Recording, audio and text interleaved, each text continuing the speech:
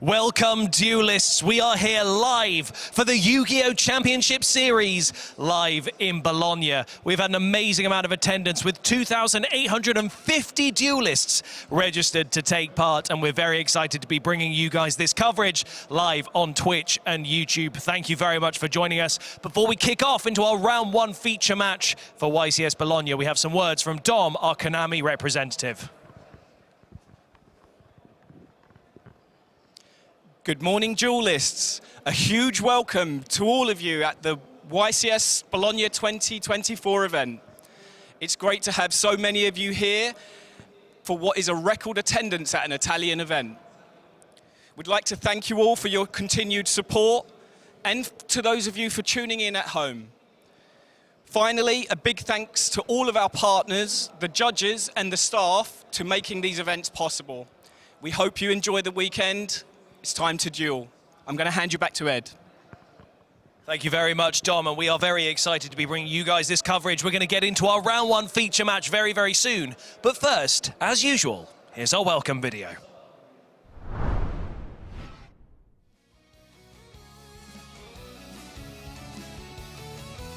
Welcome to your coverage of the Yu-Gi-Oh! Championship Series, live from Bologna. Let's introduce your coverage team. Leonard Koenig, Sebastian Lemka, Dr. Tom Payne, Alberto Marazzi, and Marcello Barbary, Ed Templar, and introducing Mike Patujas.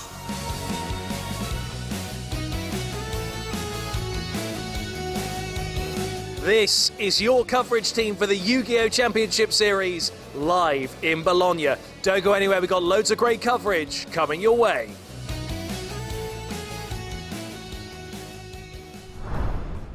Always a good bit of fun, so we are ready to kick into our round one feature match here at the Yu-Gi-Oh! Championship Series, Bologna 2024. In front of me, I have our recent YCS Bologna champion, Joshua Schmidt, versus Mats Padak, and we're ready to kick this straight off. Gentlemen, we're going to do a high roll to see who goes first. Who would like to roll first? Mats is going to roll first. And that is a 5 for Mats. Joshua? And that is a 6. Are you going to go first? Okay, Josh is going to go first. I'm going to hand you guys over to Basti, Mike, and Leo, who are going to be your commentators for our first round one feature match here at YCS Bologna. Gentlemen, for the first time, take it away. Thank you so much, Ed. And indeed, we are back here in Bologna for another YCS, and it's going to be a beautiful one. And we're starting off strong by getting Joshua Schmidt, the reigning champion of YCS Bologna from last year, back into the feature match area. And of course, a new face here with us, Mike. How you doing? Welcome to the team. Hello, everyone. I'm very excited to be here in such an amazing country like Italy, and of course, in such an amazing event like YCS Bologna. Absolutely. What are you most excited for today? At the moment, I really want to see Joshua Schmidt play his deck. I believe that he's one of the best players of Europe, and I really hope to enjoy a very good match. Arguably. Leo, what about you? What are the expectations for the weekend? I mean, we have so many good duelists. We have seen the spice already, you know. Yeah. There are some events where one deck all of a sudden pops up out of nowhere and completely sweeps it. And we have a broad idea of what that deck could be for this event. True. And I'm very curious to see, because this deck, it struck us as an odd choice, if this deck is going to take it all or not, but I'm not going to tell you what it is, because you're going to see in a few minutes. Of course. The important question is Joshua Schmidt going to activate Runic Tip again? You're going to see in a moment. The table is set. Table for 2. Over to the table we go. Round number 1 of YCS Bologna coming your way now.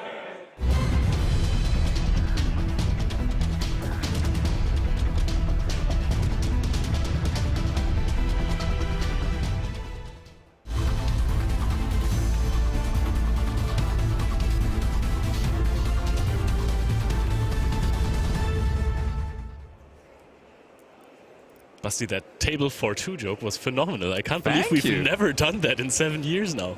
But we do indeed have the most prestigious table in the room, and it is maybe occupied by one of the most prestigious players in the game of Yu-Gi-Oh! Joshua Schmidt not only has been a world champion before, and we see some Kashtira cards out of Joshua Schmidt here. Okay, that's unexpected, honestly. It's not the runic stuff, at least. Yeah, I mean, there could always be, but I don't think there is. Okay, we go with a unicorn. Very, very interesting. And I mean, you can already see it by the deck title. This is some Fiendsmith Kashtira variant, which wasn't very popular in the latest weeks, but all of a sudden it sparked some interest, and it has actually filled with a lot of hand interaction like this Ghost Ogre, and we have to normal summon that one. That's crazy. And this is not going to be a Baron de Fleur, I can tell you that much, but we're going to the Moon of the Closed Heaven, and we're closely following it up with a Fiendsmith Requiem. We're finally going to see the Fiendschmidt. Yeah, the Fiendschmidt is in town, and Kashtira Birth, of course, we searched that. And honestly, I like that. We were looking at the deck list, and there's so many cards being very impactful going second. So we were wondering whether this deck would actually just be a blind second deck, a deck that is just better at going second and wants to do that all the time. But did you catch who won the die roll here? Was it Josh? No, it was Matt, actually. Oh, it was Mats. So maybe Mats knows about all of this and just decided to send Josh first. That would be crazy. I mean, someone like Joshua, of course, people are going to pay attention to that, and we see that Mats paid attention to the combo here closely and decides to imprem the Lacrima. I really like the fact that Josh brought Unicorn back before activating Requiem in order to play around us. However, it was the Infinite Impermanence, so that doesn't help him one bit there. I mean, it's always Infinite Impermanence when you have a Unicorn. Yeah, that's true. True. Now the Requiem being equipped to the Lacrima. That's an odd fusion summon, but it's a contact fusion summon also with monsters being equipped into Necro-equipped Princess, which comes out here. And I like how much just stayed completely calm with that impermanence there, right? Because did he pass? Oh, wow, we're passing Joshua Schmidt. This is the field he's presenting to us here on his mission of a title defense. I don't know whether that's very convincing. And on the other hand, Mats is bringing a deck that I enjoy a lot recently, that I think has a really good shot at winning this tournament potentially even, but let's see how good he can do here. At least we can tell that Josh has at least one hand wrap since he managed to get Princess and just pass like that in order to draw a card when he activates a hand wrap. That's fair. Oh, yeah, that's a very good catch. Yep, absolutely. But there's another impermanence from Mats. And which one do you imperm here? Maybe you're actually going after the Princess because you want to deny the extra draw. Possibly it could also be the Unicorn because your extra deck is so valuable. Normal summon Mementolian Anguish. That's one of the starter cards you need, one of the starter cards you want. And the crazy thing about Memento is it actually is capable of dodging the classic interactions like Effect Veiler and all those kind of cards with quick spells. Like, for example, of course, the Bone Party, but also recent addition in Rota is Goblin Biker Grand Breakout. You might be thinking, hey, that's a Goblin Biker card. But of course, the Mementos also do have a Goblin, so you can just chain that, special summon out a Goblin from the deck, and dodge potential cards like that Effect Veiler that I was just mentioning. And he added Tatsu no Chigo, if I call it right. Yeah, Tatsu no Chigo indeed. One of the best Memento cards in my opinion. Yes, it very much is. So we brought back the Lacrima there. Was that Fritz? And we're milling the trap card, and we have looked that one up before, definitely. Fiendsmith in Paradise. Is that going to bring Joshua into Paradise? Look, Mats is taking a peek, so we might as well read that card as well, because it's not very popular, but now in the deck of Joshua Schmidt. And when I read it first, I was like, that's a good first sentence that you got there. Just target one of our level 7 monsters, which are easy to get, and we have one right now, to then just send all of the other cards to the deck. But it's in the graveyard. Now the graveyard effect coming to place. Tell us about that. Yep, the graveyard effect states that you can banish this card and send one Fiendsmith monster from your deck or extra deck to the GUI. And we sent Desiree there. In order to, when Desiree is sent to the graveyard, he can shuffle back one Fiend Light monster from the graveyard and send a card from the field to the graveyard. We sent the Tatsu no Chigo. So Joshua agrees with you, Mike, that Tatsu no Chigo probably is one of the scariest cards out of the Memento deck, out of the Memento archetype, and we immediately got rid of that. And the important part about Desiree is it's not destroying the card, because that might be enabling things for the Memento strategy. Because in general, as a concept for the Memento deck, they're trying to destroy their monsters, and then the fusion, and it is a fusion deck mainly, that is going to be able then to just simply fuse from the graveyard if something was destroyed, but we don't do any about that. Joshua's turn it is. Both turns very little, but I mean, Joshua might be the one profiting here. Honestly, we were looking at the Fiendsmith in Paradise going, wow, this is a complete field wipe. However, this is just an interruption in your opponent's turn where you have basically had nothing before. This is such a niche and nice interaction there as well. And now we start the whole thing from scratch. Requiem is being summoned here, and now we're going to summon another Fiendsmith monster, another Lacrima from the main deck. Joshua is just chilling. He is indeed. And I think now that he has Engraved, he's feeling very secure. Yeah. Yeah. And actually, like, looking at the list, we were both wondering, Leo, why there's triple Lacrima of the Crimson Tears in there, right? Because that is usually not run as a free of.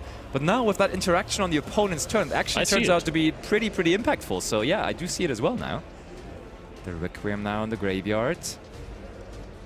This might be the new thing here for this YCS. The new discovery, this somewhat pure-ish Fiendsmith deck with a couple of Kashtira cards. I mean, we're running, of course, a Field Spell, the Unicorn, as you can see. There also is going to always be a Fenrir in there, and that's a lot of attack points there on the field. Joshua Schmidt doing the math, trying to figure this out, but with the Field Spell push, this might already be big enough, right? Oh, true, the Field Spell is big here. Wait, this is...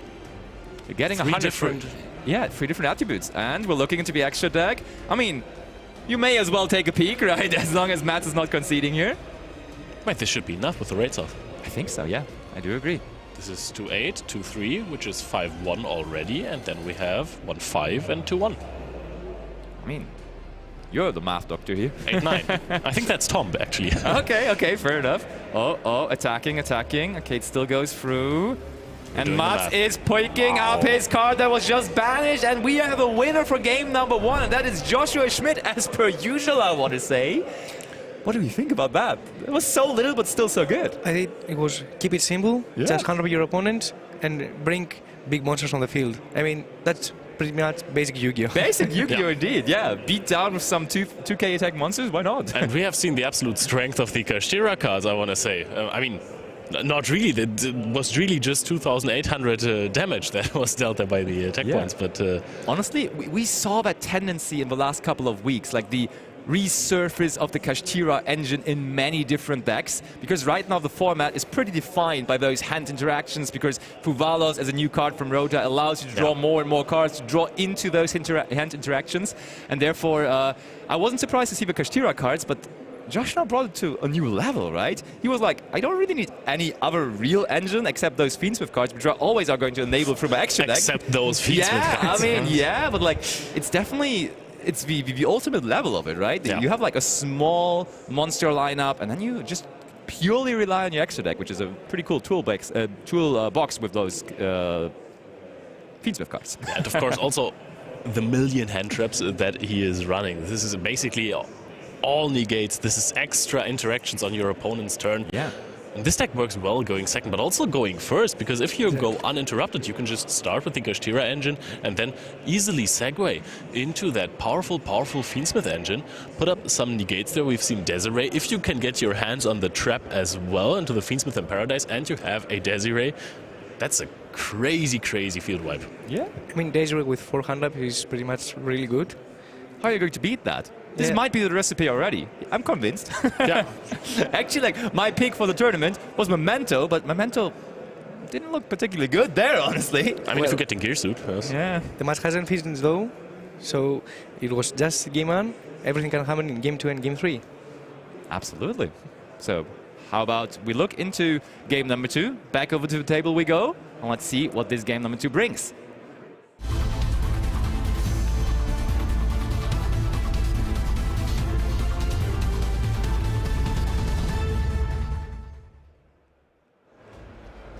All right, players already shuffling up, so seems like we are almost ready for this second game. And I mean, Mats, his deck is designed to go first. It's already good at going first in the main deck, and then in the side deck, there's even more options coming in that will underline that factor. So I would be very surprised if Mats does anything then going first here. Okay. Oh, I see. I think he drew Gaddick again. I think we drew Gaddick in both games. And that is really, Total and Gaddick, the one monster you do not want to draw. And there he has to normal summon it out. And he tributes it for the Goblin Biker Grand Breakout. That's really not the start you want to have. Does Joshua have a way to stop that? At least no way to answer it. Okay. But Basti, you are the absolute Memento expert here. What can you do from this two-card combo? It's already a bit weird that the Gaddick is now in the graveyard, because Gaddick only gets his very important effect within the combo when it's sent to the graveyard, you know? And oh, Mourner on the Goblin now right away. Can we do anything about that? And no, I think we did have like somewhat of a combo, but with that Mourner on top of things, nothing going to happen. Joshua drawing to 5 cards and starting his turn here into a very, very small field of Mats there. But don't call Mats out. Don't count him out, because there is one of the best spell cards set on his side of the field. It is the Super Polymerization that can find some light fiends in the process. However, it is a tough ask here, because Joshua can actually just go for a Requiem Engraver play and have one monster on the field and try to send the Super Polymerization away. So, does Engraver work on spell trap cards? Oh wait, I didn't actually consider that. No, you can target a monster with the Engraver, yeah, but still, I think it's pretty impactful.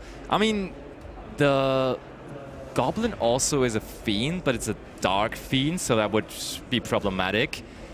And then also, oh yeah, we're reading the Engraver. I think, yet it is a Fiend, but like that doesn't really work. We just go into Necroco Princess. Oh, hold on though, is Necroco Princess possibly a Dark monster? Yeah, it is a Dark monster. So this is the moment where we technically have 2 Dark Fiend monsters on the field, which would be, of course, a possible Super Polymerization scenario. Mats just has to, he has to decide whether it's worth for him to use his own monster here in this Super Polymerization process, Bo. There's no way, right? Probably not, but is Josh really going to give him another chance? Look, we get that extra draw off of the Necro Equip now too. Ay. I can imagine that you're just waiting for 2 Light Fiends to hit the field. Is that ever going to happen though? I don't know, man. I mean, with the sequence? I mean, when Sequence and Desiree are on the field, yeah. Possibly it's a very there. good spot to use Super Poly. True, the Light Fiends might eventually come there. Lurry is being searched off of Tract. Of course, activates the fact now. First Light Fiend acquired.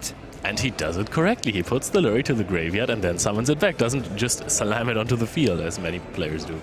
And also don't forget that Mats also has an Ash Blossom in his hand. Yeah. Ooh, okay. That might be huge. Interesting to see that he decided not to Ash for Tract. I think Mats is probably, his situation right now is probably best to be described as waiting for the best time to Super Polymerization and then maybe have the Ash Blossom to go after what's left afterwards. So we gotta see. Mats really trying to think this through, because if he uses the Ash Blossom and the Super Polymerization discarding a card, there's nothing left in a sense. So this Super Polymerization better puts in the work. He really needs the monster that he's summoning from Super Polymerization to stick around for the next turn as well, so he can have some kind of plays, unless he draws into something like an Anguish that could help him out of the sticky situation. But now there is the sequence on the field. We're actually fusion summoning, and I think that we're going to see the Desiree sequence field here. So that is maybe a point for Mats. Yeah, interestingly enough, that is also the only fusion target in the entire extra deck of Josh. It is just the Fiendsmith Desiree that he has. It's the only option he can fusion out there. And we have that here, and Mats, is that the moment? Oh, Josh, quickly enough, just links them off here. So we are playing around Super Polymerization here, possibly. Oh, and that is the new Fiendsmith Link monster, Bo. Not another fusion, but another Fiendsmith Link monster, the Agnem Day, just released in Rota.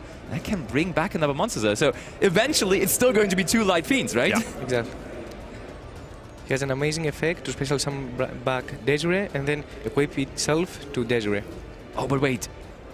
What are we doing here? Is there another effect? Because we targeted the set card there. I mean, Desiree was sent to the graveyard. Oh, you're right. Oh, that is big. That is really massive. Really big. Polymerization is really Oh, and Mats is going through his extra, trying to figure out whether there's any way to use the Super Polymerization here, and there is not. It's going to the graveyard unactivated. Should have just done it on the sequence Desiree field. Indeed. So Josh now cruising. For a Link 3, the Agnum Day is pretty small, to be fair. It's only 1800 attack points, but I'm sure Josh is going to get a couple more big monsters out of there. There is now the Engraver activating, coming back to the field by putting back the Lacrima.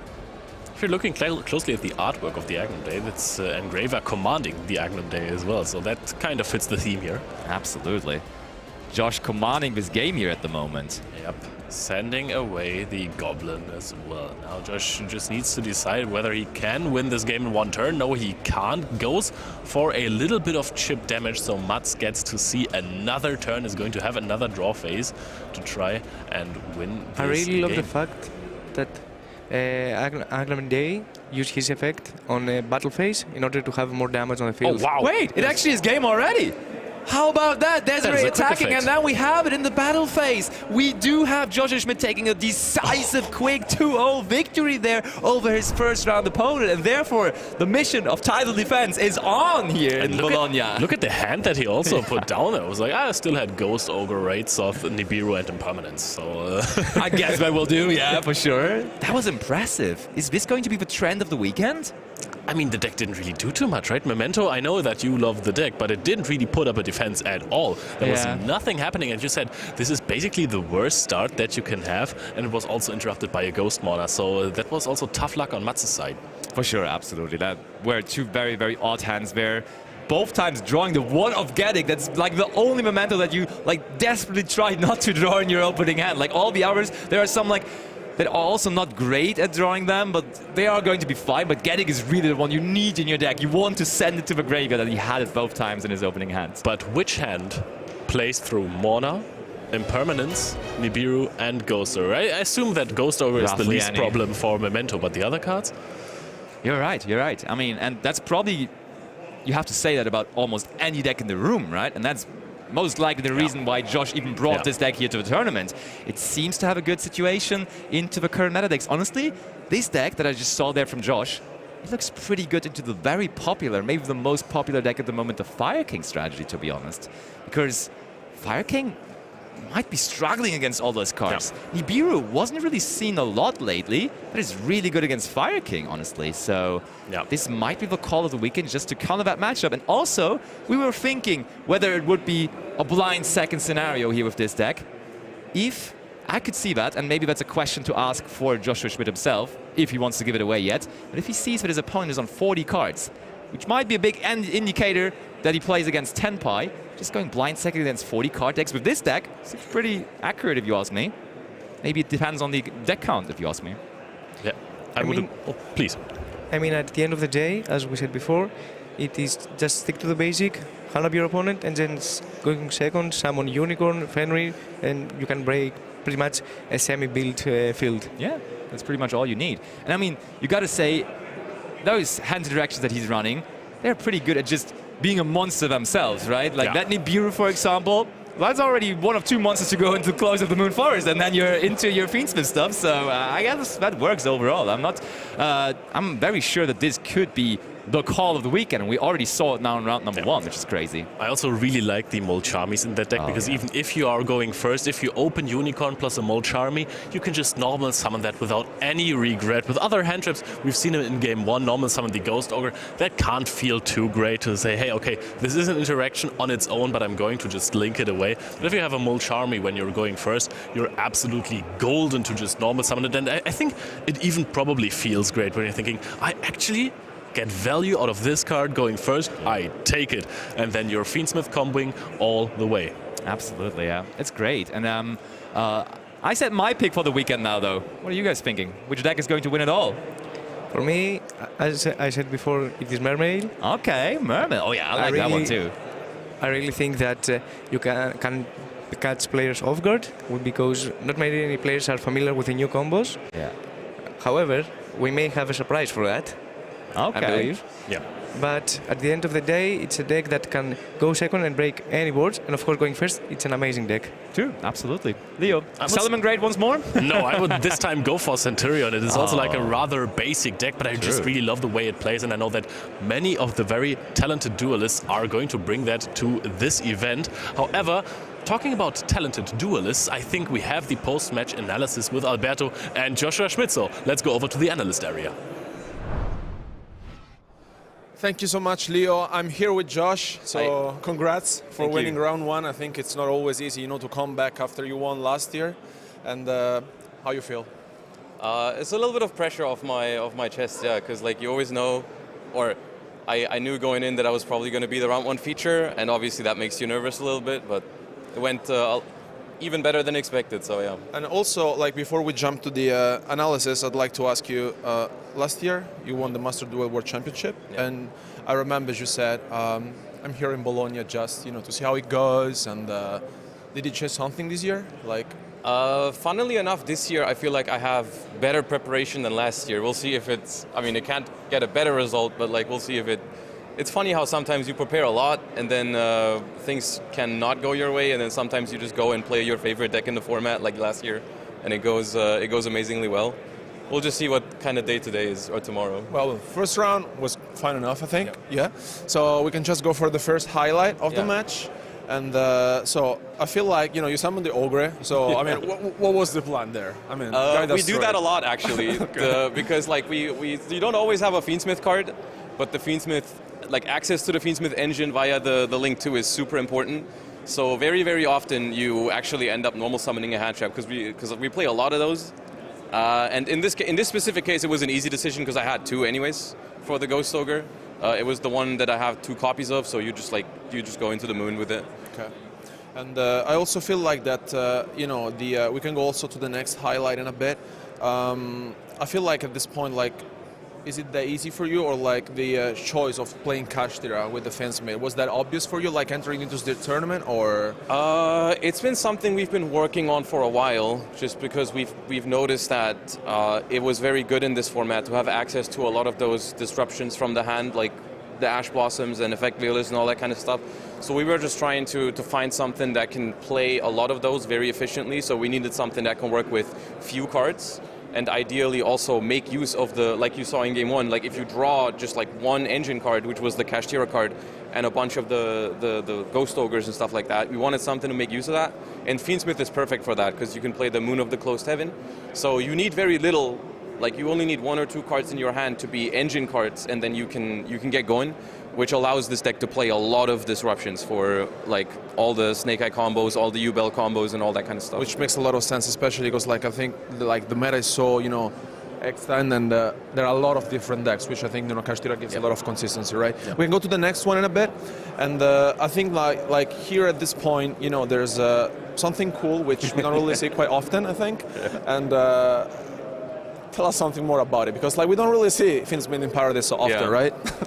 Yeah, this was a relatively late discovery that we made during testing, is that obviously we started putting Fiendsmith cards into the deck, and I don't even know who came up with it. At some point they read all the Fiendsmith cards and they were like, hey, can't we set this up on the opponent's turn? And it's designed to do exactly what it does here, where even if you get interrupted on turn 1 on your, like I didn't get the Fiendsmith engine going on turn 1, but as soon as you have the Lacrima and the Requiem in the graveyard, it's basically like it will always produce an interruption on the opponent's turn by sending the Desiree from the extra deck to the graveyard, and it also produces like follow-up for the next turn guaranteed, even through a hand trap. And do you also think that players know what are you up to in that specific moment, like when you do the Lacrima send? I would expect most people, unless they've seen this now, they would not know exactly that Requiem plus Lacrima in the graveyard represents an interruption. They will look at my field and they will like, okay, I have to play through the Unicorn,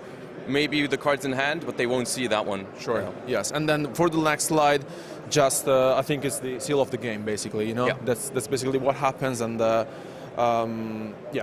this was more than enough, I think, for your opponent. And this was just the end of game 1, where I expected them to just concede when I attack, but they actually let me look at the extra deck with the Unicorn.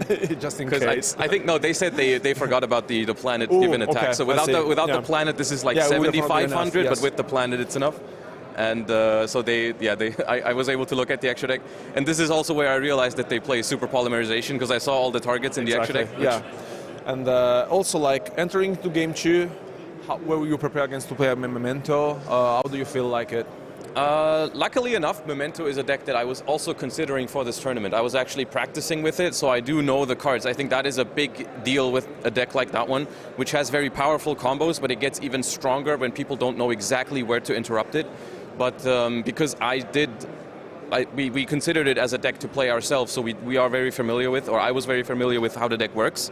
So, I mean, I didn't have to show my skills in interrupting with it too well, because their hand didn't really push through much. Yeah. Because like for example, after the trap card in the first game, it was already done. Even though I had more disruptions in hand, Yes. I couldn't even show that I knew how to correctly use it. But yeah. And I think speaking of which, what the deck is doing, I think if we jump to game 2, I think you already know what was going on. Like, I think his hand was not that good, let's say. I mean, yeah, it was the one card. It would have comboed, but it wouldn't really have comboed through the thing. But this is the moment where I go. This is the thing that surprised me the most when we started testing this deck, is how much damage the Fiendsmith Link 3 does, because that's also a card that people don't usually play or expect.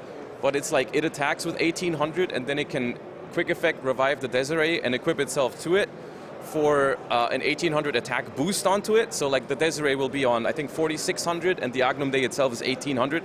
So that alone is 6400 damage. So like it's surprisingly easy if the sequence resolves, to just attack them for enough damage, especially because Desiree also sends away cards on their field to clear the way for your stuff. Yeah, we were making as well the math because we were unsure if there would have been enough, and then while writing the Agmon there, we were like, yeah, I think this is more than enough, right? And especially because, you know, when the Mourner, you know, stopped the gobbling at that point, I think it was like more, you know, Mats didn't have much going on, right? And then for the next and finally highlights, you know, it was just basically, once again, I think it was very right after when you basically popped, you know, the super poly that was said. Yeah. Because, like, you know, we could understand that you were playing through some cards at the moment, right? Understanding whether the super poly could have been there or not, I guess.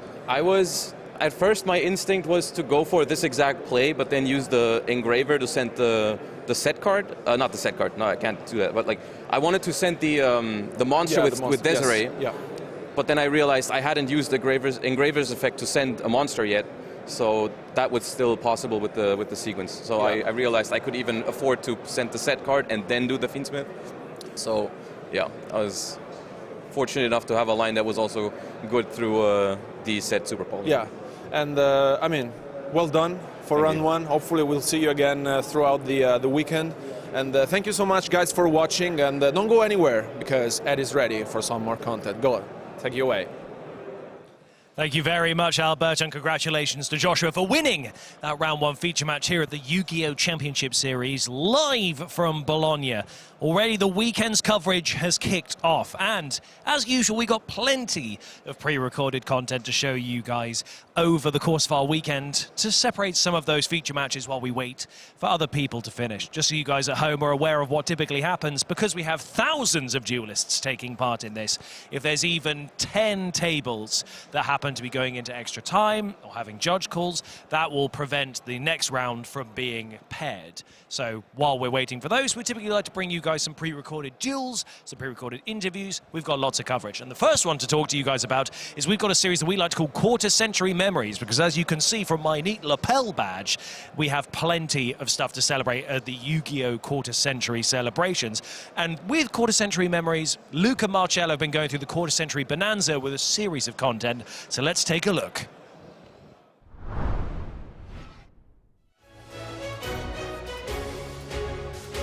So it wouldn't be a session of reminiscing without talking about the original Yu-Gi-Oh! Iconic duo. And that's not Kyber and Yugi, but it is the Dark Magician and the Blue Eyes White Dragon. Absolutely, they are fan favorites from all over the world, and personally they are also the first Yu-Gi-Oh! Cards I've ever touched. I started almost over 20 years ago by opening my Kaiba starter deck and then playing it out with my friends, trying to recreate those iconic anime moments, and yeah, we've all had plenty of fun with that. Yeah, and there's been plenty of moments throughout the anime and plenty of moments in the years of tournament play of Yu-Gi-Oh! As well. Both Dark Magician and Blue Eyes have had their strategies supported over the years, and we've seen them in and out of the tournament scene as the years have gone by.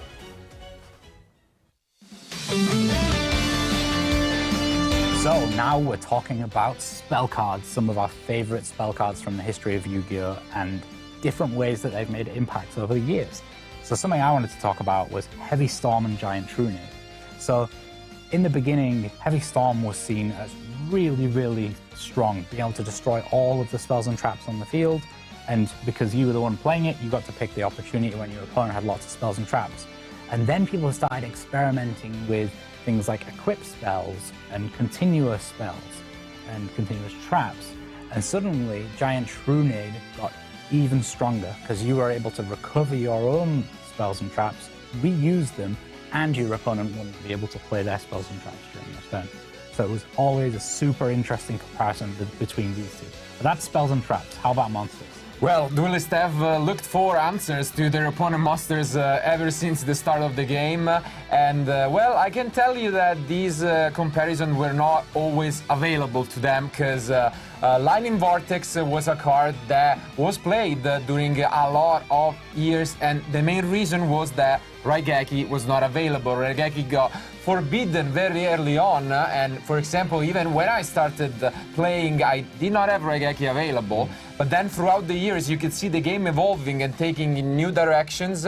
Finally, I remember still the hype around it when the card, finally got off the forbidden limited list. And well, I gotta tell you, I have some really, really good memories of this, because back in 2017, when I won the European Championship, I did buy top deck in this card in the very last turn. And someone right here was actually doing commentary on that, and I remember you being hyped about it. But the greatest part about this is that my crown, let's say, as European champion, now 2024, has been picked up by another Italian, Esteban Re, again with Raigeki, although in a completely different deck. We went from Zodiac to Tenpai, but the card is still just as powerful nowadays.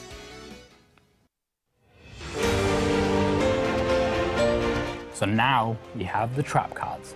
There's some amazing moments that I've had in my tournament play, and I'm sure you have too, but even more epic moments have happened in the anime. Yugi and his magical set of mysterious cards have always been iconic in the anime. And I want to talk about two of my favorite moments with magical hats. The first one being where Yugi was able to rearrange his monsters within the maze that him and Joey were put in against the Paradox Brothers. He was able to rearrange his monsters within the magical hats and really gain an advantage from that. The other one being when he was playing against Strings, he was also able to save his monsters for a very long time using the magical hats. And that brings me on to the next one, being the Magic Cylinder. I remember a very iconic moment where he's playing against Strings and he's able to use Magic Cylinder to save himself from losing. Absolutely, but it's not just about magic and magical hats. It's also about destroying sometimes straight up your opponent monsters. And I gotta say, I do have my favorite moment, which comes from actually my favorite character, controversial one maybe, which is Weevil Underwood. And although he might be mostly known for, throwing the Exodias from Yugi, actually, there is the revenge moment, I guess, later on from Yugi, where after Weevil just assembles and keeps on summoning insect after insect, finally declares an attack. It seems like everything is over, but Yugi has a cheeky friend, Mirror Force. This card just completely upset the duel and completely dominated Yu-Gi-Oh! For a long time. Was played up until, I think, at least 2017. I remember Paleozoic, a lot of incredible moments. And this card is just a way to completely turn your duels upside down.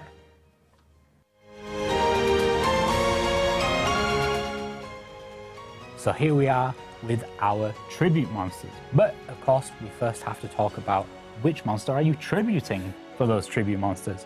And one of the most iconic cards of all time is Gravekeeper Spy. Gravekeeper Spy was amazing because it had such a huge defense that maybe even your opponent couldn't attack over it in the first place. But when they did attack it, you were able to get a second Spy from your deck. Another card for you to be able to tribute summon. What were people tribute summoning using their Spy?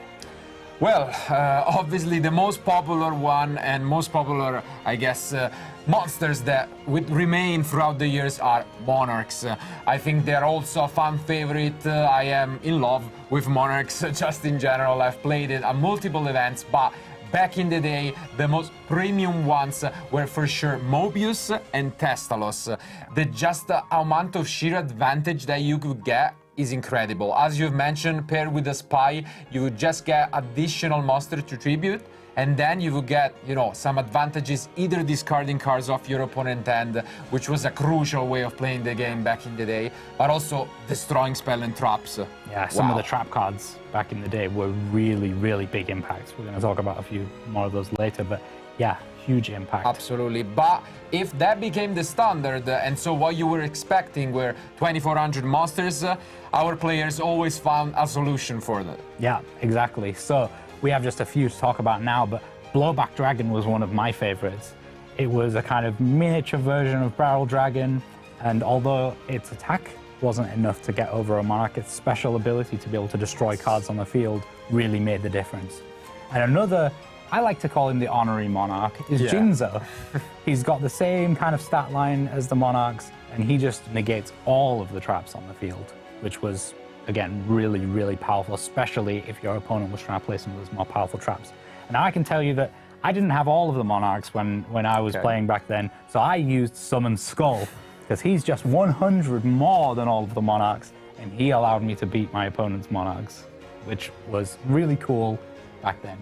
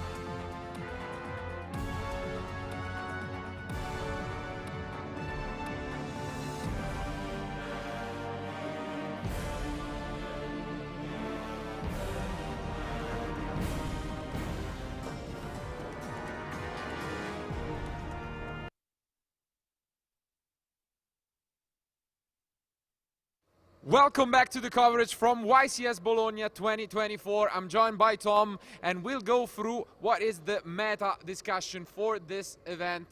Pretty much what we're expecting, what we are gonna bet on going well, and what maybe will be an underdog for the event. But obviously a lot has happened, and the last time we were here was YCS Lille, where Aldo Plant was again, trying to take yet another event. Jubel was the deck to beat by far, and a few things have changed in these few months. Where do you think actually Jubel stands as of today? So Jubel, obviously, as you say, the deck to beat. I feel like it's kind of slid down in everyone's estimation a little bit since then. There's been a very powerful new set released, Rage of the Abyss, a lot of powerful cards. Like for some other decks, so obviously the Azamina cards being very powerful in a variety of other decks we can talk about in a little bit, and also that all-important Mod Charmy Fuvalos. What do you think of that card, Marcello? Yeah, that card is incredible. It's one of those few meta-defining cards for sure. And if there is one of the reasons why, as you mentioned, Ubel popularity, has been lowering, it is also that card. Because usually it forces you to, I guess, tackle it in two different ways. Either you find a deck that doesn't lose too much to it, so that it has some solid engine lines to play around the card, maybe letting your opponent just draw a couple cards and then still end on a decent field. The other strategy is just to go, I kind of like the OCG way, so playing a lot of Ash Blossom and then cross out Call by the Grave, and that's usually how Ubel tries to handle it, but we know how many extra deck monsters the deck tries to bring out, so it is definitely challenging, but you should never disregard the deck. I think it's still very powerful. It's probably arguably still the deck that set up the most threatening field, and so you should still look out for it, but you did mention it already, Azamina cards. So what do we expect from the deck? Well, I mean, as you say, Ubel still packs a big punch, but the Snake Eye and the Fire King decks are making good use of these Azamina cards, both to sort of extend your engine, get into more parts of the deck, but also to set up an extra negation. So a lot of people thought that the Snake Eye deck lost a little bit when Appaloosa and Baron de Fleur were forbidden, but now we have the new Azamina cards, which can provide a very flexible negation and stop you from getting hit by things with Nibiru or those powerful field breakers. So we did see the two recent YCSs, not from Europe, but both taken by the same player, Landon Oliver, with his Snake Eye Fire King Azamina deck. Yeah, it was an incredible performance. He has been on a blast. He was also at the World Championship, and yeah, he just managed to win back-to-back YCS events with the same deck, which was the Fire King version, actually. There seems to be a bit of a debate, as you've mentioned. While in Lille, the Snake Eye deck was, a little underwhelming, we could say, not really represented.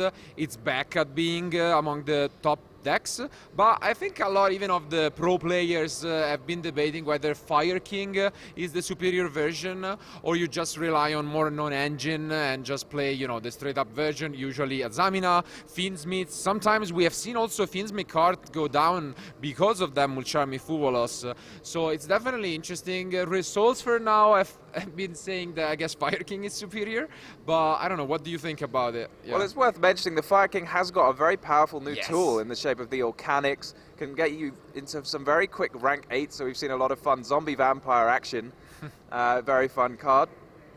So it's also worth mentioning the Dominus Impulse, a new card that's come out in Rage of the Abyss, a very, very powerful hand trap. Has that same thing as Infinite Impermanence in that it's a trap card, so it doesn't get hit by Triple Tactics Talents or Triple Tactics Thrust. Yeah. And as you said, people have been dropping the Snake Eye. Maybe this could be, the Fiendsmith cards, and maybe this could be the reason, right? Because those are all light monsters, and if you use Dominus Impulse, you cannot use any light effects. So maybe that's a good reason to drop those Fiendsmith cards. Yeah, it's an amazing card. The Dominus Purge was already really strong, but it was just because of the nature of the top decks at the moment tougher to find an inclusion, and Impulse seems just better for most of the decks right now, being reliant on fire, of course. And yeah, it has been an insane card. Also, as importantly as you have mentioned, it has a lot of synergy, can play around your opponent cards as well. But across the field, as though you would expect those two decks to be, the top contenders, we have actually had an event in Europe that we did commentary together, which was the UK Open, and surprise, surprise, Tempai actually got it. So Tempai is still there, a force to be reckoned, although it did suffer some hits back from the latest Forbidden Unlimited list. It's still there.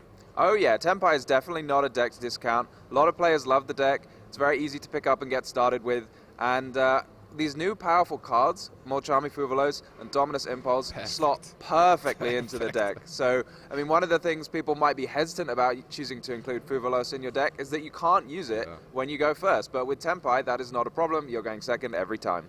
Yeah, and it's really a deck that you need to prepare for. Game one, it's obviously tough because they're gonna get you, but I think if you're not really siding, some threats for it. We have seen a trend of, obviously Dimensional Barrier, of trap cards being paired with maybe Trust because of, nowadays they are maining Shifter, Purulia, and Fuvolos. So you have at least 9 very powerful, end traps that they can use in the draw phase as well to play around talent. So it's nice to have, this backup plan where you actually get a trap to stop them, and you definitely need to prepare for the deck. It has been showing its consistency even at Lille, a lot of events, and it's a force to be reckoned, as well as the UK Open. There has been a recent remote duel YCS, which was also won by Tempai, so it's definitely a deck that we should always keep on our radars. But Rage of the Abyss did not bring only, new friends. I'm absolutely stoked that it bring back also some old fellows, in particular Mermail. It's probably among the top 1, top 2 decks, my favorite decks of all time, and I'm really excited to see it back in action. It's so fun to witness, I think. Mermail is one of the most explosive combo decks we've seen in a while. You start with that Neptibus, the Atlantean Prince, and your opponent doesn't have anything to stop you. You're going to be having a lot of fun. We're going to be seeing toads flying everywhere. We're going to be seeing Mulan Glacier discard cards from people's hands. I'll be really excited if we see that on stream. It's one of these extremely, just absolutely insane combo decks. Has a lot of different options, and yeah, I'm hyped for it. Absolutely, and spoilers, I might have heard that some familiar face is actually bringing the deck to this event, so hopefully we will get actually to show you guys on day 1 some of the action, but we also should not forget that we are in Bologna. And last time we were here, we witnessed Joshua Smith taking the event with a deck that nobody was expecting at the time. Obviously Runic, it has to be, with Josh lately, but he paired it with Bestials. And although it has been almost a year ever since, we have a very similar deck that is still threatening out there, and I'm talking about the White Forest Runic version of the deck, which just won the last weekend the WSEC Regional in Rome with Vincenzo Rofino, so also former YCS champion, and yeah, I'm expecting it. He's most likely going to bring the deck, and it's again very similar in the way that he plays with Synchros and plays with Runics, just like the Naturia deck did back in the day, then the Bestials, and now this seems like it's the latest trend. And I think Runic decks are always scary if you're not prepared, right? Yeah, I think a lot of players love the Runic decks. It's so flexible. It gives you all of this almost like non-engine, but it is engine as well. So all of the Runic cards, you can destroy your opponent's spells and traps, you can negate monster effects, it can help you break fields going second. And we're seeing it, as you say, it's gone through a lot of iterations. It started out with the Naturia cards, and then the Bestials, and now the White Forest. So maybe in the future, we'll see a combination of some different archetypes, or for now though, White Forest Runic. I'm also interested to see some players using the White Forest Azamina sort of combination.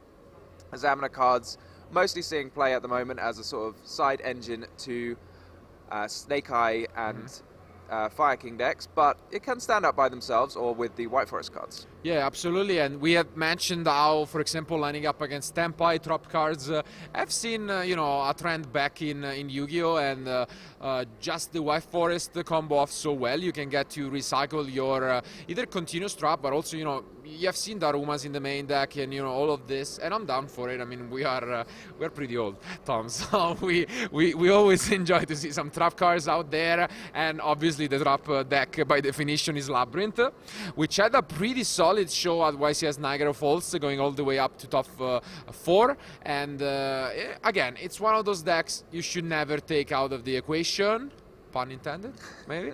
So yeah, we are done for some math, right?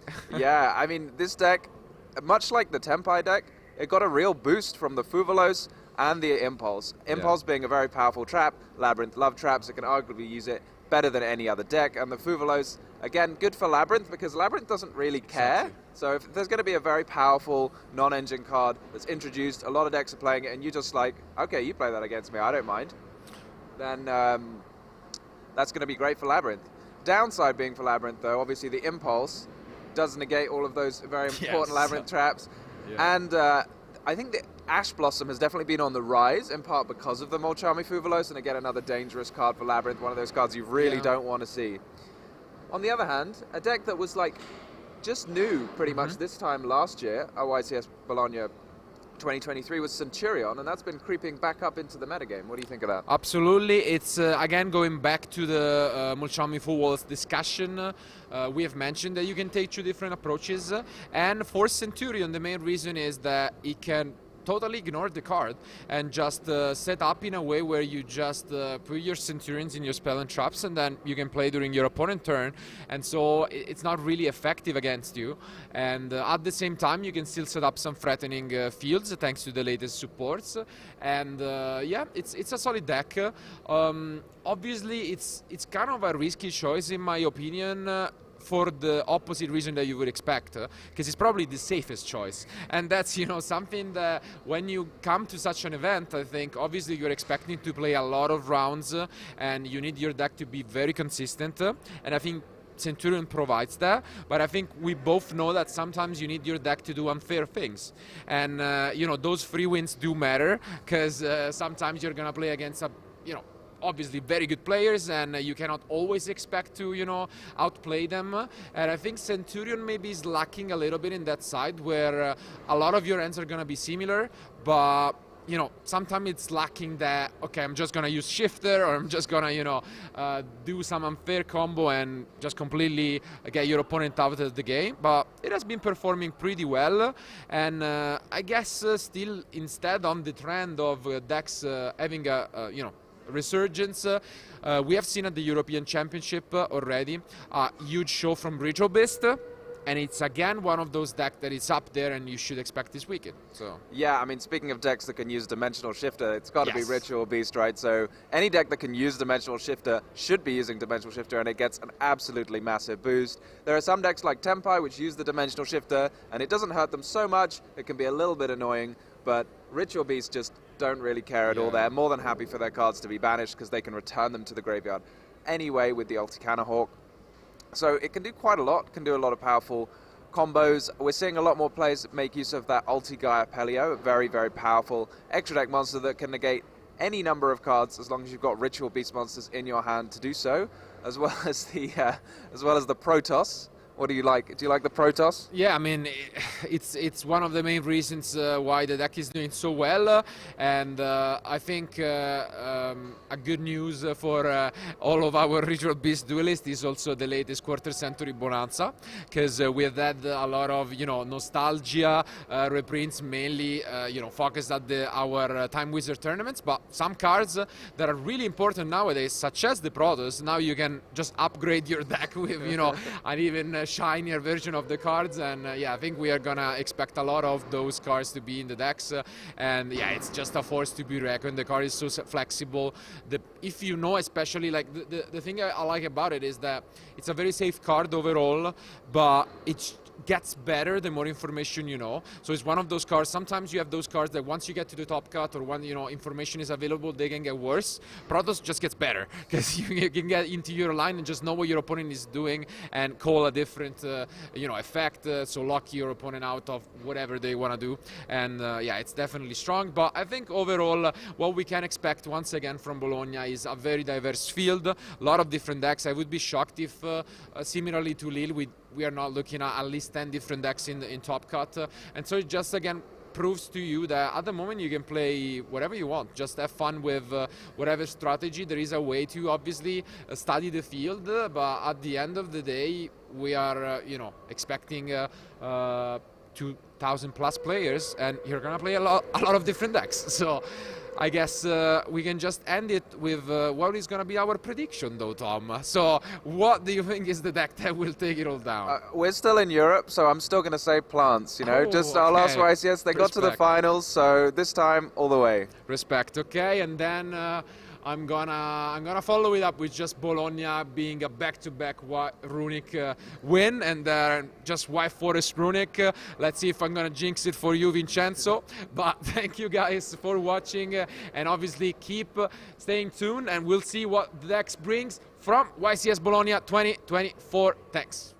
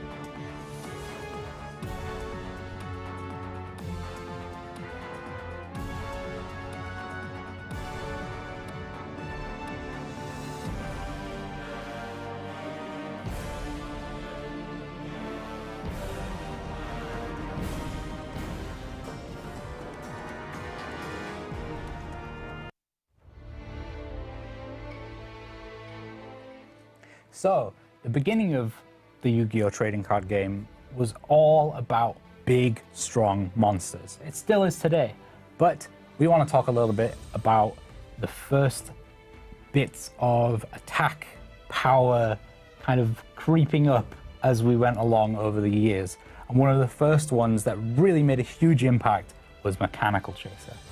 Absolutely, normal summons have always been a crucial part of the game. Still in 2024, they are a crucial part, they are the first step of your combos, but even back in the day, things looked a lot different, and the most powerful sometimes were these monsters, these normal monsters, and you have obviously mentioned Chaser, but there was one that took the crown a little bit after, which was Gemini Elf. 1900 was incredible back in the day. There was nothing that could challenge it, and you got so much advantage from it, and what a way to do it was with your friends back in the day. I remember trying to win with my 7-colored fish, but no, Gemini Elf always won out those battles.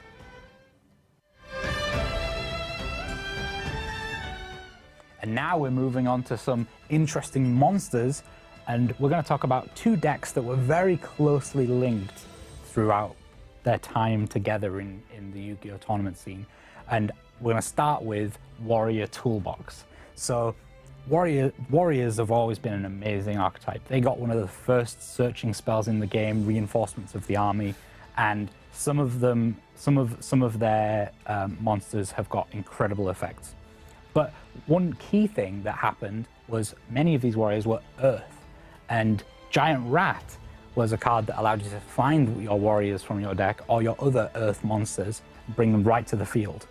So cards like Exiled Force, where you were attributing it off to destroy one of your opponent's monsters. We talked just how strong monster destruction was in Yu-Gi-Oh! Back then. And you were able to get that kind of for free because you were able to block an attack with your Giant Rat and then get your Exiled Force and use it right away. And even another one that allowed you to block many attacks was Injection Fairy Lily. If you got her from the deck, she was able to pump herself up to a huge amount of attack points, so stop your opponent from attacking you directly. Absolutely, but if there was, as you've mentioned, a link in between these two strategies, it was Marauding Captain, because obviously, conveniently enough, it was both searchable by Reinforcement of the Army and summonable of Giant Rat, and that just made it perfect as a way to just extend your plays. Back in the day, there was not that many special summons, especially from the end, and it could get you still to these utility monsters that just did even more. We have mentioned how obviously attack and defense were crucial, but if you added, just an additional benefit, and DD monsters were just absolutely amazing back in the day. DD Warrior Lady and DD Assailant were just two incredible warrior monsters that get you there, and even like plenty of years afterwards, I'm thinking Time Wizard 2010, there are still cards that are played by a lot of duelists, both in the main deck and in their side deck. It just shows you how versatile warriors have always been and probably will always remain.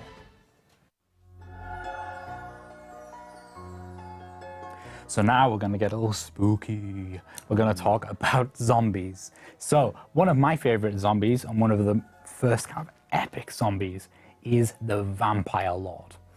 An amazing card, a little bit difficult to summon, but not with the help of Pyramid Turtle, another of my favorite zombie monsters that really allowed you to get Vampire Lord out a little easier. And another one of my favorite zombies is Spirit Reaper. What a card. It was one of the first cards alongside Thestalos that took cards out of your opponent's hand. If you used it alongside something like Robin Goblin, you were able to take cards out of your opponent's hand really quickly. And the cool part about Spirit Reaper was that it couldn't be destroyed by battle, so you could use it as tribute material for the following turns. But then there was a huge shift in what happened with zombies. You're going to tell us about that? Absolutely, they evolved quite a bit and they changed, I think, drastically the way Yu-Gi-Oh! Was played back in the day. Because Ill Blood, out of every other card, really shook things around. You've mentioned Pyramid Turtle, and what a premium target for that card it was. I think it was the Gemini monster that really shined, and as basically with Pyramid Turtle you could get it, and then next turn you could easily normal summon it, get the effect, and alongside it there were a lot more ways to summon and special summon back zombie monsters from your graveyard, thanks to Zombie Master, which would be the first of its kind of a variety of different cards. I'm thinking Lumina Lightsworn, but there are a lot of those which then have dominated the game. And you know what is really good with special summoning from the graveyard? This little card that is currently still forbidden, which is Card of Safe Return. The advantage that you would get with this card, which at the beginning was actually a full 3 copies, like you could do so much with the zombie deck, and the advantage would go through the roof. So talk about going from discarding to drawing cards. That's zombies.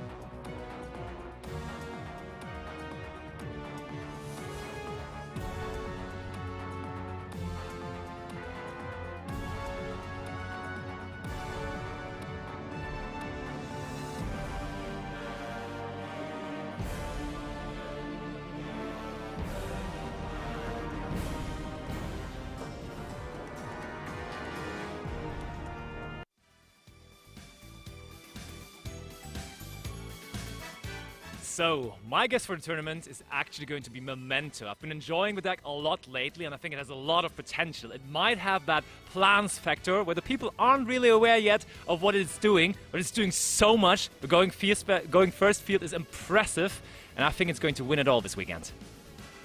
Dinosaurs. Is that enough? What do you mean dinos have never topped a YCS? My pick for the tournament is Tempai Dragon. I think the deck has always been at the top table over the last few YCSs, and I think he has very good chances to win YCS Bologna. They've got teeth, they got claws and stuff. It's got to be dinos. My pick to win the tournament is going to be Centurion. Primera Primus is such an amazing card that just came out, and we have talented duelists playing the deck, so I also really like the playstyle of it, so I'm going with Centurion. Baby Cerosaurus. I know it's a rogue deck, but I want dinos to win. My pick for winning YCS Bologna 2024 is White Forest Runic. I think we're going for a back-to-back, considering the last Bologna was won by Runic Synchro deck as well. And I just think that's what they got. I know a lot of players, even having the home turf advantage, are bringing the deck. So just wait and look at those Runic tips coming your way. Rawr. My pick for the weekend is going to be Plants. This is a European tournament. It's got to be Plants. Plants have had such an unbelievable run in Europe over these past few years. Basti said Memento has the plant factor. Well, what has a better plant factor than the plant deck itself? Have you read Miscellaneousaurus? My pick to win the event will be Mermail, an amazing deck that, with just his engine, can break into any field going second. I stand by my answer. It's dinos. I'm right.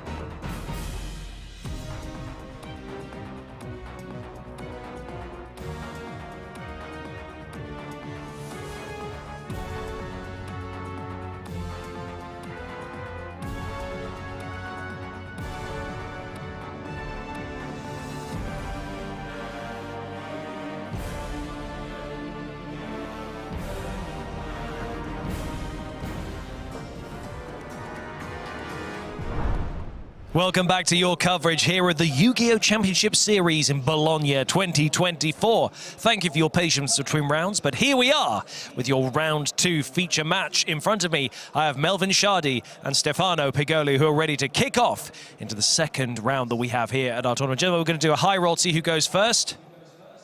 That is a 3 for Stefano. And that's a 6 for Melvin. Melvin, you're going to go first.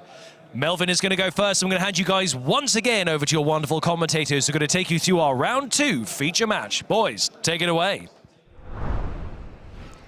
Hello everyone and welcome to round 2 of YCS Bologna. We have an amazing match at our feature match. It is Mermail versus Centurion. It is. Two Some amazing interesting decks. Actually, it's on the one hand one of your favorite decks, the Mermail deck, and then also on the other hand the Centurion deck, which you kind of are favoring to maybe win the tournament? Isn't that the case? I just like the decks that keep it a little simple. This is why I was also overwhelmed with happiness when I saw the deck of Joshua Schmidt in the last round. But I think for now it's time to gimme, mimmy, a ghoul in the round 2 featured match. So let's go right over to the table.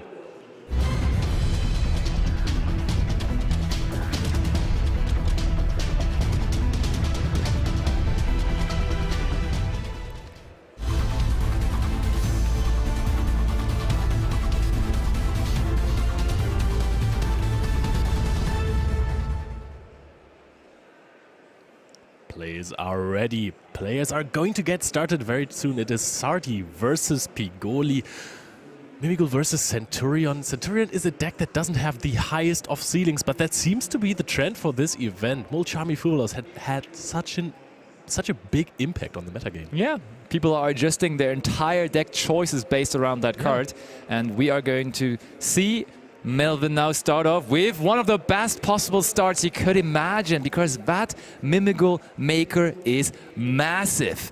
Mermail Maker is not only going to give you a monster, but also your opponent. Doesn't sound that great usually, but with the Mermail strategy, that's actually quite nice, because you can get that back over to you. And I think we gave our opponent the Mermail Archfiend here, meaning we ourselves got us the Mermail Dragon there. An amazing card that lets you add a Mermail card to your hand. Indeed, and that usually is our way into the field spell. Is it going to be here? It is, indeed. Mermail Dungeon. And Leo, you were quite impressed with that card, right? Yeah, it's just a very, very strong floodgate here, because you have started with the Maker and give your opponent a face-down monster immediately. Yep. You're taking away the normal summon and the effects of special summon monsters. That's quite something, isn't it? It absolutely is. And not only that, it also, of course, on your own turn already is supporting your own engine. So, and it's a good sign always when your opponent has to read your own cards. And it is right now Stefano picking up the card from Sardi, reading the field spell, reading the Mermail Dungeon. I mean, this deck has gotten really, really good support now in the latest core set. Like, it definitely has completely changed. It has now some more really, really good extra deck tools, mainly with the Mermail Throne, but also the giant Mermail. And I can really understand why Melvin decided to bring this deck to the tournament here.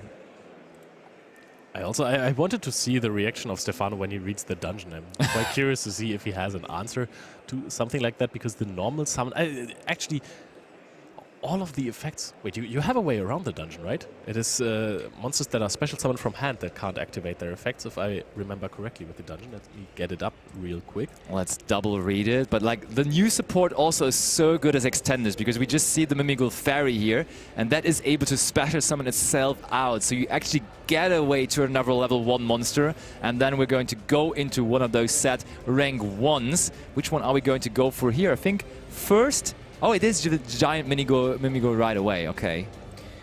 With an amazing effect that also lets you add a card to your hand that is Mermail. Yeah, and not only from the deck. I think you can even decide whether it goes from the graveyard or from the deck, so it's quite flexible in that regard, isn't it? Yep, and I think that maybe we are going to go set up the trap card. Oh no, excuse me, it's just from the deck actually. It was another card that was also getting it from the graveyard.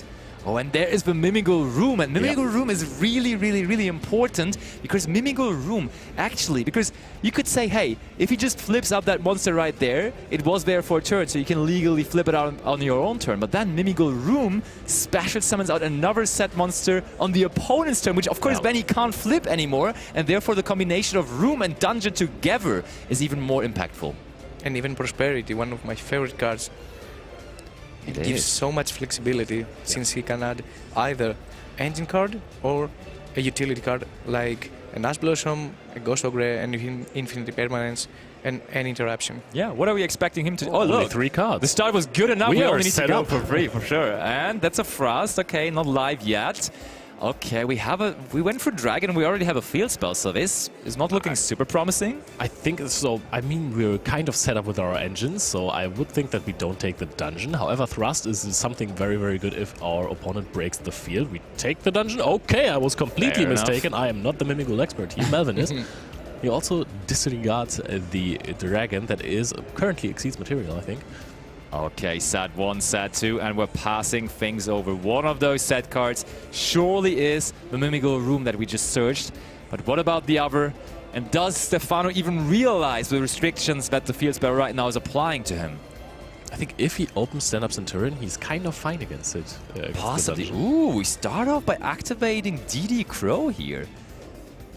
Is that possibly in the end phase still? Trying to make a Bestial live by any chance? He has 6 cards in hand. He does. There is the Bestial Lubellion though, so in the end that's what we're trying to do here. Oh, immediate Ash Ash Blossom. Blossom and Joy Spring though. He didn't even need to grab that off of Prosperity because he already had it in hand.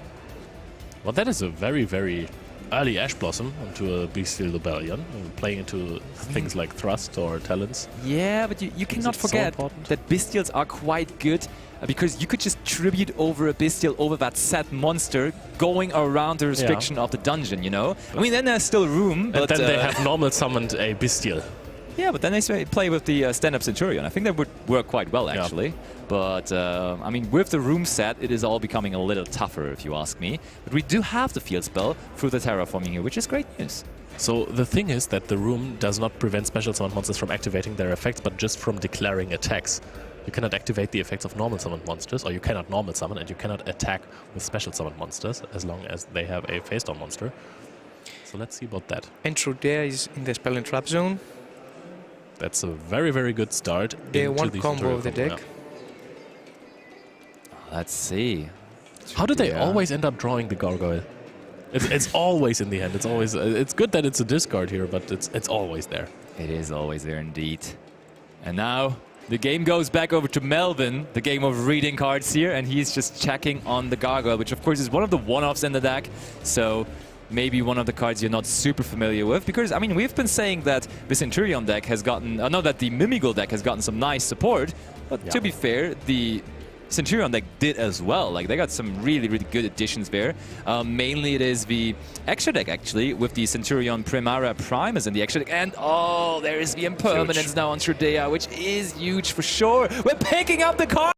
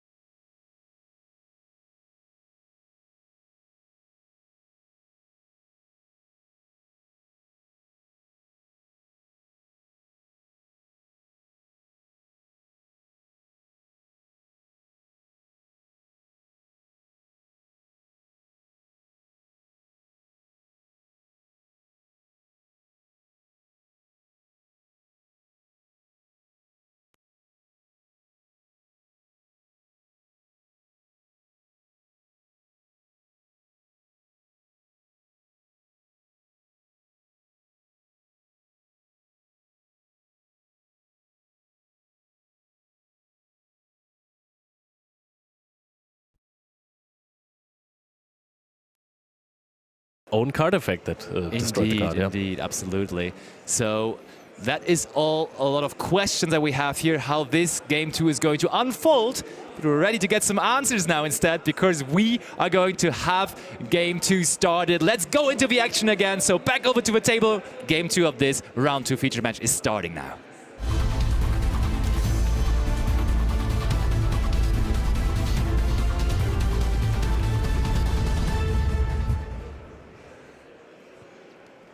All right, Stefano is sitting there. He can't wait, wiggling with his fingers to start playing here. Looks at his hand, plenty of engine in there. I see Lubellion and Trude, I think. That's a good pair of cards. Draw and lock. I mean, Trude at herself is one card combo. Yeah, indeed. And then on top of that, Bestial is actually like really good. But Stefano's still trying to figure out how to make this unfold, how to start this off. Because we saw, for example, that Melvin immediately used Ash Blossom and Joy Spring on the Lubellion. So maybe you're trying to bait with the Lubellion there, possibly. But for now, we're just going to normal summon the Trudea, and that effect is going to resolve, which is a great start here for Stefano for this second game. Melvin also has an interesting hand, having no more talent in permanence, if I can call correctly. So if he has engine, he's very comfortable going second. Yeah, that's true. Dark Lunamore, honestly, one of the cards that hasn't been super popular lately, but I'm wondering whether it's that good of a pick for this event too, because if people are all playing those minimalistic decks with like a lot of hand interactions, it's going to be tough, but there is infinite impermanence used now on the Trudea, and we are following things up with the Lubellion. Stefano held that for a reason, because now he can go with the Bestials afterwards. But how much does a Bestial, a Magnamity in this case, plus Primera even do? Does it get us into engine again? I mean, it is a rank 10, level 10 synchro. You can't go into level 12 right here, because you would have to banish the Lubellion from the graveyard, and therefore you only get to 10 levels. Let's see if Stefano finds a way. That's the thing. I'm not sure whether it's even possible now, and Stefano is thinking the same. Is there even a way for them? And also, very important impermanence here, because Stefano did not start the field spell, so synchro summoning on the opponent's turn is going to be ruled out now here for Stefano, which is quite effective for the Centurion deck, of course. The Lubellion, the Bestial Magnamut is sitting in the hand there. Stefano is contemplating. There is no easy Baron de Fleur that you can go into anymore. That is something that hit the deck quite hard as well. Totally. And Stefano, look, I think he had a lot of normal summons in his hand there as well. Yeah. That archery is not doing a whole lot. We're even contemplating whether we even want to use the Magnamut, but there it is, targeting our Lubellion that we just discarded. Make sure to activate it. I think that's what we just did to grab some follow-up for the next one. And now let's see where we are going with this. Honestly, these games feel like we've been set back for 4 or 5 years. Like, you look at those combos, and one hand interaction is going to completely stop the turn. Yeah, for sure. It's very, very... The format right now is in a very interesting state, right? Because you can play a whole lot of different decks right now, and you're going to do fine with a lot of them. But they're all having some major struggle points. And if you know how to interact with certain decks, you're going to be in a very good spot, honestly. And there is now just another Lubellion in the end phase here, which we're going to add off of the Magnamut, of course. But that's not going to be an interaction, though. So I am curious. We need to have another Bestial here in our hand, right? We have the Trudea. Oh, we do have the Trudea. Okay, yeah, you're right. But I thought that, I mean, this is a play going forward. Like, this is a play to win, right? Otherwise, I would have also liked to see a Druisworm, so that you can have the Send plus the Banish from SP Little Knight later on. Sure. But this is a play to win the game later on, saying, hey, I need the SP interactions, and those have to be enough against the Mimighoul deck, which is a fair point, I think. He also has the Troll and Lock, so... Yeah.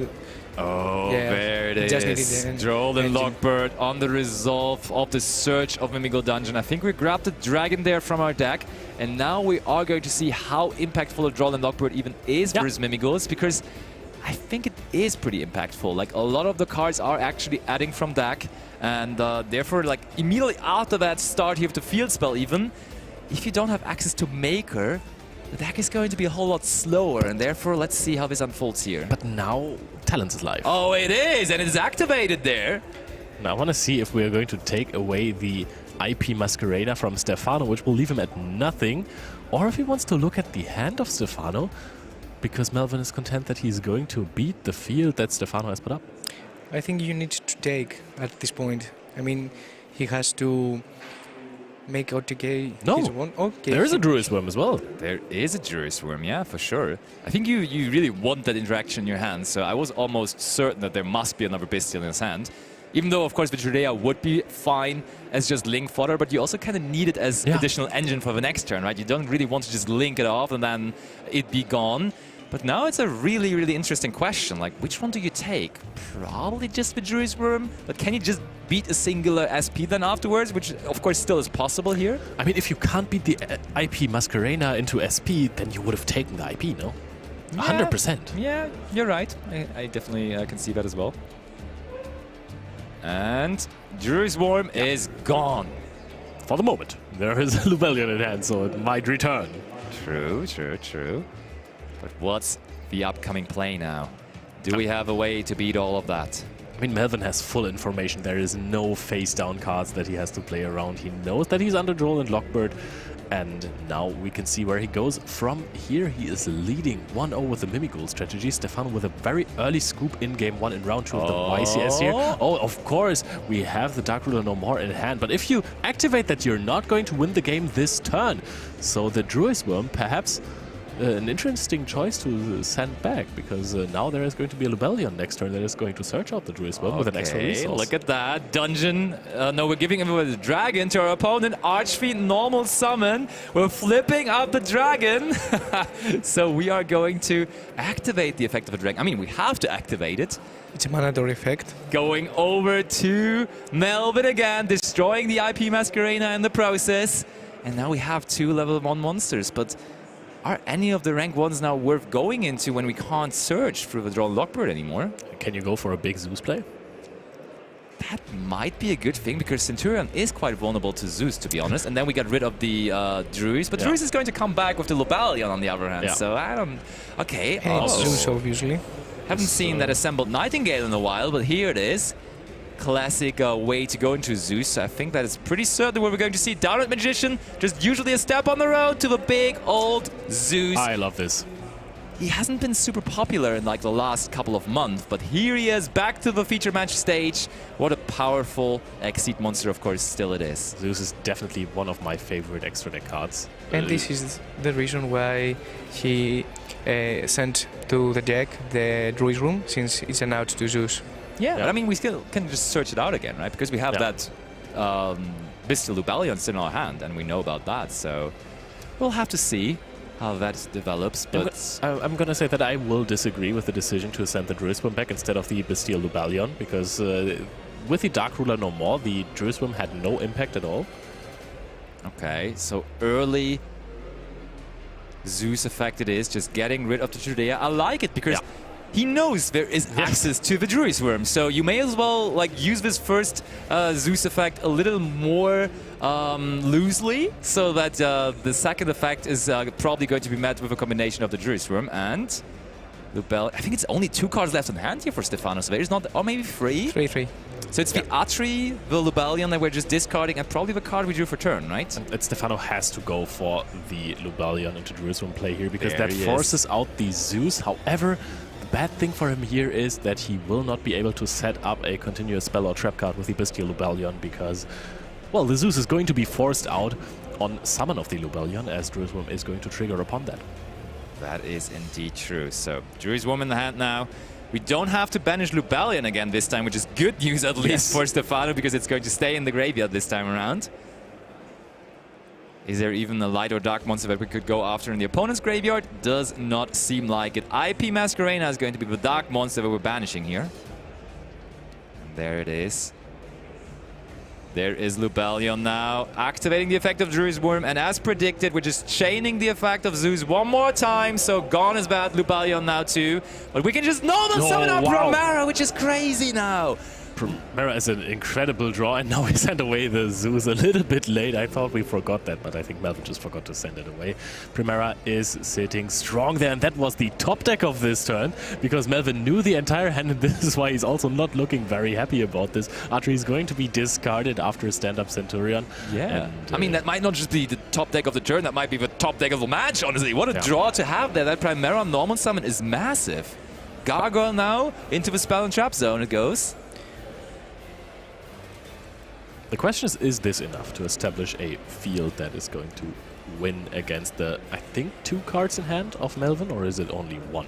It looks like only 1. After the draw phase, it will be 2, right? Yeah, that for sure. But I mean, on the other hand, look, Auxilla is going to give us not only another Centurion card to our hand, but also that in the end phase is going to set up Centurions in the spell and trap zone again. So I think this is looking beautiful for Stefano. All of a sudden, after looking completely devastating just a minute ago, basically, now we're off to the races. Wake Up Centurion is being added to the hand now there as well.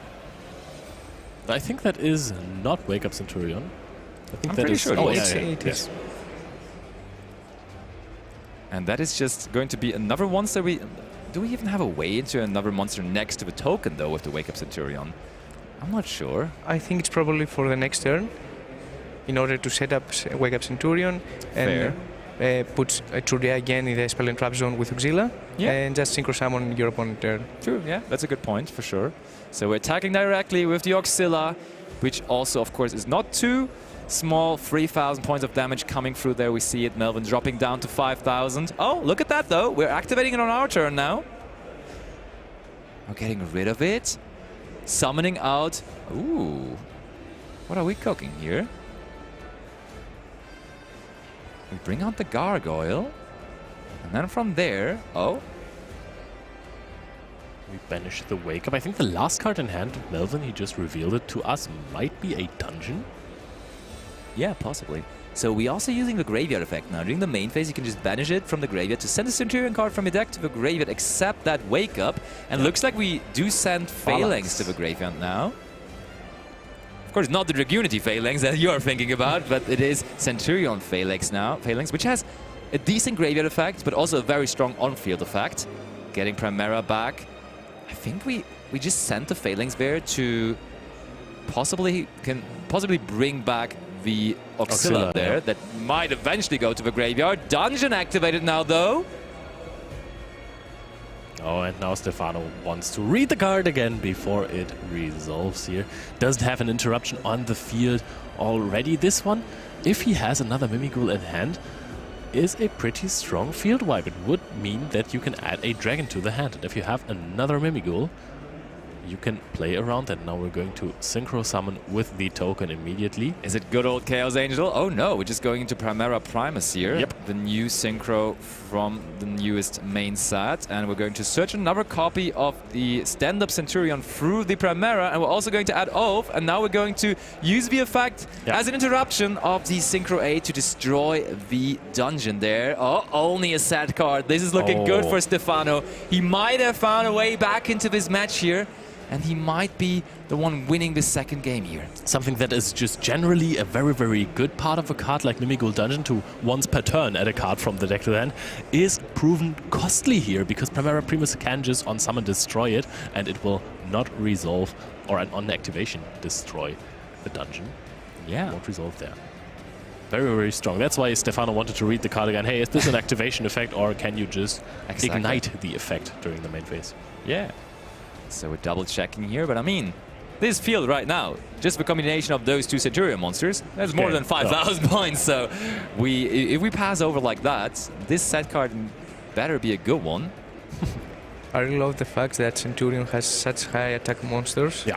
Because at the end of the day, you just need to get the life points of your opponent to 0. Exactly. True. Keep it simple. The call of the event so far. As we saw before. So we're currently discussing the Wake Up Centurion card that was used in the graveyard. I assume, at least, that's what both players were pointing at. Yeah, before. I mean, maybe one thing that could be that could make people curious is whether you can use both of the effects per turn, but you are absolutely allowed to. It says you can use each effect of Wake Up Centurion once per turn. So we did summon the token, but we also then banished afterwards. So Okay, we're going back though here. What could be a possible... There is the... Oh, the misunderstanding must be about Centurion Primera Prime as well, right? So when does the destruction effect come into place here? It does say... if this card is Synchro Summon, you can add an Emblema card from your deck to your hand. We did that, of course. But then also, then you can destroy 2 cards, 1 on each field. Is that a problem possibly just with the stand-up Centurion not being able to be destroyed? Oh. Because stand-up Centurion does have an inbuilt protection effect. It cannot be destroyed by your opponent. It says by your opponent's card effects, though, while you control the Centurion monster card. So, curious about what's the issue here. But we did rewind successfully to the point. Okay, Phalanx back into the extra deck back into the deck as well. Was there an issue with the Wake Up Centurion after all? Is Wake Up Centurion maybe producing a tuner as well for some reason? No, it's not a tuner, no. Oh, that would be very, very unfortunate there. Oh, okay, okay. I have gotten the solution now. We say we cannot use the Wake Up Centurion with no monsters in the spell and trap zone. Oh, true. We completely jumped over the first sentence of the card. It says if a monster card is face up in your spell and trap zone, and there weren't any.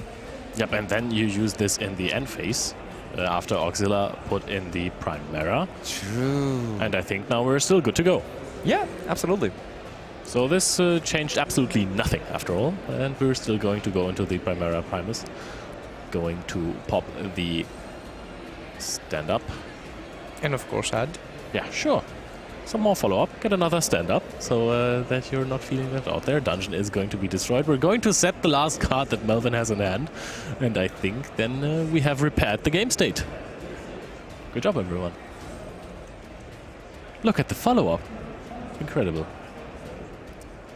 Yep, and what is that sad card here from Melvin? It would need to be a very, very good one. We have seen a resurgence of super polymerization, a lot of different decks, and honestly, Centurion is one of the reasons why this card is pretty popular at the moment, because super polymerization is great versus that deck, but as a standalone card with no cards to discard, that would not be a card to be activated here even. Absolutely, so this would be a so-called dead card in hand, or on the field rather this time. We're setting a stand-up Centurion. And now let's just see if we're going to actually go for a just battle phase attack game shot here from Stefano. However, we're toying around. It doesn't really hurt anyone to just maximize your resources. We're going for a Synchro 12 at this point. Oh, Crimson Dragon. I think we are just going to go super safe here by summoning out our Cosmic Blazer Dragon, right? Are we going to show that one off here? Imagine Torrential Tribute. Wouldn't help too much because there's the Phalanx in the graveyard. So there would be still a place around that. And you're having 4 cards in hand, so even at that point, that would be the biggest catastrophe. But Stefano is going for the safest route there possibly is, playing around a Quaking Mirror Force. Okay. I think he's thinking about Mimical Room, since you can special summon a monster on your field also. Yeah, that's true. And have defense so you don't getting defeated. Yeah, possibly. But I mean, there still is the field spell set, so even after now this move, we could just still have possibly more monsters coming out. So I don't know whether one Mimical Room would be able to stop this here. But I mean, I like Melvin's approach right now. We're just reading all the cards that we're not familiar with, so we have all the information we need for an upcoming possible third game as well. So you never want to miss out on anything. And, okay, he's good to go though. Now the Imperm and with chaining the Mimical Room. So that is that's a good heads up because okay, there's Explosive and Joy Spring anyways. We're picking up our cards and Stefano equals the score 1-1 it is here in round number 2. So we are going to have the pleasure of watching a third game between these two. So far the dice roll has been really important here. There was a perfect setup for Melvin in the game 1 that his opponent could not beat. Stefano was not able to defeat the Mimighoul first turn field. And now Centurion just started. A little bit of an interruption was there. But going second, the Mimighoul strategy hasn't convinced me. Not yet, but maybe it doesn't need to do that because it can go first again now in that third game. So we can also, of course, check out the side decks here of the players. And maybe our Mimighoul player Melvin is going to bring out additional forces to be reckoned for a going first scenario. And I see, for example, against a deck that is doing a lot of spell cards, Anti-Spell Fragrance, how about that? Also, your favorite card of all time in here in the side deck. Cosmico Ciclone. Here in Italy, we call it like that, exactly. Triple copy. And honestly, this card right now in the format, I mean, you have been saying that for the last 15 formats, but right now it's really, really good, isn't it? Cosmic Cyclone, such a powerhouse. Who would have thought? And also, I like the barrier since he plays the thrust in the main deck. True, true. Yeah. And barrier, of course, amazing card against the Centurion. It is, of course. Synchro Summoning cannot be done anymore when your opponent calls Synchro. And now also, of course, the original going first card, I want to say.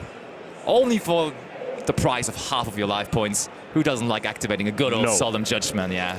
Who doesn't like saying no sometimes, huh? Especially when your opponent is trying to play the game and you can just be like, hey, wait, your summon? Very cool, but nah, not gonna happen. But I mean, I said the overall situation for Cosmic right now is great, but in this matchup specifically even, right, against Centurion, like, the field spell, contrary to, for example, the second summoning of Tenpai, it does discard as a cost. So, like, hitting that field spell with a Cosmic Cyclone after they already discarded a card for it is crazy good. It's also good going second. It would have helped here a lot because you can take away your opponent's ability to Synchro Summon on your turn. So Cosmic Cyclone, especially also against Centurion, is a top pick. I would recommend main decking this card. Yep. He likes his Cosmic Cyclone. Do you have a card like that, Mike? Anything that you would throw into every deck, everywhere? I believe it will be probably be Cosmic Cyclone. Okay, okay. You got a new believer. Yes, besties. Take that, Basti. I think Malvin has a lot of options going first, and I think he will be very confident. I agree. Yeah, looks good for sure from his side deck. I agree. Yeah, and I think that the players are about ready for game 3. So let's take it over to the table in feature match round 2.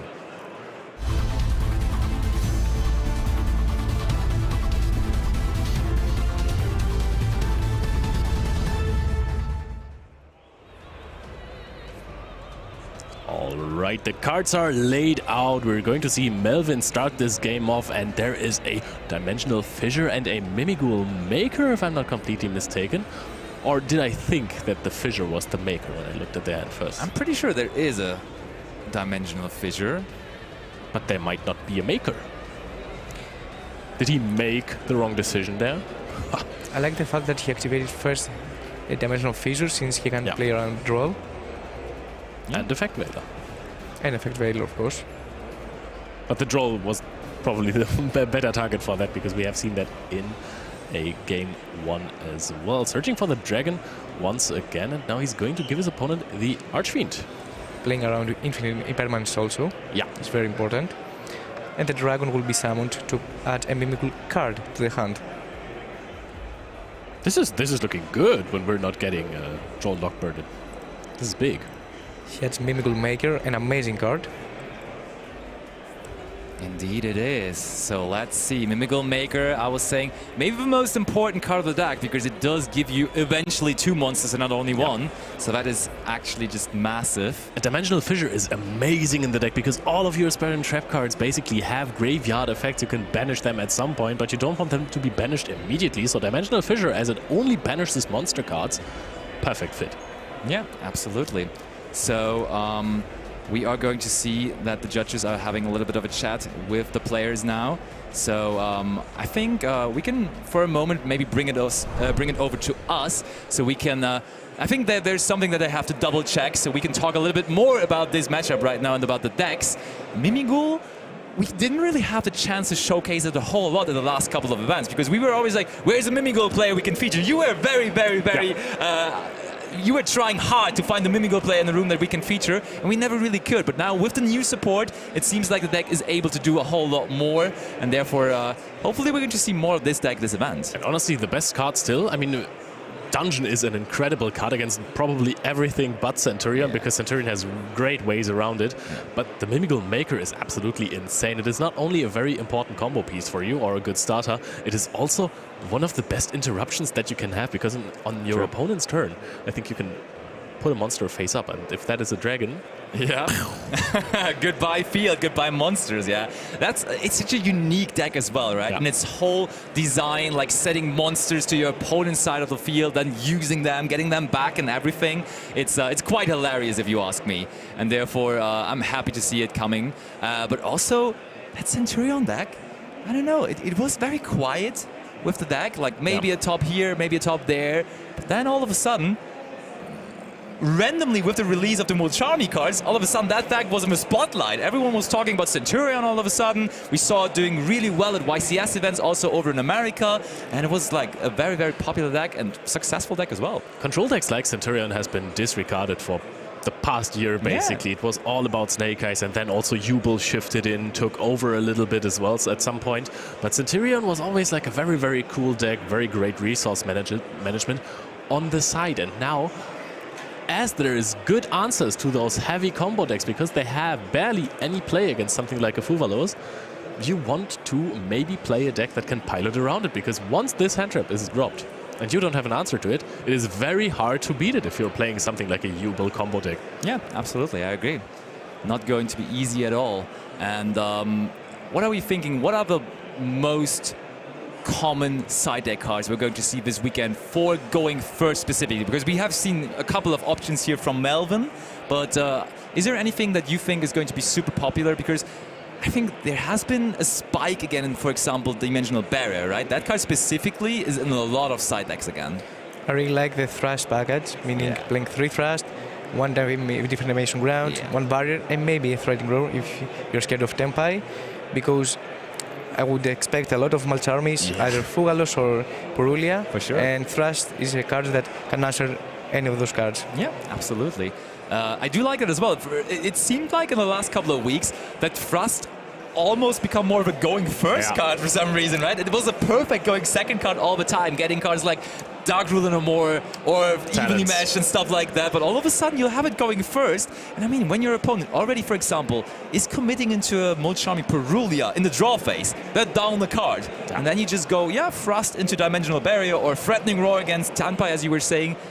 What are they supposed to do? Maybe go for a normal summon that adds you some more resources for the next turn, and then you're good to go. Actually, versus Purulia, rather don't do the normal summon to add back resources if you want. But yeah, I agree. It's very, very powerful. I like the other approach as well, to play like a crossout designator package in your side deck, so that when you're going first, you can just take out the most important hand trap, something like a Nibiru, which hasn't been too popular lately, but it can always catch you off guard.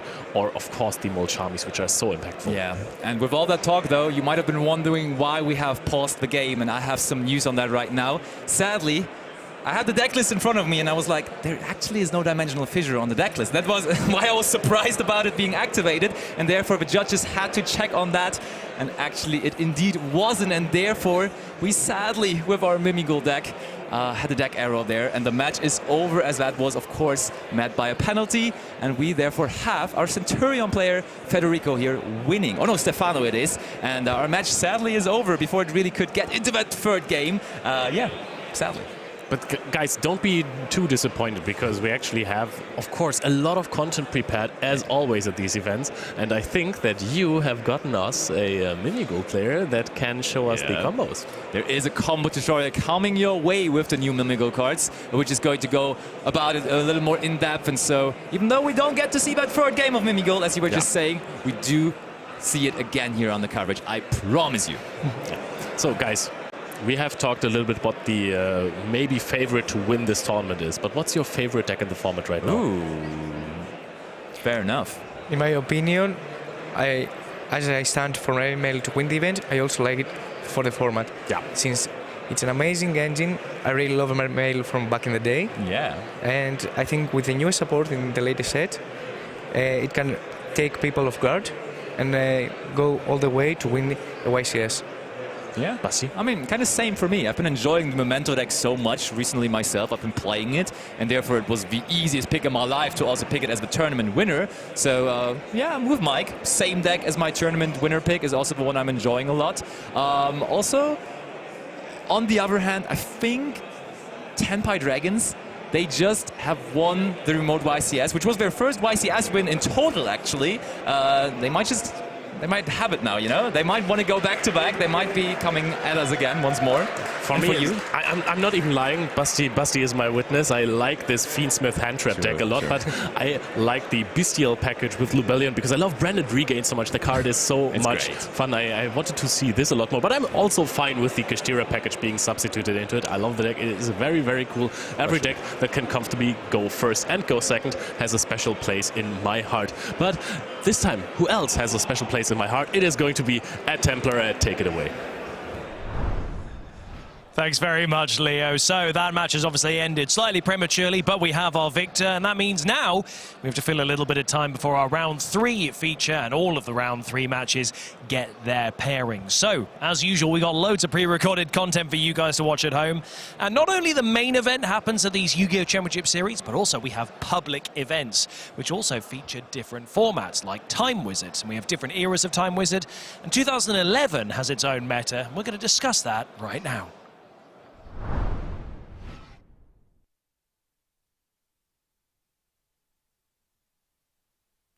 Welcome back, everyone, to the coverage of the YCS Bologna 2024. And I'm joined by Alberto Marazzi. We're going to give you a brief overview over the meta of the 2011 Time Wizard format. And there is one deck that completely sticks out to everybody, the Tengu plant version. Hi guys, everyone, and welcome back. Yeah, I mean, I'm a huge fan of the deck, actually, especially because I've been playing it lately. Funnily enough, I had the chance to play with Marcello and Stefano Memoli at 3 vs 3 not a long time ago, and we were actually playing the tournament. It was going incredibly well, and I think you might have heard the story yesterday at dinner. And I'm playing against this guy. We've played, I think, quite a few times, and we were in the top 4, and he's playing Hero Bit. So my hand doesn't look so good, but I said a monster, passed. So I said, it's okay, I can survive, you know? You go Stratos, Search, Attack, and I flipped my, what I thought it was the Spirit Reaper, and I flipped the monster, and it is a Longfire Blossom. Marcello looks at me because like he was in the center, and he didn't say a word because I think he didn't know what to say. His eyes said enough. You know, and it was like, why? You know? So I don't know what happened, but I think that was the right moment for me to get some sleep. And so you won the tournament, right? Or did you get your team eliminated? Funnily enough, we arrived to the top 4 without dropping a single game, and in top 4 we lost all of our matches. Okay, so it wasn't even completely your fault. But what is like the reason why you played the Tengu plant deck? What is the strategy behind this powerful deck, so meta determining? On one hand, I have very good memories of the deck because, you know, back then in 2011 I was 16, and I also remember how I struggled with finding the tour guides. I remember showing up at my local shop with my friends. It was impossible. Like, the internet, of course, existed, but it was not so popular to find cards, you know, online. And you really had to go to your card shop with friends, open up booster packs, talk to that guy. And I also remember that the sneak peek, I opened up a tour guide. But I was, you know, 16. I still, you know, was struggling with the game, and I traded the card. Can you imagine? And I remember back then the deck was popular, and I really liked the interaction with, you know, the Tengu itself. Yeah. And I think like seeing it nowadays, when you look back at the older formats, you look them with different eyes. You know what I mean? And also I think there was a transition period in which there was the Forbidden Limited list, and there was a card that was forbidden and got limited, which was the Black Luster Soul, the Envoy of the Beginning, which is one of my favorite cards ever. And I remember the hype about the card, you know? And it was justified. So, and the deck, like, although there were a lot of cards that were limited, like the Formula Synchron, the Trishula, the Librarian, the Lawnfire, the Debris Dragon, I mean, the deck works so well It kind of gave you the vibe of something that you call good stuff in Yu-Gi-Oh! That you call. You just play a bunch of good cards. Funnily enough, some of them are plants, like the Lone Fire and the Engine, the Dandelion. And there's also some lights and darks. Effect Veiler was a thing, Caius, the Shadow Monarch, some extra deck monsters. And then at some point you can drop the Blackluster Soldier. And another deck that profited from Blackluster Soldier or other boss monsters as well was TG Agents, or actually not TG Agents. That was also a hybrid build, but I topped my first regional ever with Agents, and that was because I got a Trishula from my football club friend who gave it to me because he had it from his brother. And I just got his Trishula, and I trished so many people in that tournament. You have stories as well. It was amazing. The card was not in the best condition, let me tell you. His little brother was probably quite young. But it was still a Trishula that can banish a monster or a card from the field, from the graveyard, and from the hand. Trishula hit the field. I mean, that was, I think, one of the most scariest cards of the entire format. Yeah. You really wanted to avoid to get Trishula, so you really had to be careful, you know, how the cards on your graveyard. And I think, speaking of Agents, I remember that it was one of those decks which I think it was 25 to 30 monsters, just handfuls of spells, and maybe there was the Trap Dasher and the Treacherous Trapple, and that was it. There was even a Monster Mash version of the deck where you played Rallis or Gallus, and maybe a Pot of Avarice or one of the power spells like Monster Reborn or Dark Hole and Heavy Storm. But most of them were just monsters you would go into big combo plays. And of course, this was basically Boss Monster Turbo. You had the Hyperion, you had the Archlord Christia that got semi-limited, you had Dark Armed Dragon, if you will, you had Gords, the Emissary of Darkness, Tragodia. So many good cards that can just win you the game on the spot. And there was I remember the deck was insanely good, because it could afford to play either Enemy Controller or the Creature Swap. And you know, with the Venus, and when you basically make the light, it was like almost game. And I think though, the deck, although it was insanely good, I'm thinking about the side deck. There was a card specifically which could shut down entirely the strategy of the deck. Which Consecrated Light. On one hand, there was, but I was also thinking about the Leeching the Light. You remember the spell? Basically, the spell says, there was this incredible spell that says, basically give your monsters attack equal to the monsters of your opponent's side of the field, which were light. So like, for example, you start with the Venus, and then you have, like, for example, the Gachi Gachi, right? So you are protected. And you summon like a handful of monsters, and when you activate the spell, basically, like, for example, the Tengu becomes a 3700. And that's a lot. You know, and that's a lot, you know. But I think back then the deck I was the most scared of was the TG stun deck, let's say. You were talking about Creature Swap earlier, but the TG strategy actually had a trap card, the TG1 EM1. Yeah. And that basically was Creature Swap on your opponent's turn, and you give them TGs. So TGs, when they get destroyed in the end phase, you can get another TG from your deck to your hand. So they always go +1 if you destroy them on the opponent's side of the field. And yeah, you played some cards like, you might have heard of it, Skill Drain. Yeah, I think so. I think I heard of it. No, and especially I think like the deck was super scared because, of course, you could afford to play the Reborn Tengu. And alongside that, when you enter the battle phase, there was a card which to me was incredibly good, which was the Whore, which basically boosts your monster. When you destroy another one, you get to draw a card, which was incredibly good. And it was also like, when your opponent attacks you and you flip it, then you get a draw for free, they waste their battle phase. Oh, I mean, Bellissima. Yeah, you can say it was Bellissima. And I think also, like, there was one of the cards you don't really want to see in your opponent's hand, because, like, every single turn, every single time a TG monster gets to the graveyard, he gets to search another one, and then he comes back. So it was not only the Reborn Tengu that, you know, like, triggered the deck. But also, like, there was one deck I play against at this tournament, which was the Gravekeeper.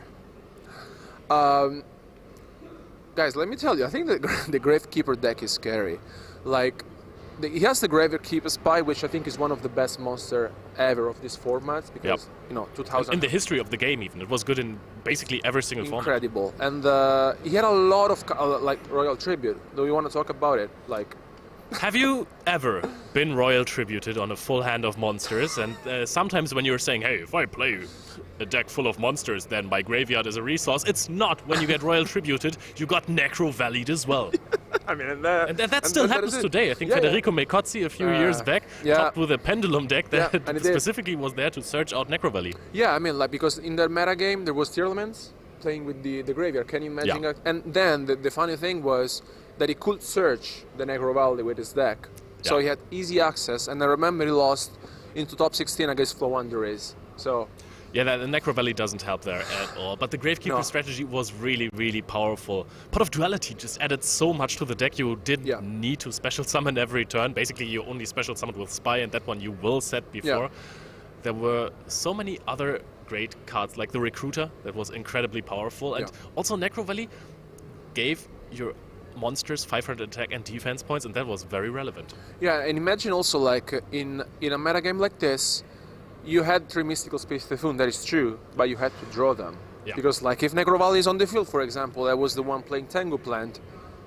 If I don't draw Mystical Space Typhoon, for me it's over. And if you got Royal Tributed before, then the damage is done already. And the deck had incredible recovery because you can actually access your own graveyard if you have Gravekeeper's Steel. That only gives you back 2 monsters, Yeah. which is incredible. Yeah. But there were also like other rogue decks in the format. The Fabled Chaos is a more new approach to a Chaos deck that is has seen play lately. But also the Scrap deck. It's also made of some floaters. Scrap Dragon was such a Yeah. cool card coming out in Duelist Revolution. Yeah, Scrap Dragon, I remember also like it was one of these accessible level 8, and then you get to destroy one card of your side of the field, trigger Yeah. the one, and then destroys another one of your opponent's side of the field. And Very generic as well.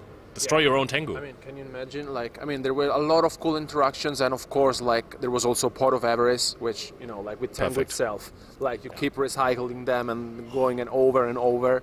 And I also feel like, looking at the format back then now, there was, you know, there's a dichotomy between the Maxi and Veiler. Because, like, you see a lot of deck lists now, for example, Maxi was playing in the side deck, or maybe you had one in the main deck, let's say.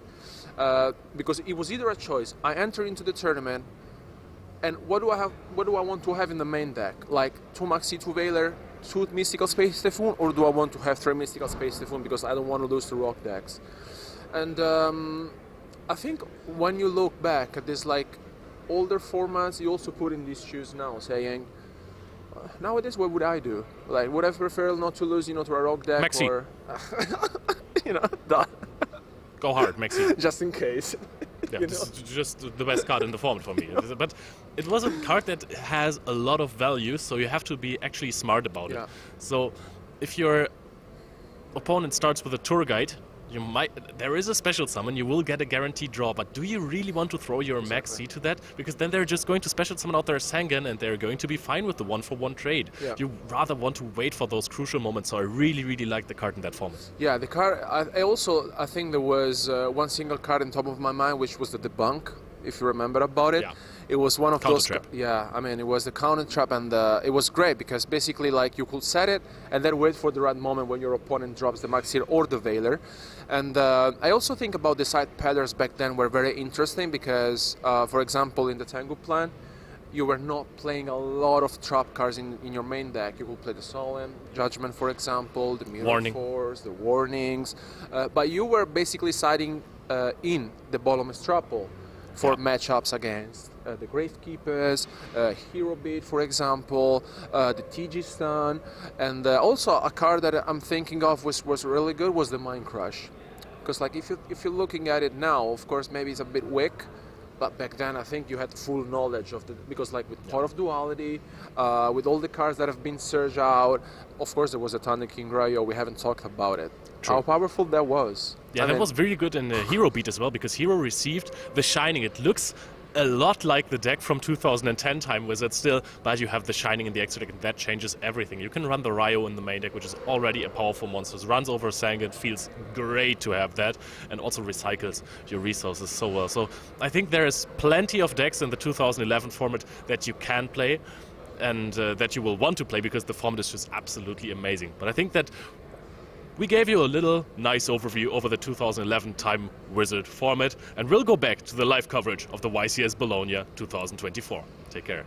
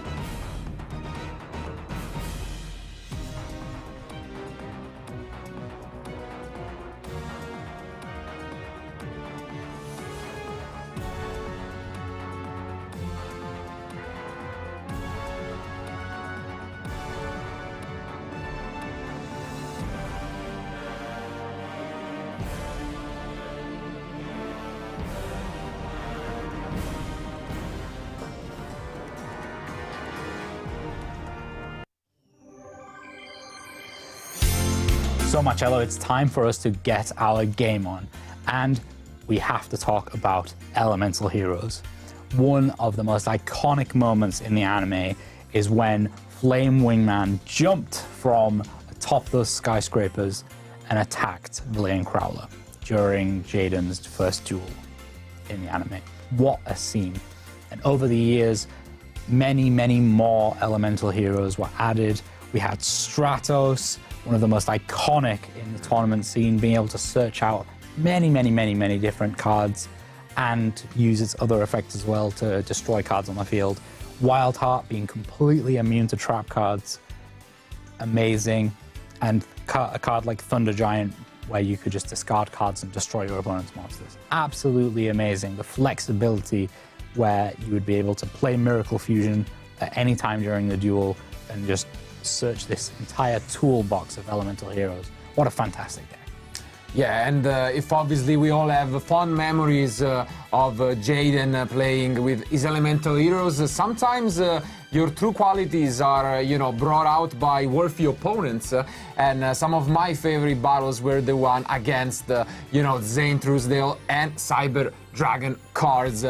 And I think Cyber Dragon, just as a card, completely revolutionized the game, not only in the anime. I think it might be the first going second card, a card where, you're actually thinking about whether you should main it, put it in the side deck, something that we have seen completely transition over the game, and in recent history with Tenpai being a going second deck, Cyber Dragon is really one of those cards that absolutely is incredible. And back in the day, we have mentioned other cards. We have mentioned Gemini Elf being 1900, 2100 special summon. That's a great Yu-Gi-Oh card. And it was that original way to be able to summon your Monarchs with no cards on the field to begin with. You would just summon your Cyber Dragon, immediately summon your Monarch and get its advantage right away. Yeah, but if Jaden and Zanes were competing, they were just students, and sometimes they got scolded, right? Yes, we have to talk once again about Crowler and his Ancient Gear Golem. What a powerhouse. Yeah. 3000 attack, piercing damage, and you could even summon it with Gear Town if you were able to get the right combo of cards. What an amazing set of characters and cards that we got from Yu-Gi-Oh! GX.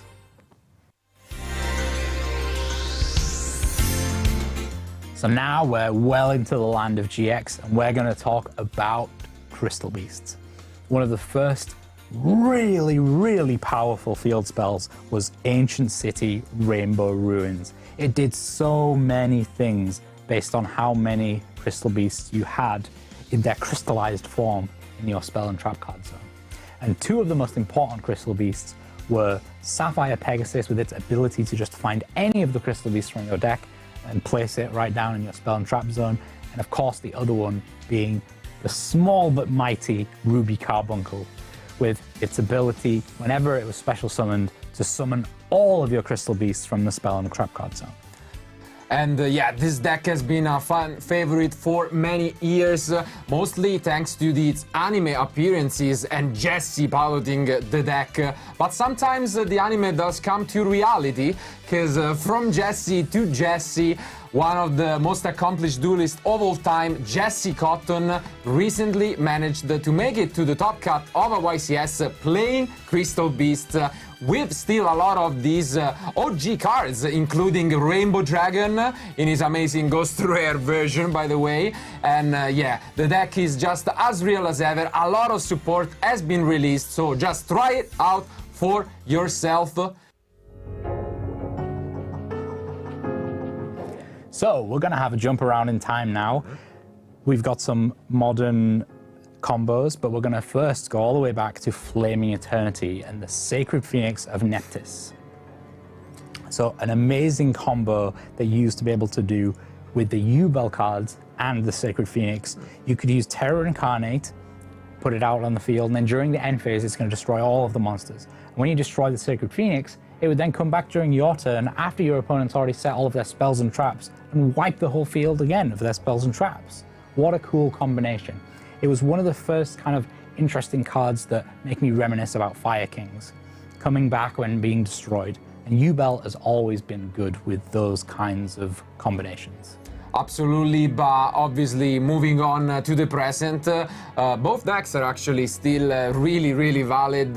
Fire King cards obviously have been released throughout multiple years, and in Rage of the Abyss we have seen even more support, with the deck actually winning YCS Niagara Falls, and at the same time, well, what more can we say about Ubel? The deck, being a fan favorite for years, got some amazing support. A card such as Phantom of Ubel, by the way, also released in Ultimate Rare in the latest OTS. It's just the deck that has won the World Championship in Seattle, and if that was not enough, it managed to then win YCS Lille as well. So what a performance. Obviously the combos do change, but Ubel cards are just as good nowadays as they were in the anime.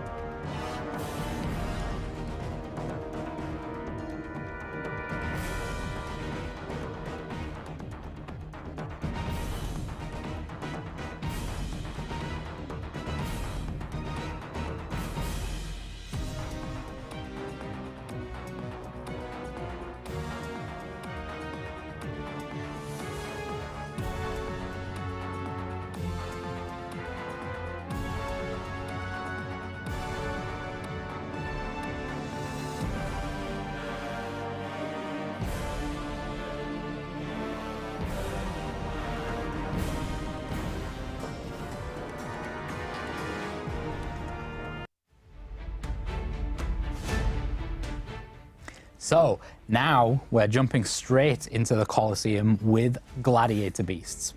And our keen-eyed viewers are going to say, well, there's an elemental hero there. Tell us about that, Marcello. Why is there an elemental hero there? Well, because that elemental hero can be quite cheeky. Because he does have a name, which is Elemental Hero Prisma, but I can tell you that he likes to switch things up. Because thanks to its effect, which was quite unique back in the day, you could, send and reveal, in this case, this card right here, Gazerus, and send your bestiary from deck to graveyard, and Prisma would turn into the card, which you did not need polymerization for. You could just use your monsters from the field. So with this Prisma and another Gladiator Beast, you could immediately bring out what was a menacing fusion monster. And the reason why in between them we have this cute test tiger is because this was a 2-card combo that was absolutely amazing. You could use test tiger to then send back the Prisma, bring a Darius, which would then bring back Bestiary. That you just send with Prisma. Exactly. Just a smooth bread and butter combo, and this was incredible. It was one of those strategies that turned out, even in one of those formats where Dark Arm Dragon was at free, was present, the deck would still compete and win events. That's just how strong Gladiator Beast was, and just how it turned out to be in the later year of the game. So I guess we can only hope that the deck will still perform at its highest level, so let's just wait and see what the future has in store.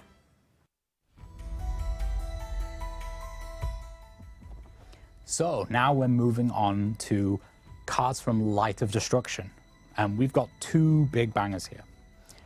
The first thing we're going to talk about is the Realm of Light, the Light Swans, and Judgment Dragon.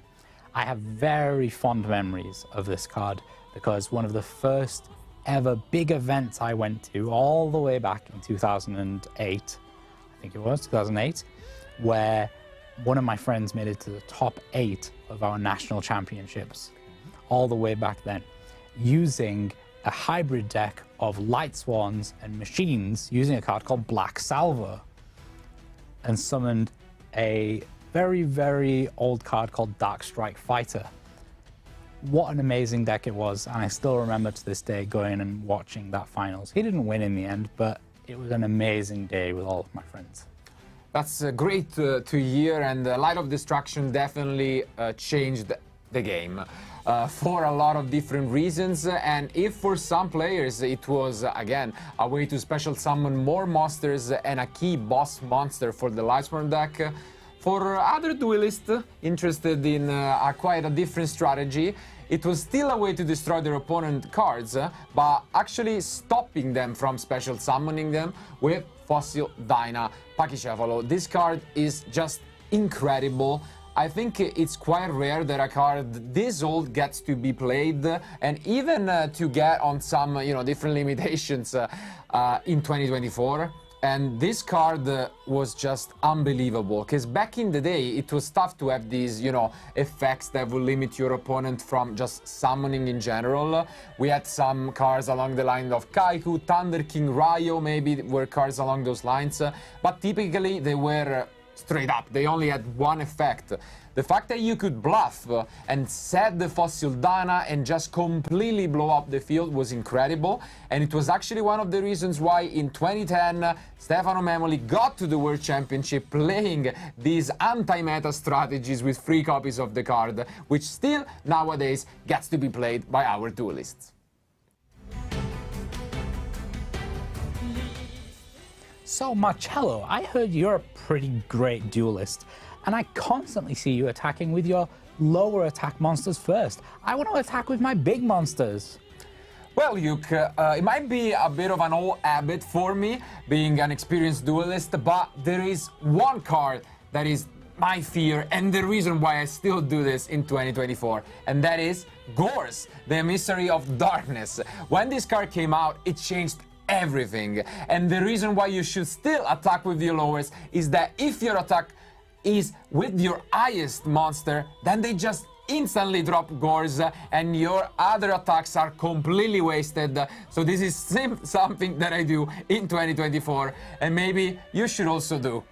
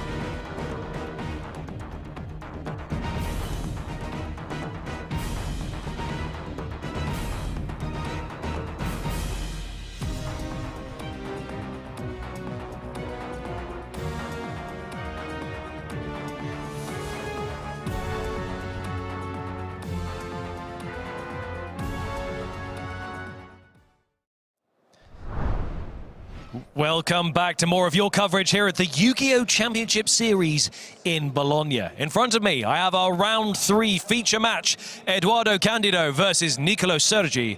And also, they've already done their high roll. And Nicolo, you are going first?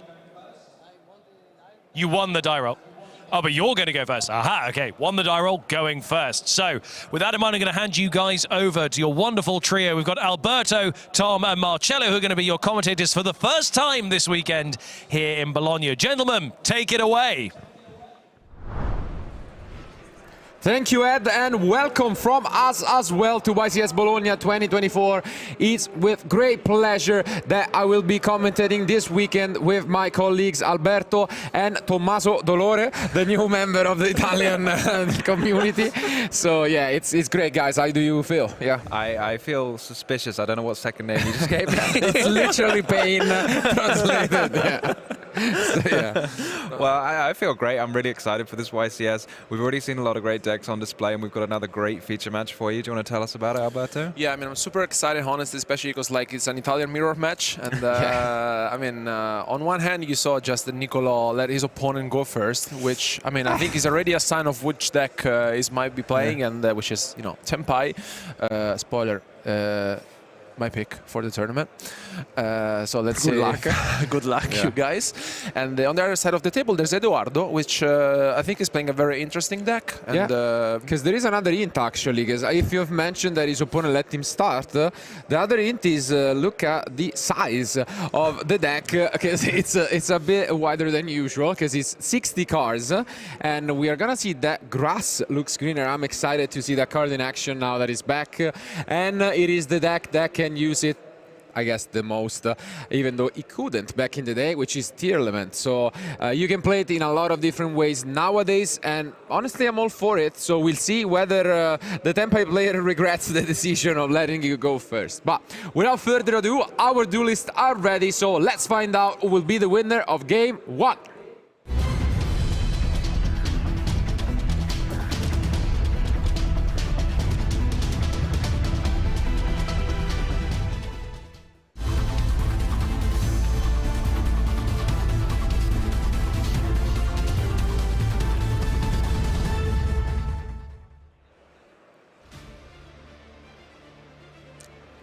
So Alberto, your pick is Tenpai, but can you not cheer for Tillman when you see it on the screen?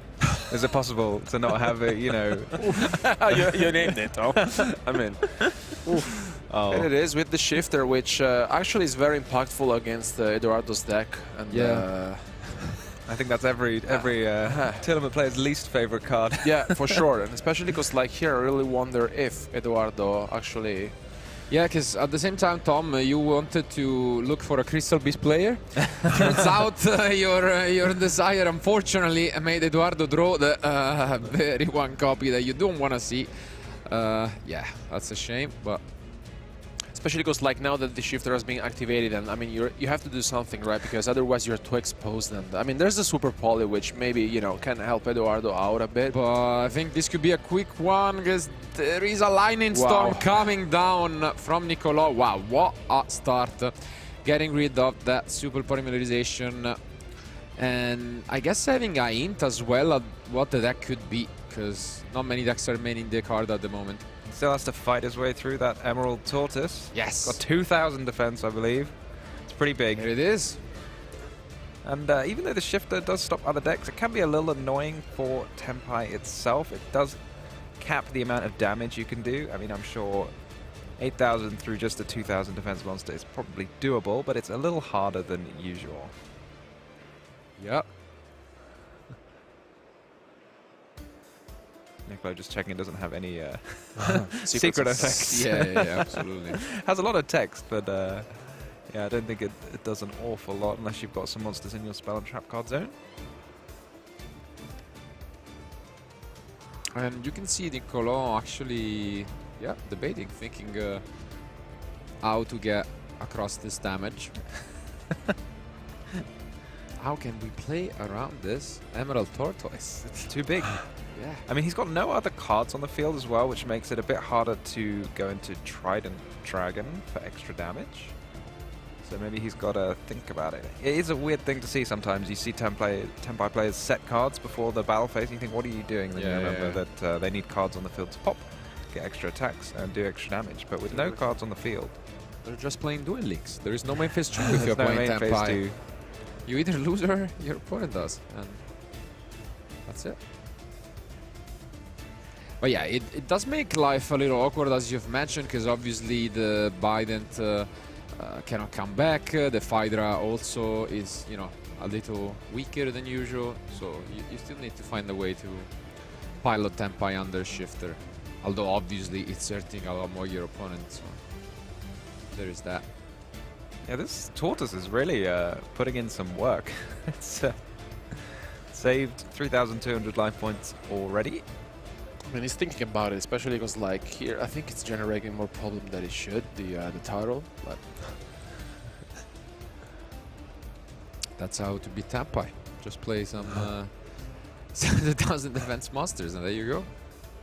Oh, but here we have a nice little interaction where... Oh, he's used that anyway. Okay. It's quite a fun thing to do. You can add one, summon a different one, and then reveal to special summon it. But I guess he didn't have any further Tenpai monsters in hand. Not quite the case. Yeah, and it doesn't look... doesn't look convinced. Yeah. You know? Yeah, you can see him shaking his head a little bit. But I don't know if the plan... Do you think, like, the plan was... I mean, maybe he wanted to seal the game now, but, I mean, like, it's not the end of the world. They're banished. Yeah, they're banished.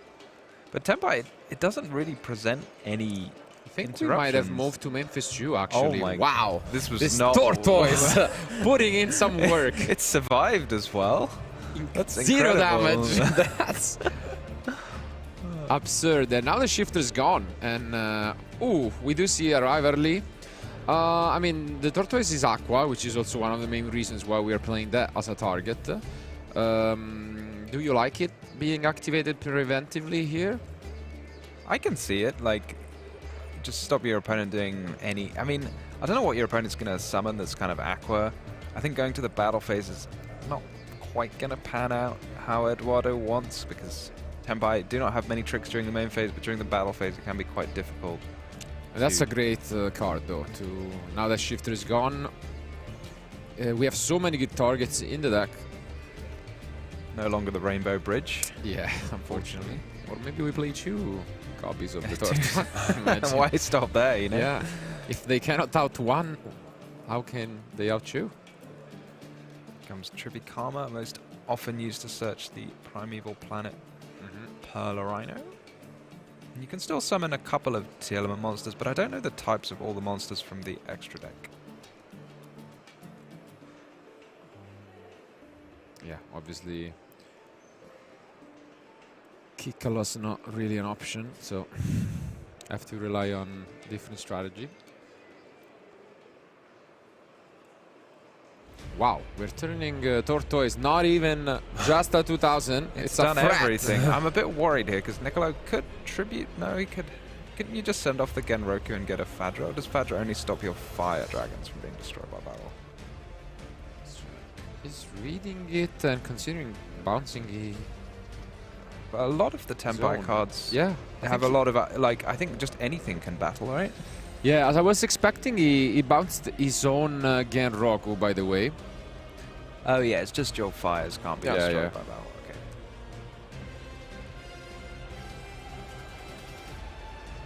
Yep. Here we see another neat interaction where we just bounce back the Genroku, and we can still special summon it.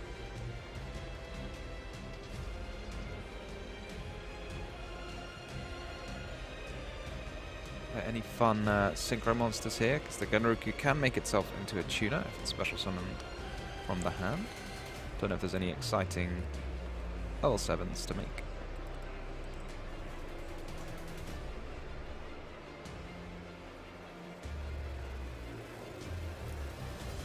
But yeah, I'm thinking for Eduardo's side, maybe he wants to fetch out a Perlarino, but I don't know how he can use its effect to destroy the rivalry of the Warlords. That's the only way I can see to get around this rivalry. Niccolo cleverly putting all of his monsters in defense. Yeah.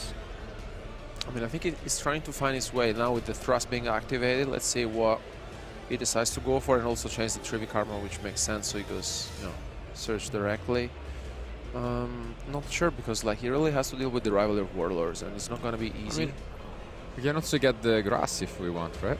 Oh, I like this. Look at this. You're right. And the heartbeat can be searched off Trivikama. That should deal nicely with the rivalry. And then here comes grass, maybe. I mean, are you excited, Marcello? I'm down for it. He has passed through it, but no. Oh, why terraforming? No. Maybe he's already got grass. That's got to be it, right? I saw it in the deck. Why? Yeah, that's interesting. I mean, I suppose like terraforming is more guaranteed what it will do, but we don't like guaranteed time. Grass for like, there's a lot of cards banished from Niccolo. This would be a ton of removal. Why not, Eduardo? No. But yeah, at least the RP is a great introduction in the main deck. I guess when you play 60, it's easier to make this kind of calls. And wow, look at the synergy. Okay. Yeah, it sends from the hand to the graveyard, but I think Lurie doesn't really mind how it ends up in the graveyard, unlike an awful lot of cards from back in the day that have to be discarded. Maybe I'm wrong. Because usually, I'm pretty sure they say discard, because back in the day all the Fabled, but I don't know. Let's see. Oh yeah, maybe it didn't. It just didn't come out. Yeah, it's discarded. Yeah. Okay. I was trying to remember what the Fableds were. Because I think it's the difference between like the Dark Word and the Fabled back in the day.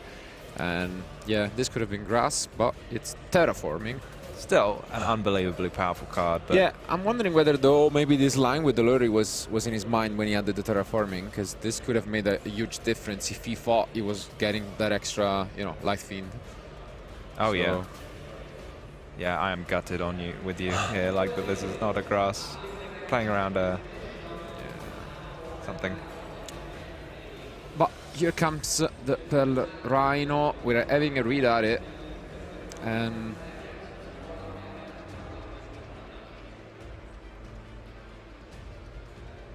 no interruption yet. So we still obviously haven't even normaled. So Still don't need to normal summon. That looks like a Telements Kashtira. Can be special summoned by banishing a Telements card, which does include Heartbeat. and I think Avnis is the last card in hand. But this is also a bit confusing to me. Because how is milling 3 better than milling 20? Like, no. And here, you know, you don't get impermanence. But yeah, here we try to follow through. And are we just going into the Finsmith combo? Yeah, here comes Looks like Moon. it.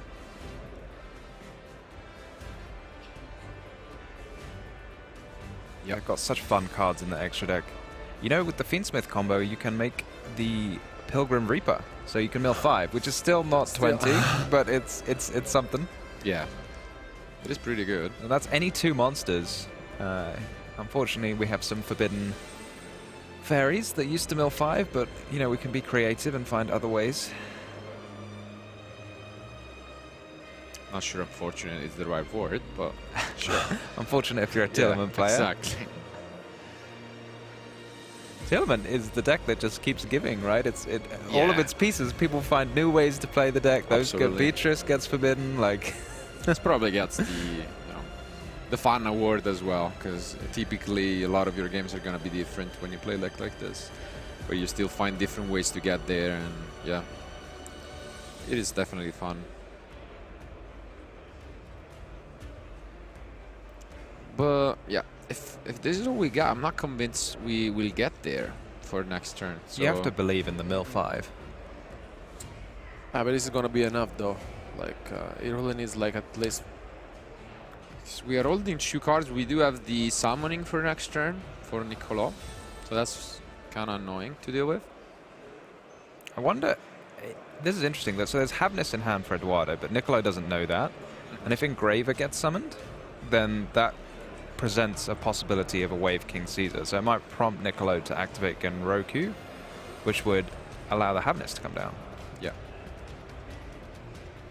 I think you have to like do your best, stare at your opponent. I'm about to summon Caesar now impression. You know, I have 2 level 6s. Do you want to do anything? Let's see. Oh, I like that. You did it. Ooh, that's not. Maybe that wasn't what he wanted. Maybe he shouldn't have. Maybe he shouldn't have. Oh, and yeah, maybe he shouldn't have gone for that motion because he prompted his opponent to go for the Nibiru instead. But yeah, now they're just gonna. I think maybe they're just counting up the attack. Yeah. Can anything happen now with the just a Havness? You sure that's the Avnis? Yeah? Yeah, no, it's the Avness. Oh, okay. But yeah, I don't think so. So, do you like Nibiru at the moment? I don't think it's super popular in the main deck, I'd say. Yeah, I think it's one of those cards where the less popular it is, the kind of better it gets, because people stop respecting it so much. For sure. No, maybe it's not. Oh, it's the right. No, it's not. Oh, the ultimate got me. Okay. You deceived me, I completely believed you. I couldn't see what it was, but you were very confident. Yeah, because from the end you could not tell the rarity, and yeah, it looked like that. Guess that makes sense why I didn't grab it with the Perle Rhino, because I was wondering why that was. But it's just good, like now with the Sherin, he gets to summon, you know, the Kaleido. Yeah. And then nicely here, I guess you can use the Kaleido to pop Nibiru, and maybe the field spell to pop your own Kaleido. Bring it back again. Send a few more send a few more Tillaments. That's probably what he's debating about at the moment. Yep. Makes a lot of sense. And I guess... yeah, you do have a few options here, but... Maybe a Drago's Tapalia if he plays that in the extra deck. Making use of the Princess. Very easy way to get a Dark Fusion. I don't think you can make any Fiendsmith fusions with the Telemon cards, unfortunately. Yeah, but you can also try and get drop. No, I don't know. Well, you can send Scream, maybe. Is that what you're thinking? Yeah, but it's cool. It depends because you have full information, right? And like it's not. Yeah, that's what I was thinking as well. If you guess no, because you cannot use Scream. But I was thinking, how do you lose if you have like Meta Noise or? Yeah, you send Scream and search. Yeah. Sulliek. And this is really powerful, isn't it? Because you've got one negation, you get a pop. Because like you have full knowledge. If they want to use the summoning, they're left with 0 cards. So any of those beat it. Like even Meta Noise I thought was arguably stronger, but like this works perfectly as well. And this is a really powerful showing from Telemans. I mean, imagine getting like shifted rivalried and still just it's all in the tortoise. All right, Eduardo. I see why you didn't get the grass. Still, I'll give you that one. Are there any tricks that Sangan summoning offers? I highly doubt it. I I'm don't gonna think lie. so, yeah. It's like, I guess you can try to reset, but like, yeah, that's probably the best that you can do because you can get into a synchro right away, maybe. But does he have the? Yeah, I don't think he has the Chandra. Yeah, right. So that was banished. Yeah, so you can get the Kaiman though, so it's fine. Yeah, no, I was just thinking whether he could access a synchro right away, but yeah. Yeah, this is looking a bit troubling, right? Because you can search Chandra and then add, and you can do quite a lot in your main phase while your monsters are unaffected. And I think you can start the battle phase with the Ascendant Dragon, which would stop any effects coming down in the battle phase. Only issue being the Kaleido Heart is 3,500. Yeah.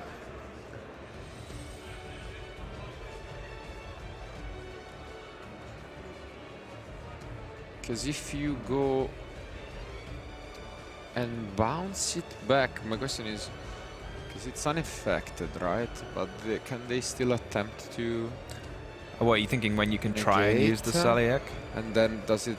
I don't know actually. Resolve the first part? Yeah, I guess it's not the greatest, regardless, but yeah, could be relevant if you try to just like Moonlight. I was thinking, but yeah. Yeah, I don't know if you can use it because. But yeah. Yeah, otherwise he can't do anything. Nope. But yeah, I do like this. Very well spot. Oh no, is this the Ruddy Rose? Oh no, okay. I was scared for a Ruddy Rose as well. No, because at this point you can just access it afterwards with the Chandra. You can then spin back the Kaleido to the extra deck. So this works perfectly. Very well spot by Nicolò.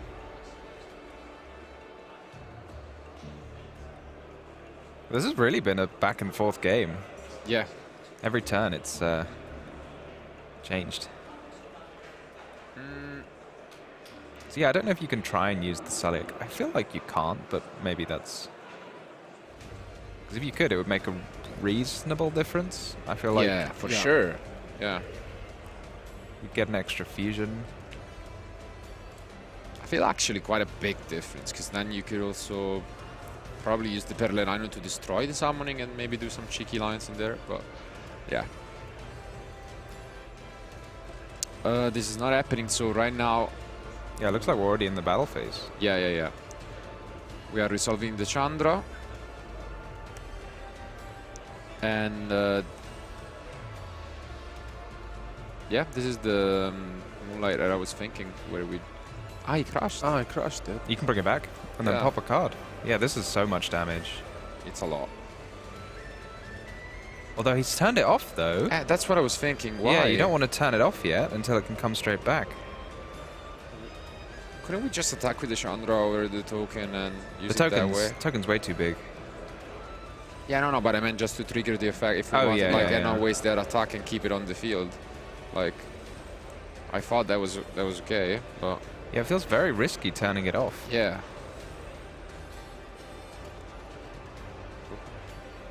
Ah, yeah.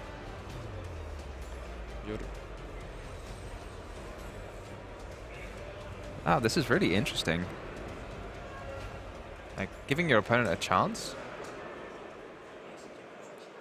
I think before 3 attacks happen, you have to start resolving some effects, right? I mean, you could probably stop 3 attacks happening at all. Yeah, that was... it seems like Nicolas really found a way to make the best of it, but then I think this final decision can really cost him. Yeah, because if you can get 3 attacks in, then the Biden can come in and... The only thing is you can just chain to prevent the resolution, right? And you're fine. Depends which target you use, because... oh, I see. You know? Do you still have to send a card if it doesn't... No. But I don't think he did chain it. So, yeah, this is... yeah, this is just resolving. So... I'm pretty sure it doesn't resolve if you... Yeah, if you don't have the target anymore. But apparently not. Nicolas let it resolve. So now we are... Maybe it was in response to an effect, but it doesn't matter because you can use both of them exactly. in the same chain. Yeah, bit of an unfortunate sequencing maybe. And now Eduardo is back in it. As you have mentioned, I think we have only declared 1 attack up until now.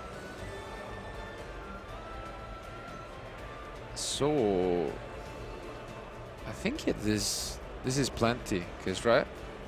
I'm pretty sure it was just 1 attack. Oh, but it must have been only 1, right? From the Transcendent. I think that was it. Yeah. Yeah, that's it. Yeah. Wow.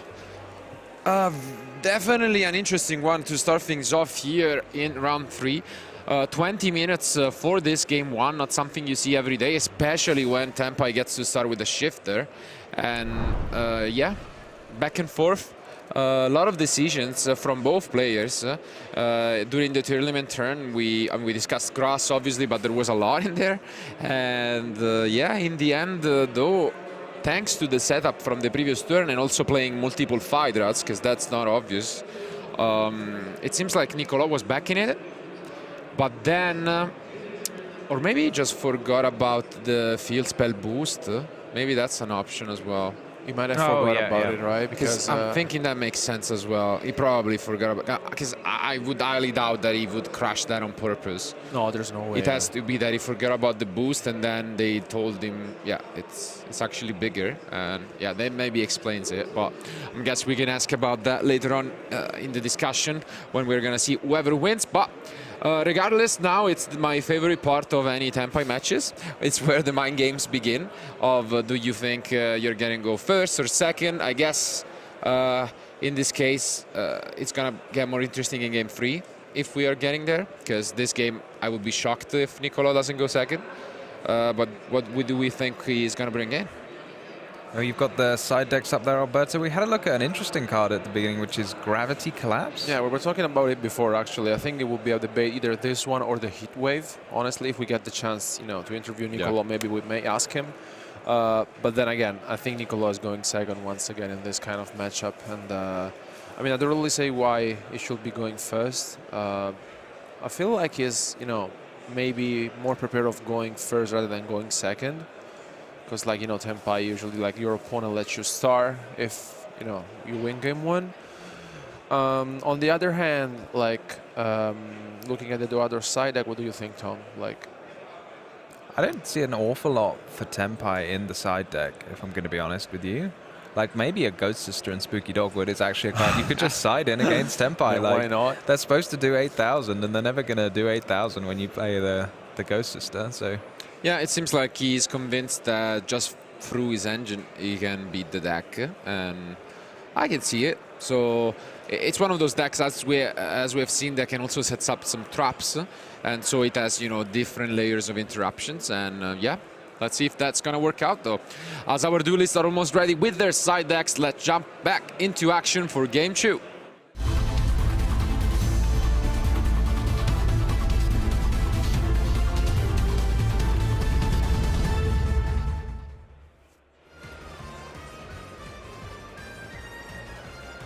Here we go. We're going to see who chose to go first, or who Nicolas chose to go first. I see a lot of spells from Eduardo, which is usually a good sign. Although that tortoise was the real MVP, let's talk about that. Yeah. Oh no! Okay. So actually Nicolas goes first.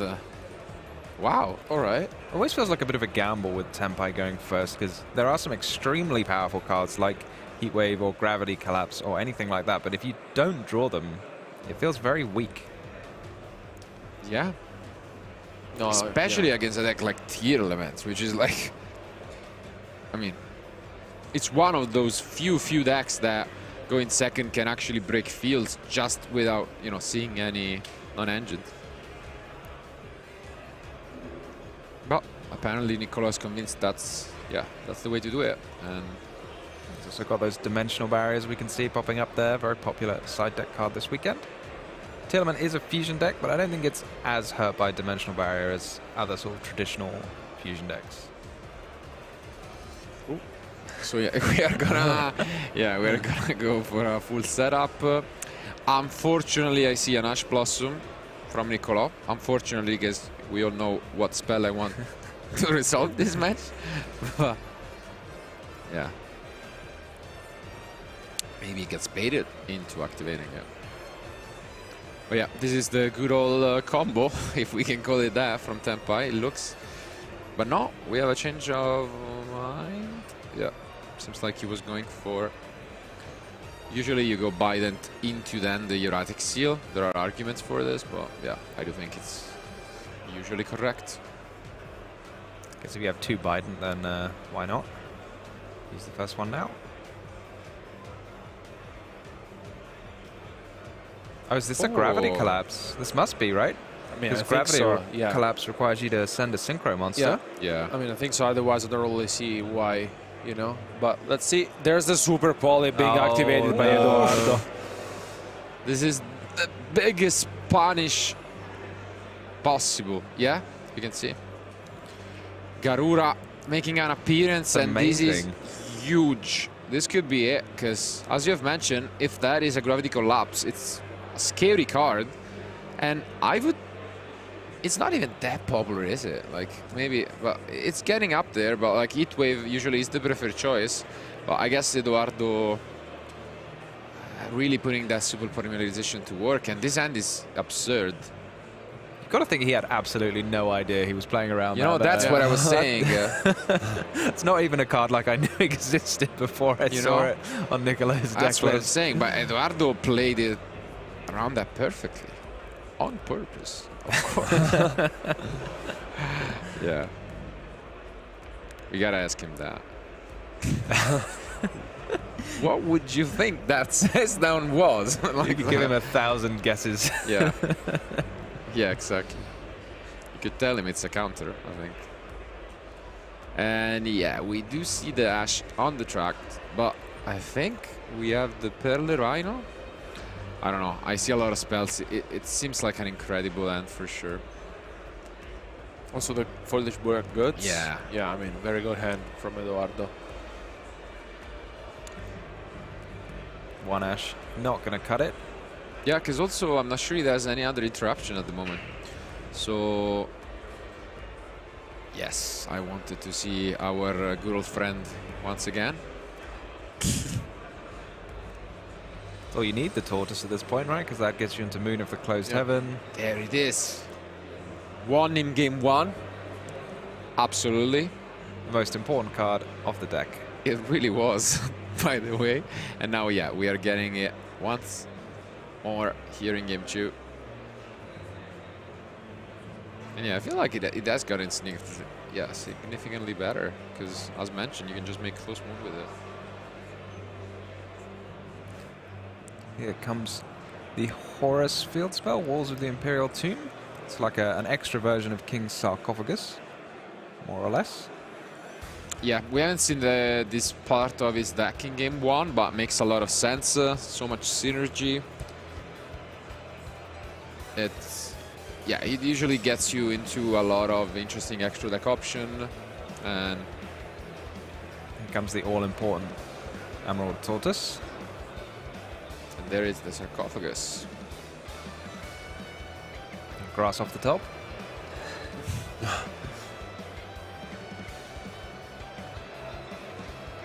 Not quite. I think it was a trap card.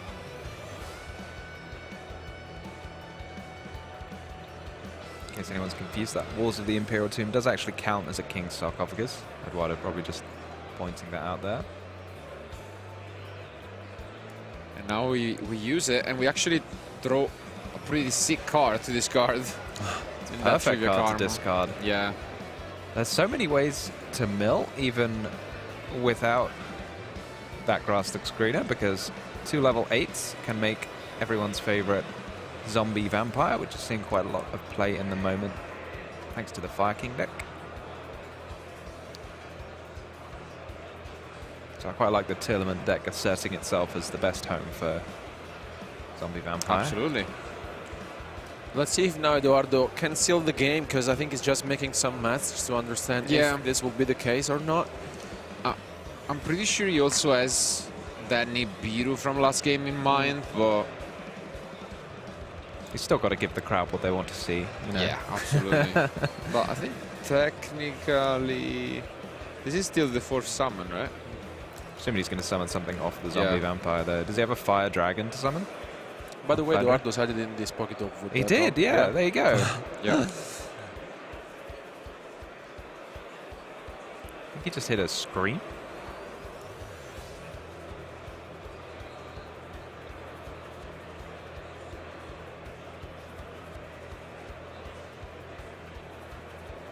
Yeah, he did. And he's going to get the mana noise just in case anything weird happens, because obviously, as you have mentioned, he's still going to play around that face down, because we don't expect him to actually know what that was. And I mean, it's not impermanence, it's not droplet. So maybe, like there is a world in which you don't really use it on the vampire, I think. So this is already nearly 8,000. Yeah. This would be over 8,000 now, because the Garura does double damage. yeah, because we also can go Rhino, and yeah, this is a lot. But I guess maybe you'd be thinking Sangan Kaiman's a possibility, so I guess you want to play around that a little bit. Yeah. But no, there is no response at all from Nicolas.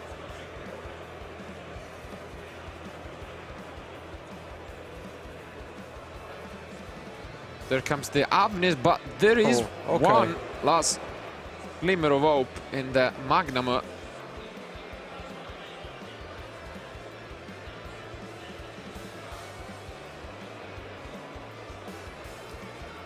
This deal's, I feel, falling out of favor a bit at the moment, but still powerful enough to be included in the Tempai deck, especially the Magnum, since it gives you the chance to search any of your Tempai monsters during the end phase. Yeah.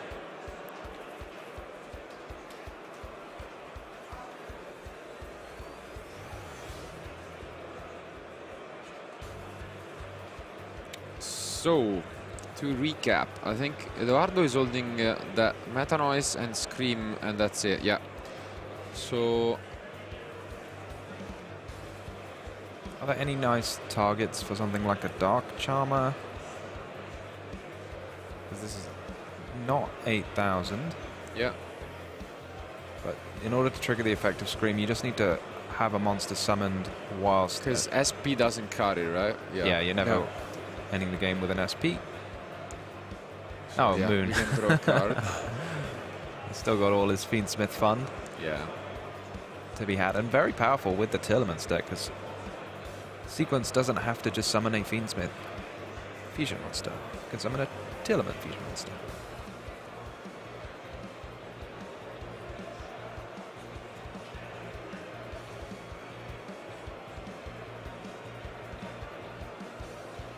There comes the Graver.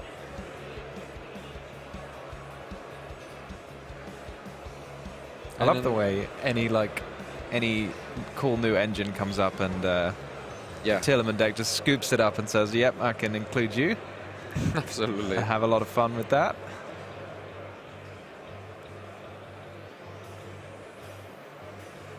And the deck looks very consistent as well, I think. You know, is it going to mill? No, it doesn't. Yeah, the only limit is the extra deck, really, for Tearlaments, because it seems like you can do a lot, but pretty sure even 20 would feel too small for it. But Tearlament do have such good sort of recycling with the fusion monsters being shuffled, or cards being shuffled back with the Tillman cards and now the Fiendsmith cards, it feels like you get quite a lot of, you know, you can make do with a smaller extra deck than you might in other decks where they kind of link through everything really quickly and run out of cards. I'm wondering, he didn't use the Requiem there, so maybe he has sided out an extra copy of Engraver or something like that.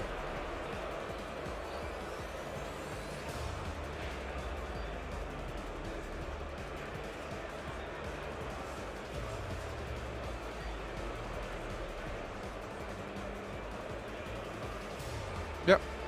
Gonna destroy the Magnamoth. A bit of a confusion there between the players, but Fenrir was the pickup off the top. Not really gonna help here, but Did he not use sequence wow, yet? no, yeah, he didn't. Oh, whoa, whoa, whoa, whoa. Reinhardt's going on a journey. Slow down. Also, Rhino was to the spell and trap for a moment, but Ooh, there's wow, a sprint. Okay, to Merlin. Okay. Yeah. Is there really no way to summon something with sequence? That seems a little odd to me, but maybe he didn't have the right requirements. And there comes the tortoise once again, putting in that work. It's gone on a journey.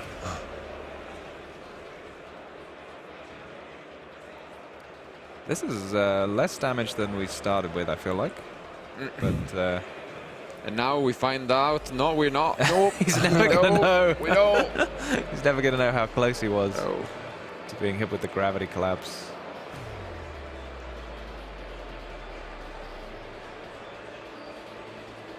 Can this just equip itself to any? Oh yeah, you can. Okay, Yep. equip itself to the engraver. How much damage is this now? Because the princess gains 500.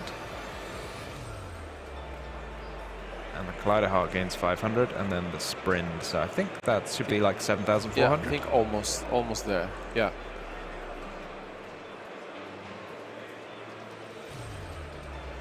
I'm wondering what kind of card the Niccolo could be hoping to draw to get out of this spot. He knows there's a meta noise face down. Yeah. Seems like mission impossible. Here comes Elemental Hero Bubble Man. Into Feather Duster. Oh, he's still got the Magnamoth though. Yeah. Which could make a lot of difference actually. You can also get Genroku right away, right? Yeah.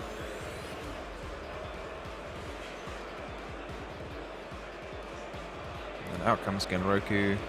You can start the turn with a couple of monsters in play. This might actually be much more doable than it looked like a second ago. Yes, no. Because the difference maker, no, it's definitely a lot better. But the summoning, as we saw last game, makes a ton of a difference, of course. And with it being gone, it's a bit tougher. But the one card I'd be terrified of if I was in Eduardo's shoes is the Ruddy Rose Dragon. It's a level 10 synchro, and when it's synchro summoned, it banishes all monsters from both players' graveyard. In fact, all cards from both players' graveyard, so quite a lot of stuff. yeah. Even that Black Roach Dragon wouldn't be that bad at the moment if you can actually use it. Oof. Was that shift there? Might have been. Yeah, I think so. Damn. Unfortunate pickup, but let's see. Niccolo showed us that he really knows how to fight back into what seems like a very complicated field from his opponent. So let's see if he can find the line once again. I feel like you have almost no choice but Chandra there.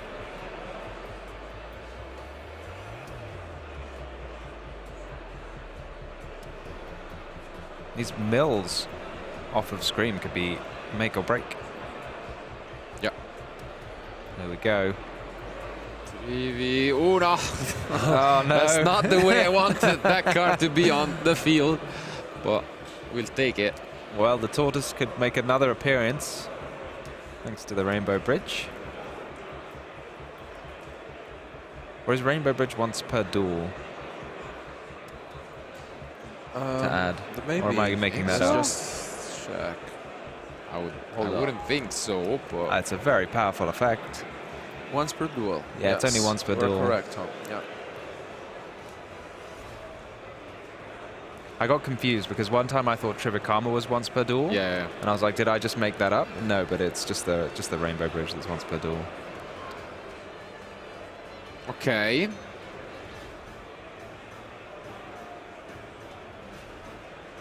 yeah, this is brutal because it's a Book of Muin, kind of like 2.0 version, because then you get to actually combo with your T elements. And yeah, this represents 2 forms of interaction, so I really don't see anymore a way that Niccolò can stay in this. No, you're right. The fusion, the send off Kaleido Heart. Yeah.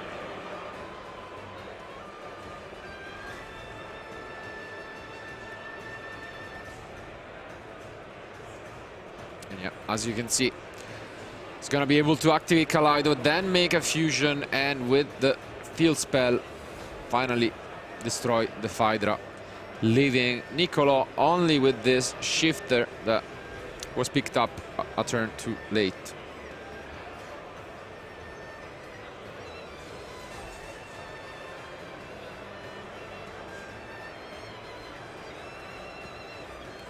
And yeah, you can see Niccolò looking at his shifter, looking at the field, and he knows up. Handshake comes down, and it is Edoardo winning 2-0, moving on with an undefeated record here in Bologna with this tier element deck. What a show off. Wow. I was not disappointed by that tier element display at all. I mean, only missing thing, of course, was that Grasslock screener. Could have gone for it in the first game. Denied the crowd. Honestly, that's what we can be the most Absolutely. I would like to interview him, but that's not going to be my part, so I hope whoever will ask a question about that. But I mean, in the end, it was understandable. Still, I think game 1 was really interesting because again, it's not often that you have so many decisions from both players, I feel like, and it really could have gone either way. It looked at time, as you've mentioned, also like a real back and forth, because sometimes it looks like a back and forth, but you know, it's not real. In this case, yeah, it really was. There were a lot of moments in which I think the outcome could have changed significantly, and I think if Niccolò has, might have some regrets on this, it would be that turn. It could totally be that you could tell even in game 2 that he wasn't too familiar with the tier element deck. So something like with Alberto, we usually call them secret effects, because you read the card, you're like, oh yeah, he adds, and then you just keep on the rest, and then that cheeky 500 boost gets you. And yeah, sometimes it really does. But I'm convinced. I think the deck still has what it takes, so I want to see more. I think more copies of Emerald Tortoise is the way to go. We saw how powerful it was in game 1. Yeah. Allowing him to survive. No, but I feel like the deck in general works very well. As you mentioned, Tom, I think like the more time passes, I think the deck's still good, no? And also like with the Finsmith themselves, I think there were like very cool interactions. Also the way he used the, let's say the sequence before along with the Sprite Sprint, I really liked it, honestly. It's working out very well. And I think Edoardo really knows what he's doing. Like, he knows the deck very well in and out. And also looking at the side deck, I think he's prepared like for the most matchups this weekend. And yeah, also like with the Horus package, one of, like more of interaction with our opponent. And he's playing some Kashtira cards as well. I mean, I really like the deck, to be fair. And there's the Super Poly, which I've seen quite at the top tables. And I mean, the grass looks greener, honestly. I mean, maybe we got the chance to see him on stream. Maybe, yeah? Yeah, absolutely. On the other hand, obviously, Tenpai is one of the most popular deck this weekend, as you would expect. And I feel like Duelists have to prepare for it in one way or another. we were a bit surprised by the side deck of Edoardo, not really hanging much specifically tailored against it. Nowadays we see a lot of trap cards such as Dimensional Barrier, or more Daruma cannons are, I think, like the top tier choices, because you can use the thrusts and then take advantage of them using a lot of Mulcharmies or Shifter. But you know what Edoardo's got? Not many duelists got the tortoise. He doesn't need those trap cards. Look at game one. Go back to game one. How do you beat Shifter with tier elements? Set a tortoise. You're good to go. That's it. That's it. That's history in the making. That's the one. Yeah. And one other card that I've seen and maybe worth mentioning is Threatening Roar. It's a card extremely powerful against Tenpai, even better arguably than the Dimensional Barrier. Absolutely. And, however, I mean, in general, I really feel like that the deck is scary, because like I've seen a lot of players still relying on the Tenpai deck, and I mean, honestly, like the more you advance into the tournament, the more I think like the chances are you're going to play against Tenpai. Yeah. But it was really amazing back and forth one. So if you have missed any of the action, any of those key moments, we want to hear it from the man of the hour, Edoardo, going undefeated with tier elements. So we are ready for the post-match analysis. Thank you, Marcello. Indeed, we are on for the post-match analysis with our winner, Edoardo. First of all, congratulations for taking down that featured match. Tielemans, your deck of choice. Is it like, with Tielemans players, usually it's like that they play that deck for forever. How long are you been playing the deck for? Actually, I picked up the deck like last year. Okay. I never actually had the chance to play it at full power, maybe once. And I'm like, I don't like the other alternatives such as Tenpai or Snake Eye, so I stuck with tier because like Grass is a fun card. Absolutely, it's a very fun card now, yeah. Can you put the microphone a little closer? Sure. Yeah, perfect. And we're going to look at a couple of things from the match actually. So let's go into the first highlight, game number one. So you knew you're probably playing against Tenpai, right? As soon as your opponent sent you first, and then we see they kind of failed clearing that Crystal Beast you had on the field there, right? Were you surprised? Do you think they had a little bit of a misstep there because they couldn't get over it for some reason? Yeah, I feel like they could capitalize on my, I say brick, because they even got the Storm for the Super Poly, which was like the only out while I was under Shifter. Yeah. But it told me that since the Turtle, the Emerald one was like 2k def, it was like kind of struggling with math or something. So I was like so ready to give up that game. Especially after the Shifter, right? Yeah, the Shifter like, was just... I was like, if they have Shifter and a Broadbaker combined, I can go to game 2. And yeah, for sure. But you did indeed get another turn, so let's go into the next highlight where we can then see the next turn, because in the end we see there was V-Seals but also a rivalry, which was the next problem then for you actually, and you were going into the battle phase. What was the plan there at that moment? Were you sure you could already, because you had the Trivi Karma in the graveyard already, so you knew you could get to the Heartbeat, right? Yeah, but I wanted to, since I also had the Trust in the end, I wanted to commit him a card on the board. So I tried with the attack on the sphere, because they obviously will chain it for sure. And I feel like I figured it out, like it worked out, because my initial plan was to get Trust active live as soon as possible and get to terraforming for the planet. Since the Crystal Beast is an aqua. So that was the best way to clear 2 cards with Kaleido. I mean, it was pretty clean for sure. And speaking of clean Tielemans gameplay, the third highlight we have still from that first game actually, and that's going to be you summoning out the Kaleido. And I mean, you're an experienced Tielemans player, but some of the newer players may not know. Explain us the interaction between Kaleido Heart and the Pearl Rhino, because that's pretty unique and cool, right? Yes, that's basically one of the I would say basic play, because Kaleido gets summons back when it's popped, when it's sent from the field to the graveyard. So you can destroy it yourself basically, right? You destroy it and you basically go +1, because you can choose whichever card you want to dump it from the deck, sorry. So I was like debating which Tielemans trap was the best to choose in that particular spot. And I mean, you ended up going for Scream and then Scream Search to Vasalic, right? In the end? Indeed. And I mean, that won you the game. You won that first game. And I mean, honestly, after that start, you were probably really, really happy about winning that game, right? Capitalizing on that, I would say, mistake so much. Yeah, yeah, that was great. And then game number 2 started with another interesting decision. So next highlight coming, and we can talk about it. Were you surprised with your opponent started instead of going second for the second game? I would say pretty common because I played a lot with a friend of mine, and he told me that sometimes with this particular Tempai build, which is maining the trap cards, like some of the warlords, it can happen to start from them. So I kept in the super polymerization, and I feel like I sided. No, I didn't side. I guess I can't really recall it. Yeah. And I mean, then you had that perfect answer with the super polarization, though, because you saw later on what the set plan was, right? It was ground collapse, so you could just clear all the monsters. And I mean, what do you think about ground collapse? It's just, maybe Solemn Judgment is just better because ground collapse needs that monster on the field. You cleared it right away. I was trying to figure out why it kept the synchro on the field. But I also had the foolish goods to pitch the rainbow to get the Kashtira field spell.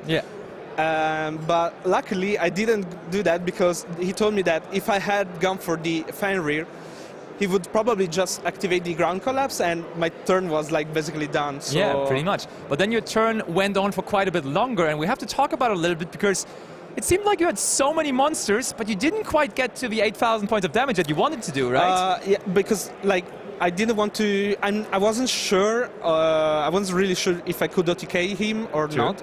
So I went like for the safest play, I would say, because I wanted to clear the field spell because that's the only like obstacle I would say. His only comeback plan, basically, right? Yeah, but also I had the Salic set, so my whole interaction was there, and it could go even +4, but I only needed the Salic live. Speaking of the interaction, we actually have that as our last highlight, going into the last turn of the match, where you then have the Salic set, the Kaleidoheart on the field again, which is pretty massive, and I think that is now the moment where you then go for that interaction. So, in general, what would you say? How's the matchup against Tenpai? Is it a 50-50, or are you favored? What are you thinking? Super unfavorable. It's a super unfavorable matchup for me.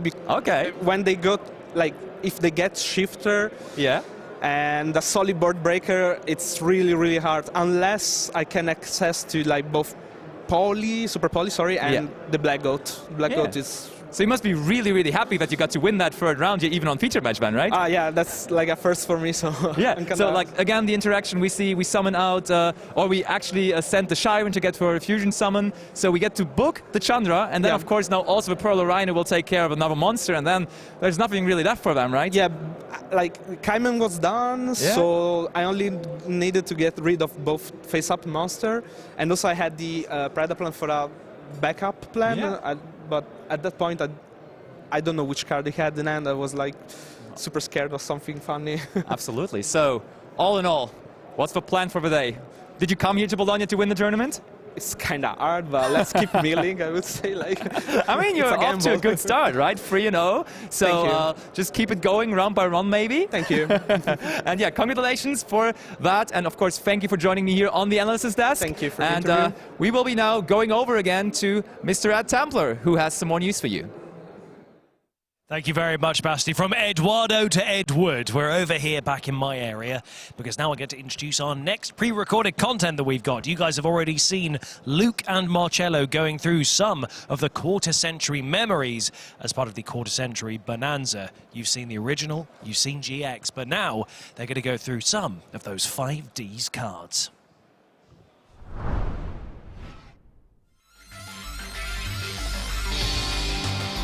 Now it's time for us to rev it up. We're going to talk about Synchro Monsters.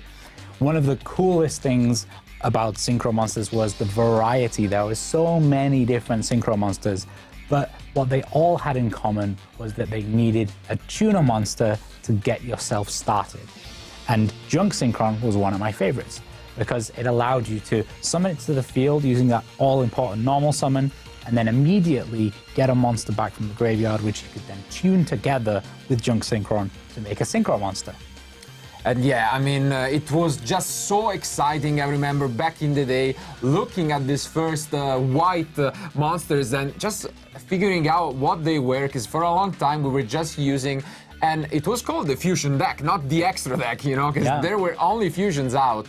And then, obviously, Synchros became a threat to be reckoned, and Duelists were trying things off, while at the start, cards like Goyo Guardians were just amazing, and, you know, Duelists were just making things a little more easy.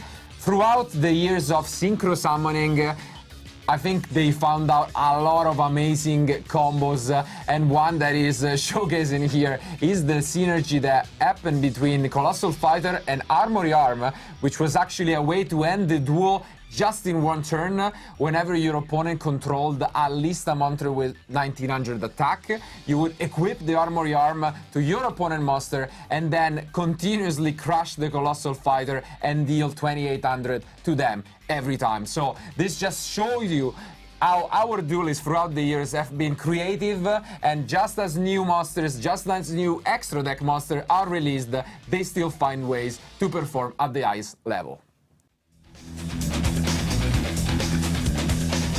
So now we're going to get into one of my favorite duelists from Yu-Gi-Oh! 5Ds, and that's Crow and his Blackwing deck. And it was all made possible because of this card, Black Whirlwind. When you summoned your higher power Blackwing monsters, you were allowed to go and search out a different Blackwing monster with a little bit less attack from your deck. And that was always amazing because two of the greatest Blackwings, Gale the Whirlwind and Kalut, allowed you to make even more plays after you'd summoned your first Blackwing monster. Kalut allowing you to pump up the attack points of your Blackwings, and Gale allowing you to reduce the attack power of your opponent's monsters, and it was a tuner as well, which allowed you into those synchro plays. But then the deck evolved even further. Yeah, because I do like making, you know, my synchro plays from the field, but you know what's even cooler? Making synchros out of the graveyard? And how could you do that? Well, this little fella right here, Blackwing Vayu, was actually why you could do that. Although you couldn't use it as a tuner while on the field, you could actually banish it alongside another Blackwing monster from the graveyard to special summon a synchro. That was absolutely incredible. It was a unique card that, although, you know, the name of the anime character was Crow, was the reason why people started using Diddy Crow as a way to actually counter the deck. But if you're familiar with Time Wizard 2010, this is just an incredible card. It is my go-to deck personally. I love, you know, playing with Vayu, with Raikou, Hamster, you know, a lot of these ways to just send cards to the graveyard. And I think it's actually an interesting matchup where you face off against Blackwing. And I can tell you my experience is this, because Blackwing is usually played by Alberto, but I think we all know how that ends.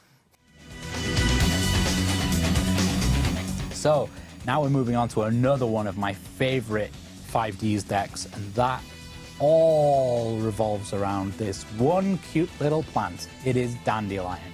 There were many different decks that have used Dandelion over the years, but one of the first ones was using Debris Dragon and Quick Draw Synchron.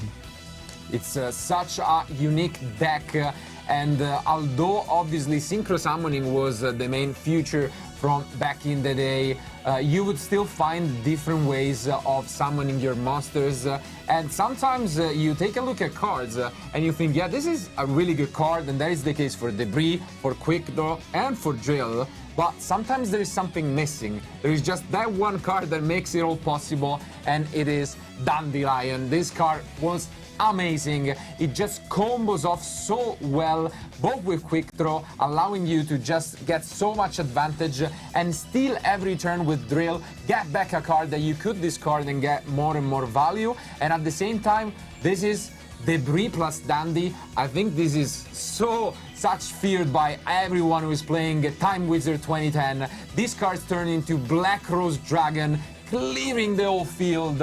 Darkhold plus Heavy Storm right there, and you still get the tokens since Dandy is a mandatory effect and that resolves first, so that's absolutely incredible card. And this card has been played a lot later on, and unfortunately we gotta say nowadays it is forbidden, so just come to show how this innocent plant card can be a threat.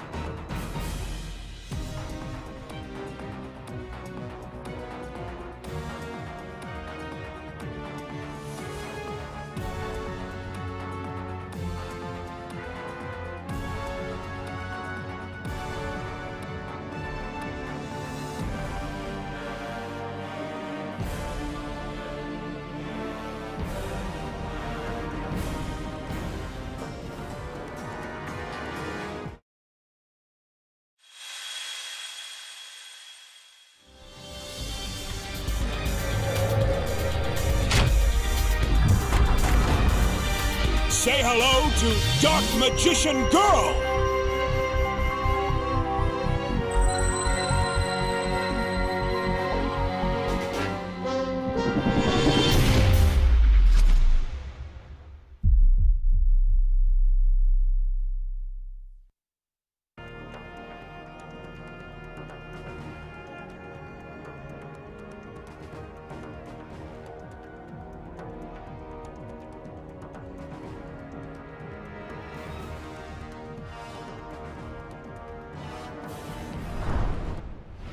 Welcome back to more of your coverage here at YCS Bologna. In front of me, I have our next feature match. We have Michele Savi and Victor Hinzi who are ready to kick this off. Gentlemen, we're going to do a high roll to see who goes first.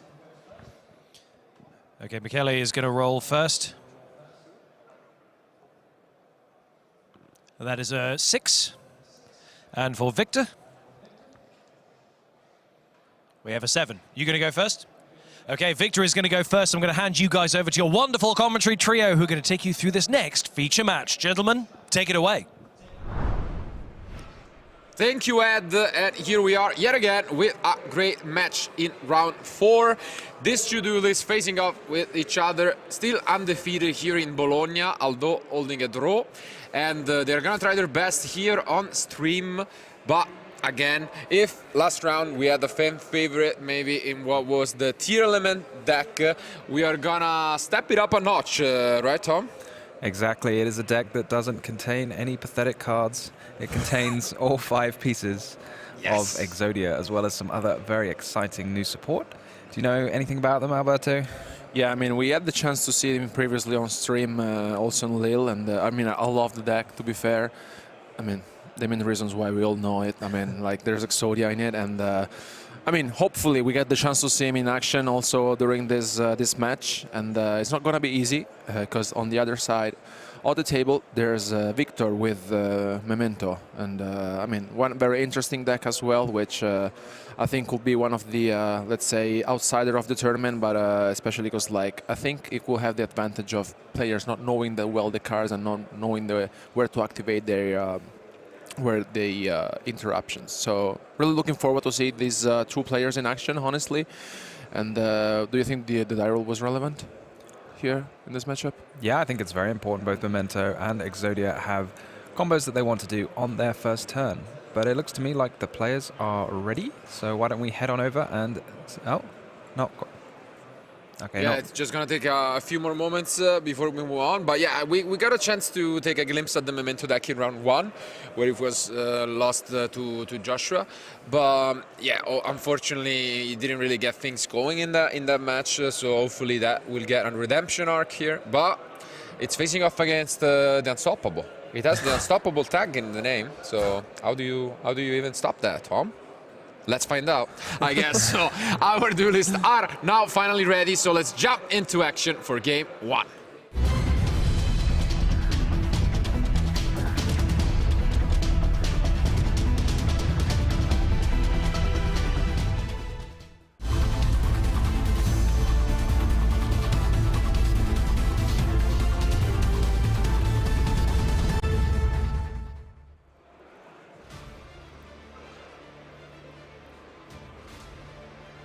And there we go. So it looked to me like Victor won the die roll and gets to begin. Yeah, so Memento will be going first, which at the same time is not the worst for Michele. Obviously, it will depend on the combo, but the Exodia deck has the capability of also going for an OTK pretty easily. So it's definitely scary. You say that they've got big monsters. Memento has got some big monsters of its own.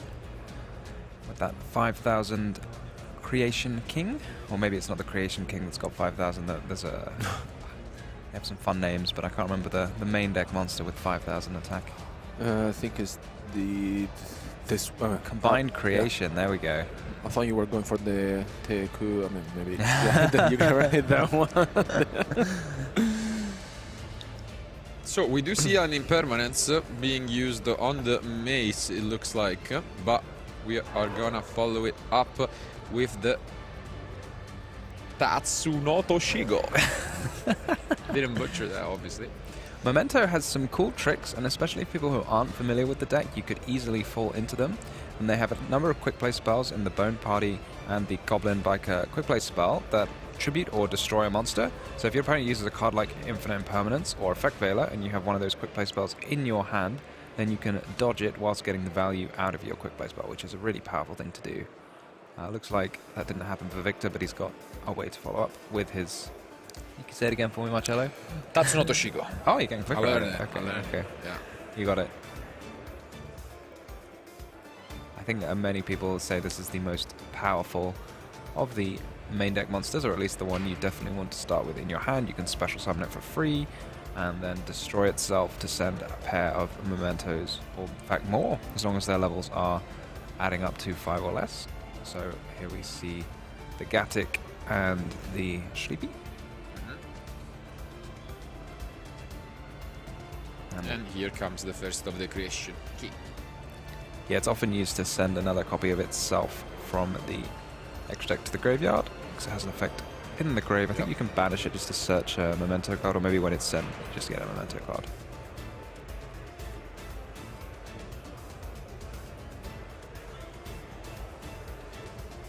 Basti was showing me all of these combos a few evenings ago, so I'm still not as good as he is, obviously, but getting a little bit more familiar. Yeah.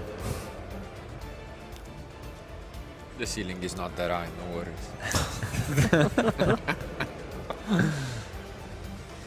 And okay, we're going to resolve. Is Michele on any going second, maybe spells to break fields? Let's see if... I mean, he's used an Infinite Impermanence, but maybe he'll have some extra cards in his deck. But I'm not seeing a lot to go second with, really. I think possibly relying on that Dimension Shifter, but unfortunately hasn't drawn it this game. Yeah, I mean, we've said it in our meta discussion as well.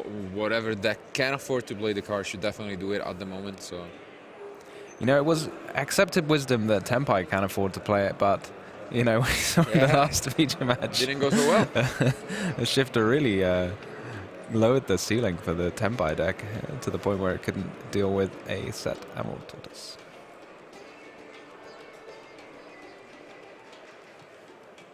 Memento, a lot of the cards, they don't have an awful lot of graveyard effects. There is the Gatic, because when you first read the Memento cards, and they all just like destroy cards from your deck, send cards from your deck to the graveyard really, really easily. The aim is, they don't all have graveyard effects, but they do benefit, obviously, from being in the graveyard. Particularly the Creation King can summon itself by shuffling 5 other mementos. So you want to get to 5 other mementos, and then you can get the Continuous Trap, which I've forgotten the name of, but it turns your combined creation into a sort of Appaloosa type threat where you can lose attack points to negate effects. The Cranium Burst. There you go. Yep. But I can't see it in the deck, actually. No, it looks as if he's not playing it, you know, Tom? It's a brick. That's ready. Yeah. Maybe he's got more exciting things to do. There's other plans, maybe. Yeah. I think we just got the Horn Dragon from deck. So... Go back to the Tri-Horn Dragon, of course. Yeah. Never really had a chance to put it in my deck, that card, but it is very cool. But it feels difficult to run it instead of a Blue Eyes White Dragon. It feels like it's going to often serve a similar purpose if you need it. I've seen it in some to remain in Team Exodia decks, just in case it's both a target for training and Allure of Darkness. So in some of those, you see it. Then you can play Cosmo Queen. Now. Now. But why would you? You lose, you know, so many fashion points. So. And all right, so we do see a pivot in what is a very popular card this weekend, of course, the Silhouette. Do you prefer the Silhouette track to the Azaru? I guess not necessarily, but it's really on what kind of interruption do you usually set up, I feel, with your deck, and whatever you feel like is lacking, you can complement with, you know, the right trap card. Overall, I would say the statue is a safer choice, but yeah, it really depends on the deck a bit. I mean, I think Mikhail is playing the statue, so they could have a fight. I'm not sure which one has more attack points. Yeah.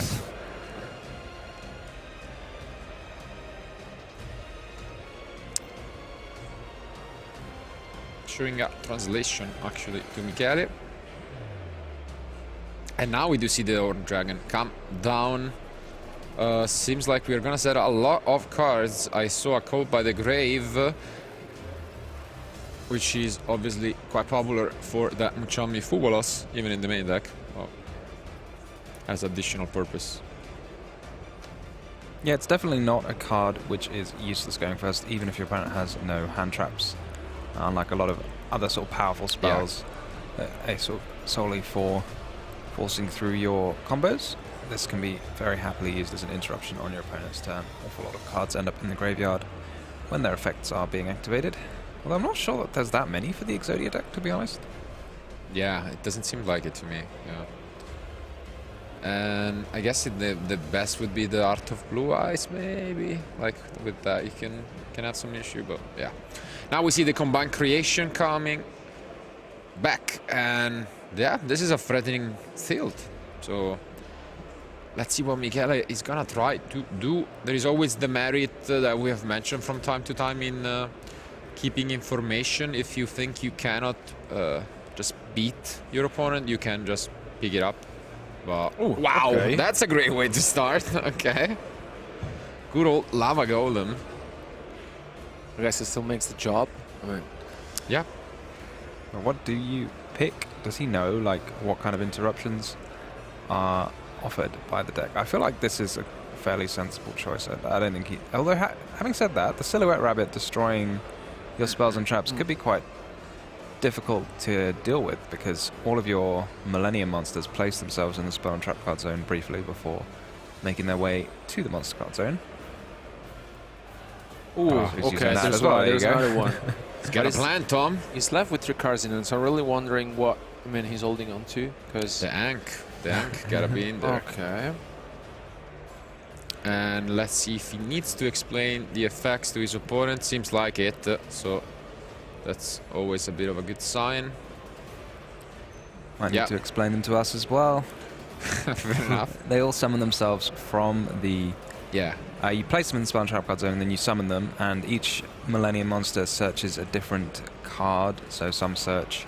one searches another Millennium monster, that is the Senjin. And the Golem, what does the Golem search? Yeah, it basically pays 2,000 life points, or reveal either a Millennium Ash in your hand, and then special summon this card, and then you can add the Temple from the deck.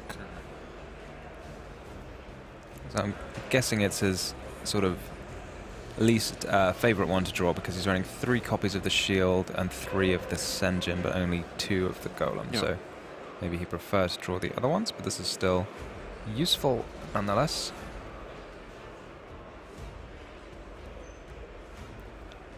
Temple looks like it lets you place more monsters in the spell and trap card zone. Every time I see decks which place monsters in the spell and trap card zone, I think, could you play it with Snake Eye? I think, well, can you use all of this synergy somehow? We'd like to. All right.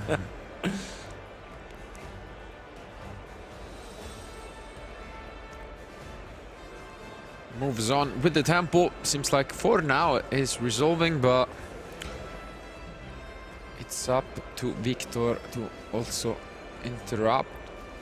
And seems like he finally flips his trap. Comes the Silhouette track.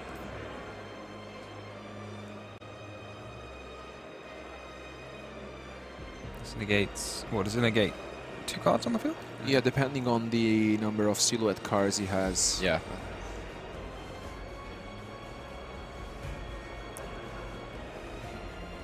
Ooh, but we do have another piece of the puzzle in the Sengen. So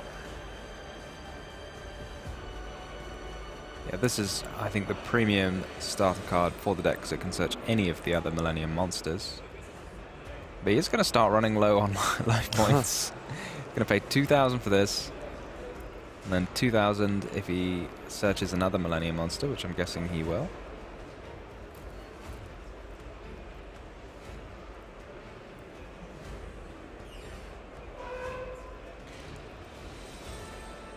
Here comes the Bone Party. Is this going to trigger some effects? I'm guessing, because on the face of it, I think it just destroys and adds or special summons. But I'm wondering what effects. I think the field spell has an effect when a monster is destroyed. You can special one back from your grave. Yes. Seems like he's also reading it, so he needs to know his own field spells. Yeah. Oh yeah, and that graveyard monster who I can't remember the name of it, special summons itself when it's a memento is destroyed. But yeah, I'm wondering, like, something's provoked him to do it now, so I'm guessing he's going to have some interaction at the end of all of this, and he's not just summoning a bunch of monsters right now for fun. Well, it was a Bone Party. But does the Sleepy get to fusion summon when it's summoned? Or is it an ignition effect? So it looks like he's summoning the Sleepy now. Let's check.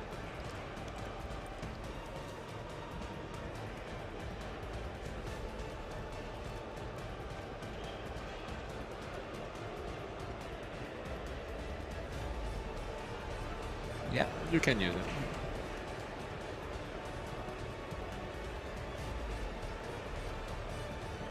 Yep, that's what's resolving. The Memento Thunder Dragon? I'm not sure if that's his actual name. It just looks a lot like Thunder Dragon to me, or the twin-headed Thunder Dragon at least.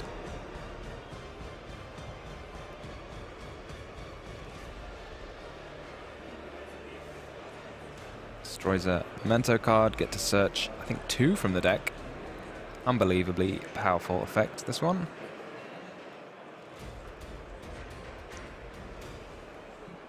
But yeah, I'm still wondering where all of this is going to end up, because he's done it all now, so I'm wondering if it's going to somehow destroy the Ascension.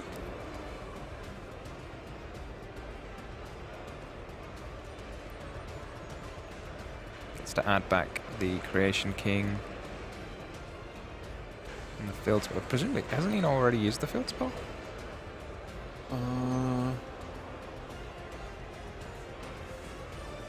Not sure, but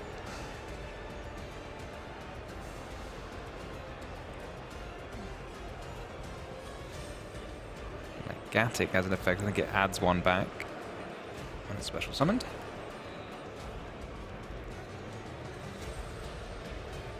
Quite a lot going on here, but it is Miguel's turn, so some effect should trigger from Victor at some point to, you know, interact with him, maybe. Oh, the fusion is face down. Okay.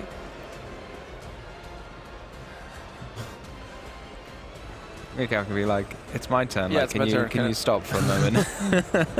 Let me do I'll something. remind you that it's my turn. Yeah. Yeah, during the turn, a card is destroyed, or maybe a memento card is destroyed. You can also use fusion materials from your graveyard. Here comes Combined Creation once again. It has an effect which can pop cards on both sides of the field. I'm not sure when you get to activate it, though.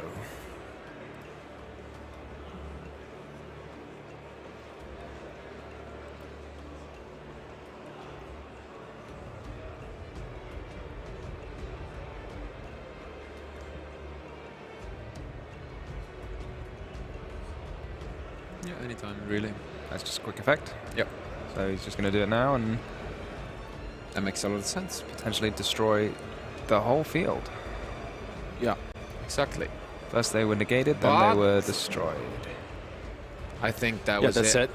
So very, very well played by Victor, who after a series of plays, even longer than those that he did during his own turn, is able to set up the Creation King once again and just completely disrupt the start, even through the Lava Golem. Yeah, I mean, very heads-up play. I'm interested that he's dropped that Cranium Burst, which is the thing that I've seen a lot of Memento players kind of end on. It's a very powerful interruption. But having said that, in my own deck build, I'm always a fan, you know, if you can remove like a piece of the end field at the expense of like making your deck more consistent, then I would love to do that. So if you still think, right, I can get to enough interruptions without having to put this trap in my deck, that's the kind of thing I love to do when I'm building decks. I also feel like that Victor was capable of like, you know, showing us the power of the deck, right? Because I think it's very difficult to play against. I mean, there are a lot of different, you know, plays. I mean, as we saw just now, especially like in Michele's turn, and I really feel like it's one of those decks which you really have to respect entering into a tournament like this, especially because, like, if you don't really know where to activate your hand traps, for example, I think you are in very big trouble.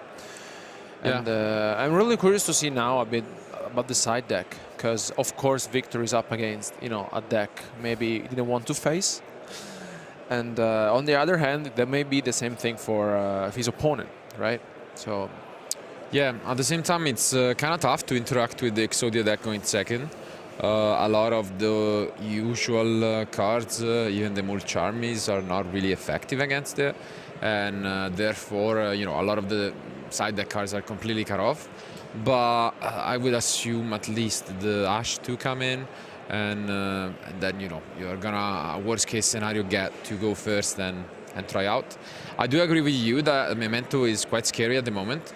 At the same time, it falls into that category of decks of a lot of players not really being familiar with it. And I think that's the biggest strength, because it's a lot of cards, and it's a lot of cards that are not really, or rather cards that are unique to the deck. So it's not like you're going to encounter them often, and this makes it very tough for you know, the usual duelist to be there and actually commit, just like we have seen with the plan deck, you know, dominating event after event. Maybe now it's time for Memento, but I guess let's find out, as they are basically done siding, so we can jump right back into action.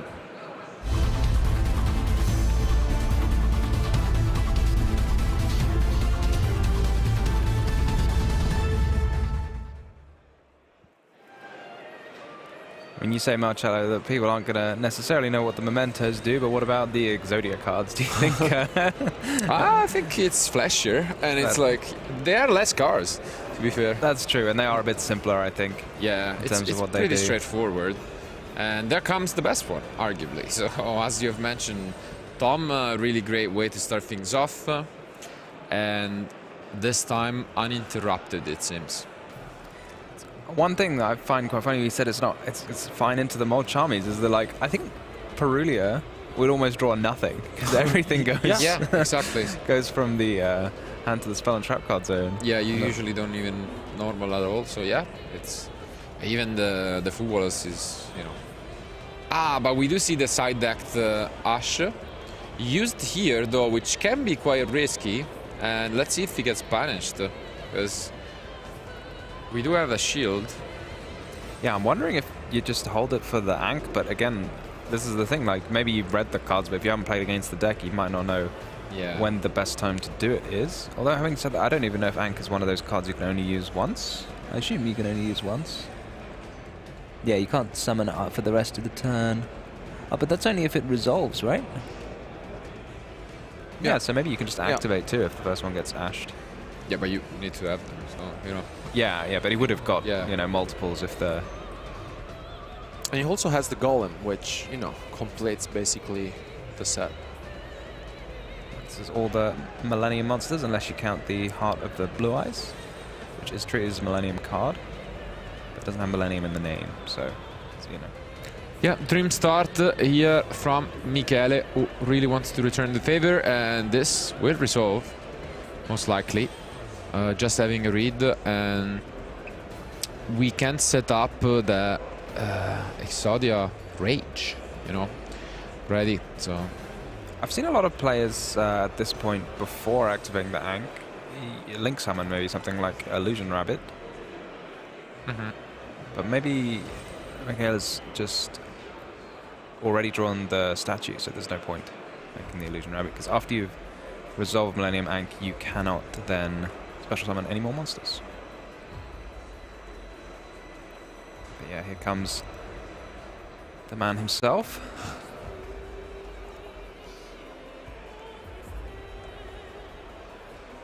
Most powerful monster in all of Yu-Gi-Oh! Exodia. Can negate a spell or trap once a turn, and also during the end phase can set one of his themed traps. Oof. And we paired it with most likely Secret Village of the Spellcasters, right? Yeah. That's a scary one. What are we giving our opponent, okay?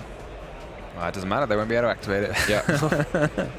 Unless you specifically draw the Witch, right? Which is I assume it's a spellcaster. I know it's got Witch in the name, so it's a good guess. Fair enough. But yeah, this is a scary start. As you have mentioned, usually you would pair it with the Silhouette, but works for me. And let's see if the name stands for itself. Is it Unstoppable? Well, it looks to be in this situation. Destroying the whole field, negating spell or trap, no other spells. I mean, maybe. I don't know how easily the Memento deck can just play with its monsters. I mean, a lot of decks can do that, but Memento also has some very powerful spells that it likes to use, so... Absolutely. And very good stuff from Michele, especially because like if the Ash Blossom was activated, then he basically has the Unstoppable Exodia compared with the Exode, which basically can get rid of his opponent's entire field. And I see a couple spells in the end, and the Droplet would have been really good. Ah, but it's paired with the Witch, so you are going to get to use the Droplet.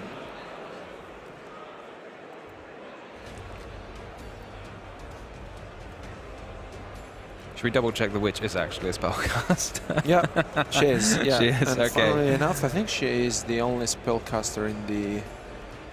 Oh, and he's only running 2 copies as well. Yeah, I mean, yeah, that was needed. A dream.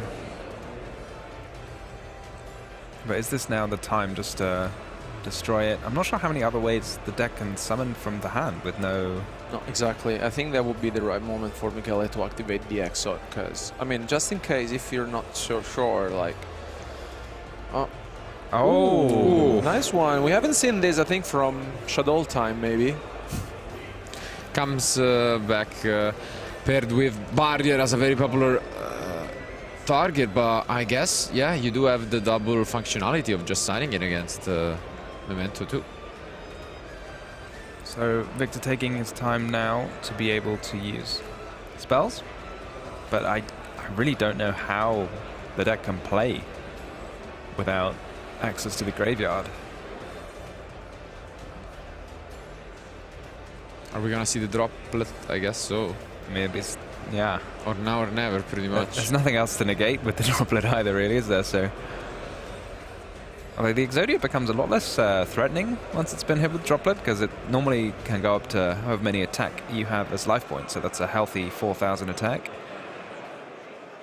But in this case, it will have its effect negated, so it'll stay at 0.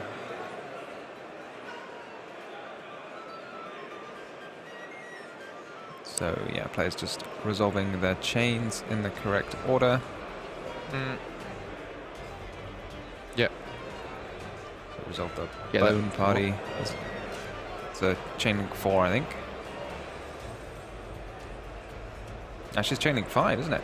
Yeah.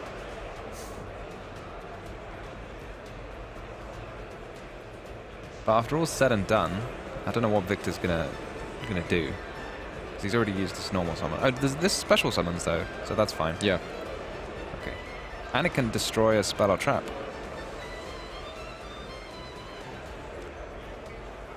Yeah, but even if it destroys the village, I mean, maybe he's forced to go for the Exode, but I'm not so sure, honestly, if... Oh, does it get destroyed by the Sachinoko? Does it target? No, I'm looking. I think it's the Sachinoko, not the Dark Blade, or maybe he's using the Dark Blade now. Because it still looks like this is one chain. No, this is still part of the previous chain. Yeah. So it's being destroyed by the Sachinoko. But that's not really what you want to happen, because everything's just going to end up banished. Yep.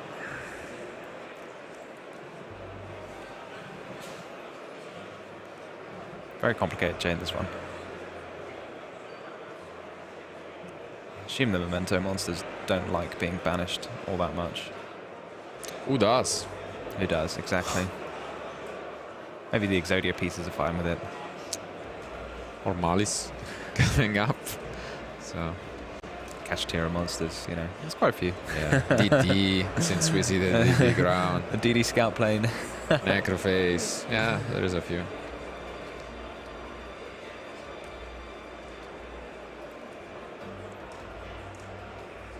Okay, what now? We have 2 cards remaining. Still, the Exod Fires of Rage is face down, representing a total blowout. This might be forced out by the Sleepy itself. So you just summon it. It's got more attack than Exodia. Who would win? The unstoppable Exodia or a Sleepy. A Sleepy Sheep.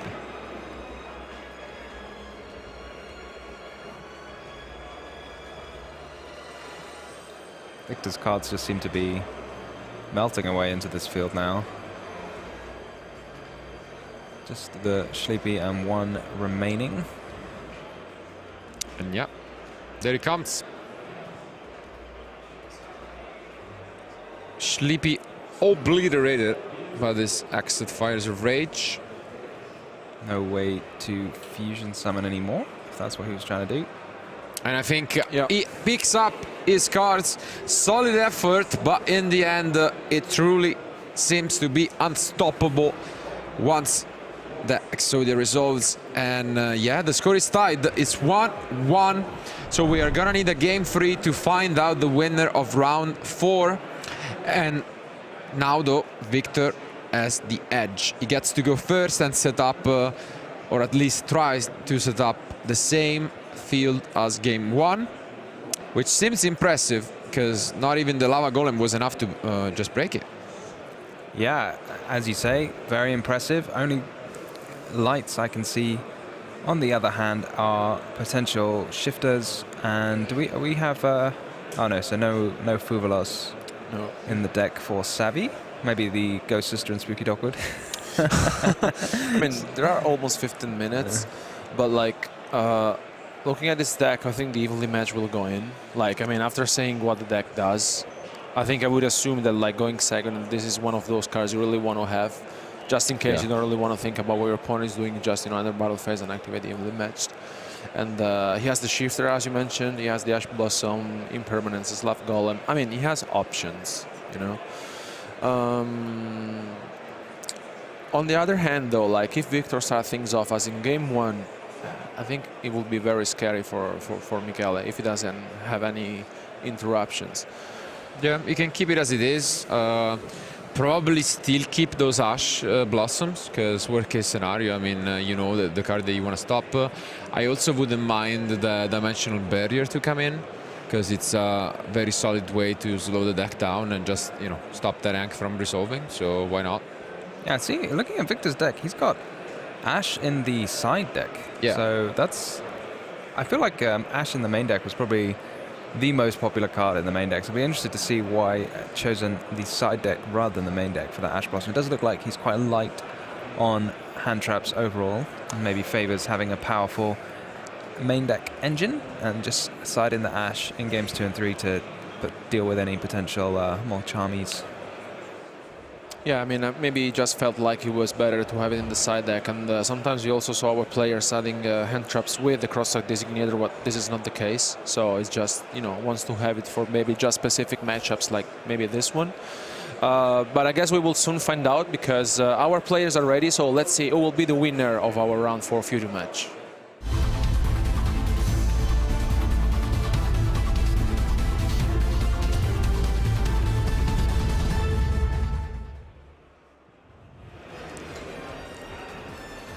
Players just doing the final cuts before the game is started. Victor presumably going to take the chance to go first, as we can see.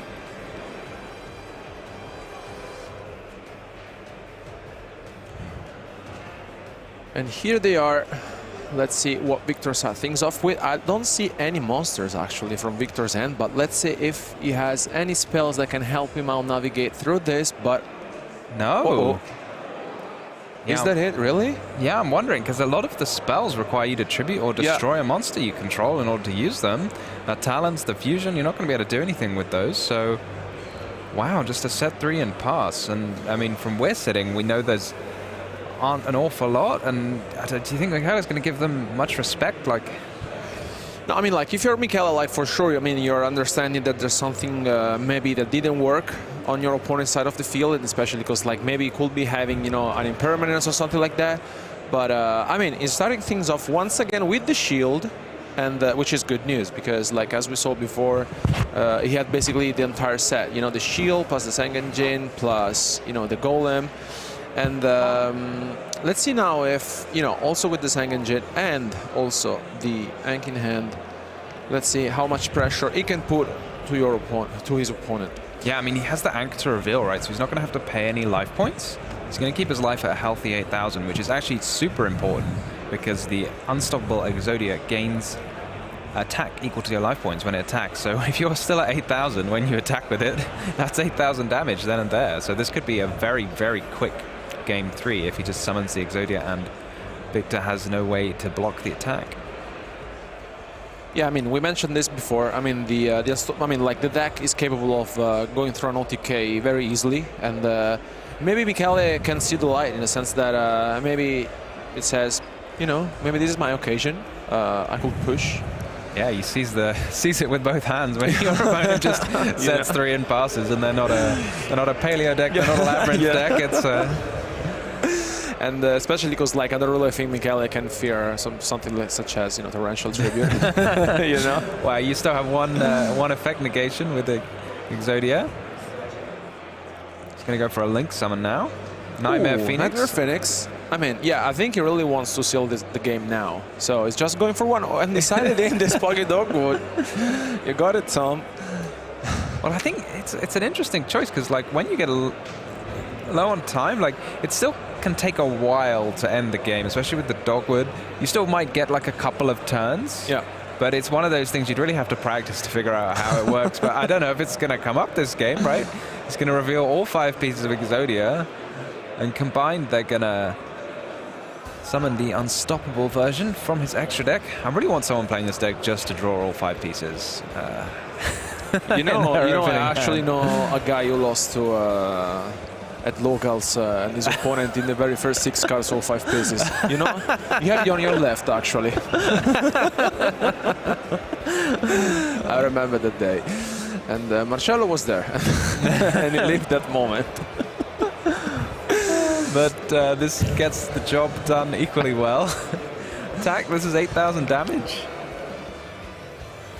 And there it is. And that's it. Yes. Michele seals the game and wins the match 2-1. And very well played by Michele. And I really feel like that, you know, he came back, you know, victoriously into this one. So let's go quickly back to us for the post-match discussion. What a match it was here in round 4. Couldn't ask for more. A lot of emotions, but in the end, it really and truly was unstoppable, as it showed. Wow. Yeah, I mean, a roar from the crowd there. They obviously very much enjoyed watching that 8,000 attack point swing. It's not every game you get to see a monster with 8,000 attack. Just one hit, boom. Game over. No, I mean, but we mentioned this before. I think the deck is very, I mean, it's scary, and he can afford to play hand traps. He has the Lava Golem, so even though, like, you want to set up a field, you don't really think about that, you know, because, like, how are the chances that your opponent is playing a card such as Lava Golem, right? And on the other end, there's also the Unstoppable Exodia, which by himself, you know, is incredible, honestly. Yeah, I mean, it's it definitely had a bit of everything. Luckily, at least in game 1, we got that redemption from round 1, where we got to see the full potential of the Memento deck and how many layers of different type of interruptions it can set up. In a way, it reminds also the branded Chimera deck. You can, fusion summon during your turn, but then even set up more. Still have a lot of recursion, but yeah, it can be a scary one. Unfortunately, though, maybe it's the stream that doesn't bring it the best of luck. We did see that break in game 3. It can happen. Obviously, it's a shame, but at the end of the day, I'm sure it would have been a close one nonetheless. Because in game 1 we saw the full potential instead on the other end of the Exodia and the Millennium deck. We have used to it. We have seen it plenty of time now, both in Lille and also at the UK Open. It had a pretty good show. It seems like a consistent option across the field. Still, there is room to debate about. Maybe we'll be able to ask about that line of the silhouette rabbit being skipped when usually you wouldn't see it, but I guess this settles it. We have our response on what's the best trap, right? I don't think that's how it works, but no trap. Yeah. I mean, if I was a Memento player, I'd be very scared to go on the stream. They seem to be cursed with their drawing some very weak hands. Yeah. Sad to see, but I mean, it's a great deck when it goes off. I mean, it has a lot of different things you can do. It gets to play on both players' turns, which is kind of the modern Yu-Gi-Oh! Deck's dream. It has ways to destroy cards, it can fusion, it can link, it can do pretty much everything you want. No, I mean, you have a lot of choices, and we mentioned this before. I think entering into a tournament like this and playing a deck such as Memento, I think you have the advantage of, maybe my opponent doesn't know what I'm doing, and maybe doesn't know exactly where to activate, the hand traps, for example. And I think the deck is very fun to play with. It's still, let's say, new in the sense that maybe players are not so used to it.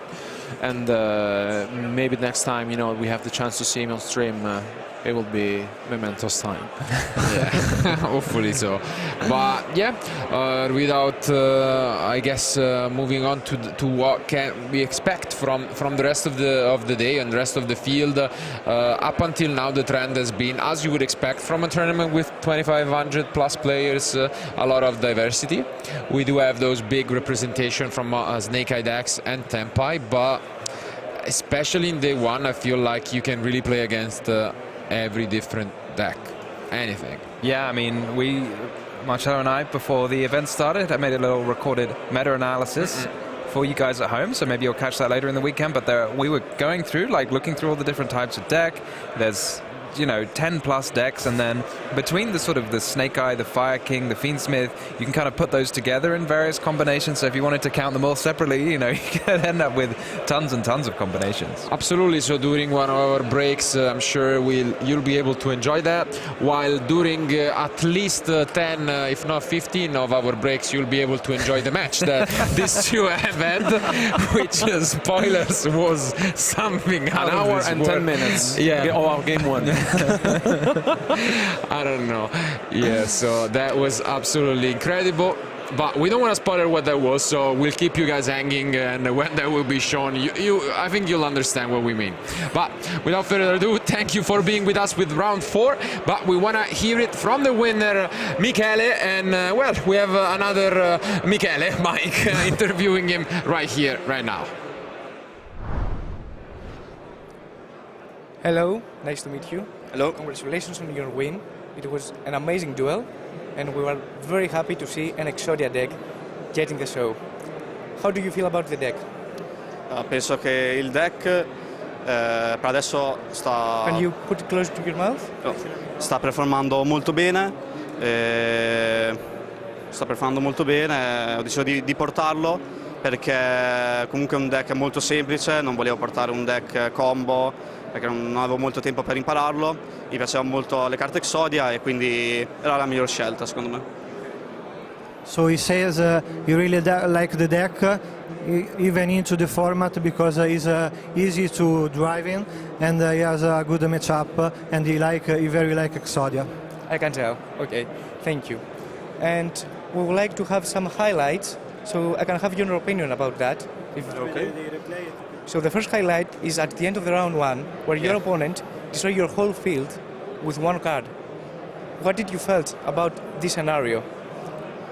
I was in a really bad position because the 2 impermanence was not that really great. I did it in 2 very bad spots, The first one in Maze was like, maybe was good, maybe not. The second one, I could use it on the big monster instead of the rabbit, and then Lava Golem the rabbit, and what was the other monster? The dragon. Okay, I see. So, otherwise, on round 2, you had an amazing field, and of course, in my opinion, there are 2 amazing cards on your field. Of course, the Unstoppable Exodia and the Village of the Spellcasters. Yeah.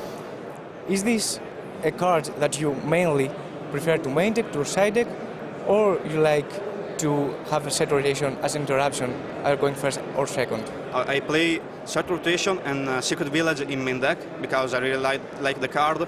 Versus Tempai, when you activate Secret Village, is 100% a win. And I really like the card, even if I do the set rotation and one of the 2 field spell is really bad. It maybe happens, but... Okay, I see. And of course, our last clip, I think it's what everyone wants to see. Is the one that you pop your opponent. I mean, the trap is an amazing card. I want to ask you, what do you feel about this card? The flame, the trap card. Yeah, is really good. It's the main interruption of the deck, I think. The fact that you pop all the opponent fields, and then from the graveyard you can banish it to add a piece, or shuffle back piece from the graveyard to banish, is really good. Really good versus Runic. And the last card I want to ask your opinion about is, of course, the Millennium Act. That you literally revealed 5 pieces of the Exodia to summon the Unstoppable Exodia. Tell me how you feel about this card. Really, really good. I love that card. When I have it in the hand, is. I mean, it's not every time that you see someone revealing 5 pieces of the Exodia and then summoning the Unstoppable Exodia. An amazing card. I bought it all quarter century only for him. I can tell they look amazing. Yeah. So thank you, congratulations again for your win, and I hope that you do well in the main event. Thank you. Thank you everyone for joining us, and back to you, Ed. Thanks very much, May, and it is always exciting to see Exodia in this tournament. So congratulations there to Michele. And we've got plenty more coming your way. Now we're in the midst of those in-between rounds, waiting for our round 5 feature match so we can bring you something exciting for that one. But in the meantime, we've got even more of that pre-recorded content. So let's have a look at some more quarter-century memories with Luke and Marcello.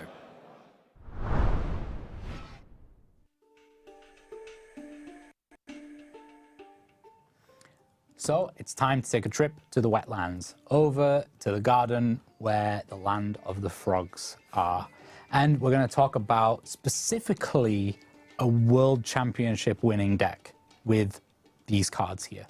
Subtoad, one of the trickiest, cheekiest toads, shall we say, in the entire game of Yu-Gi-Oh! Tell us about it, Marcello. Yeah, again, lot of destruction. What a set it was, and if a lot of players focused on the big boss, Judgment Dragon, which looks a lot more threatening than just a 100 attack monster, oh well, they were wrong, because this card was absolutely incredible. It's important to mention that back in the day, there were a little bit of a different rulings. There was priority, so essentially when you normal summon a card, you could still use the effect immediately before your opponent got a chance to respond to it, which made this card even better, because essentially it's not a once per turn. It was one of those few cards, honestly the only one I can think of with a similar effect back in the day that was not once per turn. So as long as you had any other monster next to it, your entire deck,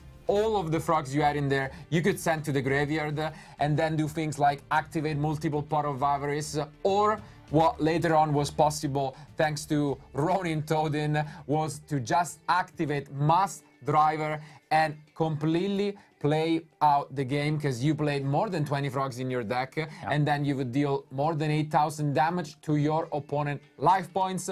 This was an amazing strategy that not only won the European Championship in 2010, but moved on to win even the World Championship.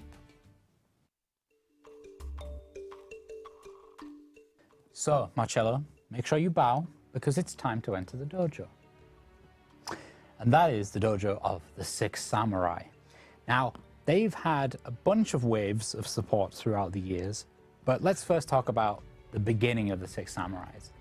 Each of them had their own unique effects that they were able to use whenever another Six Samurai monster was on the field, and they had that additional effect where when one of them was going to be destroyed, they were able to destroy a different one on the field. Very, very sneaky. But one of the most amazing things was Grandmaster of the Six Samurai. Whenever you had any Six Samurai monster on the field, the Grandmaster could make an appearance straight from your hand. And he had a great stat line to boot. And his effect to just constantly recover either himself or other Six Samurai monsters made him really powerful. And the boss monster at the time that was being used for Six Samurais was Great Shogun Shien. What a card. Stopped your opponent from playing multiple spell and trap effects in one turn. And yeah, huge, huge attack points. But we then saw an evolution. Absolutely, because we also entered the realm of Bushido, in particular Bushido counters, that is, because a lot of powerful continuous spells were released, and one to rule them all was the Getaway of the Six. What a card this was. Honestly, it did everything the deck needed, and although it did take some time for it to see action, because the deck still didn't have every single piece it needed, this turned out to be a powerhouse once Kizan got released, because the deck got a very consistent way of just summoning more than a single Six Samurai per turn, which is what makes Getaway able to then use the reinforcement of the army kind of effect, searching your deck and then summoning more and more monsters into the field. But that was not the end of it, because Shiens were gonna come to the party, and with the new boss monster that was actually a synchro, and there was obviously the legendary Shien, which was one of the first instances in which a deck could put up a negation, actually. Yeah. And this was a very consistent spell and trap negation for the deck, thanks to the tuners that were released. And so Kageki and Kagemusha, you could play and just completely overwhelm the field.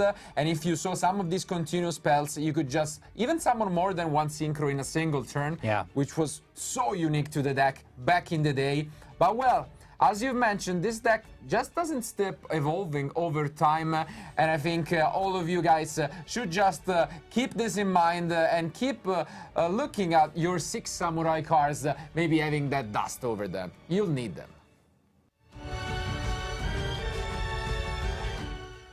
So, Marcello, we're going to talk about one of the most difficult monsters to get rid of in all of the history of Yu-Gi-Oh!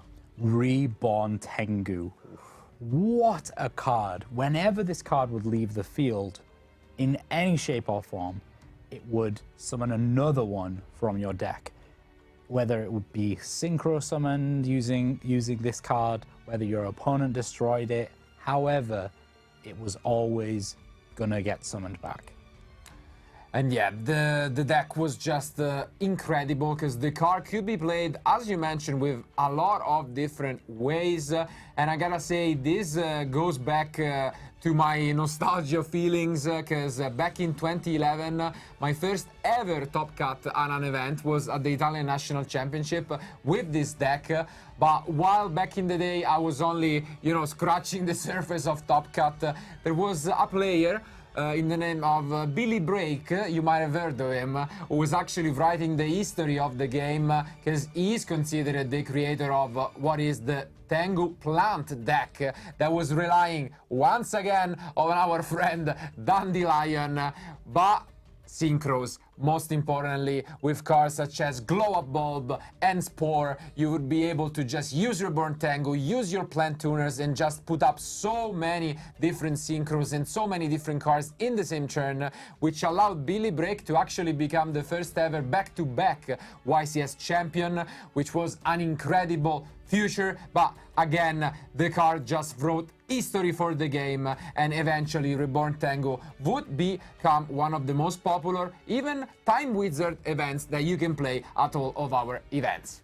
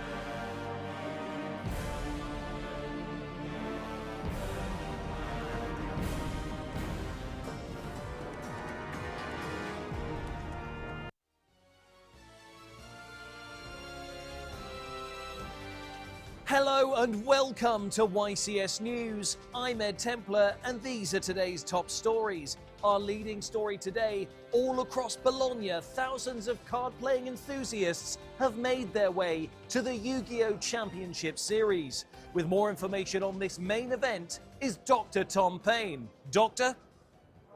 Thanks, Mr. Ed. I'm over here at the main event stage where players have been signing up this weekend. We've got over 2,000 duelists already signed up, so it's going to be a fantastic weekend for everyone involved. Ed, back to you at the studio. Thanks, Doctor, but that's not the only thing happening here at YCS Bologna. In fact, there are public events which people can take part in. With more information is our Italian correspondent, Alberto. Alberto? And thank you, Ed. I'm here at the public events because this weekend and throughout all days, there will not only be the main event, but also public events.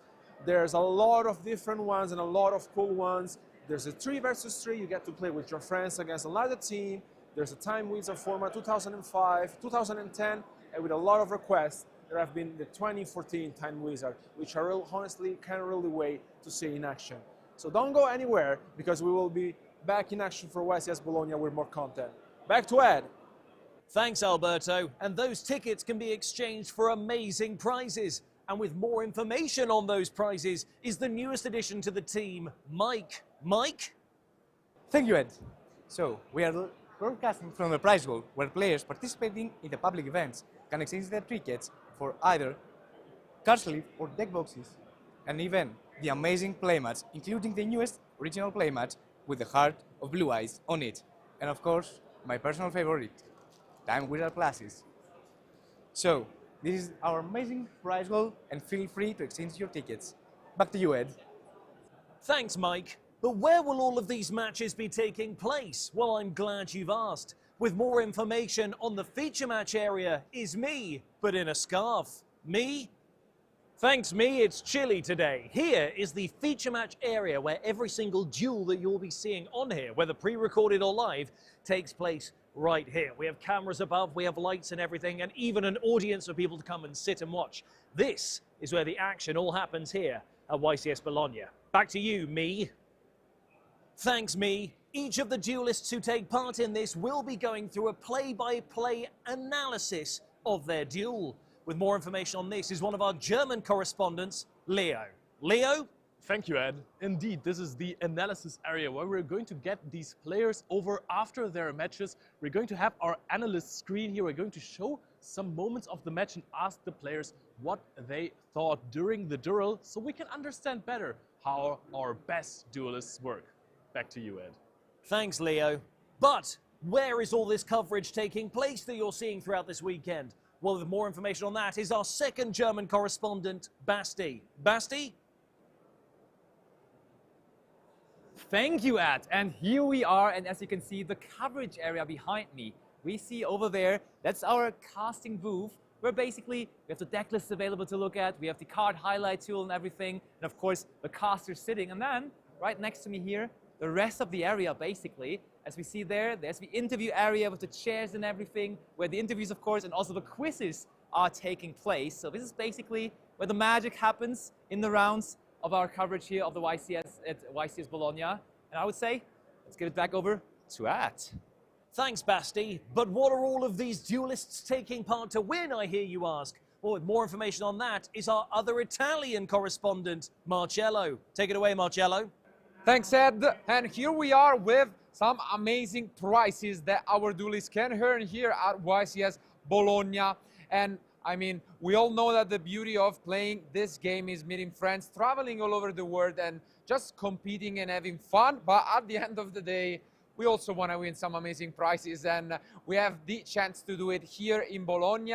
And as well as some familiar things here, we have a lot of new introduction for the season, as we have seen from YCS Lille as well. And first and most importantly, there is a new prize card in another verse, Solaria, which you can see displayed here in the ultra rare copy that is going just for first place, but as well as the amazing trophy that also depicts the card. But you can get your hands also on the playmat if you make it all the way to the top cut, where the card is also displayed. But again, there are a lot of exciting new things that you can win here in Bologna, starting from a new console, as you can win the Steam Deck all for yourself, where you can play a lot of different games. I'm thinking Master Duel, of course, and grinding even some more Yu-Gi-Oh! In your free time. But the main inclusion, something that personally I'm a bit jealous of, because back in the day when I was playing it was not there, are these incredible YCS sleeves. I absolutely love the logo, and yeah, it's completely exclusive to the event, so it makes, you know, adds a little bit of steam. And personally, a favorite of mine are also these dices, metallic dice that you can win from top 8 on, usually, and they are really cool. If you open them up, I mean, I'm a fan in general. I've been playing the game for a lot of years, just rolling some dices before the match, and the case is actually pretty cool because it's all branded. You have the YCS logo as well on the dices. You get 4 of them, and that, I think, is a very exclusive thing, and it comes with bragging rights once you're back home to just take these bad boys out and, you know, claim that you have made it all the way down to an interview. Most importantly, the real prize is you get to be interviewed by Ed. So on that note, try your best this weekend and upcoming events to win these amazing prizes for yourself here. The competition is going to be amazing, but we all want to find out at the end of the day who will take this bad boy home with you. So thank you again, and now back to you, Ed. Thanks, Marcello. Now I'm wearing a coat. That's all the news we have for you about the Yu-Gi-Oh! Championship Series in Bologna. But make sure you guys stay tuned for more as this develops. Ed Templar, YCS News, wearing a coat.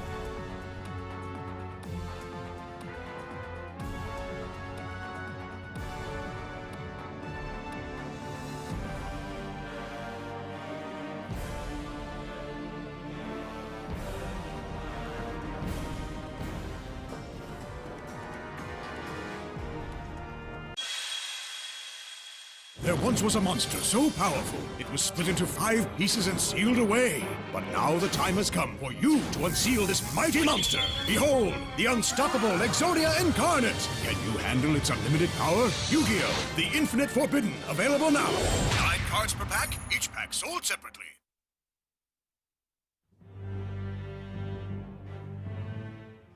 So, Marcello, we have a return of the king, and that is our Monarchs.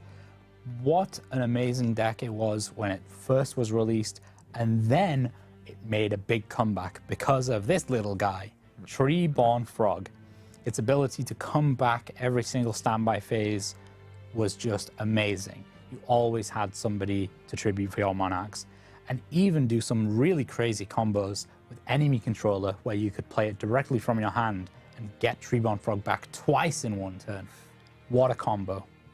And yeah, not only that, the card was just unique in a way where it worked even if you discarded it from the end, so just another way to get, you know, some advantage.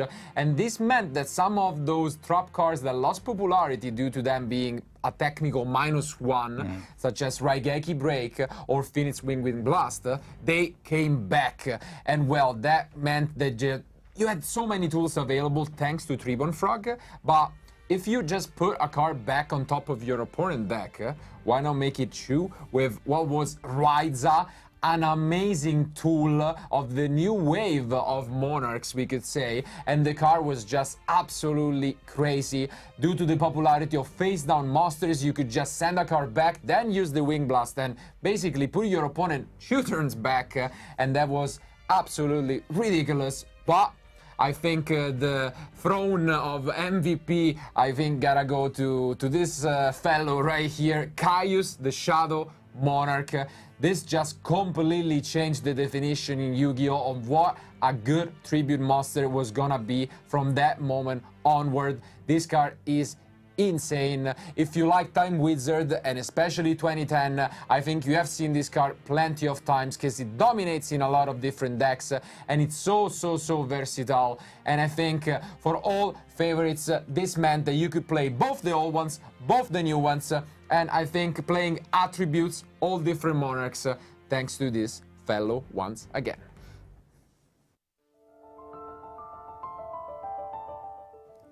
So, we're going to take a trip through the gateway to Dark World.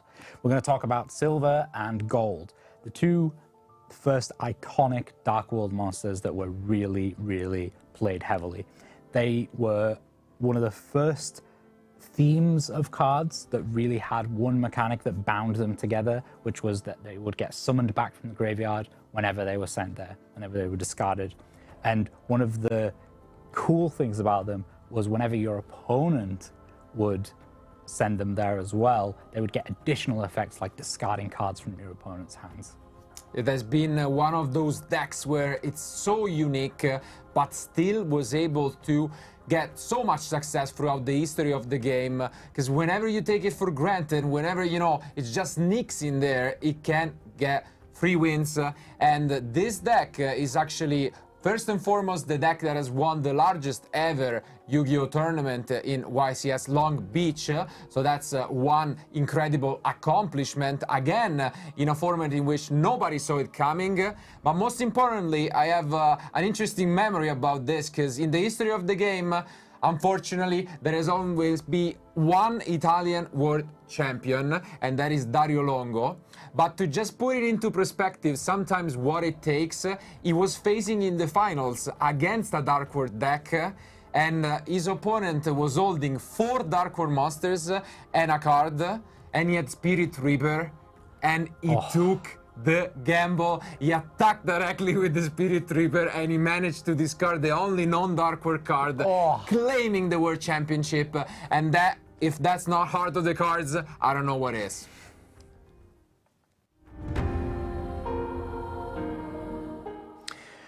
Right, Marcello, it's time to enter the world of chaos. Darkness and light combined into the envoys of beginning and end. First, let's talk about Blackluster Soldier. Used for a very long time, right up until even 2009, with the Twilight Light Swan deck. Such a powerful card, being able to just banish any monster on the field or getting that double attack in was so powerful. Back in the day during 2005, being able to destroy 2 monsters with one of your own monsters, or even just banishing monsters back then was so incredibly powerful. We've talked a lot about Dandelion throughout our compilation. Dandelion doesn't like being banished. Absolutely not, and the card has remained, as you've mentioned, competitive for multiple years, but again, for fans of Time Wizard, 2005 is quite popular, and I can tell you that Black Cluster Soldier is by far the, most the scariest monster out there. It's a threat to be reckoned with, and you should always keep that in mind while playing during that format.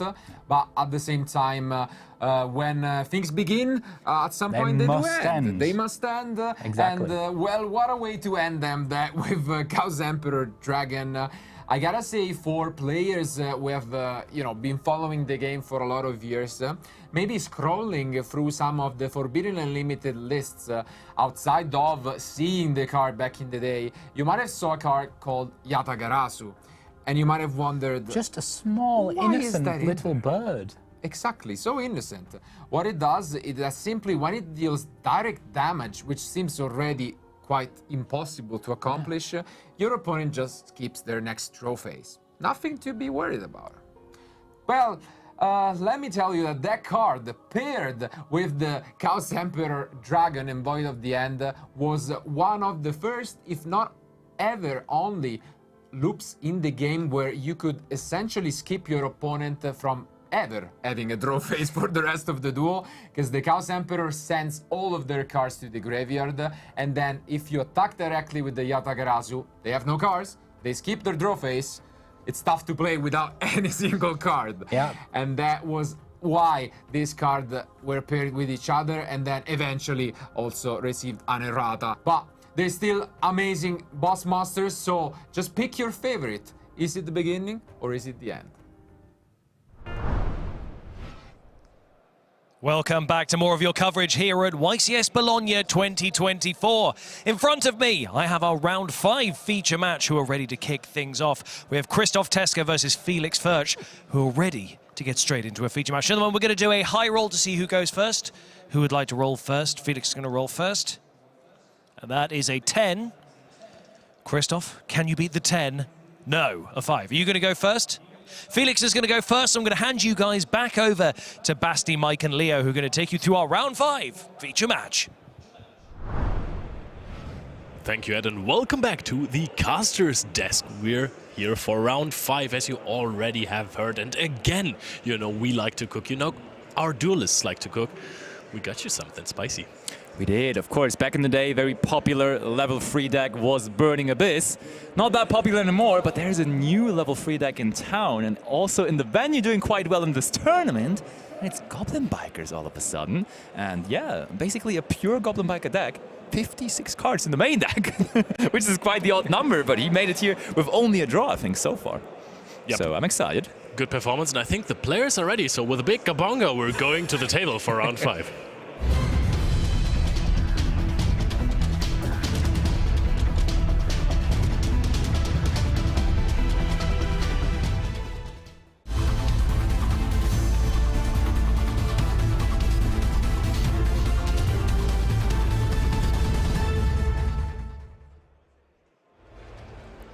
But the one in the spotlight, first of all, because winning the die roll is Felix, and we are coming back with actually the winner deck of our last European YCS. The winner deck of YCS Lille was Fiendsmith, Jubel, and Felix is still relying on the strength of those Jubel cards. And when you're opening that card, that Nightmare Throne, you are off to a good start, that I can tell you.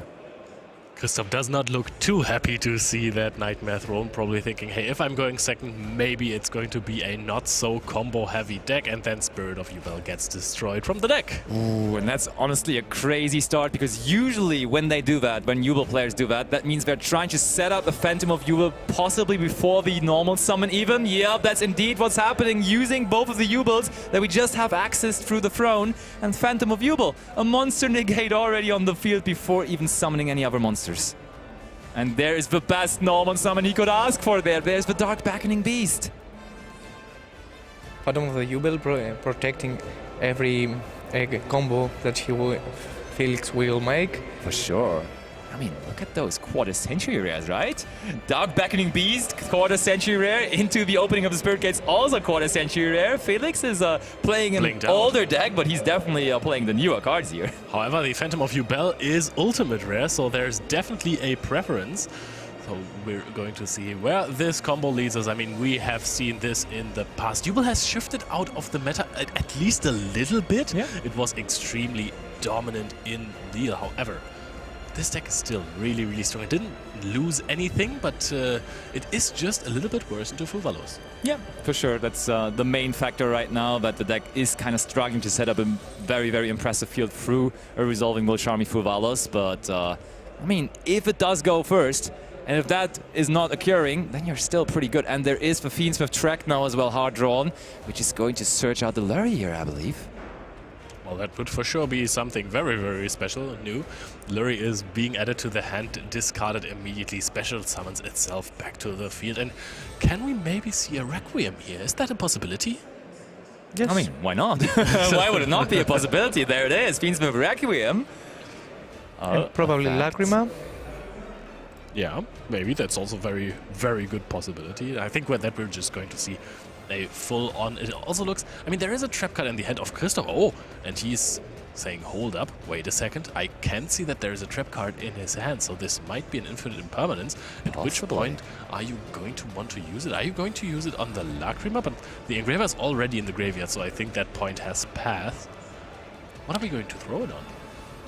I feel like maybe on Sequence isn't that bad. That could be the one we're waiting for.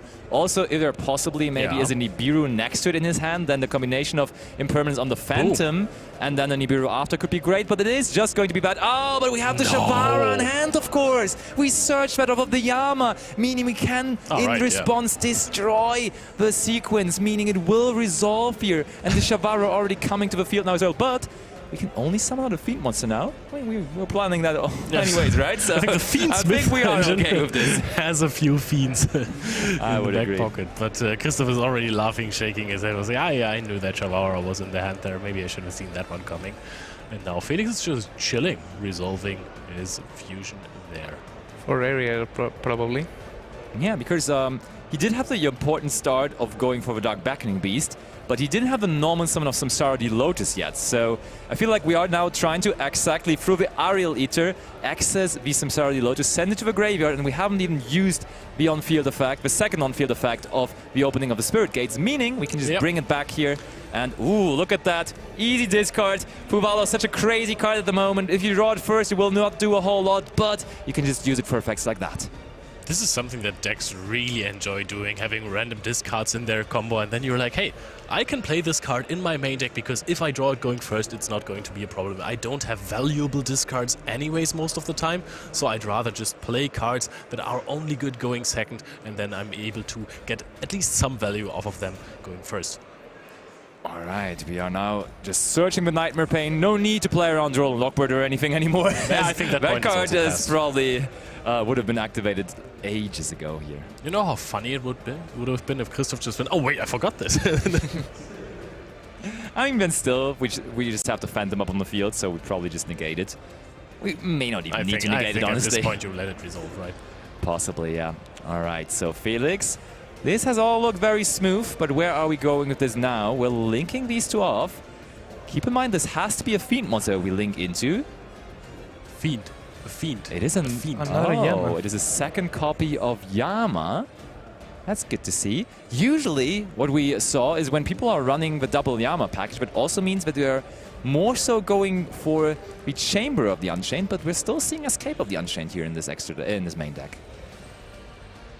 I really like the Chamber. Yeah, same. It feels like you can just play on so much more. You are not reliant on having your Unchained Link monsters left on the field. You can just play your combo further on with them, use them as extenders, and then in the next turn... No, I totally agree, for sure. Ooh, look at that combination. The OG Jubel and also the Terror Incarnate next to each other in its newest rarity. This is looking beautiful. And from the previous round that we had the Exodia, now we have the original Ubel. Oh yes, it's looking bright out here in Bologna with all those cool decks.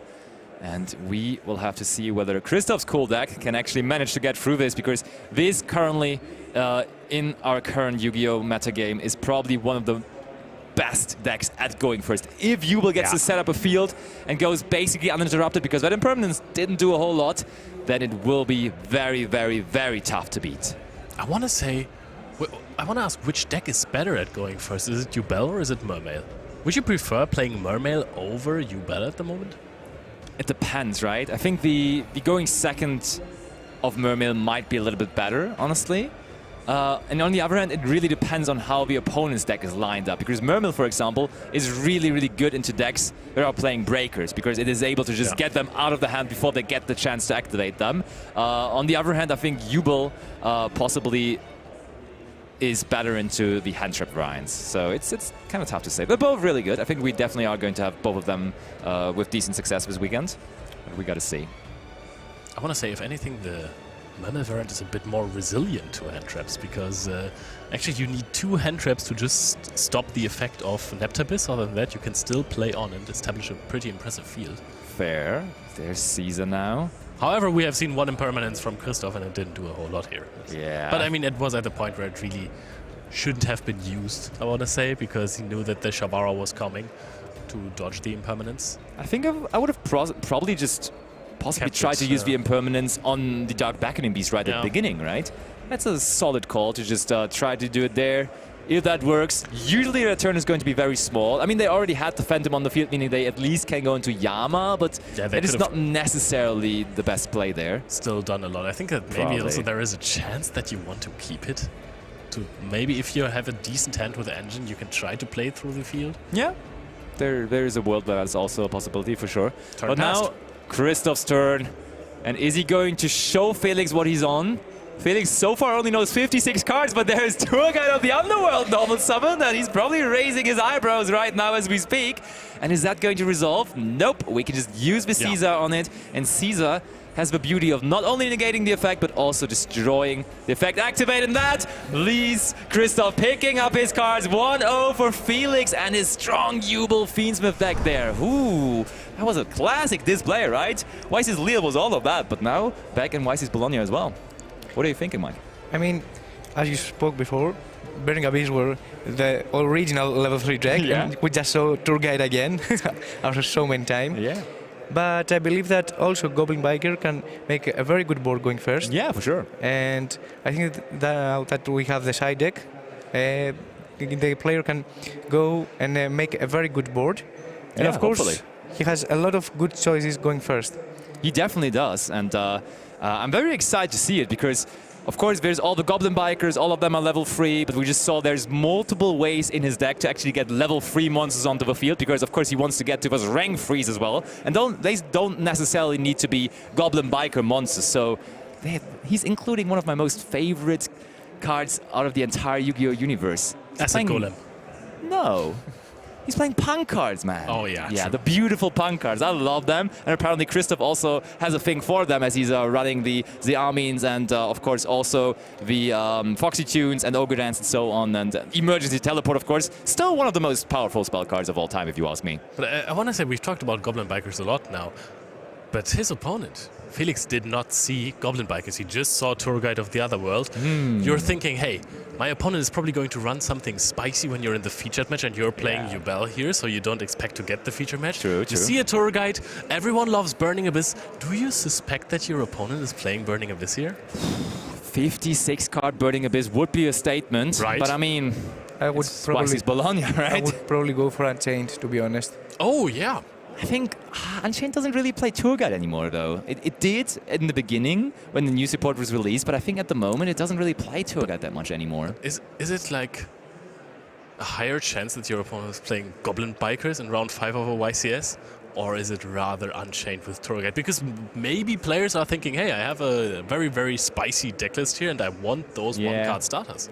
I think with 56 cards, I am leaning towards Goblin Biker, honestly. But I mean, that's going to be now the question that his opponent, Felix, has to answer, because Felix is one-side thing right now. And on the other end, of course, we got to ask ourselves, is it that much of a difference? Like, what cards are you going to bring in going Exactly. second versus Unchained and Goblin Bikers? It's probably going to be somewhat similar because, for example, I see Forbidden Droplet in the side deck. Seems like a no-brainer, honestly, against both of these decks. And then there's, of course, Mochami Perulia. Same thing, kind of. Leo spotted the Cosmic Cyclones in the side deck as well. I mean, you can bring those in as well, obviously, sure. But yeah, we'll have to see how this one plays out because I'm ready for some level 3 and rank 3 comboing, I can tell you that. Yeah, and the duelists are ready too, I think. So let's go over to the table.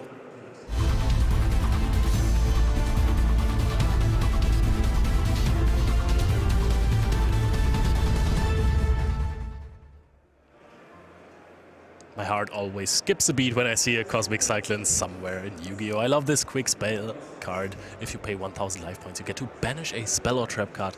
Magnificent. Would you side it in now without knowing your opponent? Always, especially when I'm not knowing the deck of my opponent, I would side. Also, if there is a chance that's Unchained, I think Cosmic Cyclone makes a lot of sense. It ain't bad, but now Christoph's turn it is, and he gets to start this off. Let's see what he got here. Out of his 56 cards, which ones found their way into the opening hand? And, oh, the Armin, let's go. And immediately the Kagamucha Knight. That's a classic one as well from back in the day. Of course, just on a normal summon, you get to special summon him from the hand. So that means immediately 2 level 3 monsters on the field. Oh, but there is a Fuvalos activated right after. I mean, I was just saying, we're trying to set up so many Exceed monsters. That's like the plan of the deck.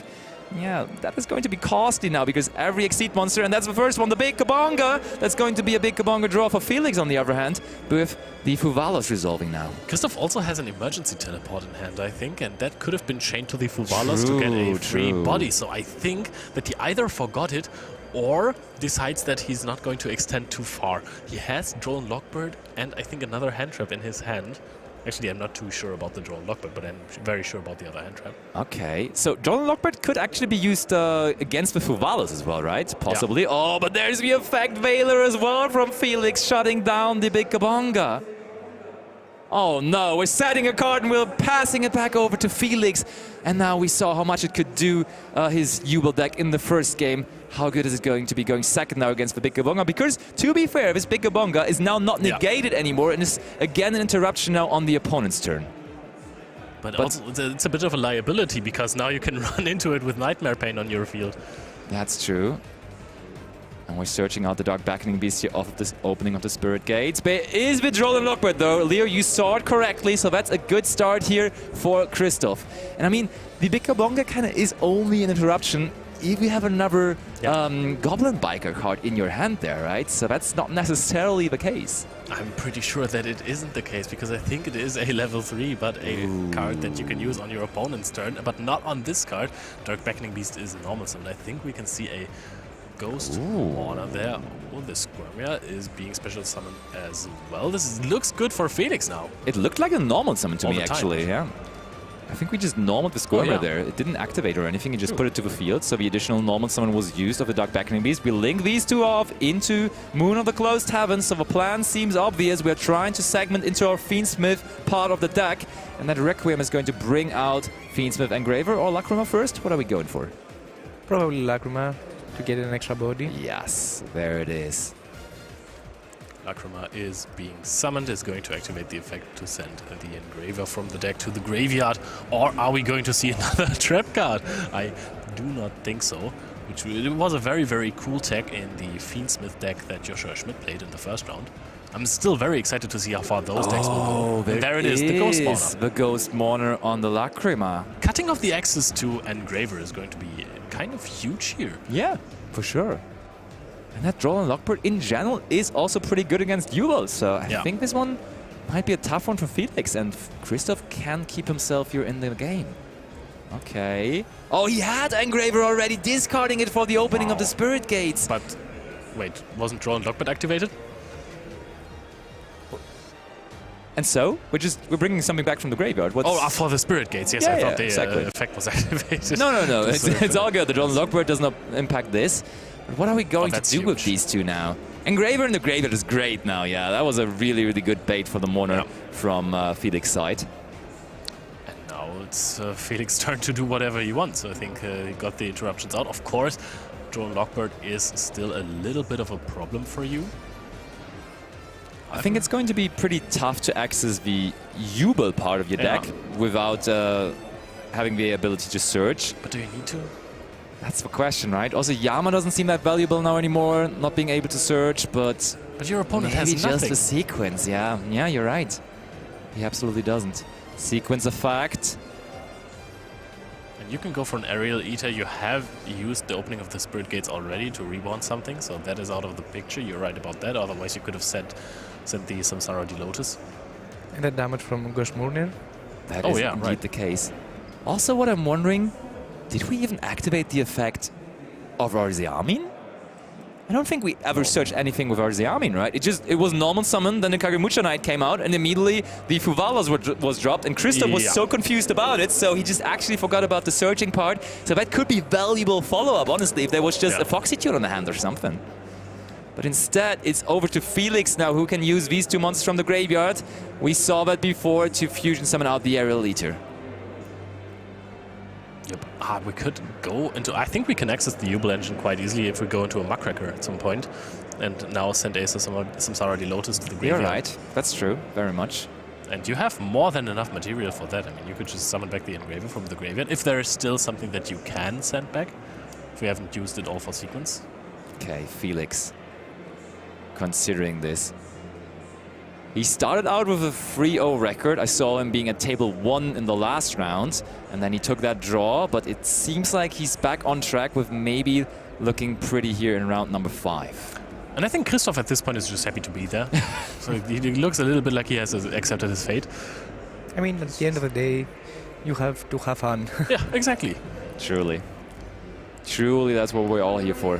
And also Squirmer is in the grave, so Felix can just banish him and special summon one level 1 Fiend monster with 0 attack and defense.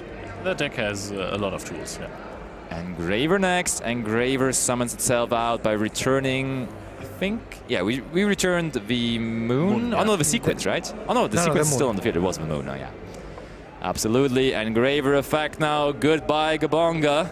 It sounds like the name of the song. Not the song that Christoph is singing right now, that's for sure. Felix enjoys that jam quite well, though. And interesting to see that the Aerial Eater was summoned in defense position, right? How much attack does the Aerial Eater have? Yep, doesn't matter. Okay, fair enough. Okay, I will accept it. But I agree, every time you're going second, you summon everything in attack position, basically. Yeah, I mean, Aerial Eater was 2100, Engraver plus Aerial Eater surely was more than just the Caesar now, so I guess we were missing out on a little bit of damage. Let's see whether that's going to hurt Felix eventually. Because Christoph is going to get another turn here. Attacks coming through. I'm checking the graveyard. Where is the Gruesome Grave Scummer? Because I don't see it anymore. Grave Scummer, you're right. It's not there. So we must have shuffled it back. Have we shuffled it back for Aerial Eater? Yeah, maybe. Okay, it goes over to Christoph. He's checking his graveyard. Maybe now also he was looking at that Zeami. Maybe he just realized, I could have searched with Zeami last turn, but we missed out on that. But we do have another card to draw. Is there a tour guide from the top? But even a tour guide into that Caesar might be problematic. Let's see. Let's find out. And if the set card is really an emergency teleport, this also does not help against the DDD Wave King Caesar. Such a powerhouse of a card. It looks like a monster. This looks like it's another Psychic. Ooh, oh no, we actually have a Goblin Biker. Yeah, that's one of the better Goblin Bikers. That's actually the one you do max out on. That's Goblin Biker Duck Charger, and that's a pretty decent normal summon to pick up there, because you could technically special summon it out by detaching from the opponent's Exceed monsters. Or is it only from yours? Oh, it's only from... Oh no, you can detach from the opponent's side as well. And now is that an effect that would be activating, so I think we're just normal summoning here in that case to play around the Caesar. But then the normal summoning effect, of course, also allows you to add a Goblin Biker spell trap from the deck. This might be one of the best top decks we could have gotten, honestly. You know what would have helped here? Goblin Biker Snatch Steal. That would be a card that would absolutely help here. Oh, we just attack into the sequence. Do we not play Goblin Biker spells? We do play plenty, and I don't see any cards in his hand, right? Nope. So we just... Oh, or is there a card in his hand? It doesn't look like it. Maybe Christoph also just doesn't like searching cards? That may be also... We're activating Lacrima now. Lacrima brings back the sequence. And we're activating... Oh no, we're just shuffling the deck. Lacrima back in.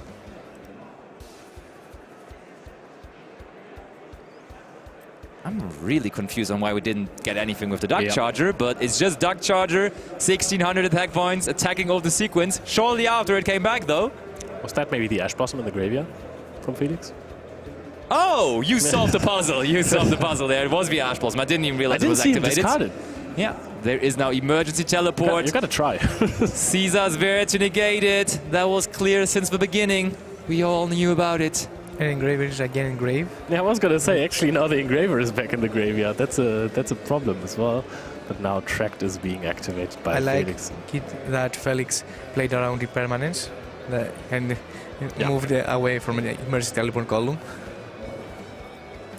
Okay, Larry discarded Better after being safe than searched. sorry, Yep, always, always. So sometimes the Jubel deck struggles to close out games because you have a whole lot of monsters that have 0 attack.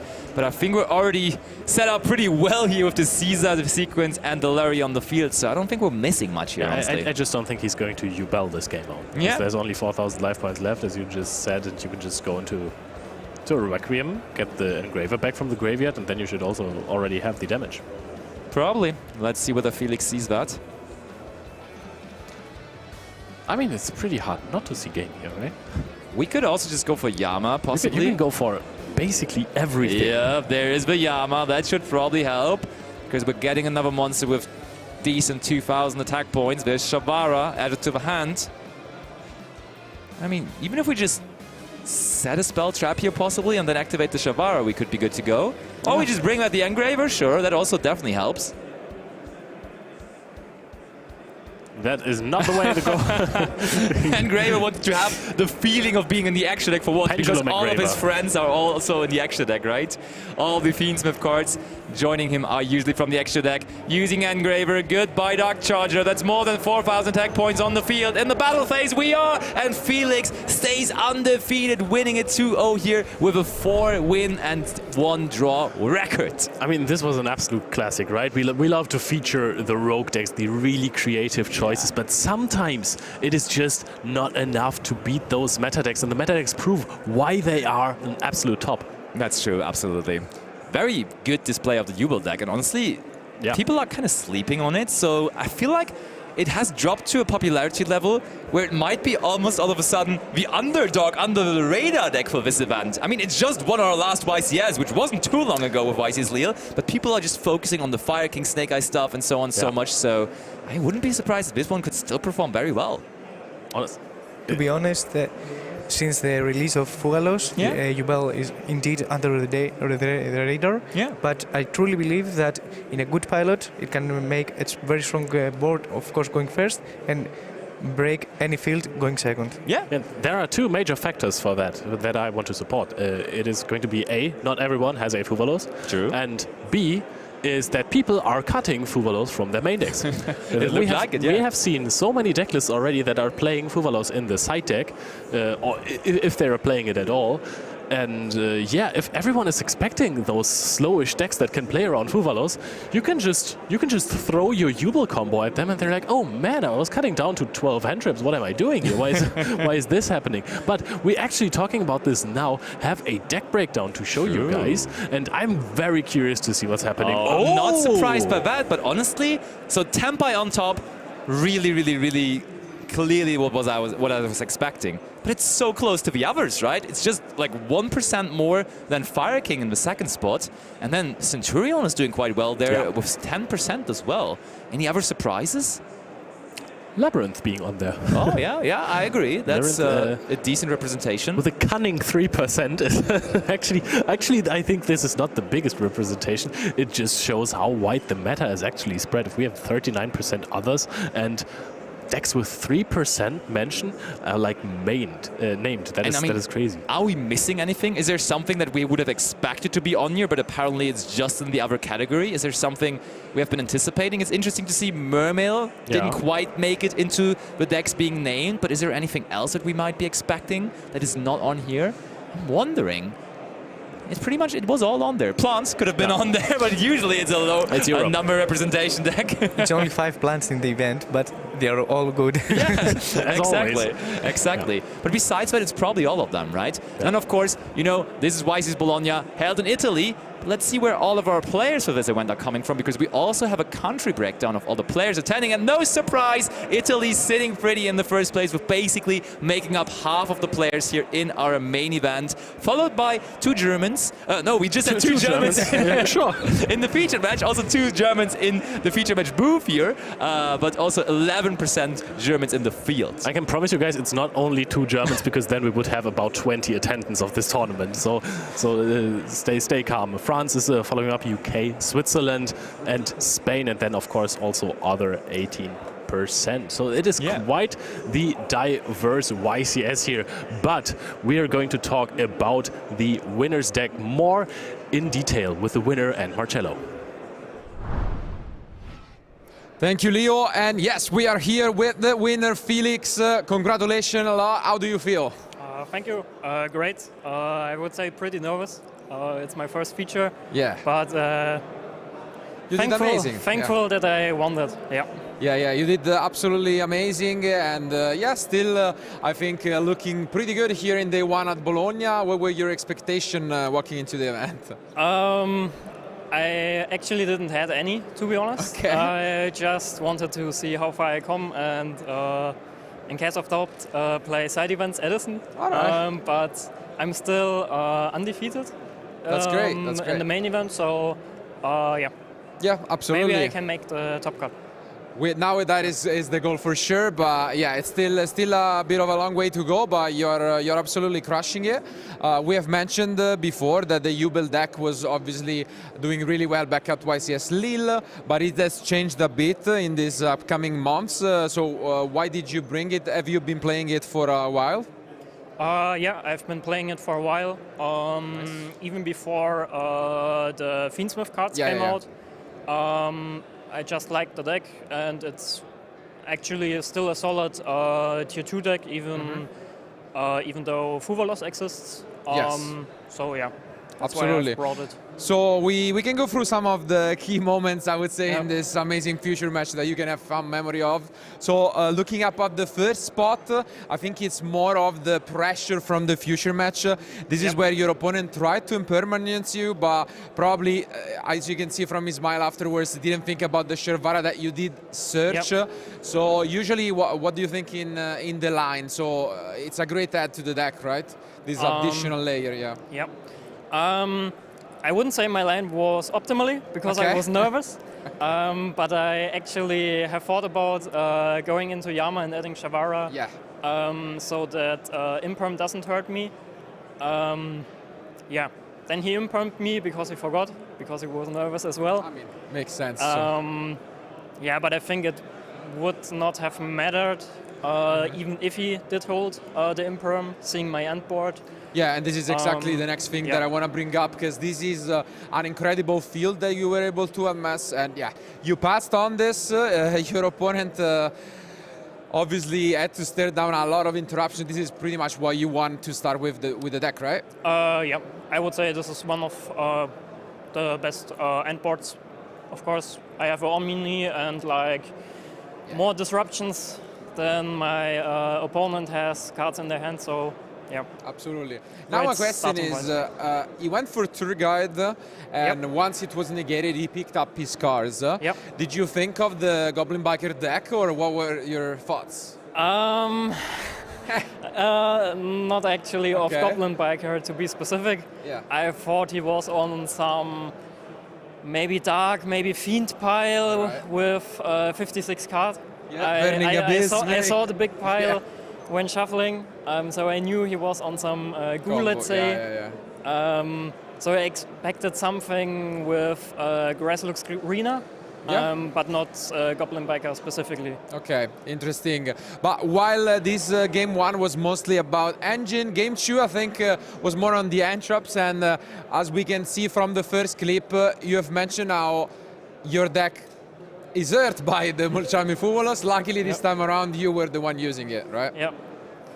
And your opponent was pretty much only forced to play the Bonga, and the card is definitely tough. What is your strategy to beat it specifically? What do you try to do? Yeah.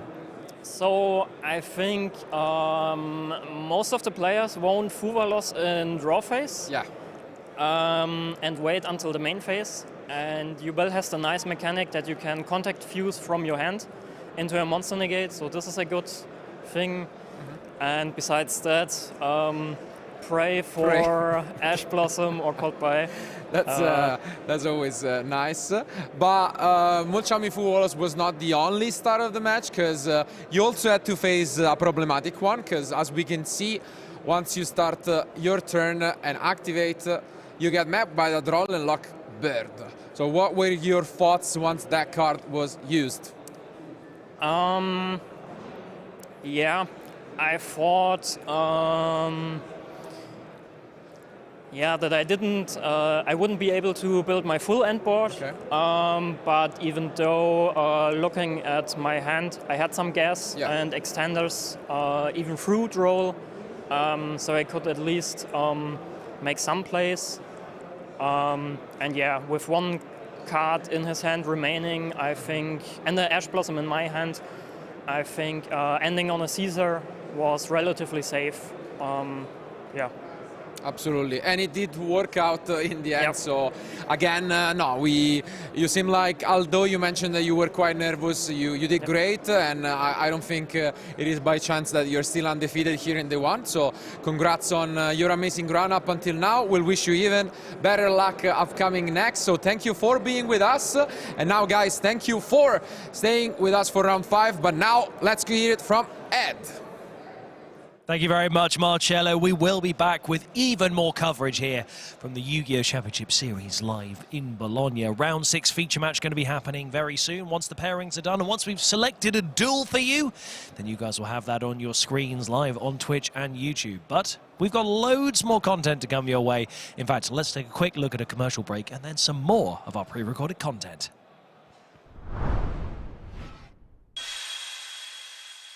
Dive into dueling and show the world you're in a league of your own. Sweep away the competition with a wave of new monsters, spells, and traps, including a brand new version of one of my numbers. Chaos number 32, Shark Drake Levice. Yu-Gi-Oh! Rage of the Abyss, available now.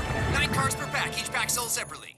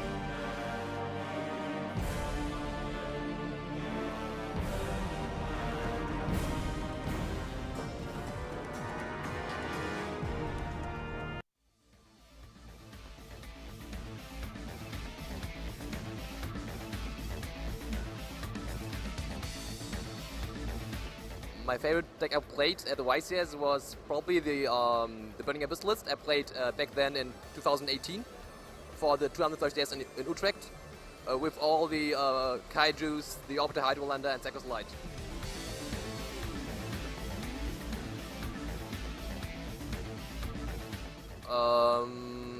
It's hard to say. Of course, winning the YCS, the German National Championship, was great. But I think my proudest moment was qualifying for Worlds last year. My favorite finals was the one from German Nets last year against my friend Tom. Shout out to him.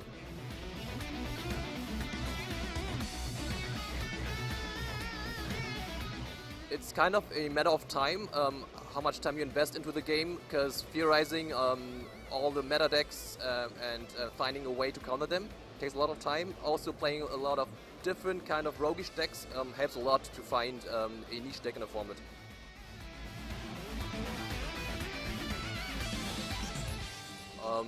Enjoy the game. It's all about fun. You can do well also with not the quote-unquote best deck in the format.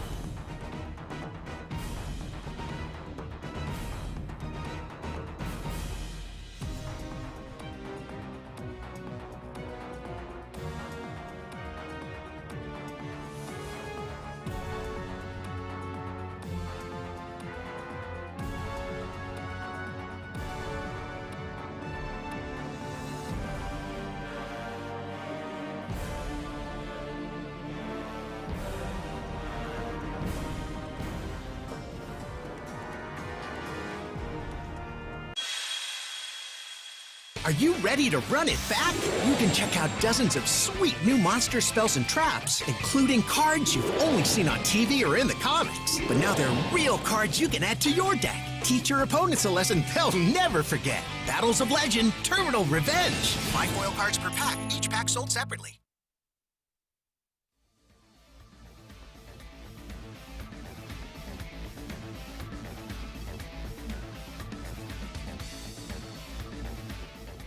So my favorite deck that I played at a YCS is my Tier Elements deck from YCS Dortmund 2023, which is not the one that I won with, but it was the most fun in my opinion.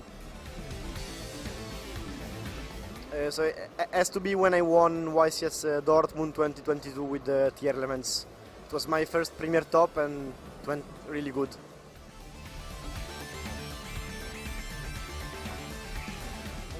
I don't really have rivals in the usual way to mean it, but I have a player I really look up to since he's my same age, which is Ryan Yu.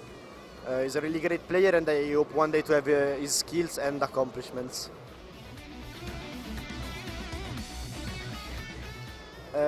Play a lot and find a group of people that can help you become better at the game. Not only like young players like you, but even more experienced players that can teach you all the things you cannot learn by just testing the format.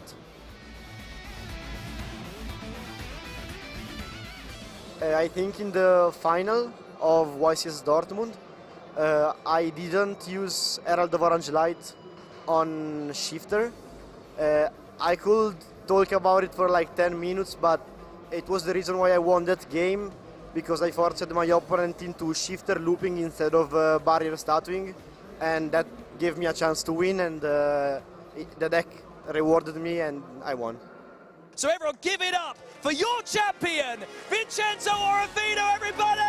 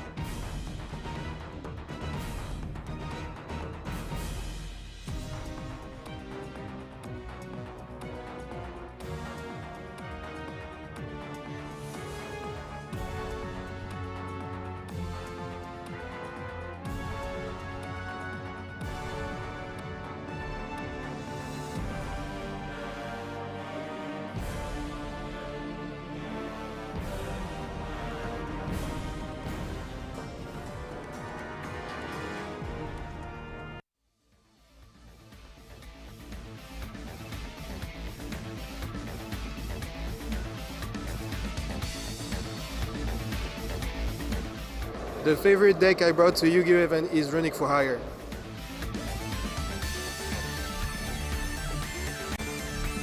I think the proudest moment of my Yu-Gi-Oh! Career is probably qualifying for the second time to the World Championship. Because of the COVID, we had to wait a long time to be able to participate to the playoffs. So it was a real relief for me. That's pretty much it. I think the player I played against the most time for high stakes is probably Samir Bashar. So I would say Samir, and he's also a French player, so I get to see him a lot more.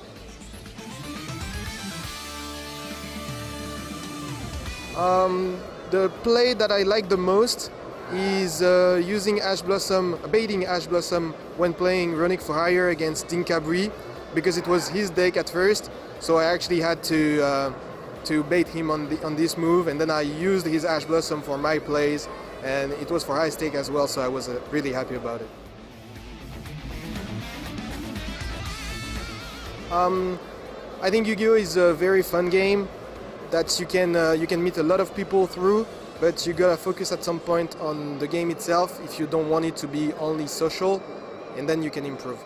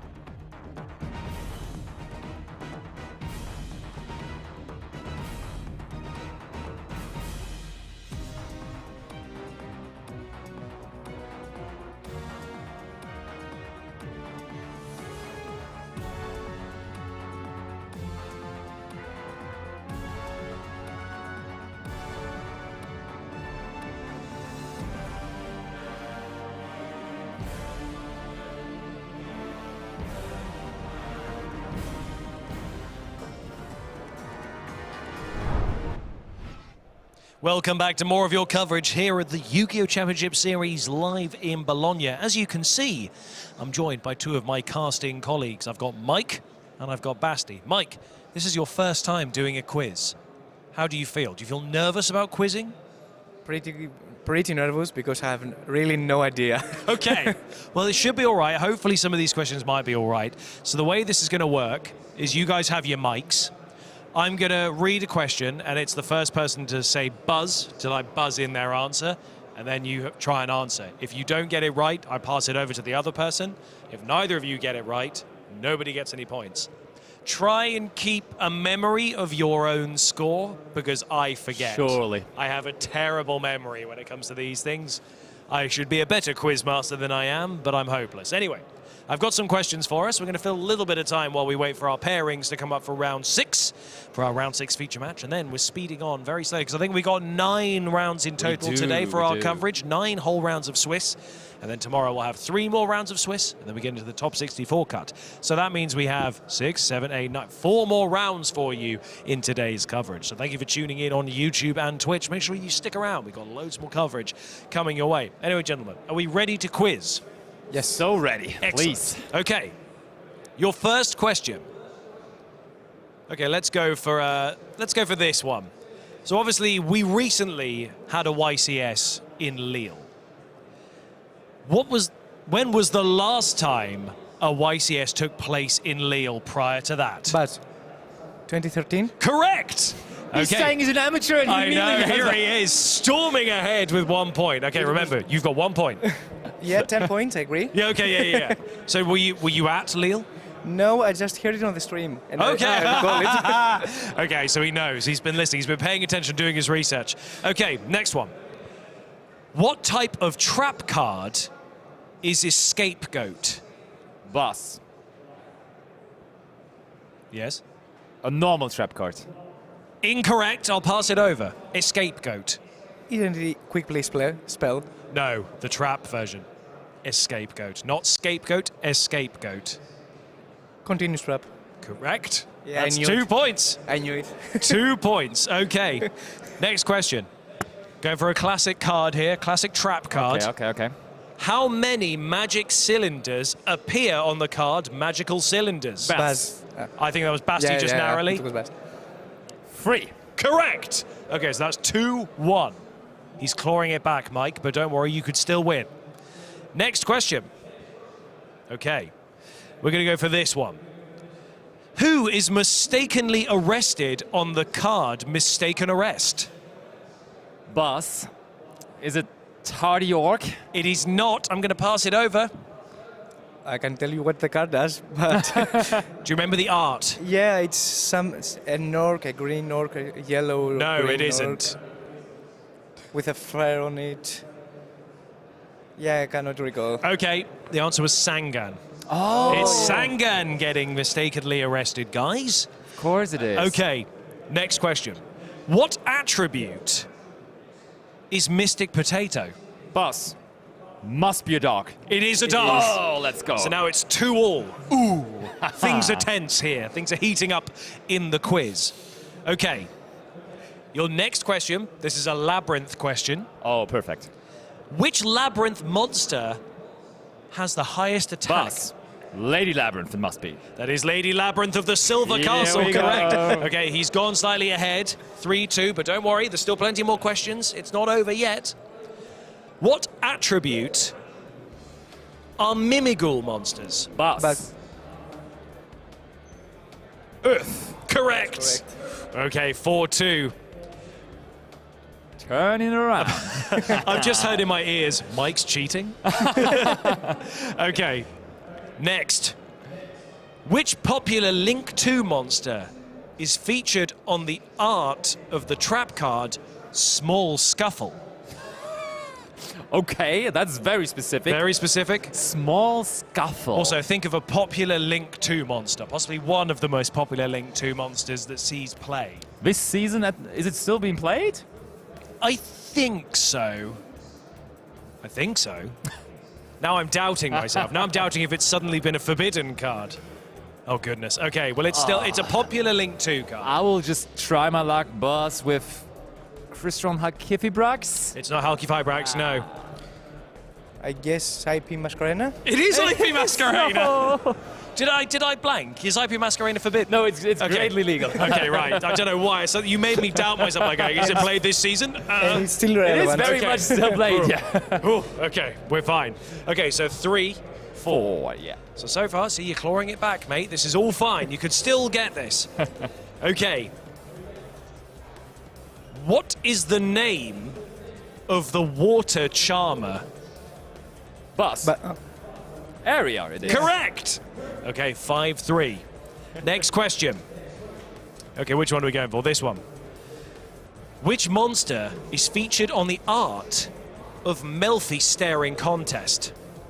Bus. Melfi Caddy? Nope. No. Melfi Rabbit. It is the Melfi Rabbit! Melfi Rabbi! Driver Gate. She's always getting a rebound. Always getting a rebound with it. Man. Always getting it back. Okay. Next question.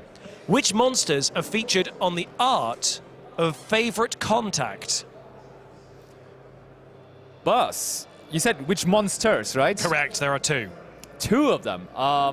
Elemental Hero, Avian, and Burstinatrix? Incorrect. I'm going to pass it over. I think it's Avian, and the one that has the electro stuff on him. It's neither. So it's Elemental Hero Neos and Elemental Hero Shining Flare Wingman. It needed to be Neos, yeah, that makes sense. Obviously Neos, always Neos. What kind of animal accompanies Blazing Heater? Bus. How are they called? I know a ferret. A ferret? Yeah, I think it is a ferret. What's the German word you're thinking of? A Frettchen. No, okay, so no is the answer. Okay. It is a fox! Yes. Okay. Okay, almost. You could have fooled me, by the way, by going, yeah, that was the German word for fox. I meant fox, not ferret. My mistake. Okay, so how many points is that for you? That's 4 points now? We're even again. 24. I think it's 24 5-5 it is at the moment. 5-5. Yeah. I'll take your word for it. 5-5. Okay. Now, I'm just going to ask our production team, have we got our pairings just yet? That is, by the sounds of it, they might just be appearing. Okay. So maybe one, two deciders? Apparently the time has just been starting to run, so in that case, that means the pairings might be live, which means might be able to get you our round 6 feature match. So I'm going to ask you one more decider question, gentlemen, and this will decide who the winner is of this particular quiz segment. Okay, which one am I going to choose? Ooh, okay, let's try this.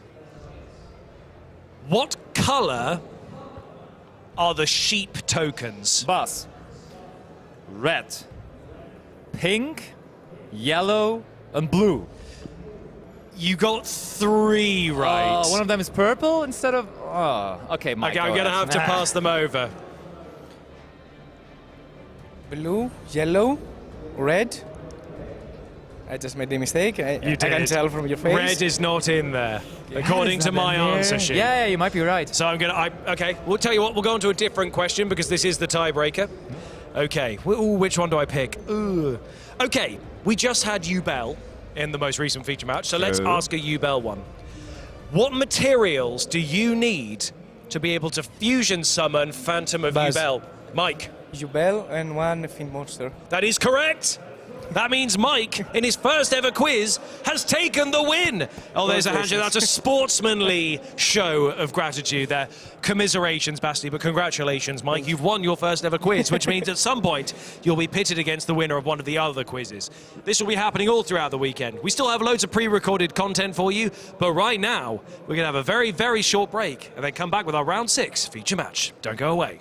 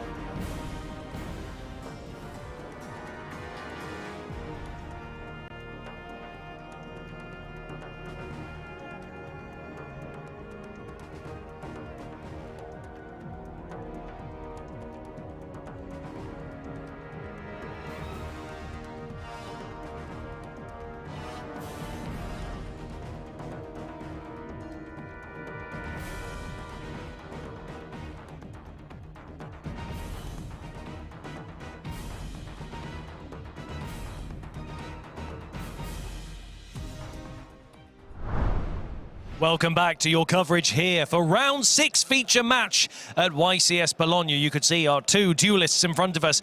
We have Matteo Magliocco and Pierangelo Campanelli, who are ready to kick things off as we speed towards the end of our first day of coverage. Gentlemen, we're going to do a high roll to see who goes first. Oh, you've already done it. Okay, who's going first then?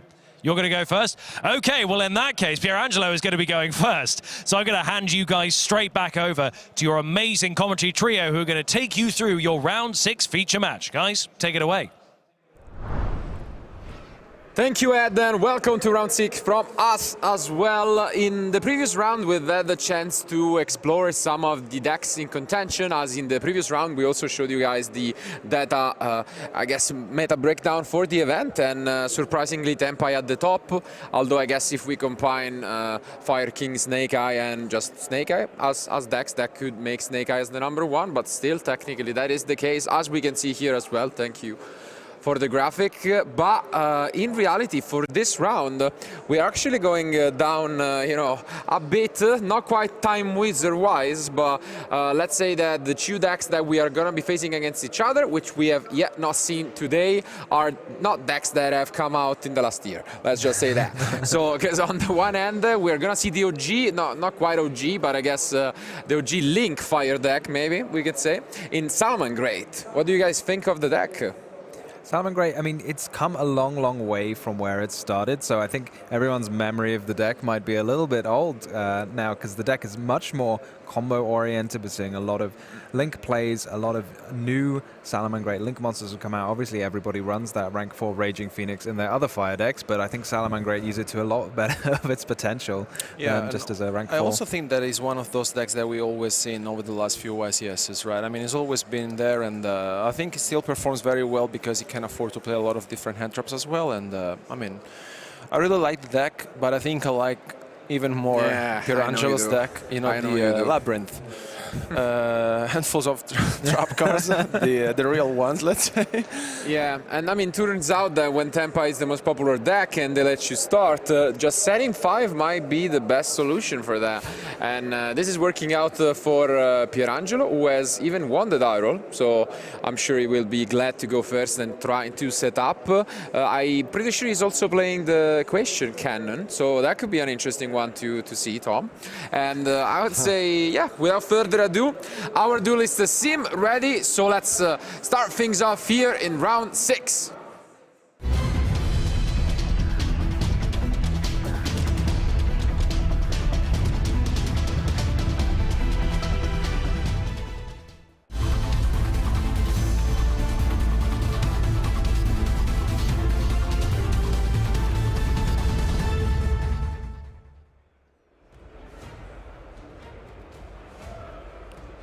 Here they are. What do you guys think of the matchup overall? Yeah, I don't know. It's a really uncommon one, so I think the Labyrinth is the slightly more powerful deck if I was going to be choosing, especially when it gets to go first, with a... Is that a card of Demise? It looks like, I saw it. But I saw it as well. It's not so easy to use, I suppose. You're just going to be setting one and discarding a couple of cards, so... But also, like, I think Salamangreat is a very explosive deck, and with, like, cards such as Kill Drain, Trap Trick, you know, the Ice Dragon Prison, which is, you know, huge against Salamangreat deck. I'm really curious to see the deck in action, but here we start things off with the Speed Red Terror top, and I have good memories of the card as well, you know? Yeah, I mean, it's an absolutely premium card to start with, isn't it? You get 2 level 3s on the field without having to even use your normal summon. It's like a tour guide, but in a lot of cases even better. Totally, see? Yeah. Goblin Biker again? Exactly. No, not quite. It's the Mirage Stalio. I'm sure Pierangelo would be a little bit surprised to see this deck. Let's see if he has any response to the Stalio. It looks as if he's thinking about it. Okay. I was waiting for bottomless trap hole. Yeah, you're not wrong, guys. This is Labyrinth indeed, but this has been somewhat common across just touching a couple runic spells, because they act as obviously interruption, even going second, But most importantly, you can summon Yugin to pretty much protect yourself from Lightning Storm or Harpy's Feather Duster. So that's why they are in the deck. Yeah, it's a very flexible card all round. You can also occasionally just summon a monster if needs be, or just not being a trap card is sometimes relevant if you're like just to have a different type of card. Sometimes there are cards that deal with trap cards specifically, but not with these. And here comes the Silent Mining, getting rid of Drone Lockbird with, I mean, against Runic is very good, but I don't think that maybe Matteo understood what is going on at the moment. But maybe he has something else. Okay, I see a cross-suck designator. That makes sense. You don't really want to get rid of it, just in case your opponent has any sort of interruption in his hand, and becomes the lady as well, which is very good normal summon. Yes. This is one of the things many people said about the Labyrinth deck is if you play Labyrinth, your opponent's non-engine cards will probably be pretty useless against you. We're seeing that Crossout Designator, and we're seeing the Drone Lockbird, both of which just kind of sitting dead in the hand for Matteo. I mean, it gets a little bit of use out of it with Silent Mining, but it's not really doing much by itself. But yeah, we can see Matteo has upgraded his deck with some beautiful rarities. And yeah, the really strong part about Terror Chop, as you mentioned, is now you're still free to play. And I guess Matteo is expecting maybe Runic Stun as a deck right now. That could be an option. So doesn't change too much the way you play around against. But now he has finally revealed he's up against Labyrinth. This is the point with the trap version of Labyrinth where you feel the most vulnerable, because if you're playing the furniture version, you have a lot more engine pieces, and like one Ash is annoying, but if you're just playing a more heavy trap version and you get hit by an Ash Blossom or something on your first attempt, then it feels like sometimes you can just not have a monster for the whole game and your opponent can just kind of beat you up without really needing to break through your traps significantly. And here comes the Daruma Cannon, which is huge, because, I mean, the Silent Mining has been activated. If it's not the case and Matteo doesn't hold into a Salamangreat Great Circle, then he's in trouble. Yeah, I'm thinking, like, it's quite, you know, it feels like Daruma Cannon is often the last line of defense because it's a really powerful trap card, so you feel like you'd probably want to exhaust all your other ones first. So maybe Matteo kind of knows that, but does that mean he has anything else to do afterwards? Yeah, especially because like once you commit your normal summon with the Salamangreat deck, it's very difficult to put up on the field something else if you don't have something like, you know, the Foxy or the Spinny. And you can tell that Matteo is just, you know, having a look at his hand. Maybe there will not be the case, but what is this? Oh, maybe the Thrust is the last card we don't know in hand. Yeah, it looks like a Thrust. Very nice, because the lady has just activated its effect. You're right.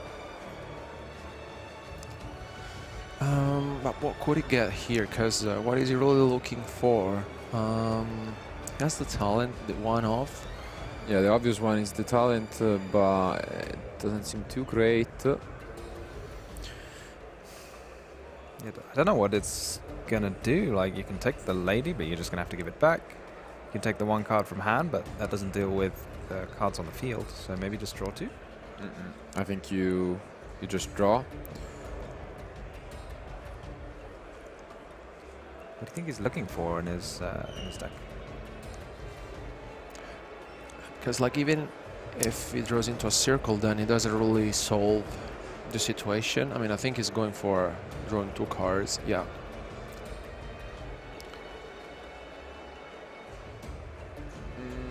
Ogre and Ogre, yeah, and a trap card, but I think Roar maybe. Okay. But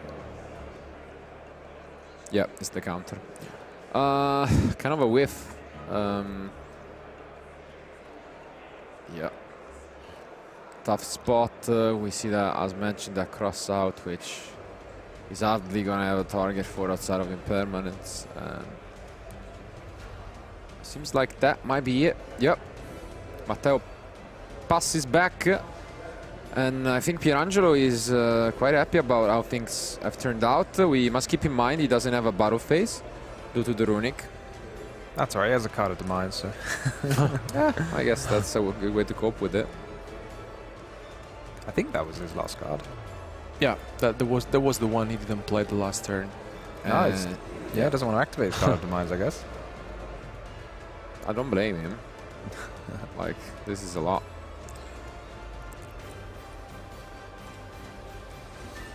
And yeah, there is no response, of course, so we get another plus. This is brutal. Ice Dragon Prison is an incredible card against a deck like Salamangreat, which both relies on its graveyard, but also is completely focused on, you know, a single type, being Cybers mostly. So yeah, you're going to get quite a lot of advantage here, getting the extra copy of Welcome. He's going to get to reset that Daruma Cannon, assuming that the lovely resolves. I think I might want to launch a petition to go this Cannon Labyrinth, because we do have the Equation Cannons and now the Daruma Cannons being played as a free. I've heard people try and call it Cannon Labyrinth. Yeah, that's okay, fair. that's good. I think that works. I will have to check if there are other cannons in the Yu-Gi-Oh database. There must be some. We should just play all of them. You could play it with the Delta Soldier Cannon. But then we need we need some sort of pirate card to just, you know, fill the gap. And yeah, I was thinking, I'm trying to think of the name of the pirate deck that people play with Vrinix. Oh yeah, I know what you mean perfectly. With the black beard. Yeah. Plunder. Yeah. Plunder. There we are. Yeah. Okay. Plunder, Cannon, Labyrinth. That's the deck. That's the goo for the next event. Sorry if we couldn't spoil it before.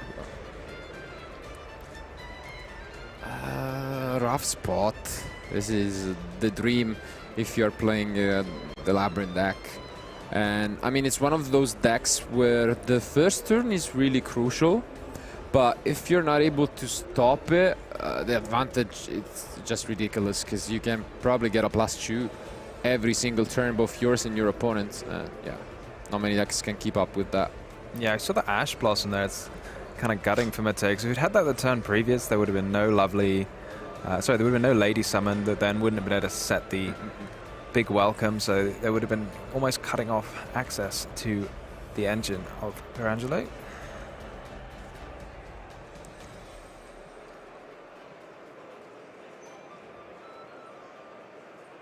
But yeah, staring down 5 traps and a Lady. And a big Welcome in graveyard to bounce anything you feel like. You can bounce spells and traps as well as monsters.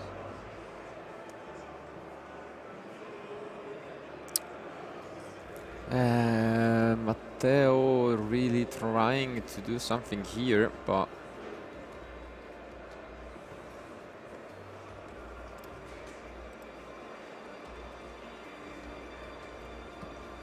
that's a Code of Soul he's just summoned. Yeah, and the Welcome Labyrinth gets activated from Pirangelo's side. Not really sure what that does, because I think he's just got Lovelies and Ladies, but he just needs to maybe clear it out so he can set another trap. yeah, you also have the, as you mentioned, the big Welcome is still there, so many interruptions from all over. And here it is. We mentioned this before, the Ice Dragon Prison against the Salamangreat deck is amazing. No. It's yeah, because we did go for the... We're locked, right? Yeah. Fiends. Maybe... No, it's only Fiends from the extra deck, isn't it? Or am I... I think it just stops you summoning from the extra deck. Maybe I'm going mad. No. Wasn't it? Yeah, from deck, correct. No, also deck, but yeah. You're yeah. right. Well,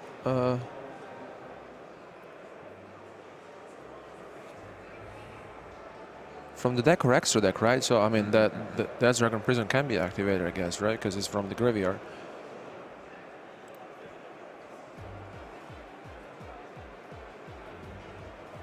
Well, hopefully for Pierangelo, it won't matter too much. Did he just do Bailings into Bailings? Don't you need the field spell in order to do that? Pretty sure you do, right? For the Bailings? Yeah, it looks like he just went Bailings into Bailings. Yeah. Yeah, he needs the... Yeah, he does.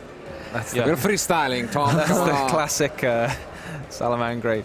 Yeah, I mean, he's old. yeah. The field spell's still sat in his hand. Yeah, it doesn't normally need a level 4 or lower Cyburst monster, but the field spell, the Sanctuary, can let you summon any Salamangreat monster by using just a copy of itself as a material. And a lot of the Salamangreat monsters have powerful effects when they are summoned with a copy of themselves already.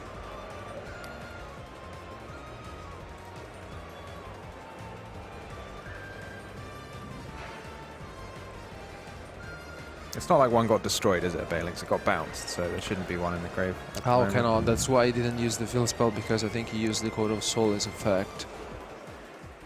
I guess.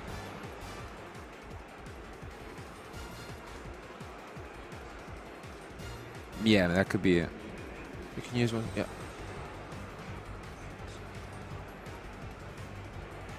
Oh, I see. It gives you an extra Sanctuary kind of effect.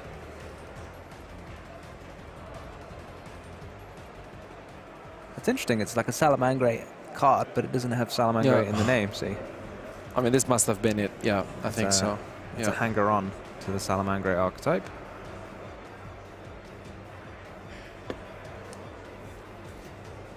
But here comes the Daruma Cannon. You get to set a Dominus Impulse even, so it's such a powerful trap for the Labyrinth deck. On account of being another trap card to add to the arsenal that can be used from the hand, because it is often quite difficult when you're playing Labyrinth going second, because you just have to let your opponent do whatever they like, but not with Dominus Impulse. But yeah, I think he has seen plenty for this game one, and so it's just Pierangelo who sets up an amazing start, and thanks to this die roll, I gotta say, because both were actually having some pretty strong hands with the Terror Trap. Just too many traps to fight back. That's how the deck sometimes just functions.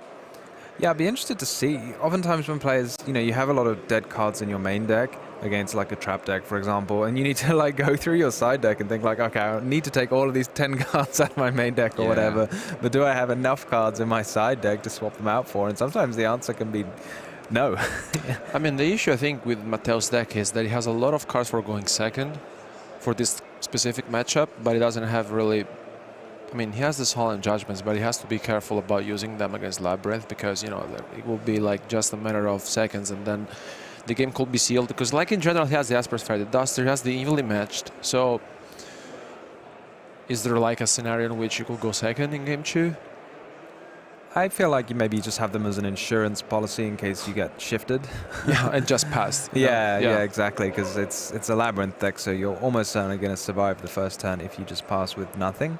Because they seem more useful than the hand traps he's got. He's running this kind of fun suite of hand traps that you see sometimes when people run the crossout designator in the main deck, and they run like one of literally everything. That's basically like the approach like 2 offs of basically everything, more or less. And on the other side, Pierangelo, I think that the approach is more or less similar, let's say. I think by going second, he has, the Evenly Matched as well. There's the Evil Imprison if going first. I think is a very good card to protect also your set card. And he has the Shifter. So... Yeah, it's a card that kind of flips the table, isn't it, from going first to second? It's almost like you just get to start. Especially against Salamangreat, as you mentioned, it's just a matter of, okay, pass back to you and then just, see what happens next, especially because Labyrinth deck, I mean, is likely not to seal the game, especially because he's not playing any furniture in his main deck. So that will maybe be the case, but I guess we will soon find out as our players have ready with their side deck. So let's just jump into game 2.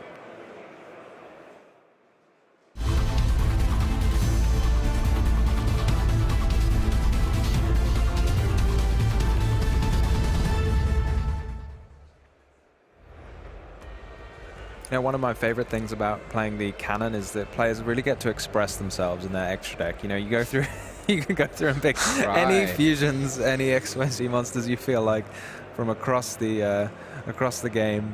Just think, you kind of did. Like Acid Golem, Leviathan Dragon. Never saw some of this, but...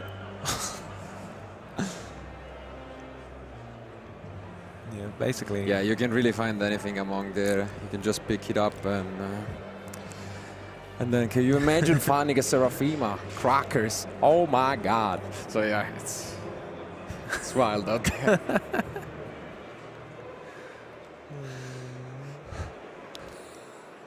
All right, so now we take a look at this Salamangreat and it's got that all-important Ash Blossom, if nothing else. Oof, but we see this shifter right here. But the call by the grave, what a start. All right, all right. I'll take that. And again. Wow.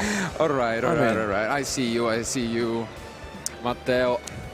Yeah, that's a really premium start with the Call by the Grave and the ideal starter card. That is why you should upgrade your rarities. Just open up that terror drop.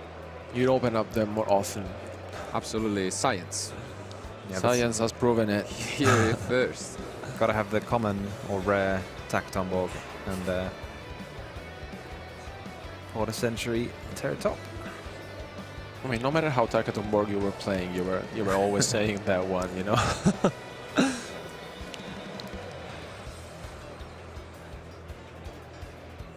Okay, so there is a chance that this is uninterrupted right here, and yeah, that could be the case. You don't really expect many Antraps in the Labyrinth deck, I guess, but yeah, there's those possibly Infinite Impermanence, but definitely Dominus Impulse. But I feel like if you have Dominus Impulse here, it's always hitting the Mirage Staliers, so I think that might be a clear green light for Matteo to do whatever he feels like.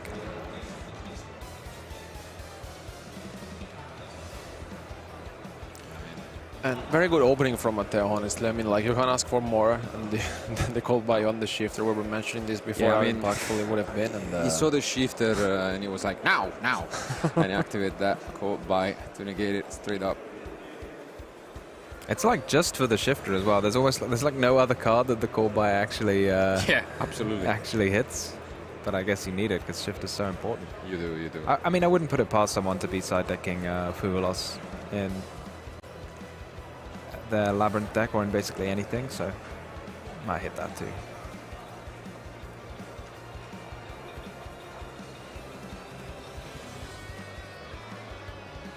Salamangreat, it's already locked into fire, I think, with the Salamangreat of fire, so no issue making use of the Princess there.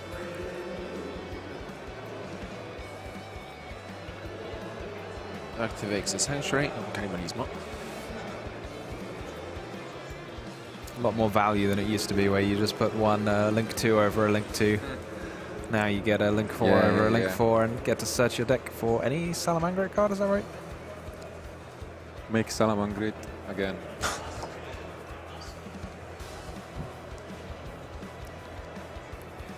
Again, that Salamangreat Roar.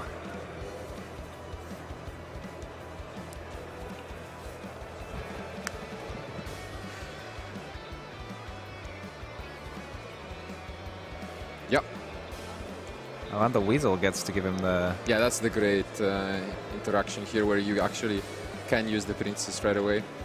And kind of unique interaction to the Salamangreat deck. So does he want to use the Princess now? I'm a bit confused by the chain links. I feel like there's quite a lot going on. Or maybe he's just resolving the... I'll let Matteo take the wheel. Yeah, take the wheel. Get that free Salamangreat Roar. I mean, very good start here from Matteo, because he has the Impermanence, he has the Aurora, he has the Ash. I mean... Yeah, do you think he's going to use the Princess? It'd be a bit weird, though, because he's already used the Summon from Grave. Yeah. But he could bring back his other big Salamangreat. Yeah, because it works well with the Phoenix usually, but I mean, depends on the type of setup. I think that's what he's discussing, I guess. Yeah, he does. I guess like he can just bring back the Phoenix. Yeah, this is what's its own effect. What's going on, exactly. And it's just got bigger. Does it have any benefit, the fact that it was Link Summon using itself after it's searched a card already? Or because now it's just a sort of unlink summoned version. Yeah. But I don't think so. I think you can still use the raw, and you can still. Yeah.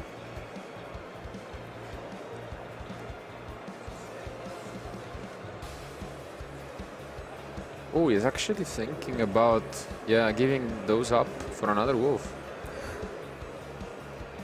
This is a proper like link climbing. Or down climbing, Yeah. I guess, yeah. A bit risky though, right?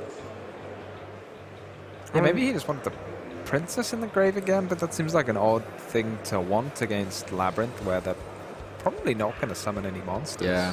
I mean, sometimes you do get into this autopilot mode, I would say, but you really have to adjust to whatever deck you're facing, and I do agree that maybe should have thought about that slightly more. Ooh, battle phase been declared.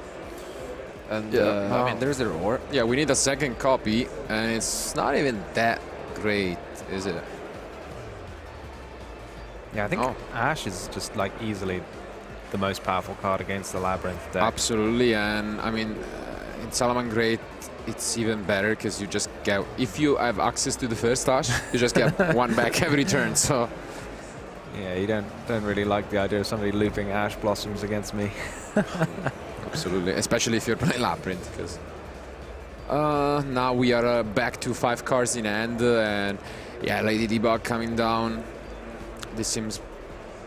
Yeah, you get so much good. here. But this way is cutting off this recycling Ash. For this turn option. at least, yeah. Yeah.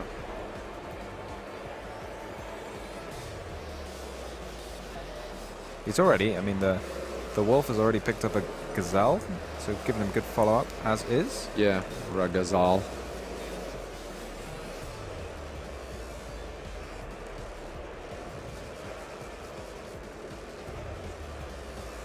He might be out of wolves, to be honest. I'm not sure how many you'd play at this point in time, but this is the second copy. Yeah. How many does he play? Let me check. Code is back. Yeah, we have added back the code, and I think, yeah, we're gonna use it right away. It seems. I'm a bit confused about his first turn, really. He left up with... I feel like he just ended with a... I mean, he drew a card and then ended with like a Sunlight Wolf and a Roar. The OG combo. Yeah, I guess so. Bringing us back. I mean, he didn't used to draw a card, so maybe that's the that's the difference. Absolutely. See, right? Is it Heat Soul is a fire, right? But maybe I suppose everything else has to be fire, so you're not going to be able to summon it very easily.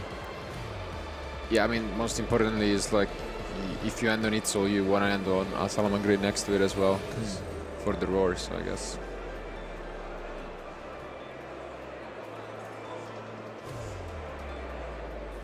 Yep, now he's gonna use the effect, so gets this additional field spell, I guess. And here comes a pretty good one against Labyrinth. Gonna be able to destroy a card and draw one if uninterrupted, so... Are you surprised that the Mourner is still in there? I guess doesn't have enough to side out. Yeah, I think so. Oh, got rid of the Daruma Cannon, which... Yeah, you can't activate it unless unless there's at least one monster to set. and that can go. So. Oh, draw into the deck lockdown. Yeah, surely you've got more things you could have to used do. it first. Yeah. Oh yeah, you could have used it earlier. I guess. Yeah. No. Maybe he's got another one. Of course, we've mentioned it. It's the Cannon Labyrinth. Maybe you just only leave Link monsters on the field. You play around the equation cannon for the whole Fair game. enough. And now we again continue. He's been debating it. Yeah. He's only playing the one, right? Or well, no, it looks like there's two Pyro Phoenix. Okay, good. That's good. The space is a big issue for this deck again. I mean, yeah, I agree. He's like rocketing through the extra deck at this point. Yeah, and the thing is that due to the nature of the deck, you want to play multiples of cards, even though maybe they're subpar in a way. or like you get the effect only if you play 2 of them, and then that cuts on a lot. Like back in the day, this deck going second was easily OTK due to, you know, transcode talker and then access code, but nowadays it's really tough to find space for that kind of thing. And yeah, I'm sure that if you play a deck like this, you're gonna regret some of these decisions throughout 12 rounds at a tournament. Yeah, his extra deck's already looking quite light. It's down to 7 or something like that. There comes a Spinny, and now we flip this welcome, but we know the Ash is there. Brutal. And I see a deck lockdown as well. Wow. I guess, yeah, it does make sense. I think it's just another one of those cards you think might be better than Droll Lockbird or something. I mean, against Labyrinth for sure. But yeah.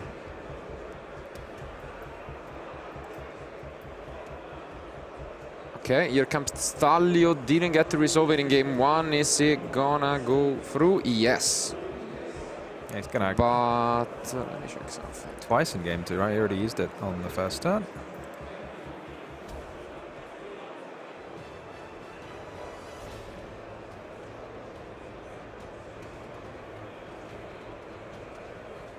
Here comes the Weasel.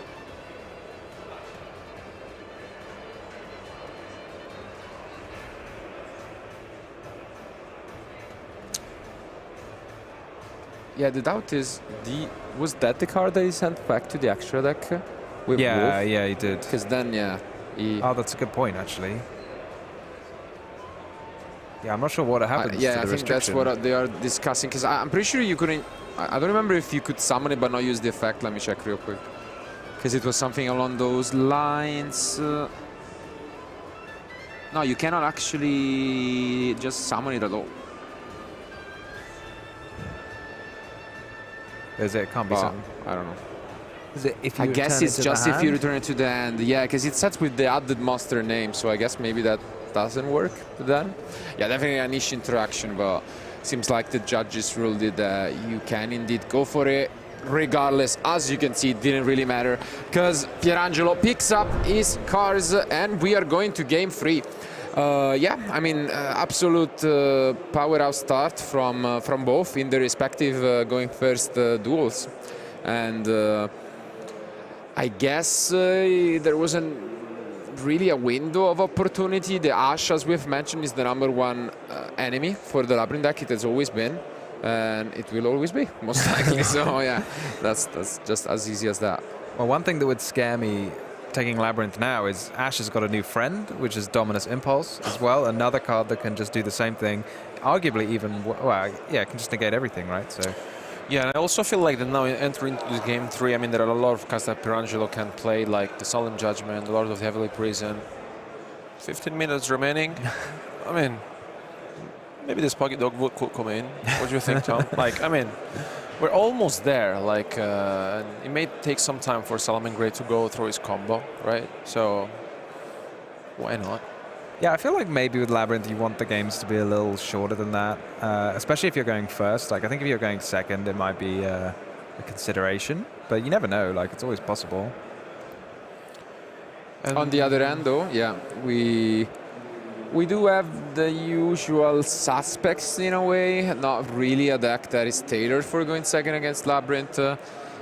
He did get a chance to resolve the Frost in game 1, so maybe that would be the priority, because in the side deck he has some premium targets like the Feather Duster, but I'm sure his opponent is aware of the possibility, so I mean, you don't really have that many effects that you're likely to use. So yeah, I was thinking like it's a downside because of trying to use Thrust into your Lightning Storm is, you know, against Labyrinth, when are they going to use a monster effect? And if they have used a monster effect, it probably means they've already used like 3 spells or traps already, so the Thrust is not necessarily going to be so helpful.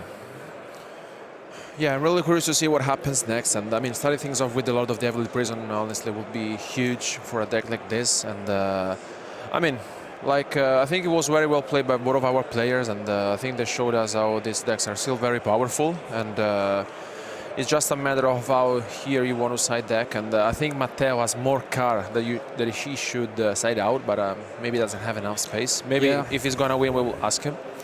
Definitely can be a bit of a rough time, but sometimes you have these matches where the player going first, just due to the nature of the decks, just tends to be favored. And we'll see whether that is the case or if we have a comeback from Matteo. Regardless, our duelists are almost ready, so let's find out who will be the winner of Game 3.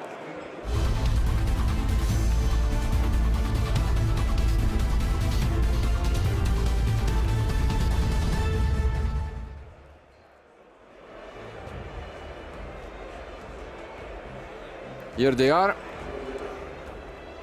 Bit of a crowd has gathered to watch this duel. And we see a Purulia. All right. I don't think that's going to get him very far this game. What did he pick? The Solemn. Okay. Yeah. Oh, you don't want your opponent to like just pick that Solemn straight away without thinking about it. That means they have everything else they need. If they're picking up a Solemn, it feels we like. We have the Heavenly. Is it 4? Is it 5? We're gonna set a lot. I see a monster. No, we only set 3, so we didn't set a trap. Might be a second copy of something, but I think I see a lady and an impulse. Oh, that makes sense. I guess this Purulia. Oh, but isn't that a Feather Duster? Yeah, he has it. I see it. And we are starting with something else. I think he just knows it trades with the Judgment, so if he plays it first, it's never going to do anything. Well, it's a card that destroys your opponent's face-down card and then deals 4,000 damage is not a bad card. Absolutely. I'd say it's a better cost me cycle. But don't tell Leo. No, I won't. But yeah, as mentioned, we get rid of this talent, which is not really the greatest. It's probably kept, as Alberto mentioned, because we cannot really side out many cards. I feel like I would have just kept the Purulia in hand, to be honest. Yeah, especially if we had the Sign and Mining. But no, in the end, we do use the halving life point cards, we could say. And I mean, Tempai can deal 16,000. Sure, we cannot deal just 4,000? You can do a 1 or 2, I reckon. Is that a thrust as well? Yeah, his non-engine is lining up.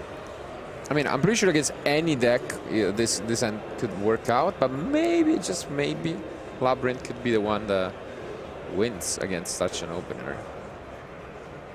Yeah, he's almost got covers for everything, right? Yeah, I mean, Feather Duster, Talent, Trust, and free engine card. Purulia as well, yeah. This end is a dream.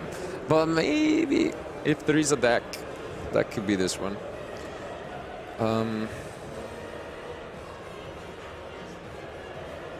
The card of choice was again code, right? Yeah. Okay. And no way we negate this, right? Yeah, exactly. We'll just have to see what the remaining cards are for Perangelo.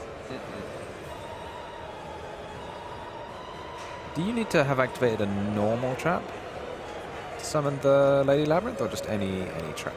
Can you do it after a Solemn Judgment? I thought it was any normal trap. Normal, perfect. Yes. So he's going to have to wait a minute. Yeah, that's the difference with the Heavenly Prison.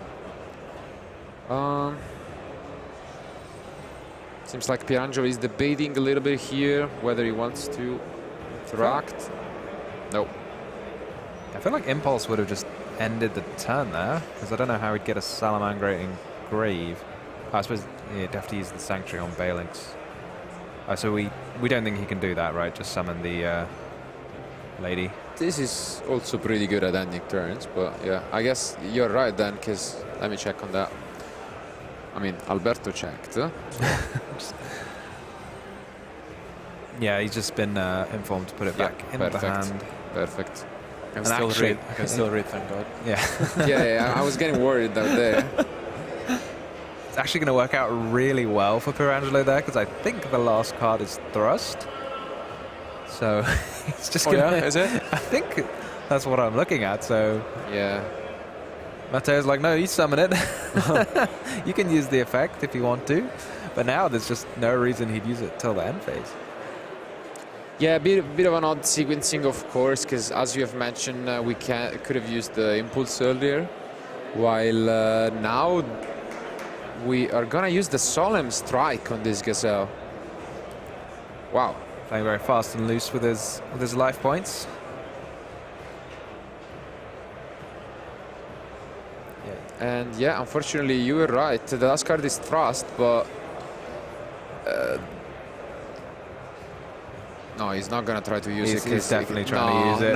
No, no, no, wow. He activated it, he just had to put it back. Yeah, that's unfortunate, yeah. Both players just showing each other a card from their hand. That's great fair play from our Italian players, full knowledge. Perangelo, if he wasn't before, definitely going to hold that lady until the end phase now. Yeah.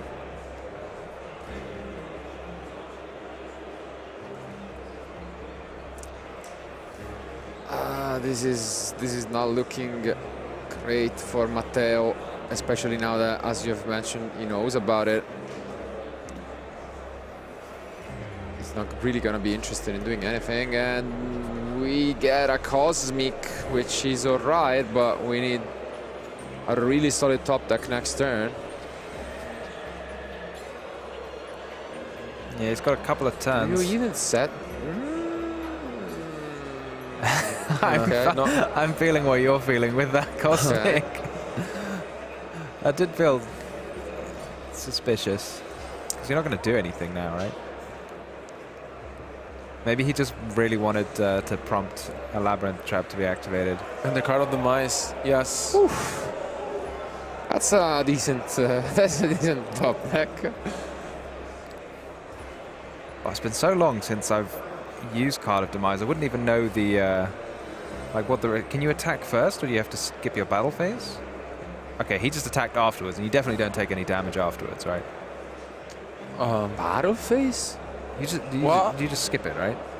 Or you take no damage? I don't remember anything about battle phase. I just remember that you cannot special. Was there really a battle phase effect as well? No, they take no damage. They take no damage. Yes. Yeah, so we should have attacked first, right? Yeah. We are again, Tom, I already told you, we are just freestyling in this one. Just, all right, but unfortunately, although the emotions were through the roof, it seems as if, and you can tell by Matteo's stance as well, he knows this one might be over, as he's gonna get his face down destroyed by Lovely, and then we're gonna still be able to special summon the lady in the end phase. This is plenty of advantage to seal this one out. Maybe not quite this turn, but... Yeah, it feels like way too much, right? Because you're going to get a new trap back. You can bounce one of your monsters and then get an extra pop with Lovely, so you can take an extra card out the hand. Yeah.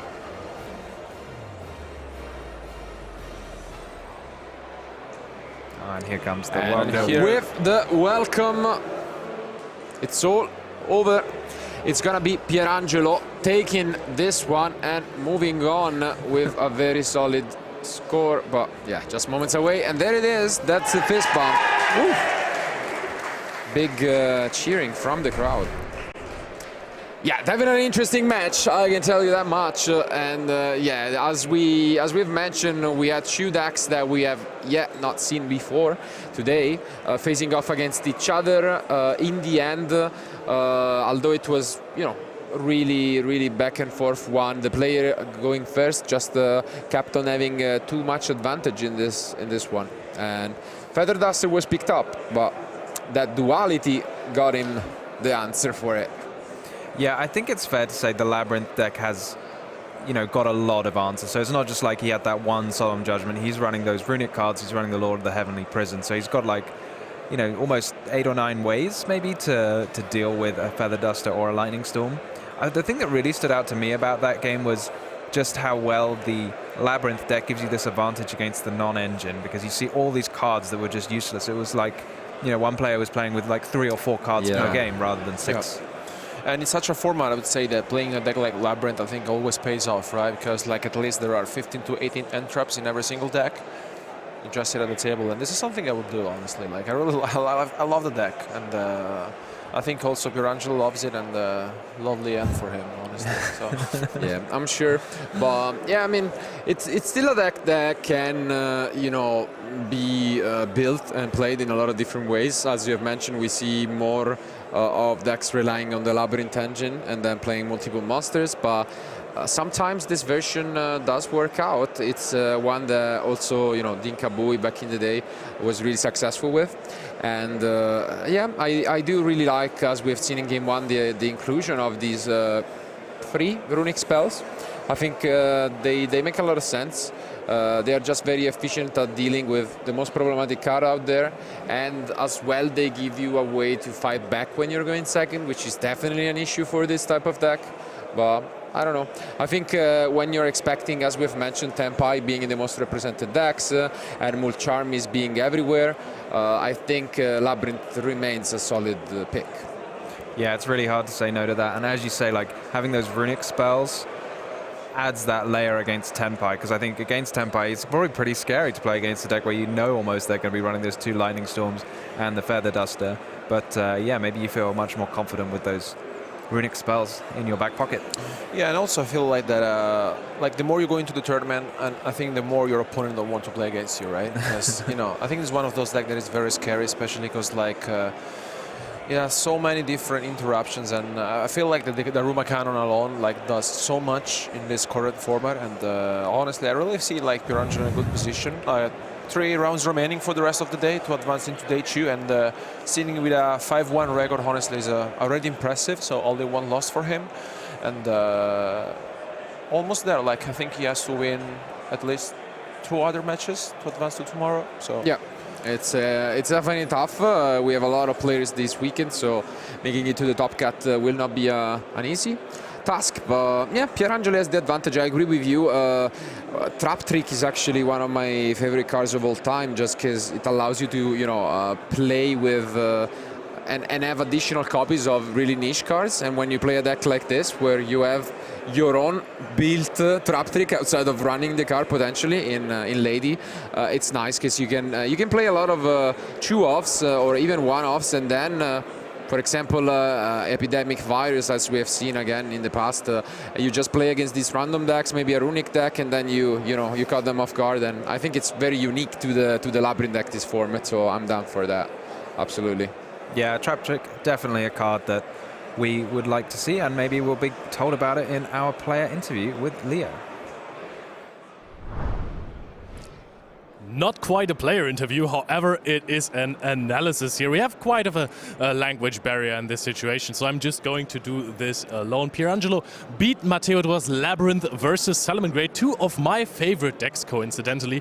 And as you guys all probably know by now, Salamangreat is my absolute favorite, but the deck has some issues. So I think we should go into the first clip already, because there's a big showcase on what the problem of the deck can be. So you're seeing the Daruma Karma Cannon. Salamangreat is a deck that can easily be stopped by just 1 interruption on the first normal summon we have seen earlier. Of course, Matteo is trying to fix that issue with the Speedroid engine. Yeah? So you're going into the Mirage Stalio first and you're trying to combo off there, but that one was popped immediately. There was no Bailings in the graveyard just yet, and therefore perfect solution for this situation.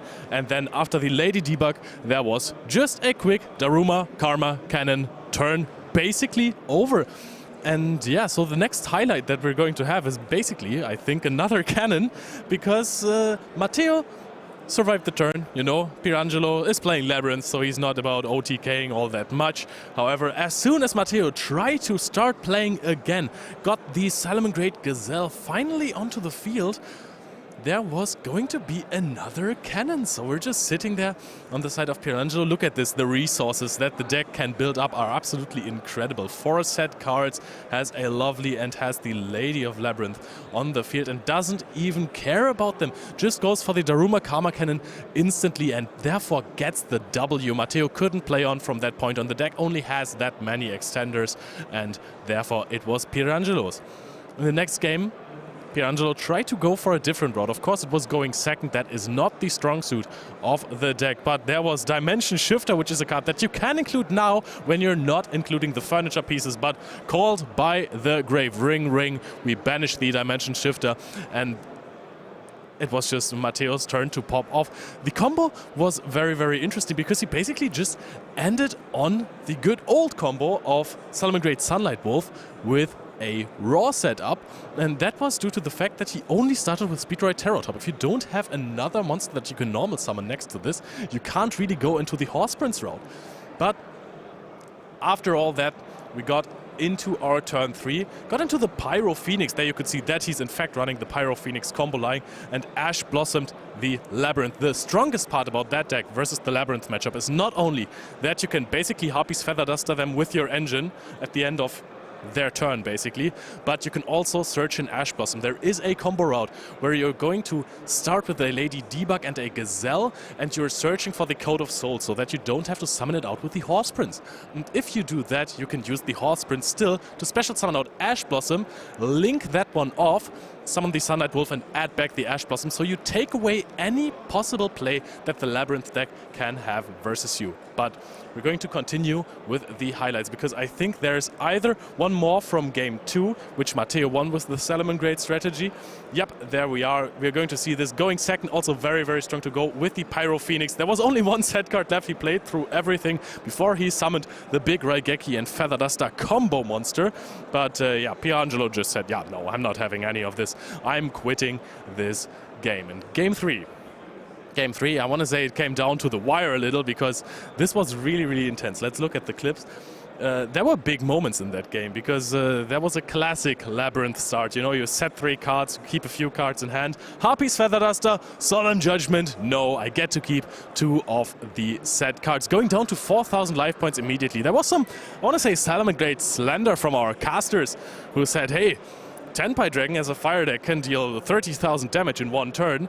What can Salamangreat do? Can it maybe do 4,000? Yes, it can do 4,000. Not in that situation, though, because, yeah, there were plenty of more cards. We have seen that there was a little bit of a confusion scenario with the Lady Labyrinth, and, of course, the Daruma Karma Cannon was a little bit of a wrong order there. However, the Daruma Karma Cannon still basically almost ended that turn. And let's go into the last clip of that matchup. The game state was pretty much neutral, but there it was. Card of Demise, a card that we haven't seen in ages. 2000, I want to say 17 was the last time when you played it in Paleo. Of course, True Draco, also a deck that loved to play that card. But it was dug up again by our Labyrinth player here. Pierangelo deserved win here against the Salamangreats of Matteo. That just goes to show how flexible Labyrinth is with certain cards that they can include into the deck if they want to. There is basically multiple cannons now that you can run. You can run all the card draw that you want, but most of the cards, they just have to be purple in your deck, and then you're going to be able to be a powerhouse of a player. But that's it from me, and I'm going to give it over to Ed Templar. Thank you very much, mate. Always a pleasure to hear your analysis of those games. So that's round 6 feature match all done, which means for the rest of the day, we only have 3 more rounds. Round 7, 8, and 9 of Swiss you'll be seeing today as part of your coverage on our Saturday. And then tomorrow we go into rounds 10, 11, and 12 before we get into that top 64 cut and head towards that grand final here at YCS Bologna. Now, we've still got plenty more coverage coming your way, but first we're going to show you that last video of those quarter-century memories that Luca Marcello have been doing.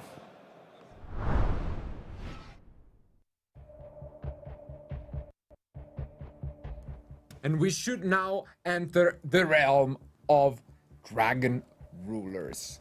2013 was a while back, but oh wow. It was a wild ride. Yes. I think rarely we have seen the impact of a set and of an archetype of cards just as big as this one. Dragon Rulers introduced a way to play Yu-Gi-Oh! That never happened before, and they rarely even afterwards repeated itself.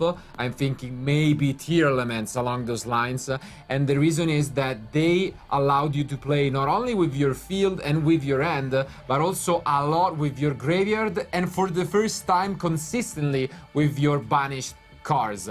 Dragon Rulers, and here we are featuring their smaller versions that allowed you to essentially special summon them from the deck. Were just so consistent. They allowed you to play a lot of different cards, but it was the first time ever where just the engine itself was extremely powerful. You could not only special summon a lot of high attack monsters and try to just rush your opponent down, but you could make XYZs and synchros, so accessing a lot of different extra deck options thanks to their rank 7s, Dragosak being one of them. Yeah. The card was incredible, still is played nowadays in Kashtira decks, so you can absolutely get how strong of the card that was. And again, we see cards that just relied about dragons. One of them, Dragon Ravine, meant obviously for the Dragonity decks, still saw a lot of powers because it allowed you to send the Dragon Lures from deck to graveyard and then just still use their effects. But if the format was about special summoning a lot, again, we have mentioned it, Duelist try and will eventually find a solution. And a card that back in the day was only a common that nobody was playing was Vanity Emptiness, arguably one of the strongest common cards of all time that took the NAWCQ by storm with a complete domination with Vanity Emptiness that eventually began to just being played by a lot of decks. But I think that was not the only way that you could stop your opponent from special summoning, right? No, we have to, if we're going to talk about Dragon Rulers and their history, we have to talk about one of the greatest triangles of power in the history of Yu-Gi-Oh! We had Dragon Rulers, but we also had two other decks that fought alongside it during that format. We had Spellbooks. What a deck. It was the first time, I think, that really a deck was completely about spell cards and just fetching lots of spells from your deck and using them. But the most important one, Spellbook of Judgment. You are able to summon any of your spellcaster monsters from your deck as long as you'd played enough Spellbook cards, and that card was good old Jaugen, which stopped you from special summoning. And the way that the Dragon Rulers dealt with that, you just had to draw the right cards. You had to summon the Dragon Ruler of play the Dragon Ruler of Infernos. What a meta that was. And of course, I would be not doing it justice if we also didn't talk about the third deck, which was Evil Swarm. Both of those decks, both the High Priestess of the Spellbooks, and then of course all of the Dragon Rulers were very high-level monsters. And Evil Swarm Ophion said, no, you're not allowed to summon any monsters above level 5. What an amazing format that was. The Dragon Rulers went on to stick around for a couple of more years in various different forms, but I think their original form was for sure the most memorable.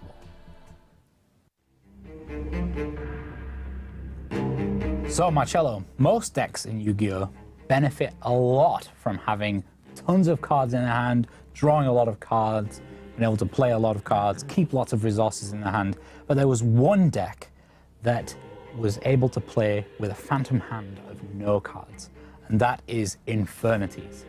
All of their cards were supercharged whenever you didn't have any cards in your hand. And we're going to talk first about Infernity Archfiend. If you drew Infernity Archfiend when you had no cards in your hand, you were able to just special summon him right away. And if you special summoned him when you had no cards in your hand, you could go and get any Infernity card from your deck. And there were some great choices. You could get Infernity Launcher, which allowed you to summon 2 of your Infernity monsters from the graveyard. You could get Infernity Barrier, which negated one of your opponent's cards. You could also get Infernity Break, which destroyed one of your opponent's cards. And those were the amazing trap cards, but the version that I want to talk about of Infinities was the Synchro version. So you would use Infernity Beetle, being able to turn one Beetle into 2 very quickly, and then Synchro up and up and up into these huge, huge Synchro monsters, and using various different levels of Infernity monsters. It would allow you to summon Trishula, of course, my favorite. And then it evolved from there. It did, and I gotta say, although, yeah, it was fun to play around with Infernities and, you know, tuners and synchro monsters. I'm more on the XYZ side for certain reasons, and the deck did evolve into what was a machine, mainly thanks to Lavalval Chain, I gotta say, which obviously is a tremendous card that ended up being forbidden, and that can just send any of your Infernities, as you have mentioned, then bringing them back with Launcher. And what was actually even relevant is that, as you've mentioned, the deck is great at having no cards, which actually makes Archifiend, I think, arguably the best top deck in Yu-Gi-Oh! I'm thinking Bubble Man, but I think Archifiend might have the lead. And funny enough, sometimes you use Lavalval Chain secret second effect, which is that you can just put a monster on top of your deck. And so the deck actually used this combo to just take the Archifiend and put it on the top of your deck, so that next turn you were guaranteed to top deck it and then just go crazy with it. And that, I think, is something completely unique to Yu-Gi-Oh! So I think it was definitely a unique deck, and something that was so powerful that it won the only World Championship held in Italy back in Rimini 2014.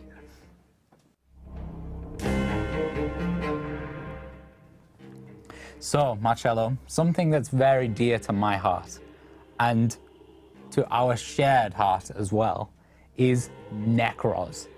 What an amazing deck.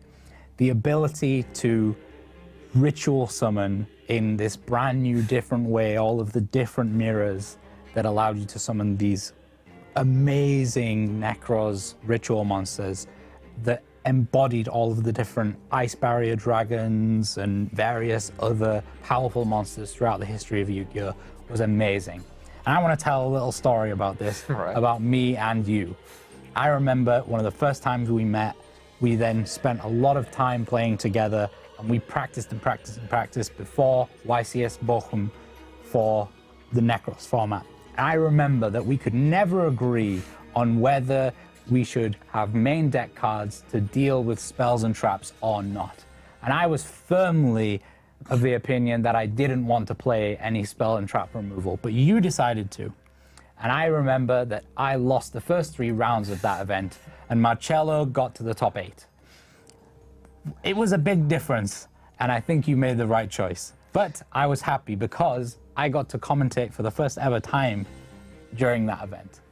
That's great, and then I guess it was a win-win scenario, yes, for sure. But yeah, I totally agree that for me as well, this is just as a special place in my heart.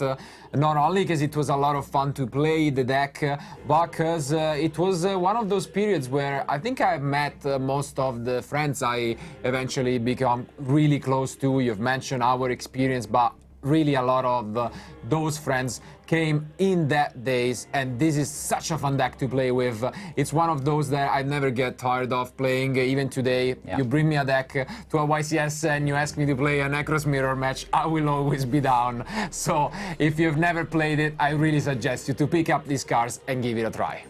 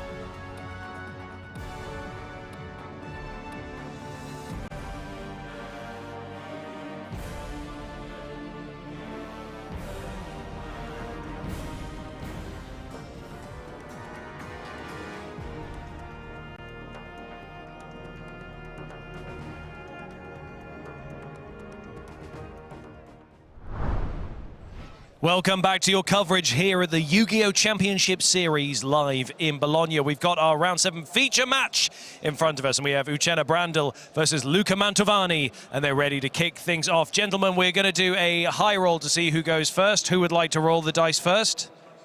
Okay, we've got Luca rolling first with a 10.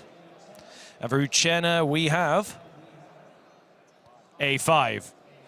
Okay, so Luca is going to go first. So I'm going to hand you guys back over to Basti, Mike, and Leo, who are going to once again take you through our round feature match. Guys, take it away. Thank you, Ed. Indeed, we are back here for round number 7, and we are going to have a classic battle of the elements because it is going to be fire versus water. The classic is back on, and I cannot wait for it, honestly, because this deck is crazy now after the recent main set. And of course, you guys at home already know which one I'm talking about. Which is it, Mike? One of your favorites as well. Mermail, of course. It is Mermail. So what's so cool about Mermail at the moment? Why is it coming back into the meta play? It receives so much support in the latest set that it really can establish a very good board and make a great field. Yeah. And also, going second, it has so much engine that it can go and play around any field. But I mean, going first, Leo, there's something else on top of that. It's not only the field that you're creating, but also you're decimating the hand of the opponent, right? You can rip up to 3 cards, sometimes even look at your opponent's cards in hands. You are very resilient to hand traps. So alone from the Neptabis combo, you need 2 hand traps on Neptabis, throw 1 on this one, and then specifically an Ash Blossom onto the Dragoon's effect in the graveyard. Otherwise, the Mermail player will play, and that goes only, of course, if they only have 1 card, and that is the Neptabis. And in fact, he will play because he is going first. He won the die roll, so we are going to see Mermails in action right away. So over to the table we go. Round number 7 coming your way.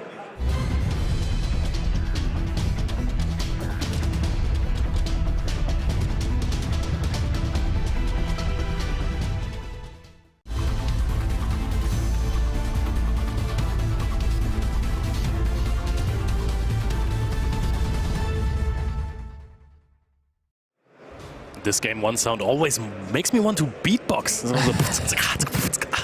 But now we're going to see Luca starting off with a Mermail here.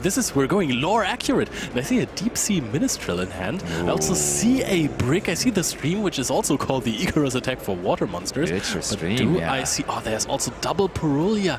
Is there any access to a combo? Luca is shuffling through his hand and he can't believe it. I don't think there is anything he can do here. There's no way. I jinxed it by saying we're seeing Mermail combos first. And Basti, this is it's all your fault again. This is the hand. Look, Luca is trying to think of something, but I don't think he's finding anything here. He can normal summon Mistral and set stream.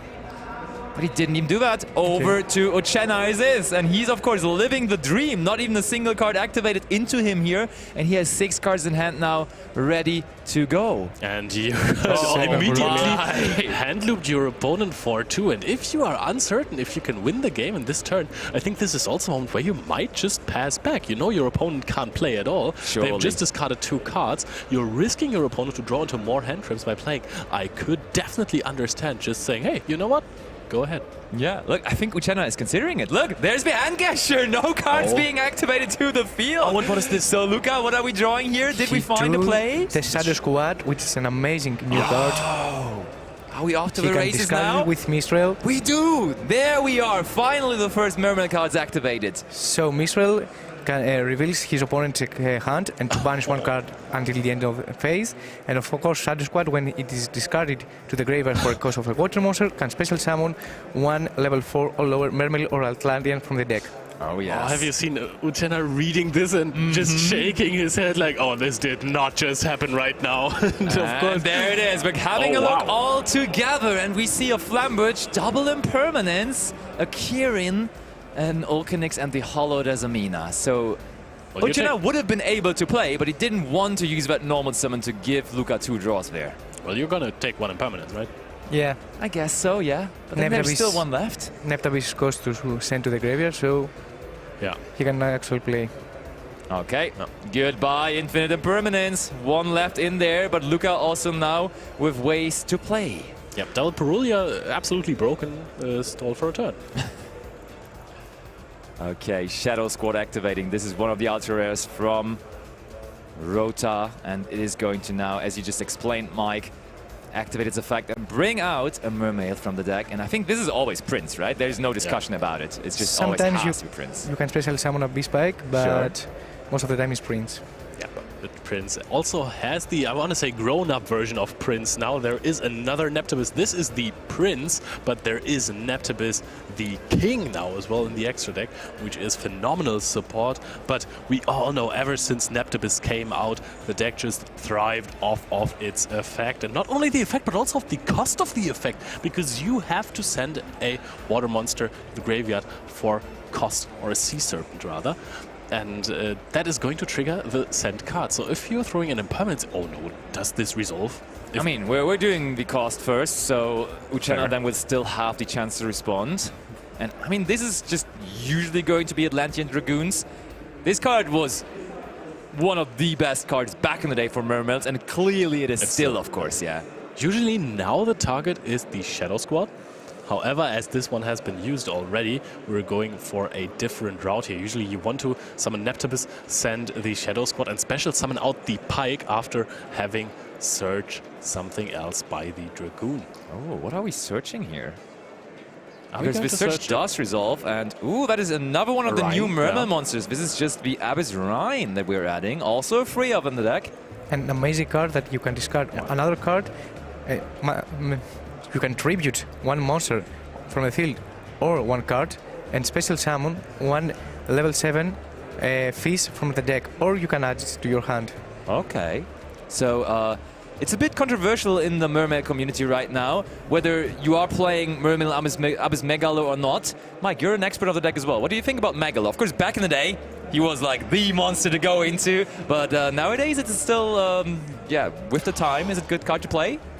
Yeah, it's a very good card Still? because going second, it can help you make OTK and win the game. Yeah, okay, fair enough. Also, it is the coolest looking Mermail card, and I don't want to have any kind of discussion about this. This is just absolute facts now. We know the hand of our opponent. There are 5 water monsters in your graveyard, because yes, Bologna is one as well, or rather is 2 as well, and Mulling Glacier can just basically either snipe 2 cards from the hand or force the infinite impermanence from Uchenna, which would feel very, very bad on his side. There's also the Rhine in hand. Rhine can tribute away the Neptibus. Neptibus is going to trigger, then summon back a Dragoon, and if you find a way into a Pike, which you can with Deep Sea King Colicant, then you can go for a Bahamut Shark, detach Dragoons to get a search, and summon totally awesome. It is, in fact, totally awesome. Yeah, that is really awesome. We are going to use the impermanence, unsurprisingly. We also got to consider that Uchenna, it's not a good interruption, but he still has Kieran effect in hand to destroy the Ulcanix, which would then at least give them 2 monsters on the field, but they don't do anything on the field, and therefore it's probably not that good of a thing to do, giving up 2 cards in hand for that. Okay, but now we continue. We will tribute the Prince to special summon a level 7 fish, or add probably special summon Deep Sea King, and Prince then will trigger to special summon back the Dragoon from the graveyard. There he is, the one-off Abyss Megalo in the deck. And we're triggering the Prince now, as you were saying. However, the Megalo does not trigger on a summon like this. It only searches you an equip spell if you have summoned it by discarding 2 water monsters. That did not happen. You can tribute, of course, the Dragoons to get double the attack, or to get 2 attacks this turn. Dragoon's effect is going to trigger to extend your plays, but let's not forget that there is, as Basti mentioned earlier, the possibility for a Kieran effect to build up a wall, basically. Indeed, yeah. And I don't know whether Luca is considering that at the moment, because this looks like he's definitely just setting up the double attack of Abyss Megalo, and I mean, that could easily be stopped then. Yeah. Let's see. We're going to use the effect of Megalo. That's such a classic effect to use in the first place, right? Yeah. Double attacking, that's not a common thing to see anymore in 2024 Yu-Gi-Oh, to be honest. But Megalo still does that. Did it back in the day, still doing it here in 2024. And so far, doing really well for Luca, of course. And Luca hasn't normal summoned yet. Oh, that's insane. Yeah. You gotta be kidding me. Really? He didn't normal summon yet? Nope. Ministrel, discard the Shadow Squad. Oh, you're Shadow Squad right. special summon Neptibus. Neptibus effect. I don't have to run down the spreadsheet. You gotta be kidding me, yeah. That's crazy, actually. All of that without even normal summoning. So for how long is the impermanence actually gone? When is it returning to the hand? In the end phase. In the end phase, But okay. if Uchenna starts summoning monsters to defend his life points, then it's not going to have any kind of impact. Oh, that is the normal summon now. There is the normal summon of Deep Sea Minstrel. And yep, now we go for the effect of Kirin. Oh, and Luca, look, he is surprised. He didn't expect that. He didn't realize that you could also just destroy another fire monster in the hand. So maybe he is misstepping into this interaction. Uchenna is carefully explaining it now. And Luca was very ready to attack for game, but no. We're bringing out the Kirin, and I'm sure we also can summon out the Garunix from the deck now. There is still one thing that Luca has going for him. I mean, there's multiple things that Luca has going for him. This is basically a last defense from Uchenna. However, this has to be end of main phase, so Luca gets to do more in his main phase. True. However, he burned through quite a lot of resources. There's not really... Okay, we're ashing that, so we know how to run over Kirin. Do we know how to remove Kirin properly in this situation? Because you can't just destroy it by battle, right? I mean, you can, technically, but the question is going to be whether that's going to be the outcome that you are willing to have of that. Because, of course, Kirin, if it is getting destroyed, it can just bring back a fire king from the graveyard and is going to trigger, something. destroy Flambirch, and is going to search for the big Garunix. Garunix is going to special summon itself back, summon Avatar. There is going to be a big chain of events that you don't want to have here.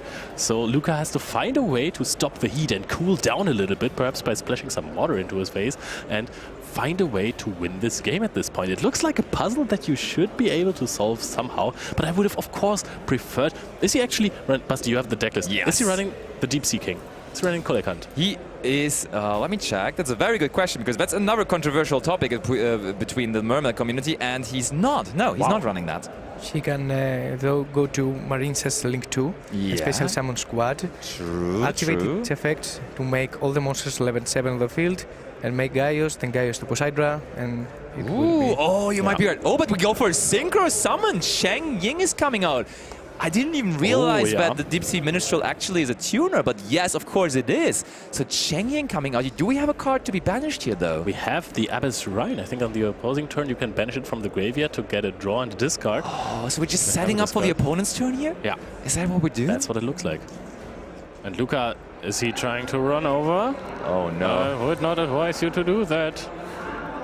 Oh, Luca's double-checking, confirming his opponent. Is he discussing with Uchenna the possible lines that he has now? It's like, hey, by the way, if I run over Kirin, you can summon Ulcanix, right? And then you trigger Ulcanix, you have the Flambirch in hand, right? So, discussing the full game plan. Of course, it's nice to see social cards on the field. Oh, are we in the battle phase? Are we trying to do that? I don't think we are, right? Oh, we're just passing over. And I mean... This deck, that Fire King Snake Eye deck, is scary. It's able to do so many things, and even though it didn't do that last turn, that's not really an indicator, because last turn he was choosing not to do anything, and he knows that there's, for example, Hollowed Azamina waiting in the hand. So, I would definitely be scared here in Luca's shoes. So, what did we draw? We got back the Impermanence, and I think we have seen a lot of Mulchamis resolving this game already. And Uchenna just decides to draw another one here. That's of course not optimal. However, we set the Impermanence. We're setting it. We're setting the Hollowed Azamina as well. It cannot be activated since there is no card to send, like a simple Wanted or Deception. True. You're right, you're right.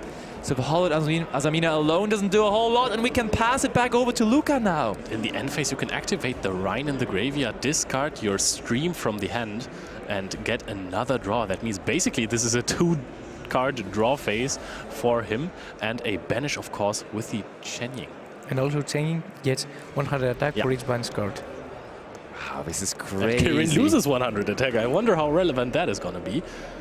Actually, you could attempt to, if you think you're not going to win the game next turn, you can banish one of the face-down cards and banish the Ulcanix from the graveyard so that Kirin doesn't have a proper target. Okay, so we draw. There is pretty interesting. The effect of the Chen Ying. And just making sure that the Witcher stream is going to be explained here carefully. I think we just saw Neuron being used here to provide the information needed, and we have seen the Chen Ying now resolving. We have cleared the monster out of the graveyard, and more importantly, even the monster on the field. And that is going to be scary now. Uchenna still has full life points, but I mean, that's a lot of attack points already on the field there. Not enough, though. Not enough, though. You're right, you're right. So, 2 cards in hand. There is one of them as an Ash Blossom. Is that another Shadow Squad that he Indeed it is. It does look like it for sure. Oh, we just go into battle phase, though. Here we are. That is plenty of damage, but as Leo was saying, it is still not enough, so we will see Uchenna having another turn. And the Moulin Glacier is just chilling there, having a good time. So Luca values the Ash Blossom over a possible Abyss Gaius that he could summon. Of course, knowing there is infinite impermanence set on the field, and he knows the Channing isn't going to do anything this turn, so the impermanence does not really have a valuable target right here. However, if you commit into discard Ash Blossom after summoning the Shadow Squad, and then overlay with the Moulin Glacier, you would provide a valuable target for the impermanence. You would summon Abyss Gaius, invest everything you have, and then go, hey, here, imper me, and then start playing, if you can. Can he? Normal summon Droll and Lockbird. This is the Anima Zone. What are we on to here? It is the Anima Zone, you're right. Linking off the Droll and Lockbird. Wait, do we... Oh, this is nasty. Wow. Do we take the Moulin Glacier and then crash, destroy the Moulin Glacier, and then skip the battle phase of our opponent next turn? There is also the effect of Virtuous Stream that can banish itself from the graveyard to shuffle back 3 water monsters to the deck. Okay. Excuse me? Infinite impermanence being used. Excuse me, it gives protection to a water monster. Yeah. Oh, but it does not have to happen on protection. So it just chooses a monster on the field and says, hey, once per turn, when this card would be destroyed, it is not. So you can activate it whenever you want and trigger the Channing. That is very strong by Luca.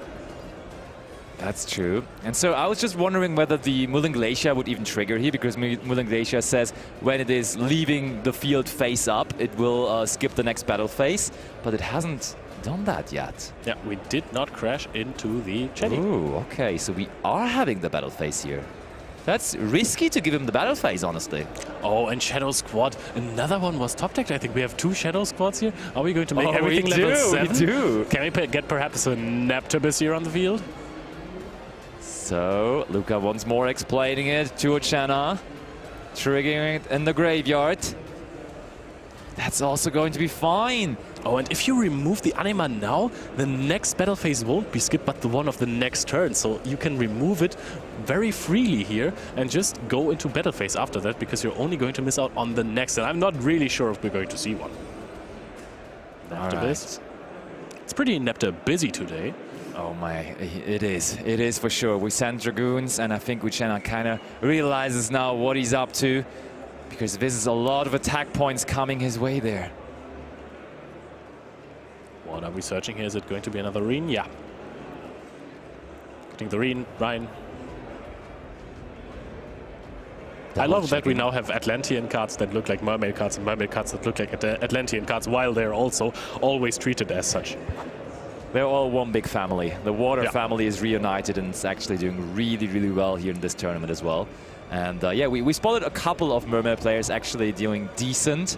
Also, for like maybe general overview at the moment, there is definitely Tenpai doing decently well at the top tables. I saw like basically every table through the top 10 tables, I want to say, had a Tenpai on it, or at least like 7 at least out of those 10. Sometimes even playing against each other, so there's plenty of that.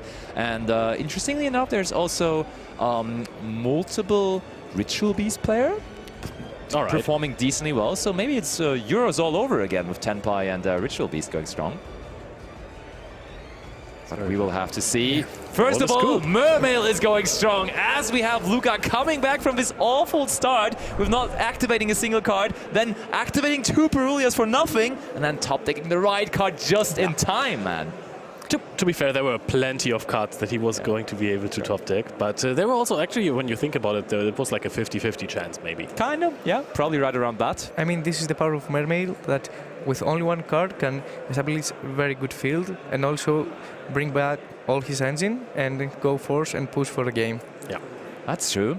So, key decision here, of course, in this game was probably Uchenna deciding not to normal summon his Ulcanix, right? Because he could have just done that, and then like play into it, and he would have probably won that turn, right? Because Mermail doesn't really, like looking through the Mermail list, it's not like they're playing Nibiru or cards like that, so very, very surely like the Fire King monsters are just so big that it would have worked, but go ahead, what are you trying to add here? But you don't know your opponent's deck. True. And there are plenty of decks in this format that are, word has probably spread already after our round 1 featured match of Joshua Schmidt, especially, that there are decks with 26 hand traps. And sometimes, apparently, they want to start.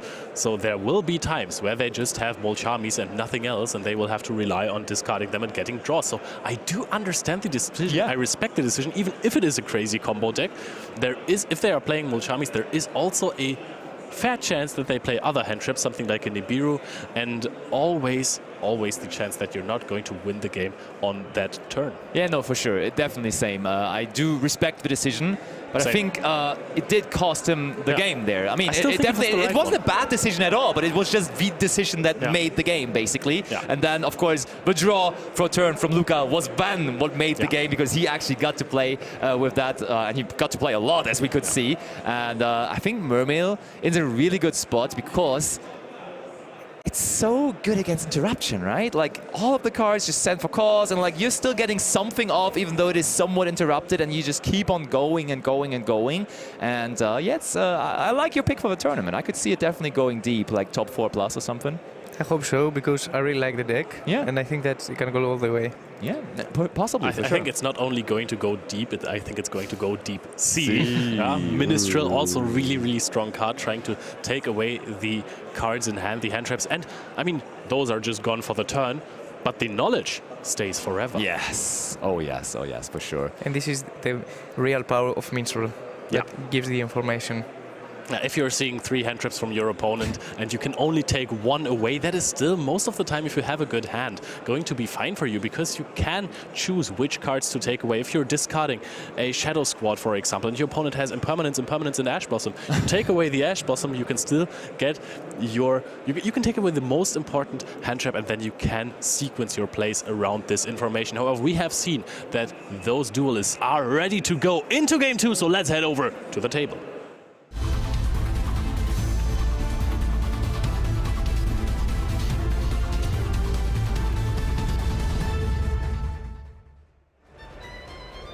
Fire vs. Water, edition number 2, game number 2. And honestly, Luca would be happy to draw those Molchamis again, because this time they would be very much stopping the opponent. And is there anything? Draw phase, Luca? Are we going to do something? Yep, there is the Purulia again. And honestly, I feel like Purulia at the moment, it almost feels like it has more of an impact than Fuvalos. It's kind of crazy. I've had a discussion with Max van Neverseel about this, but I'm going to prolong that because there's a way to play around that.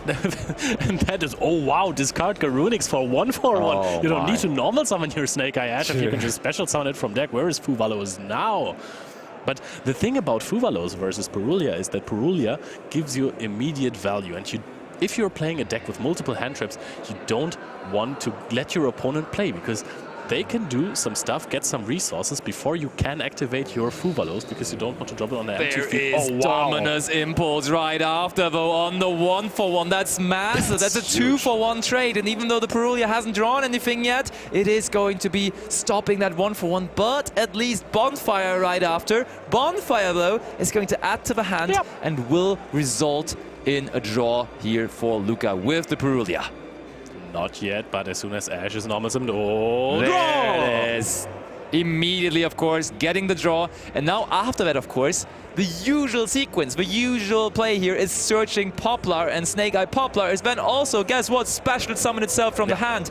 Netting another draw here for Luca, and Luca is already smiling about that, because there he goes, number 2. Interesting decision, though, because he has the Droll and Lockbird in hand. I think at this point you don't get too many draws anymore from this combo, so you could have, on summon, on resolve, activated the Droll and Lockbird as well, or you could have chained it, so your opponent doesn't get to search. He has activated Impulse. That's why he was taking on 1/1, and because if he activates Impulse, he cannot draw then.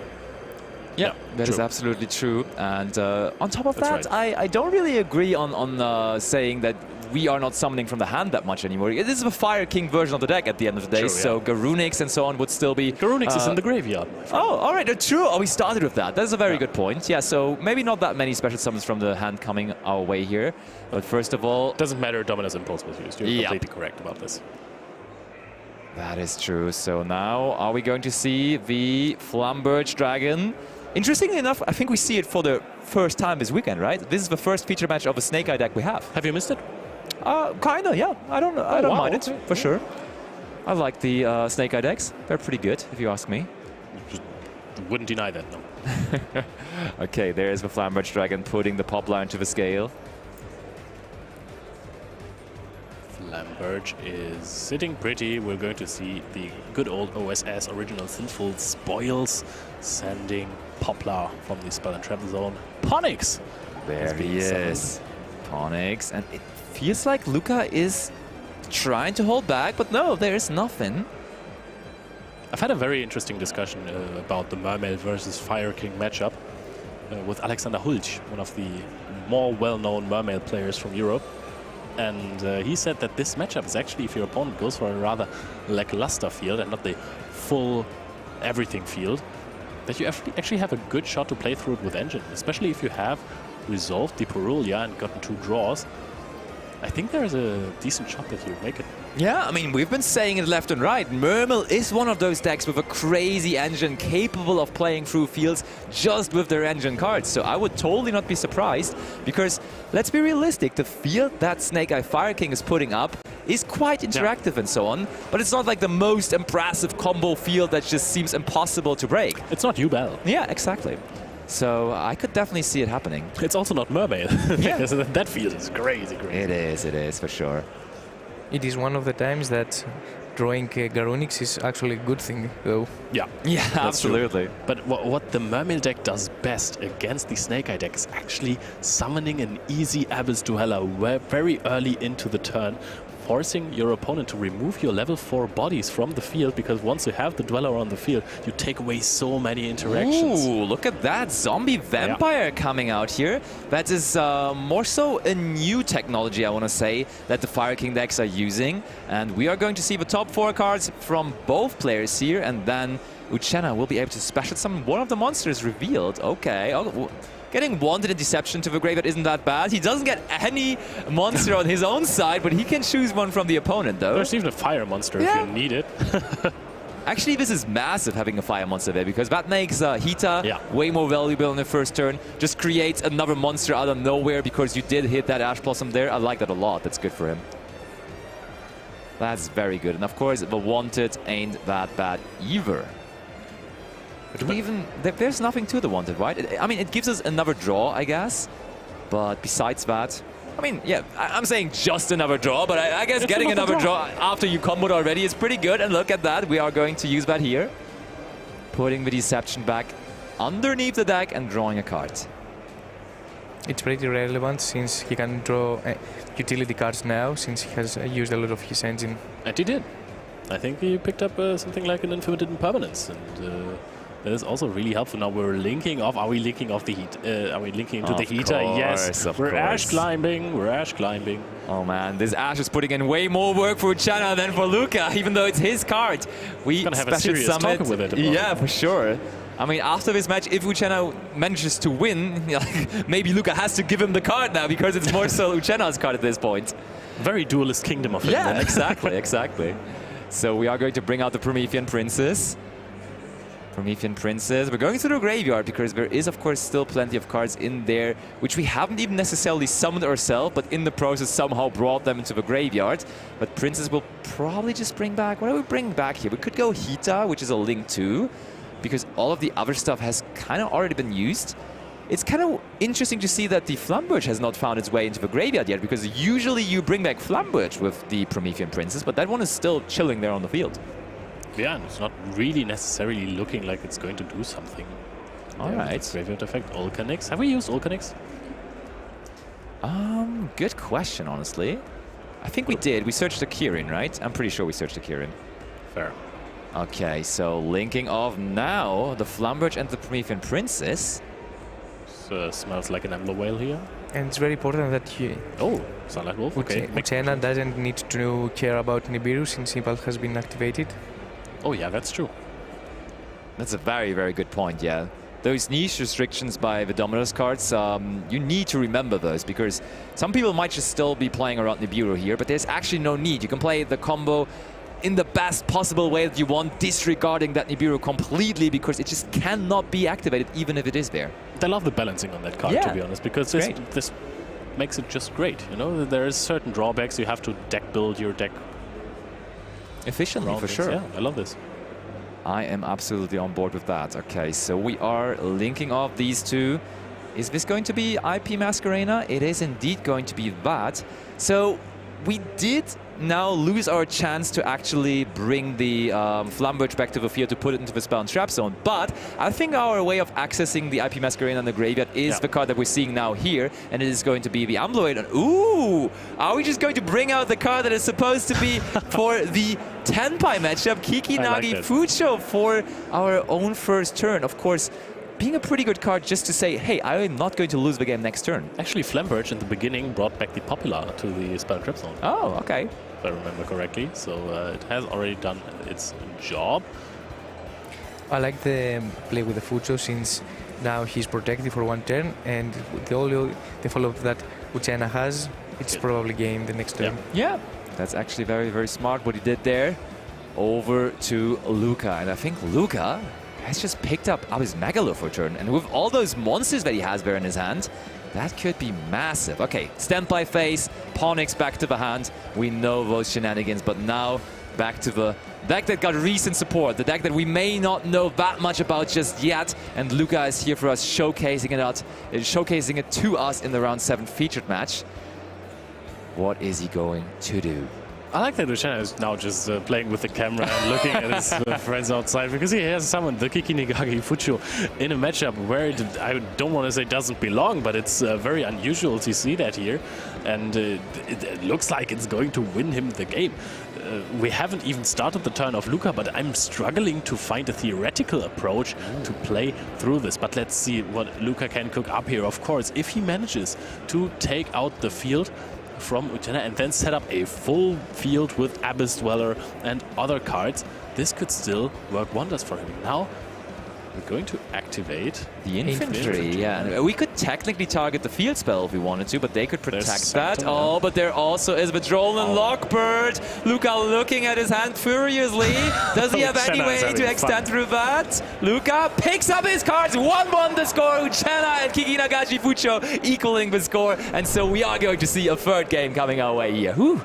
Snake Eyes Fire King said, hey, with fire we can't win, let's go for win. It's literally fire versus water. Yeah, but the win cards won him the game. The rank 1 exceeds and Droll and Lockbird just ended this quickly, because I was just then remembering Pike is a very good start. If you get your Dragoons into the graveyard or somehow onto the field, you can go for a Dweller, and Dweller just basically takes away all of the resources. I'm very curious to see what Luca is going to set up here, because if he just ends on like a Toad and a Dweller, it's already going to be super difficult for his opponent. It really, really is, absolutely. I was just missing the Happy's Featherstorm there, honestly, next to the Kikinagashi Fucho. That would have been the icing on the cake.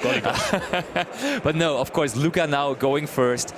And the good thing with this Mermail deck, I personally think, is you don't even really need to side in any going first cards, right? Your deck is so crazy going first, so why would you need like additional cards like Skildrin or something? We saw, I think Uchena just sent that Skildrin to the graveyard with his zombie vampire. He's bringing in those additional cards going first because his combo is rather minimalistic, I want to say. Yeah. Maybe some thrust targets. Yeah, actually. possibly maybe that, because that can like cheese you a game, you know, if you have a Dimensional Barrier versus Tenpai or a DDG versus a Fire King version. Oh, also another good thing is an answer to Droll and Lockbird, because we just saw Droll and Lockbird hurts him, so there is cross-out designators and Droll and Lockbirds in there, so I guess we're going to bring that in as well. And also both Purulia and Fualos hurt the deck, so also Rush is a very good option for a Mermail pilot.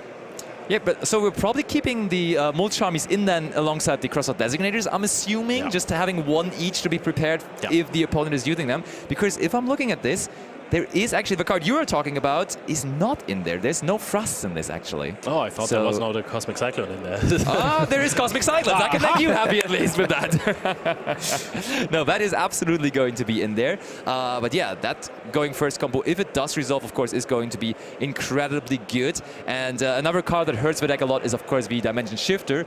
That's not a card he has to be scared of here, though, because Fire King is equally scared of that card, so he's not going to bring that in all of a sudden.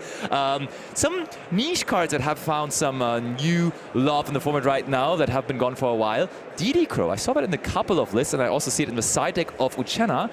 Is that an option against Mermail? I'm just trying to think of a spot where you could use it. If a Dragoons is being sent to the graveyard for cost, you can DD Crow it, yes, and then it is not in the graveyard anymore when it would try to activate. Thus, it won't. Yeah, true. The good old Benton situation, right? I remember that from the Drytron days. They will tribute a Benton and you would go DD Crow so it doesn't activate. So yeah, if you want to prevent activating effects with that, works against Hydrodeck Seals as well. I'm going even further. Dante mills for a cost. So if you hit a Gruff with Dante and you DD Crow it, it won't trigger. All of that is true. Probably none of that going to be seen here, but we are going to hopefully see a great gameplay, gameplay-wise here for the third game. And yeah, another edition, of course, of Fire vs. Water. What are you at home thinking? What is going to be more successful this weekend? What is going to go deeper into the tournament? Is it going to be a Mermail strategy? Is it going to be a Snake Eye variant like the Fire King one we're seeing here? I want to say I think Fire King still definitely pretty far up there. You have your love for Mermail, Leo, so you're the deciding factor here? All day Mermail. All day Mermail, okay. Team Water has won. Let's see whether Team Water can win here in the feature match. Players are ready, game free as well, so let's go.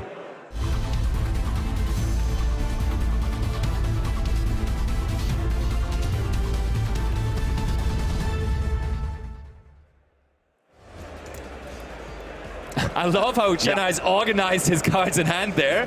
Is that going to make them better? I don't know, but let's see. It's Exodia, right? Oh, and look at that. I think Luca drew both cross-out targets. I think he drew the Draw the Lockbird and the Perulia there. Oh, or the Fuvalos even. That looks like Ryan with Dragoon, so I think he's okay. Okay, yeah, I guess that will do the trick for now. And he has also an Ash Blossom in order to play around one from the match armies. Oh, speaking of Ash Blossom and Joyous Spring, though, that is Uchenna activating it. Looking at the hand of Uchenna, I don't know if you guys can see this, but this kind of looks like there are 3 Ash Blossoms. Oh my. And the playset. We still get to search the Neptibus. You Ash Blossom the Rhine thinking, hey, this was +1 for me, but there is no normal summon. Neptibus is being summoned here, and it is going to activate, going +1 for cost immediately. Can you even impermanence the rest? This looks like it is going to resolve, or did we perhaps just say, okay, you can pay the cost, and then I'm going to think a little bit about it. Shadow Squad is being activated. Neptibus is going to resolve. I think we're going to see the next Dragoons being added to the hand. Shadow Squad might summon out a Pike, and then this looks like it's about to be full combo. This is a big wave lining up here. Water is definitely right now getting into the groove. Luca perhaps maybe going to perform his biggest combo of the match so far. Oh, yep, he just keeps on going. Uchenna also says, yeah, just keep the deck open, just keep on running. And what are we going to grab here? It doesn't quite have a poker face here. Yeah, for sure. I would agree. Discarding the Dragoons. Oh my. It's good to see those cards back, isn't it? It is. I'm so hyped about this. Discarding. Now, what are we going to search here? Are we going to search an Abyss Gun? That's also another card where people are hesitant about whether to run it or not. And I see Luca is running 1 Abyss Gandhi in there. Yeah, that's true. Some like it. Some prefer not to run it. But I actually go with Luca. I really like the card, honestly. Me too. I can confirm that. It is a very good option in the scenario like this. Yeah. Sounds about right. So, or maybe it's not though. I think we have settled on the Gandhi now, but also the Dragoon Surge is going to come through now too. And what is that going to bring us? Let's see how Luca gets to another level 4 on the field, because Rhine was already activated, so you can't tribute the Neptibus from the field anymore to special summon back the Dragoons from the graveyard and go into a profitable Bahamut Shark, just detaching material for cost, thus activating the Dragoons. You're searching for another Neptibus, which now just seems like follow-up, or do you have a way to discard it? Maybe there's a Megalo waiting in hand. I don't know. He drew it 2 games in a row, so maybe another one here. We'll have to see. Luca, or he doesn't look as confident anymore, to be honest, right now. Linking off here instead. He has an extra deck too. Yeah, yes. I'm surprised, but you are surprised by that. But yeah, there is Bicorella Anemone. Honorable Marince's card in his extra deck. That lets you special summon one more water monster from the graveyard to the field. Yep. Water Gang! Can you special summon something that discard Cyber's Gang? That's what I wanted to say. And yes, there is a way to discard. You can summon out the Shadow Squad. Shadow Squad can discard and make all water monsters level 7. But how does that help you in this situation? Okay, discarding the Gandhi. Gandhi is going to bring back... Are we going to bring back Pike? We are bringing back Pike. Okay, so that's a level 4 monster again. But now... Is Pike once per turn? That is a big question here. I mean, it's a pretty old card, so I wouldn't be surprised if it's not. No, he actually is.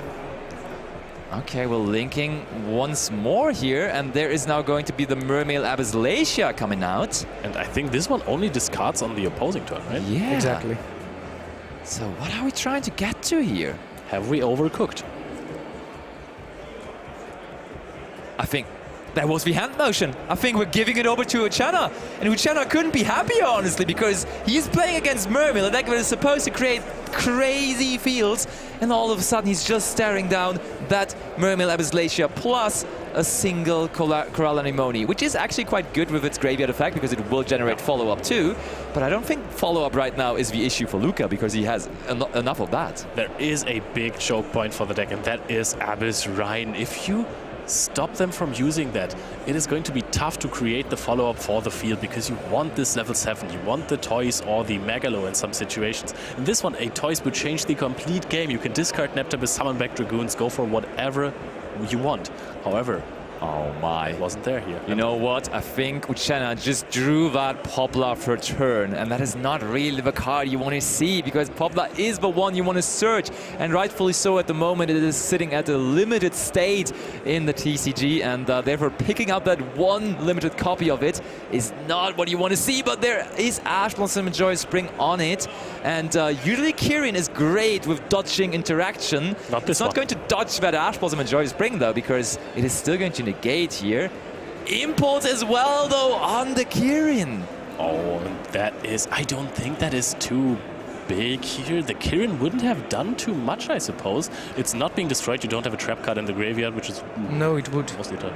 Because Kirin would be special summoned, and then you can make Hita, and there is an Ash Blossom on Lucas' board. I mean, that would require him to have another fire monster. Oh, he can bonfire to take Fuvalos gets ashed here. Okay, we can use those ashes step by step. Abyss Rhine. Right, and it was discarded with Fuvalos. It is not Max C, Basti. Yeah. Oh yeah, super second. Yo, you guys are so right. I completely accepted the fact that he did that. There is usually Bonfire is a crazy extender, but now Poplar is being limited to 1, and that changes the deck so much. He has used the normal summon already. Searches for an Oak, and Oak doesn't do anything. I forgot. I thought the Kirin was used to dodge an Ash Blossom, which obviously does not work. So I was confused by that too. But you can also, of course, destroy the Ash Blossom from your own hand and then go into Hita. You were right about that, Mike. You can also activate first Bonfire to add Ash on or Rock, and then destroy Kirin, the Ash in the hand, special summon, make Hita, Princess, and then bring back the one that was destroyed. Fair enough. So, over to Luca, it was enough! We were thinking, what kind of Mermail field is this? It did the trick against the Poplar here on the other side of the field, and there is another Neptibus. The Prince is back! This is an up and down roller coaster of emotions. All these turns passed from Luca with a lackluster combo field, or sometimes not even a field whatsoever. Yeah, no Promethean Princes for Uchenna, but the Neptibus Prince, the Atlantean Prince for Luca, and I think this Prince might be sealing the deal here. Going through his... Are we going to send a Shadow Squad? Yep, it is in the graveyard. You just need damage on the field. Yep, true. It's less than 5 minutes remaining on the round, so Luca definitely will have to take care of that. Mermail's combos tend to take a little longer, but there only is a Poplar on the opponent's side of the field. We do have to consider that there's also still Kieran in the hands, so definitely don't forget about that, because there is something which Shenna can do. Ash Blossom and Joy Spring now, though, on the Shadow Squad, I believe, right? The third one in this duel. And Luca has forgotten about the Kirin once already in game 1. Will he do that again? I mean, he already has so many monsters on the field. It is tempting to just go battle phase and go for some damage. But Luca perhaps can go for something else. What does he have here? The Abyss Rhine is not being... Abyss Rhine. The Abyss Glacier can't be used here. Only on the opposing turn. So are we trying to maybe go into Zilan? Oh, okay. I like this. I think we just declare our battle phase. Then he has to do the Kirin, because that is in the main phase only. And then we can think about stuff again. Like, then we can just reset our mind and be like, okay, now how do I deal with this?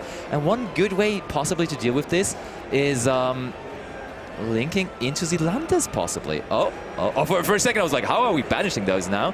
But that is going to be it's not Zealandis, it is the Mermail King Napped Abyss instead.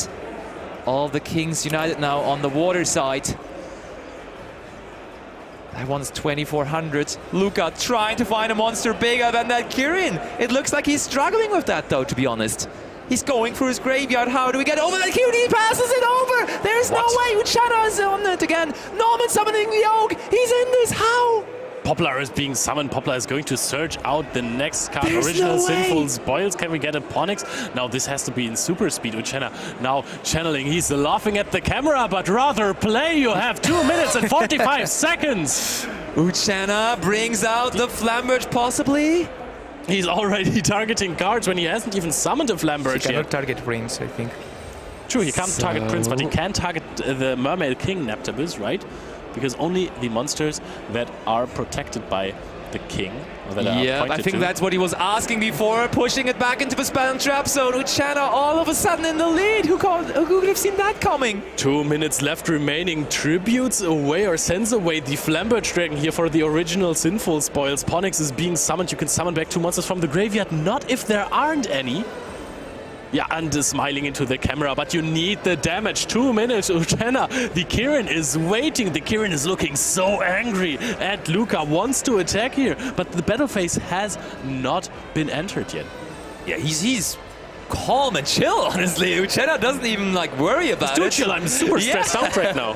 You are more stressed out than him for sure at the moment. Uchenna just casually resolving that Fire King Island there. Garunix it is. More and more monsters. I think he actually is setting up to go for the full 8,000 points of damage here. He wants to do it in style. He wants to finish the match before the timer runs out. He just actually wants to win it as he is supposed to. Oh, Kirin effect going to destroy the Prince.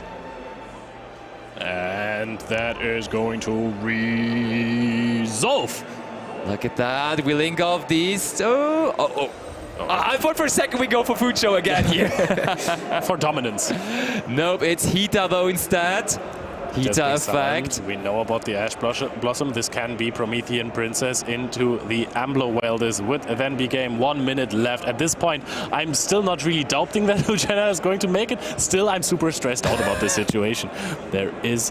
He's not going fast at this point. This is just regular pace. He is the most chill Fire King player I've ever seen. Honestly, there's Flamberge back. That's so many attack points. Are we finally entering the battle phase? It looks like we are. Uchenna in the battle phase. Uchenna, a match winner here with his Fire King Snake Eye deck. What a match that was. Who was ever worried? Who was ever worried? This was a crystal clear win. Uchenna always knew it. He always believed. He was basically signalizing everyone to the camera. Every single thought he had, it was immediately telegraphed to the audience. I loved it. He won that game by opening triple Ash Blossom and Joy Spring. How on earth? And he wasn't playing versus Labyrinth. Yeah, that is true. Let's analyze that turn. Was there really nothing our Mermail player could have done? Because he just didn't find a way to out a Kirin. How? It could have added Glacier on the first turn. And then with Anemone bring back 1 monster, and then we have 5 waters in the graveyard, and then special summon Glacier to discard 2 cards from his opponent's hand. Okay, but of course, something that we have to tell is that the stream is very nervous. Yes, so of the course. players, get blur, get blackout. So it's very logical to not see every line. Yeah, for sure. And I mean, Uchera certainly was profiting off of that there, because I don't think he was having too high hopes after seeing the 3 Ash Blossoms in his opening hand there. So it is for this edition right now, Fire winning. Team Water, how's it looking at the moment, guys? Kind of sad over here. Okay, so the problem was that Cosmic Cyclone wasn't drawn, okay? Exactly. Yeah, if he had drawn the Cosmic Cyclone that he definitely sided in going first, it would have been his game all the way. Luca would have won it, but that was, I think, the issue back there. But yeah, it was, never believed in Uchena in this game 3, to be honest. No offense, but this never looked like he had a chance. Yeah, I can tell you though why Uchena actually was so chill about it, because Uchena, I remember him from making top 4 at the Austrian National Championship with Fluwanderees. I think Fluwanderees players, they just have that chill attribute, you know, like they played their birds all the time. They were doing a million normal summons. They have nothing left to lose. yeah, exactly. No, they got used to the fact of just taking very, very much time to have so many summons and so on and so forth. So he's in the groove and he won the game. So who could tell he's wrong, huh? Was it a barrier statue wind nationals, or was it after the... It was bad, yeah, it was bad. Phenomenal. Thank you. For the elements though, Fire won the war, the battle, but not the war. Fair enough. The water will be back. Yeah. I'm not doubting that for sure. We have multiple duelists in the tournament that are running Mermail, and they are rather talented. They are incredible combo players, so I'm hoping that we're going to see some on day 2. I'm guaranteeing that we're going to see a lot of Fire on day 2, especially because Tenpai is also on Fire. Yeah, that is true, but also maybe the Sharks need to come in and help, you know, because of course Sharks received massive support in Rage of the Abyss as well. You're loving the Shark decks as well. Maybe Sharks are overtaking. Armored Shark is an incredible combo piece in Mermail. I know, but it's also a great deck in general itself. I hope we see some Sharks. I love Sharks. I know. I mean, I have seen my Salomon grades, and therefore you are entitled to your Sharks. Which rogue deck, which deck that isn't really strong right now would you want to see, Mike? To be honest, there are plenty of them. One of my personal choice, of course, would be something with dragons, because I really love Dragoling. Tenpai. Yeah, there you go. We found your deck. We found your deck. Like, the deck, the Prima Right one with the normal monsters. Yes. That's pretty cool, and I think that it can take people off guard. It is the same logic as the Joshua's deck with the Castillo and Fitzsmith. Yeah. Just make seal, maybe a Caesar, and pass your opponent with 3 to 4 hand drops. Keep it simple, keep it simple. And actually, in fact, we did see people doing decently well with those primitive dragon decks in the back. So it's definitely going to be a thing we may be able to bring into the feature match stage in the later rounds. Of course, 2 more to go for today. We're not going to be on those anymore because our colleagues are going to be casting those. So already goodbye from the booth from our side. But now, time to bring it over to our analyst, Alberto, and the winner, Uchena, of course. Thank you so much, Seb. I'm here with Uchena, the winner of our round 7. First of all, congratulations. Thank you, man. I think it was a very close match, and I mean a back and forth, let's say, especially after game 1. I think, maybe you had some thoughts about it. So what were your emotions, just in general, coming to the future match area? I mean, I was at feature match already at Nationals, not as big in Austria, but my opponent wasn't. We talked about it a bit before we went into it. And he was very nervous, like I noticed it the whole match, and I think it cost him something. Yeah, no, especially because I think that, sitting at the future match area in general is not easy. You are in round 7, so you have already played quite a few matches, I would say. And especially playing against, Finsmith's Fire deck is not easy in general. Yeah, I mean, he had he won the die roll with his deck, which is huge for him. With his, what was he playing? The Mermail. Yeah, so Mermail. I mean, and I have the first highlights while you talk, so at least we can go through it. Yeah, let's do it. So, because as you were mentioning, he plays Mermail, but then something happens, I guess, right? Because here the Borrelia get activated, and but it kind of bricked, let's say, no? Yeah, he bricked, obviously, but I don't know. Yeah, something else happened. I had the normal summon Olcanix, but I didn't want him to give him 2 draws, and at the time I didn't know what he was playing. Like I could play, but I didn't want to risk it, you know, No, like but I giving think too much draws. Exactly, but I think it made perfect sense for you to just pass because, like, in your mind is I you had didn't two play a single imperms card. in the hand. Exactly. I thought I can, like, if he rips something, I have two imperm, I can stop him. That Yes. was in my mind. Exactly, and I think it makes perfect sense. Especially if he couldn't play in the first turn at all. Yeah, exactly. And in the second one, I'd like to show you. I think there is a point in which, in this specific moment, I think he was going for the OTK, but he didn't realize the Kirin could get activated, yeah, right? yeah. He was going for it, but I wanted him, like, I didn't want him to make it as easy. Yeah.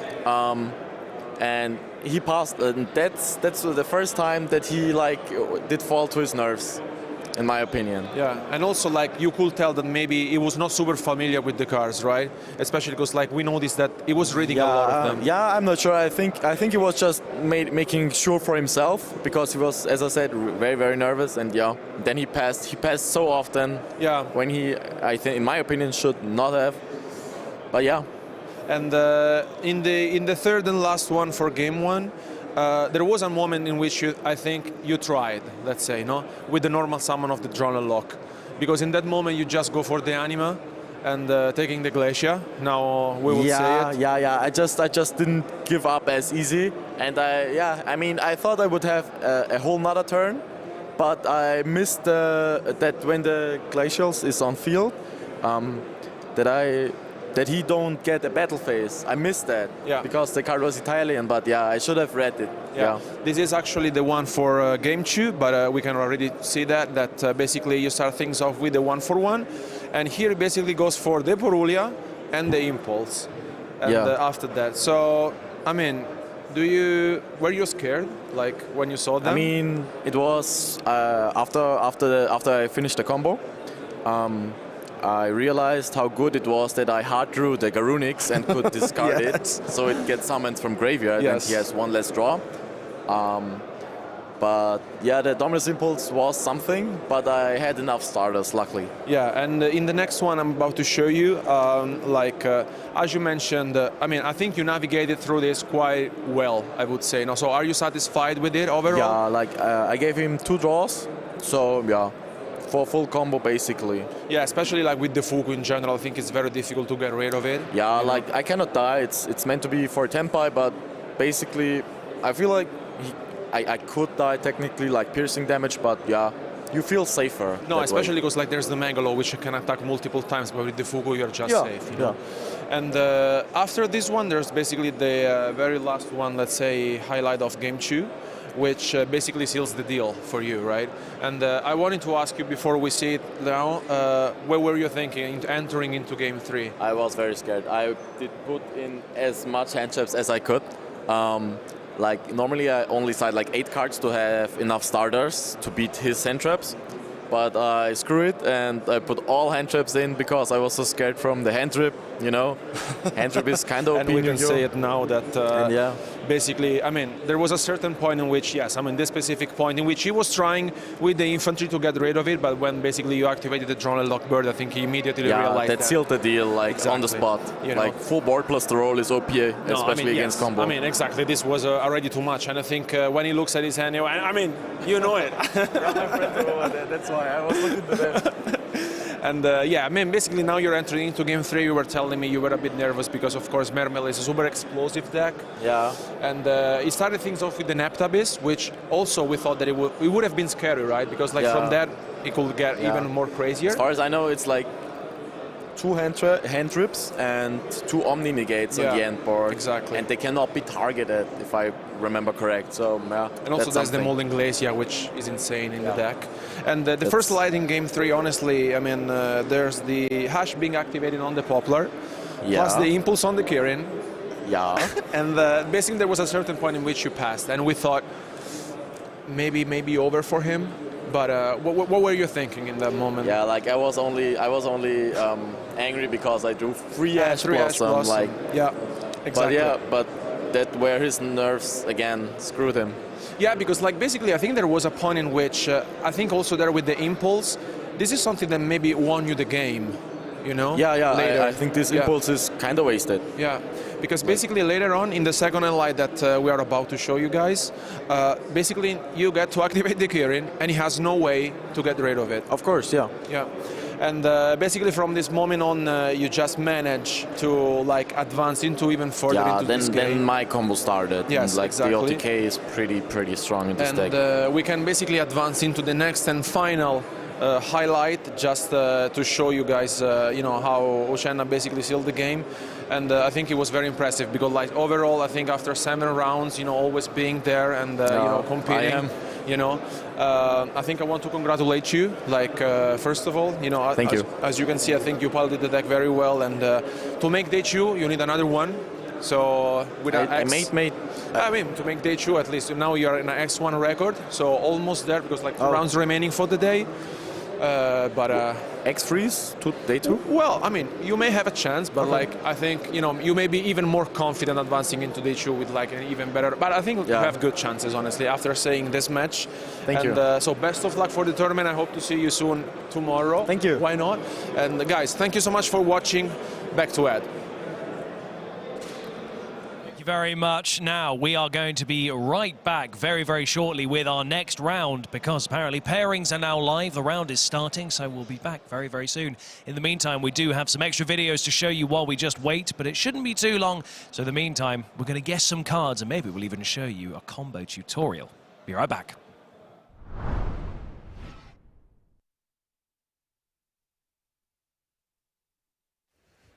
Hi everyone and welcome back to the coverage for YCS Bologna 2024. I'm here joined by Alberto, but most importantly by Time Wizard, and that is because we are gonna go and take a tip down memory lane as we delve into some combos, and well, specifically we are gonna dive into Time Wizard 2010.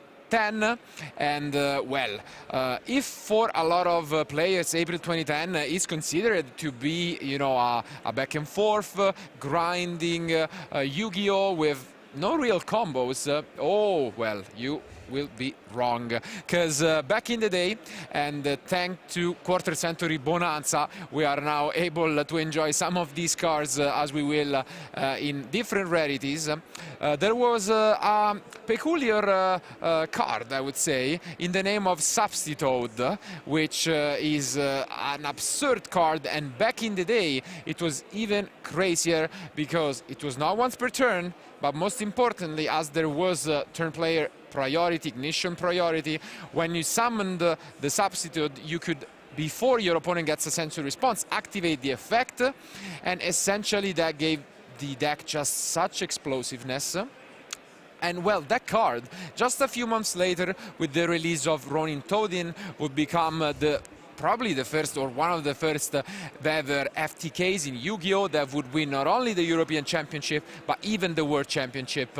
But even in April 2010, the deck had a lot of potential. And if you've ever played this kind of Time Wizard tournament, which you can do this weekend as well in YCS Bologna, you know that there are a lot of more slower decks. For example, Monarchs are very popular, but today I want to focus on a deck that a lot of players call Dream Frog, and that is because the deck does so many things.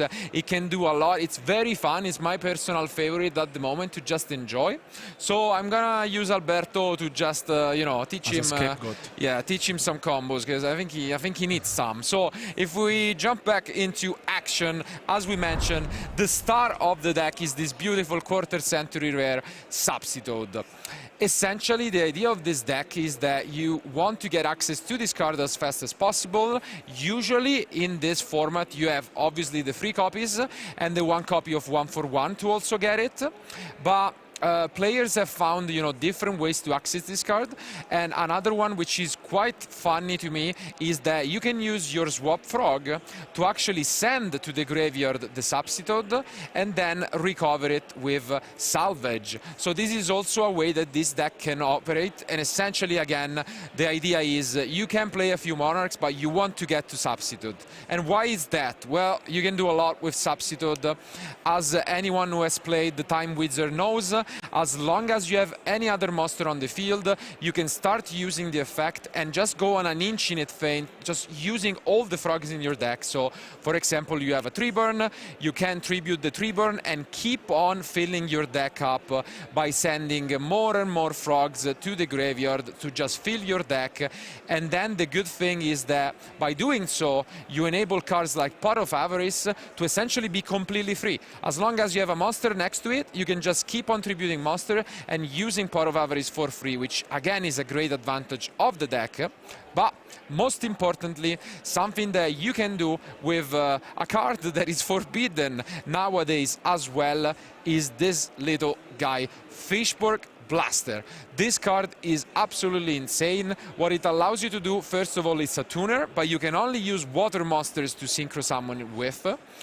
By discarding a card, as long as you control a level 3 or lower monster, so this is all good, you can keep on bringing it back. So essentially, if you can get access to this card and you just have a substitute, as long as you have cards in your hand, you can just bring out your frogs and then discard cards from the end to just bring back the Fishburg, and this keeps on giving you cards for substitute. So essentially, the Fishburg turns your cards in hand into cards on the field.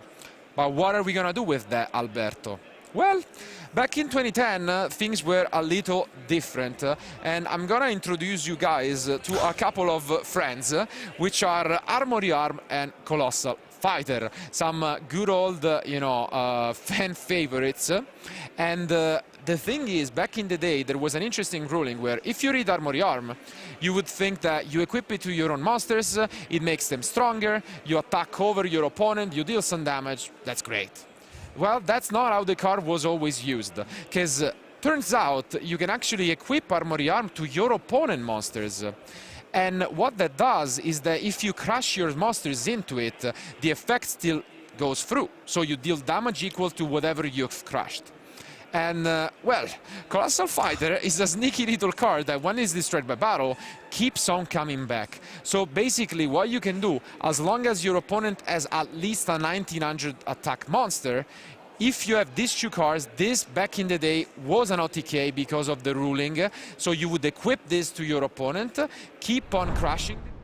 And you could see more of that combo tutorial coming up very soon after our round 8 feature match, which we have here live for you at the YCS here in Bologna. In front of me, I have Francesco Simoncelli and Jole Arcudi, who are ready to jump straight in. Gentlemen, we're going to do a high roll to see who goes first. So who would like to roll first? Okay, Francesco and Jole, that's Snake Eyes there. Okay, are you going to go first? Okay, Francesco is going to go first. I'm going to hand you guys back over to your wonderful commentary trio who are going to take you through our penultimate feature match of the day here at YCS Bologna. Gentlemen, take it away. And of course, it has to be the penultimate indeed when you are talking about Ed. But it's round 8 we are in, and we have a special one for you guys. As some of you might have recognized one of the two duelists, Francesco, obviously with a bit of more on turf advantage, although they're both Italian. Former World Championship participant, and of course one to be reckoned. But most importantly, they are both playing some interesting decks, I would say, because Francesco is one of those duelists who is also pretty much fascinated with going back in time a little bit, as he's playing Orcus cards. We could say the OG Fiendsmith combo, right? Where you just go. Unfortunately, no Mermaid is available, but still, the deck is definitely powerful. We have a lot of tools back from the Forbidden Limited list, so I'm excited to see it. What do you guys think? Yeah, I mean, as you say, back in the day, it was basically like Orchestra, right? 2 monsters, Mermaid, and then off you go. But not quite so powerful anymore, but still got a lot of tricks up its sleeve. I'm really sad you can't play it with the Fiendsmiths because it locks you into dark monsters, but yeah. Here we go. There are some very cool-looking combos. There are some exciting cards in his extra deck, so I'm very excited to see what happens. Absolutely. But on the other hand, to ruin his plans, we could say, we have the one and only runic deck to rule them all, as we are facing off against a runic stun version. So I mean the usual deal, obviously playing with what's left and a few of those, you know, skill drain, rivalry and so on. So obviously the game plan here will be an interesting one, because when we are losing the die roll, especially against a deck like Orcust, I think game one especially will be down to some mind games, because I would think none of the two are expecting what the other is playing. So I really want to see what's going on. But I think without further ado, we want to see some Orcust combos, as Francesco has won the die roll. So let's go to game one.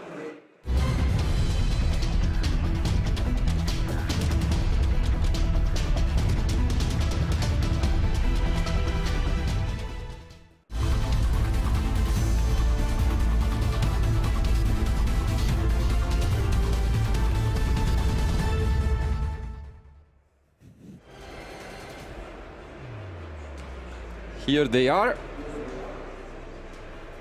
I know which card you're waiting for, Tom. Yeah? Which one's that? It's a card that draws additional cards, let's say.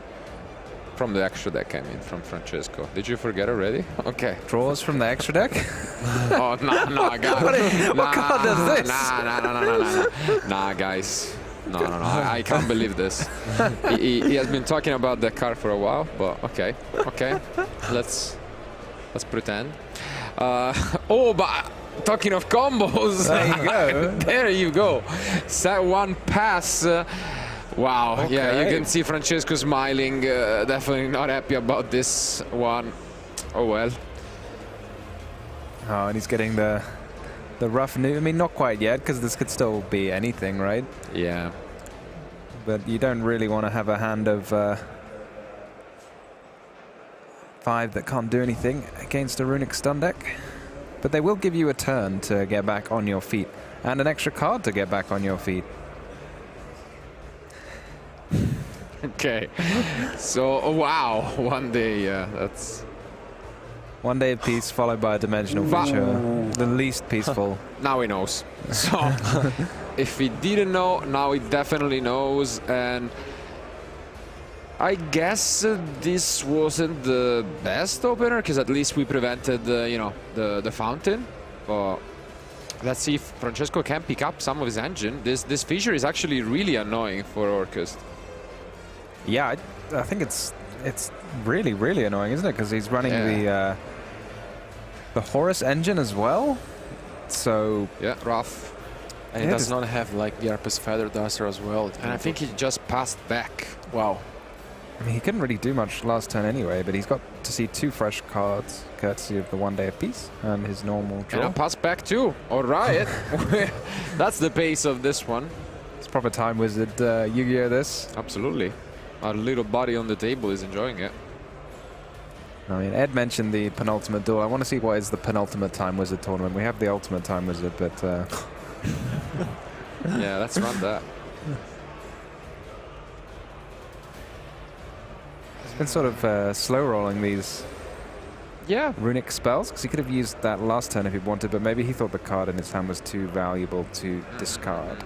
Makes sense. And we are actually giving up on our desires, it seems. Wow. I mean, I guess you didn't have the space to activate it, but he's really debating between this one. And in the end, he gives up. Okay, another Ash from Francesco, though. I don't like this column. It's making me worried. But I suppose Imperm would have happened rather than Ash Blossom. There is a world in which we have banished all the fountains. That would be a very bad world, yeah. Francesco is really happy, but let's see. He hasn't looked at the banish pile yet, has he? Not yet. No. Not yet. Doesn't even. He doesn't even need to look, you know. All right, confident man. Maybe we'll see a sort of, you know, other player decks out the. Pass back. The runic deck. Okay, now he does. Now it's about time. And I see I found 2, and I think I see 2. I'm pretty sure I saw another one. One for sure. how do you win? Good question. Oh, well, we're going to get aggressive. That's how you win, Tom. Normal summon the Rainbow Magician. But like once your opponent has no cards on the field, it starts to become really difficult to activate runic cards. Yeah. Especially if your extra monster zone is full. I'm not too sure, but I'm pretty sure I did see 2 fountains in there, so... Ooh, a super polymerization is the first real card activated by Francesco in this duo. Definitely yeah, an interesting start. This is really weird, isn't it? These aren't the cards you expect to be dealing with, I suppose, as the runic player. And yeah, we just play the Mud Dragon control, which is actually quite strong against runic. I was thinking that too, like, yeah, untargetable. That's we're riding the dragon to That's a victory. win condition. Yeah, because there's a Gozen match being set. Not sure. How do you deal with it? I mean, he has got a scrubbed raid in his hand, which will, you know, but it requires him to give up a card every turn to end the battle phase. Okay, I guess we're special summoning something. You can summon Jerry, but that has to, it targets, I don't know if it has to be sent to the graveyard as well. Yeah, it does. Also, yeah, stats-wise, it doesn't quite cut it, so... Oh, but he's using his scrubbed raid, so once a turn you can send a card you control to the graveyard to end the battle phase. Oh, you know what he can do? Fraki? Oh, maybe he didn't banish both fountains. Because Fraki would have been an interesting one, being 2000 attack at less, but... Yeah. I mean, yeah, are you really using your extra deck in this deck? That's the thing. Yeah, it seems weird. He must have that in his extra deck. Does he? Yeah, I think so. Yeah, there's 3 of them. Yeah. But I guess, yeah, this also works. I think we were getting too excited. I think the fountain has been added, so... Yep.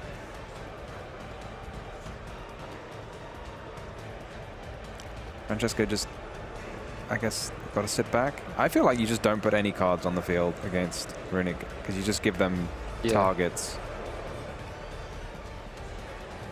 Yeah, it's an interesting one. I mean, it's still kinda soon to tell, but at some point I think Francesco will also have to realize what his game plan is in terms of, am I winning this one, and do I really want to go into time against the runic deck later on down the line, you know?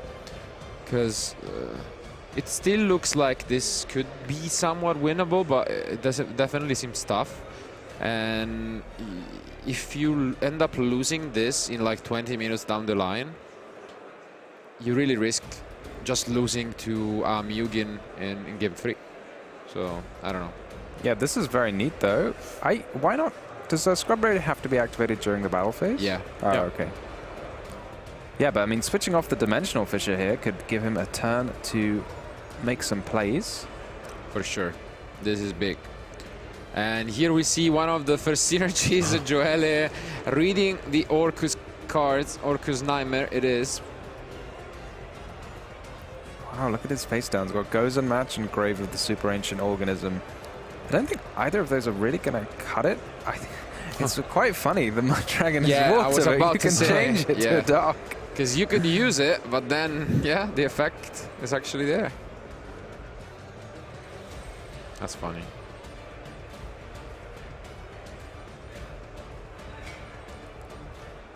He's going to have to achieve a lot this turn while he is free from the Dimensional Fissure. Yeah, we don't know the last set, I guess. Huh? I think it's Grave of the Super Ancient Organism. It's not too bad, I guess. Because I was thinking Dingirsu is obviously really good as a way, even through Gozen Match, to clear threats, but I guess that could be a way of preventing it, of preventing some of the interactions from Francesco. But the Unseen Organism doesn't do all that much against this deck, maybe.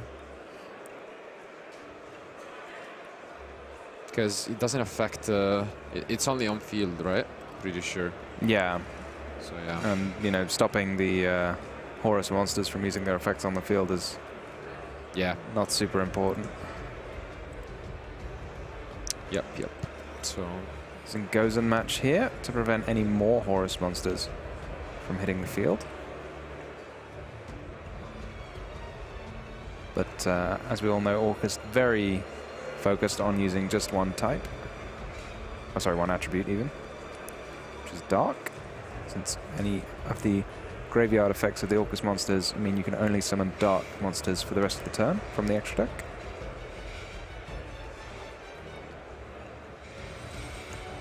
And yeah, this is a lot. I think he potentially just has it, doesn't he? Because I mean, Dingirsu can clear whatever at some point. Yeah, I guess there's a lot of possible options, because if you want to win the game this turn, then you have to deal with the Scrubbed Raid. Yeah. But going forwards, you might want to get rid of the Dimensional Fissure, but then you don't know what the last set is going to be. Yeah, of course the last set is relevant, but only for mind games. Like in reality, it shouldn't really have an impact if it is the organism. I'll hold it too. It's going to come in clutch by preventing the Imseti from attacking for 3,000 damage. Yeah, it could. Yeah. Here comes Galatea. Wow, this is really bringing me back, just seeing full Orcust.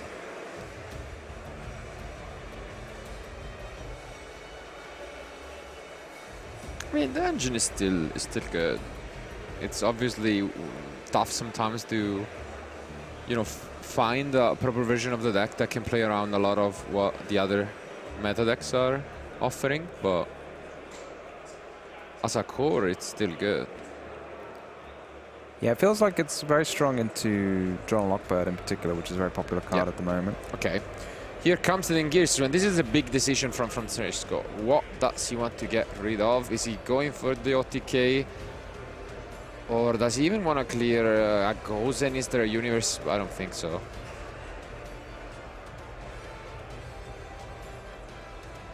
Yeah, surely not clearing Gozen match. Yeah, you lock yourself anyway, so like it doesn't really matter. He would lose his Mud Dragon, which would be sad, but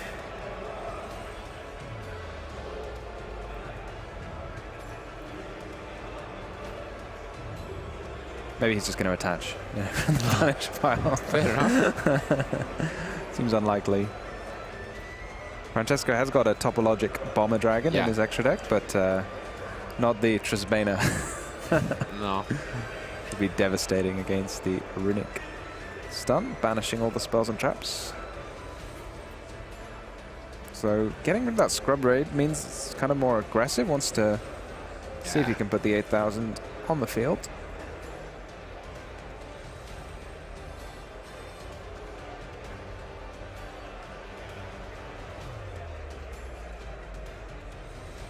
I do like this. We can bring more back, boost the attack of something. Not quite sure which one we are targeting.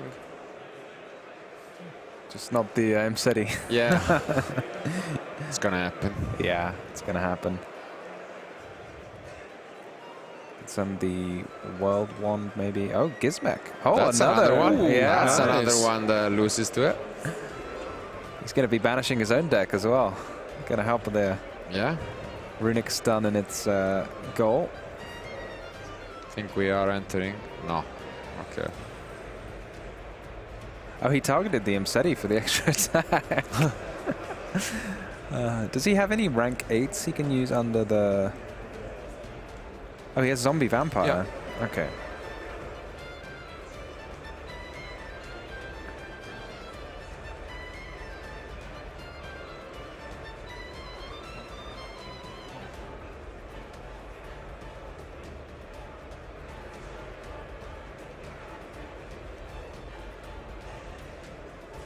Okay, what do we bring back? All right. Smaller one at least.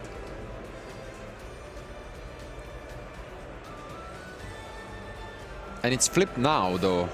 Okay, of all moments, I guess probably we enter battle phase, I Yeah. want to assume, because... Yeah. Does it prevents things from attacking? Or Yeah, does it prevents things, that's why you... So you have to use it before yeah, I the mean, attack is it was never getting... It was, I guess, never getting attacked by Yugen, on the Yugen, but yeah, why not? And this gives him another turn. Most likely, unless there is some surprise from Francesco. But, I mean, the only cards left were the Fountain and the Trader. I don't remember. Yeah, that was is the it card Trader? scanner. Yeah, card scanner, yeah. I mean, it's not irrelevant, the card scanner, No, because no. you call spell, and a lot of the time you're probably going to hit a runic spell. Yeah. You do start to run out of spell and trap card zones, though. So if you were like running through the list of continuous traps, what I mean, Grave the Super Ancient Organism seems like one that I wasn't expecting to see. In the main deck, at least, yeah. So I was wondering, do you think there's other ones? Or do you think we're starting to run low now as more and more of them get limited or forbidden? No, I would agree with you. It seems a bit extreme to me, but I guess it's not the worst, depending on what you expect. Like, it's decent against Tempai. At least it can give you a turn, and yeah, even against like Fire King, it can be okay. It's obviously not the greatest, but I'm not an expert. You can ask Alberto probably on this kind of thing. No, I mean, like, I miss them, honestly, but being at one, Okay. but slowly, I think we're just losing them, and also losing the possibility of me playing them, which, you know. But yeah, I mean, now play is back to Joel. Let's see if he can find any runic cards from...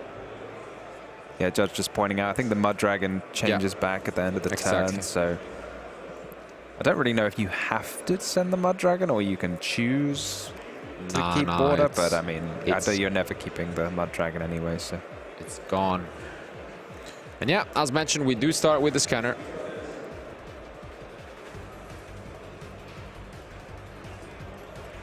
it's a really powerful draw for Gio. It looks like a runic in his hand, so I don't think the runic has to resolve. I mean, it's not going to resolve right with the SP, but it will put your choice of runic spell, which I think has a tip or something on the bottom. But maybe he's not going to get to use the scanner. We're interacting now. I guess you have to do it now to get rid of the scanner, if you want to get rid of the scanner. Like, do we not get rid of Fountain instead? That would make more sense to me. Yeah. I guess. Yeah. I think that's just straight up the plan, but because you also have the SP to protect from like a possible freezing curse on the Girsu. Yeah, you'd have to chain it to the Runic Fountain activation, right? Because it's one of those things it doesn't destroy in the same chain. But you are right. It makes a lot more sense to me to... Yep, let's see if he gets punished by this, or maybe he's holding the counter trap, I don't know. Or the Ash. Yeah, there it is, okay. Crescendo. And yeah, that's pretty much game over. So very well execution by Francesco, who kept his composure, and although he passed, I guess this time around he was happy to find out that he was up against Runic Stun, because probably every other deck would have just straight up destroyed you. So you can afford to brick against such a slow deck. Yeah, so I mean, if you're playing Runic Stun, you think you get that kind of start, and don't take the game. It's got to be a bit of a knock to the confidence. But maybe he was like, oh, this is not a deck I was prepared for. And so you can see it. There it goes. So about 20 minutes are what's needed for Francesco to take this one home. And now it's a lot complete different match, I feel like. Because once you have the knowledge, I mean, I'll ask you guys what the side deck looked like, but in general, you can really tailor your deck better for a matchup like Runic Stun. So what are we expecting from Francesco? I mean, he has the Cosmic Cyclone for sure, and there's also, I think it's been very popular this week in the deck Lockdown, no? Yeah. But I mean, in general, I'm still not sure why he's not playing the Arpes Feather Duster. Maybe it was not just filling. 8, I guess. He's also playing the Graves. That's great. The Duster in particular, as we were mentioning in the Labyrinth match, like against Runic, they have a very good answer to it. Just any Runic spell or trap. Yeah. I also think Centurion is picking up in popularity, and one of the things they have is the Centurion Auxilla prevents your face-up spells and traps being destroyed by card effects. So between things like Runics and Centurion, maybe the Duster loses a little bit of value. Yeah. And let's see on the other hand, though, Joelle going first maybe has some more hate, you know, like the Solemn Judgments, if it really feels like it. He has the Amano Iwato, like maybe for some specific matchups as well, because like he has the Spectral Border in the main deck, maybe sometimes just adds them up just in case. I think in general, like even though you're not super sure of what the Orcos deck does, I mean, I think he has seen that he's a combo deck, he plays with the Graveyard, and there's the Dingirso, which is like super annoying to play with. So I guess like if he really feels like he can side in the Solemn Judgments and the Amano Iwato if he has space, but you know. Yeah, because like Amano usually is much better for going second than for going first, so it's unsure. But yeah, he's gonna have to tailor his deck. But as you mentioned, none of the two were expecting the other deck, so it's tough to improvise. And I'm pretty sure he had no idea what the Orcus cards did in the first place. So you know, it's tough to adapt. And at least he has this game one where he can really understand what went, because pretty much his opponent went through the entire engine. So. If you're a quick learner, you can try and adapt sometimes on the spot. So we'll see how that goes, but I think it's a very important match as they are both on a X11 score. So ending day one with 7-1-1 is really good. But if you lose another one, I'm pretty sure you have to win out, because I'm expecting 9 wins, 1 draw and 2 losses to be probably safe for top cut. But anything lower would be risky, so yeah, this is the spot that these two guys are in, but I think they are almost done, so we can jump right back into action for game 2.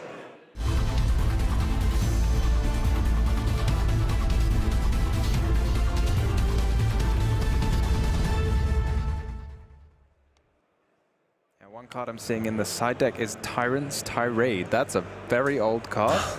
You contribute 2 monsters, and then no one can activate effect monsters anymore. So that seems like quite a powerful effect. I'm not sure how easy it is for the Runic deck to actually just get 2 monsters to tribute. So it seems like quite an investment. But here we go with the Runic tip once more.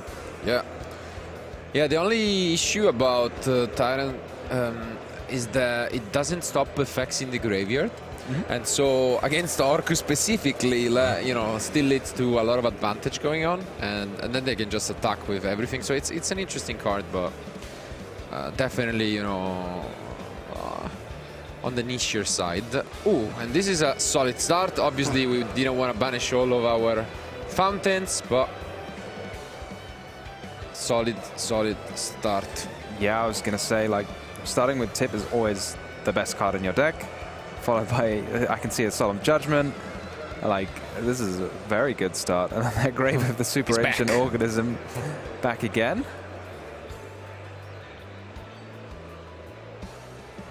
Obviously, he's decided it is useful against the Horus cards. Is he not going to try and draw something with his fountain? Apparently not. Okay. Definitely an interesting decision. Maybe just holding the Runic spells for their sort of full effects rather than just summoning a monster you're not going to use. Yeah, that's understandable, but at the same time, when you're playing so many continuous trap, I feel like, and even like 3 copies of Dimensional Fissure, it's pretty good to get those, especially because you can then draw again during your opponent's turn. So I don't know, that was a little questionable, but as you can see here, Fissure would have been amazing. And okay, we are going to the casino. Let's see. I'm definitely with you, and drawing last turn would have been great. But yeah, here it comes. Let's see what we are getting. This could be a dangerous game if we hit some Orcusts. And wow, okay, it is the sarcophagus. That's fun. And he's going just for 2? I guess so. I guess this is like slightly more conservative into a potential Ash Blossom, because if you run out of runic spells and then you're denied your draw, then you might kind of be stuck for the next couple of turns, where if you kind of like pace it a bit slower, then instead you can try and activate it more times. Well, yeah. I mean, Francesco's thinking about it, right? So, yeah. Well, like like last turn you activated Tip and Desires and you didn't see an Ash, so that's true. I mean, now we normal summon the ARP, and yeah, as expected, we do see a read. So we are holding Grave Solemn and a runic spell. So I think the runic spell is Destruction. Yeah. So that's just an attack, it looks like. So perfect news for Giol.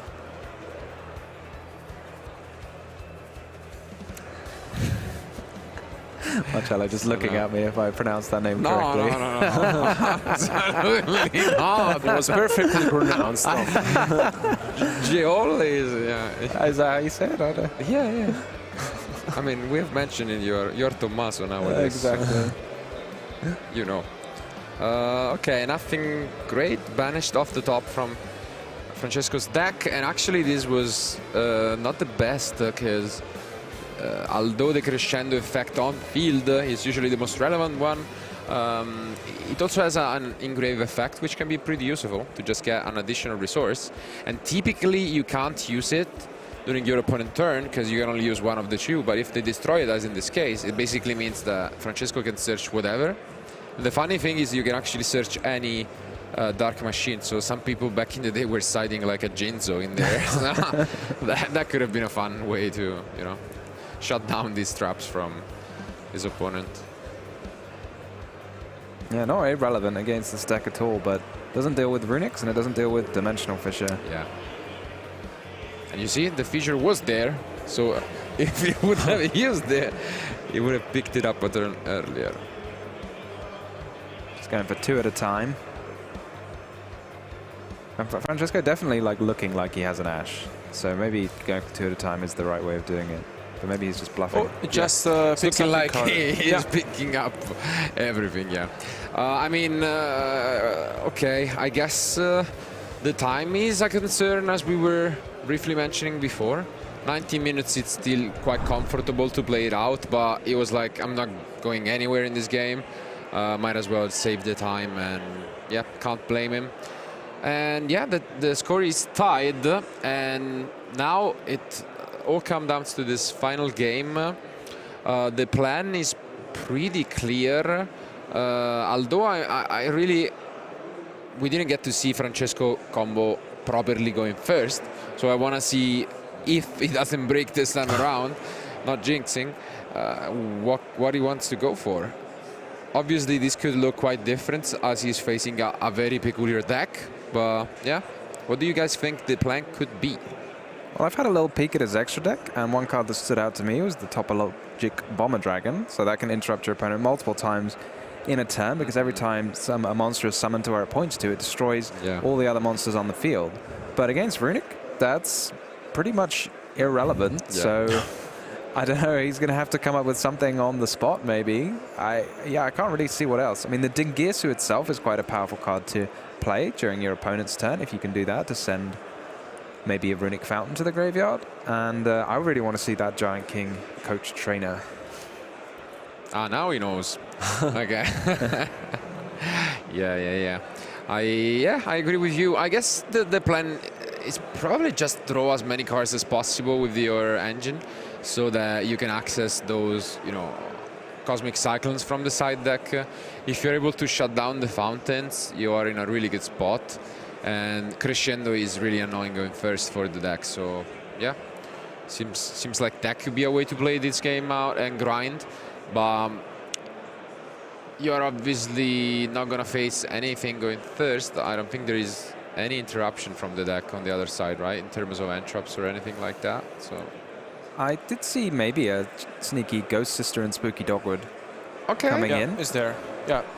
I mean, the spookiest. It's one of those cards where, like, if your opponent plays it on you, it can be quite difficult to figure out exactly how much life points you can give unless you've like practiced with it a lot, because you need to know how many turns and how much time it's going to take you to end the game. If you go like and do your full combo and then, you know, give your opponent 30,000 life points or something silly, you know, you might not actually be able to close the game out even if you look like you're in a completely winning position. Yeah, but let's see whether that will be the case as they are done with their side decks. Only one duel remains to find out the winner of round 8.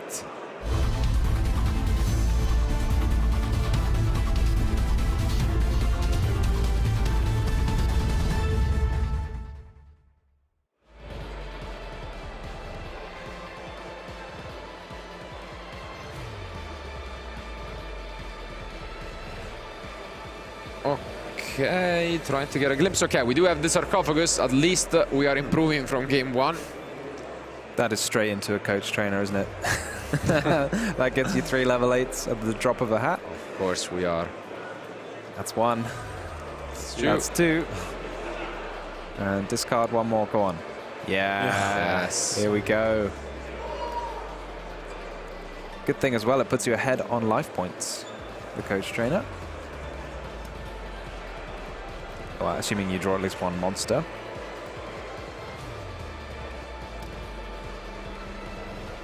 And with a few cards in the game, you can only activate thrice per turn. Has that in common with the Pearly XYZs. Save it for the quizzes, Tom. All this trivia for free. Yeah. And yeah, there he is. In defense. I think you just got to put it in attack mode. I've never really got that. No, you know? nah, look at the... Come on. Look at the bats. It's not meant to be in defense. But yeah, this is great. Insane pushes back in the day. Oh, yeah. You're reading this thing. Yeah. Like, does it really do that? Yeah, it does. You just draw 3 cards. I'm playing the runic deck, you know? Yeah. Looks pretty confused, but... Very nice interaction, honestly, this from Francesco with the King's Sarcophagus as well, gathering of one of his Orcus and send the harp to the graveyard. And then once again here using the Coach King and other... Yeah, dealing some damage and... Yeah, that's just... What sent the harp to the graveyard? I think he went for... and yeah, I was confused as well, because the Nightmare, it seems like, was discarded. But... You have to banish the Nightmare, yeah, I thought so as well. Yeah, you're right. Did he send it from his deck or his hand? No, because he discarded the Nightmare for the King's Sarcophagus. King's Sarcophagus effect. And I think he just sent it with King's Sarcophagus. I think so. I think he might have made a small... There's no weird synergy that Harp Horror is somehow a Horus card. No. Okay. But then I guess, did he activate it twice? I'm not sure, but I guess so. And we can now keep, yeah.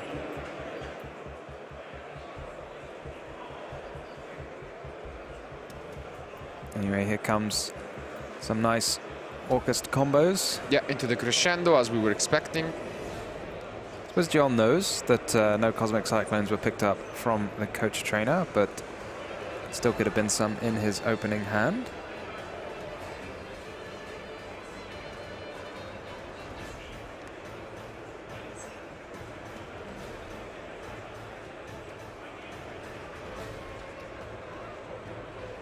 He's got two level 7s on the field now, so can he make a rank 7 maybe? No, I think maybe the judge just picking up something, or they asked a question about how the harp went to the graveyard. Yeah.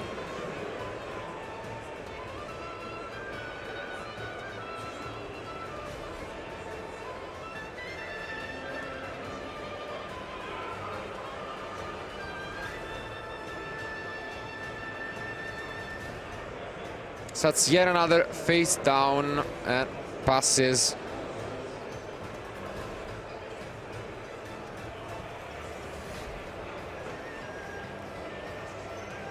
Can Dingisu not just stop something being destroyed? Yeah. Am I remembering the effect wrong? Yeah. Just the touch one, right?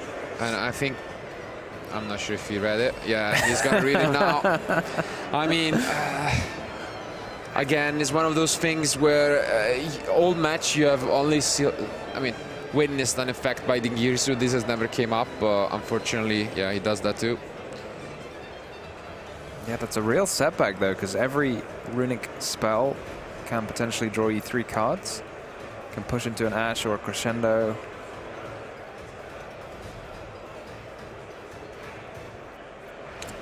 And does this resolve? It does. Okay. Not using Crescendo here. Is that a tip for a third time? Yeah. What do you think? Would you have Crescendo the Desire? I don't think so. I think you can just Crescendo the... Can you Crescendo effects, or do you have to Crescendo activations? You mean of the Yugin? No, I'm just thinking you just save it for a fountain, because it banishes once the card. it resolves? I don't know. I don't... Right? But usually you can't with these kind of cards, but let me check. Yeah, no, you cannot. But you just do it on the fountain and then get down 1 fountain. Because this could very well be the last fountain. It banishes the card too, right? So this could be the end of the fountain trains.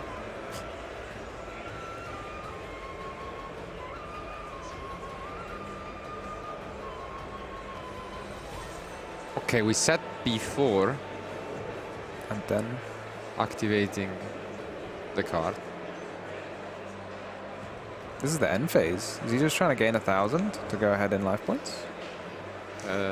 Which he's not gonna do because he's down 1,600.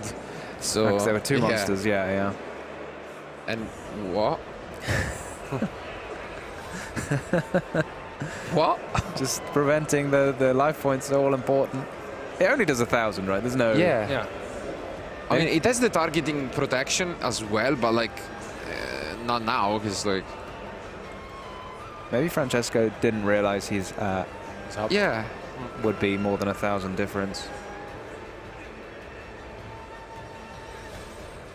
But like, he has so much going on right now. I have no idea. But you can just like make a Dingisu with two level 8s as well, the old-fashioned way. We have a skill drain hiding in there. But skill drain doesn't protect you from just being attacked. It can do quite a lot of damage. Does not. But it drains the skill. It does. We need Mystic Mind for that. No attack, no skills.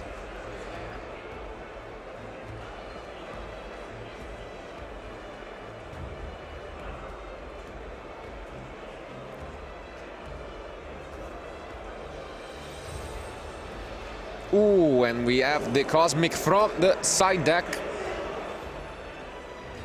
That's huge. But as mentioned, was he it going to prevent chained? other cards from being targeted? I think it was only runic cards. Yeah, no, it's only runic cards. Pretty sure.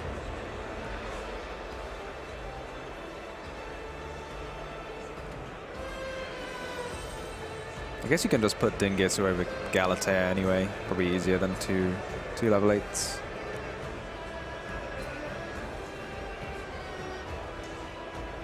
Here comes Babel.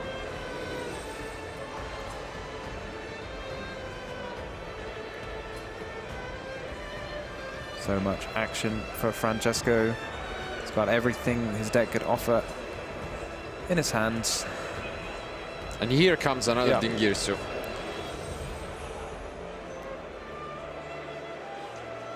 I mean, you kind of have to play the freezing curses, otherwise you lose your dimensional fissure, but I don't know what difference it makes.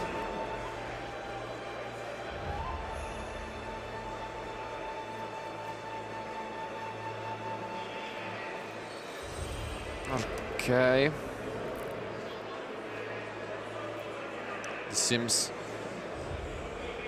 almost done. Is it freezing or is it destruction? I'm not sure, but yeah. I guess destruction would be even worse. Yeah. Learning the hard way about Dingisu's protection. Regardless, yeah. That's done. We only have one more runic. Yeah, it's counting the attacks, and this seems like mission impossible. Taking it. Where's a quaking mirror force when you need one? I know, it was Slumber.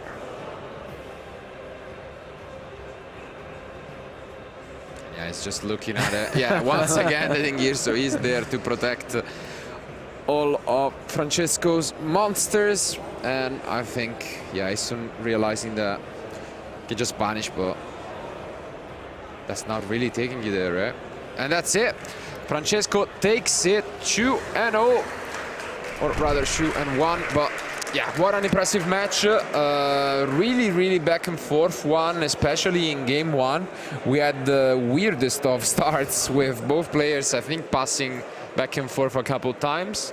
But I mean, maybe the experience at the future match table showed off for Francesco. And yeah, he took it. Orcus is still with a very comfortable score, looking good into making the 2. Yeah, I mean, truly very unique. Not even something that was on our radar at all. No. Completely, a deck out of, I don't even know when it won its last YCS, but quite a few years prior to this. And to the extent that, again, like old decks is something that people might not necessarily remember. I mean, there's playing the new decks and hoping people don't know the cards, but also if you pick out an old deck that, obviously people like us who've been playing the game for forever know, but a lot of people may have started way after the Orcus deck was popular, so you're going to have that surprise factor as well. Yeah, maybe Calafan off under the radar for a while, but I think the deck is very consistent, and I also like the fact that he's piloting it in a very fashion way. He has the super poly as well, which is quite unexpected. He has the skill drain, and I think the deck is super consistent, and it pushes a lot. It puts a part of pressure into your opponent, and you can afford to play hand traps. And once again, I think is one of those decks which if you're not super familiar with, because I think it's been at least 5 years. It was maybe 2019 when the deck was around. If you're not super familiar with the deck, at the end of the day, you may be struggling with it, right? Especially because, we saw, although Joelle was playing, kind of a more stun deck, at the end of the day, Francesco knew what he had to do in order to beat the deck, and the Dingirzu alone, I think it's just too strong. Yeah, it was quite sneaky with that protection effect at the end there. Not that it mattered too much, probably, but yeah, across the board, I think it still is an interesting engine. Obviously, it's gonna line up better against some decks. I can see it working out pretty well against Tempai, for example. The protection also can come in handy there, and against other decks, it has to be seen. Obviously, the shifter seems still to be quite a big issue for it. And I guess Francesco has just found a way to adapt, and probably, as we should get a chance to ask, just have fun with one of his favorite decks and, just tailor it for the format. He has the home turf advantage, as though almost half of the field does. So that's not too much of an advantage, I'd say. But yeah, overall, though, congrats to Joelle. He's still with a pretty good score. As mentioned, we are expecting, the 9 wins, 1 draw, and 2 losses to be kind of like the score that should guarantee you a spot in the top 64. So they are both still in contention for that. But we have one more round to be played today to find out who this duelist advancing to the 2 will be. But before we move on to that, we want to hear it from Francesco, the winner of round 8, and let's hear it from the post-match analysis. Here we are with Francesco Simoncelli winning with the Horrors Orcus strategy here. Congratulations, man. What makes you play this deck here today? I decided to play this deck only because it have a good matchup versus Tempai. Okay. And it's the most representative deck in the YCS. Yeah, there's a lot of Tempai players for sure. A good call. And versus all these random decks like a Runic, all Horus engine is really good. Yeah, the Horus engine is insane, you're right. Okay, so we're going to look at a couple of highlights and we're going to get your opinion on some of that. So first highlight, let's go into the game. And that was a very key moment because you had the Infinite Impermanence in the Dimensional Fissure column. Dimensional Fissure in general pretty strong against your deck, right? So you needed that Impermanence there, okay? Yes, it's true, but the deck can play versus Dimensional Fissure. Okay. Only with one card in engine like Girsu. Okay. You can make Galatea and make over there Dingirsu, so you can send it to the True, grave. you're right. The Girsu is super flexible, right? Yeah. It's one of the best cards of the deck. True. And it's still so strong versus Fire King Engine and Promethean stuff. And Yeah, you're right, okay. It's yeah, really true. good. Second highlight, actually all about Dingirsu now. As we can see, there you summoned it for the first time in that match, and you got to send that scrubbed raid. Were you trying to go for game there, or what was the intention of that? Yeah. I wanna try to for the game, and I say if I didn't close because my opponent have another floodgate or something else or a random runic, I can end my bird with a strong bird, so Still fine, right? Yeah, it still was all right. So talking about that strong field, last highlight out of game number 1 we have on here, the last card remaining. He got the Runic Fountain, so he was like, okay, we can get back into this, but Orcus Crescendo then for you, just negating that. And I mean, that's probably a pretty big upside of your deck as well, right? That you have that hard negate for cards. A lot of decks are actually missing that at the moment, but you have it, right? Yeah, it's true.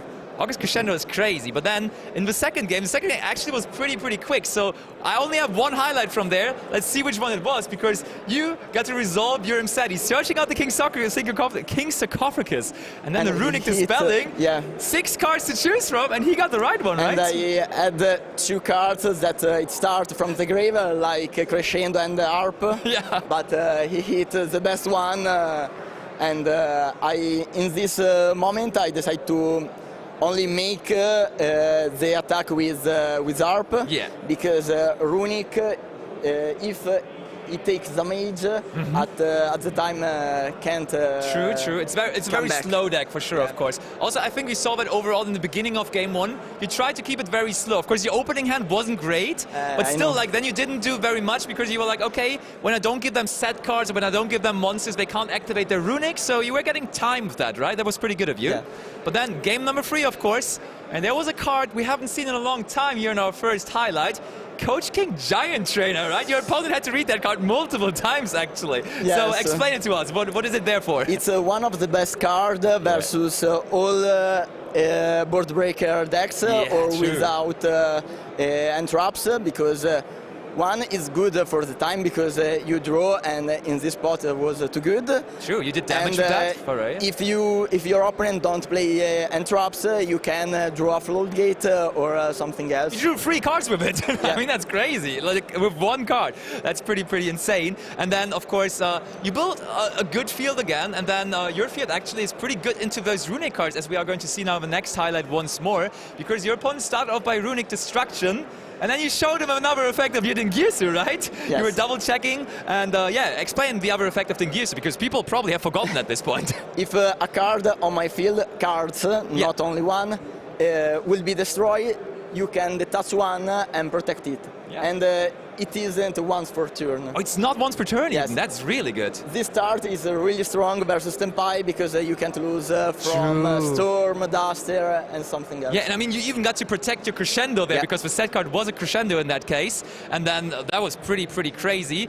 Back to you, because he couldn't break your field there at all, and the last highlight then we have prepared here, it's going to be all about Dingirsu once more, because you summoned a second copy of it and activate the effect, just send another card to the graveyard, and at that point you pretty much knew that you're probably going to win this game, right? You were already smiling into the camera, telling your friends, yeah, this is looking good over here, right? Thank you. I mean, I saw actually, when you were playing on the floor, a lot of your friends are cheering on for you, are watching you playing at the top tables, right? Good feeling here in Bologna, Italy? Yes, see, some people know me, and I have a lot of friends here, so it's... I mean, home country YCS is always special, right, here in Italy. So, very interesting deck choice by you. Thank you so much for answering all the questions, and also explaining a couple of the older Orcus cards that are still going strong in the tournament. X1-1 here with Francesco Simoncelli. So thank you for the interview, and now we're going to get it back over to Ad for some more live interviews. Thank you very much. So, gosh, it's interesting to see Orcus coming back here on a feature match at the Yu-Gi-Oh! Championship Series live in Bologna. We only have one left. One more match is going to be happening as part of our coverage here for our first day at YCS Bologna before we get into the next 3 games of Swiss tomorrow and then into that top 64 cut. So before we get into that final match, while we just wait for pairings and pick a feature match for all of you at home, we've got a little bit more content for you, so don't go anywhere. This is essentially you take 100 damage at a time, they take 28. So you can see how that it's easily an OTK, but how can we do this with the substitute? Well, we did mention it. All you need is to get access to the Fishboard Blaster, and then as long as you have this, any 4 cards in hand will do the trick. And this is because, as we have mentioned, you can keep on using the blaster. So what you would do is you tribute the blaster, bring out some of your frogs, and in particular, my favorite one, which you usually don't see, Death Frog. This is here just because it's a level 5, so you can use it to then synchro summon. And then what you do, essentially, you discard one of these cards, doesn't matter what it is. You bring out the Fishburg, again use the effect, bring out any level 2, discard the second card, bring out the Fishburg, and this is already a synchro. So you can go 5, 2, and 8, and this already makes your Colossal. And then, again, simple as that, you discard the third card, bring it back, tribute it to get any level 2 frog, whatever you prefer. I'm gonna get a dupe. And last card in hand is discarded to bring it back one last time, and this is a 4 into your Armory Arm. So as easy as that, this is an OTK as long as you have 4 cards in hand. And what makes another great card in this deck, another way to do it even easier, is, well, another card that is forbidden nowadays, and that is Dandelion, because essentially what you do is that if you have the Fishburg, as we mentioned, you need 4 cards in hand.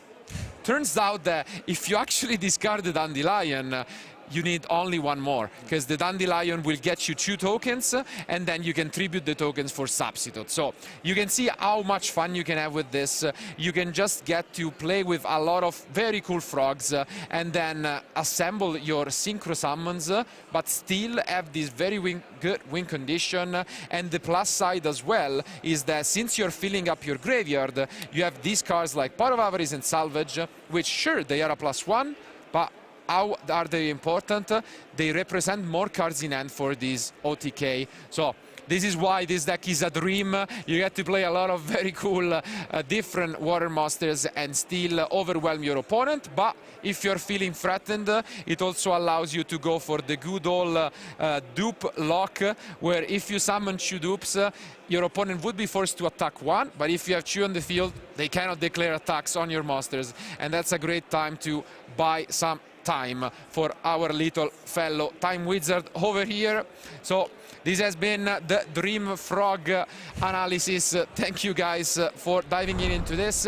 If you want to have fun, again, check out some of these cool quarter century Bonanza cards that have come out that can make your deck a lot more bling nowadays. And make sure to test this deck out and try it for yourself at the Time Wizard events happening here at YCS Bologna or at the upcoming events. Stay tuned and keep watching. Thank you.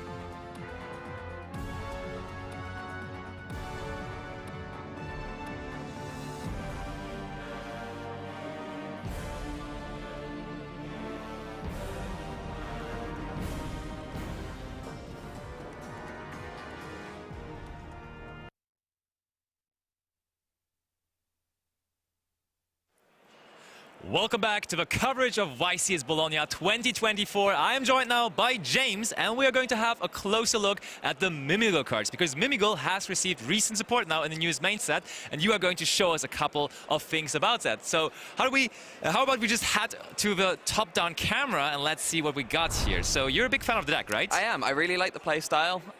It's quite unique in how it plays, giving monsters to your opponent and trying to sort of reveal it in a surprise. But then the new support from Rage of the Abyss has also given it an extra dimension to play with as well. Sounds about right. So what do we start off with here? So I'm going to start off with probably the sort of the main combo, the bread and butter combo, which actually uses 2 cards from Infinite Forbidden, but then we'll use the new cards from Rage of the Abyss. Yeah, from Rage of the Abyss. Let's go. So we start off with Mimigal Dragon and Mimigal Maker. So the Mimigal Dragon will stay in your hand. You will activate Maker. With this, you reveal 2 flip monsters with different names from your deck. All right, what are we revealing? So with this, we will reveal... It's always the same 2 for this, right? It's usually the same 2 for this. If you really wanted to go for it, then there are other combos you can do. So with this, I'm actually going to reveal 2 of the new cards, Mimigal Fairy and Mimigal Armor. All right. Both of these have effects that allow you to special summon them to your side of the field from your hand. Yeah. That's the nice new bonus we have, Yep, so we will choose one at random. I'll just pick this one. Come on, Yep, let's go with this one. So you have got the Mimigal Fairy. I got the Fairy, okay. Fairy it is, but we're setting it to the field here. So Armor goes to hand, and then once they've been added and chosen, I get to special summon any Mimigal from my hand. So with this, I can special summon Dragon. Then Dragon, when it's normal or special summon, gets to add a Mimigal spell or trap to my hand. Yeah, so with this, you can add Mimigal Dungeon. Fair enough. So there is the potential to use Ash Blossom and Joy Spring on the Mimigal Maker. Would you say it's just best to immediately hit that card when you see it against this deck? I think it is, just because you do get 2 monsters on the field, and often there are ways to bring it back to your side of the field to add things. So it is something that can impact you. Also, Ash Blossoming the Mimigal Dragon is also another option. Okay. Just because this searches some of your best cards, which are your spells and traps. There we are, with the dungeon. So the dungeon, which is the field spell, which can activate, and then you can activate its effect to search for another Mimigal monster. We keep on going. That feels like Droll and Lockbird could also be somewhat impactful against the deck, is it? So particularly with these cards, there is a lot of adding going on. So both these cards have been added to your hand, so Droll and Lockbird is unfortunately another card that can stop it, but there are, you can play Cross-Out Designator and Called by the Grave as ways to hopefully get around that. And I mean, on the other hand, it doesn't look like Fuvalos hurts it too much, as so far we haven't special summoned from the extra deck at least. But let's see what is coming now. So, because you control a monster on your side of the field, I am able to special summon Mimigal Armor. All right. And then, at the moment, I have not normal summoned. So True. I will normal summon Mimigal Archfiend. So Mimigal Archfiend is one of the previous cards from the archetype, which on summon can flip one of your monsters face up. There's the Fairy still.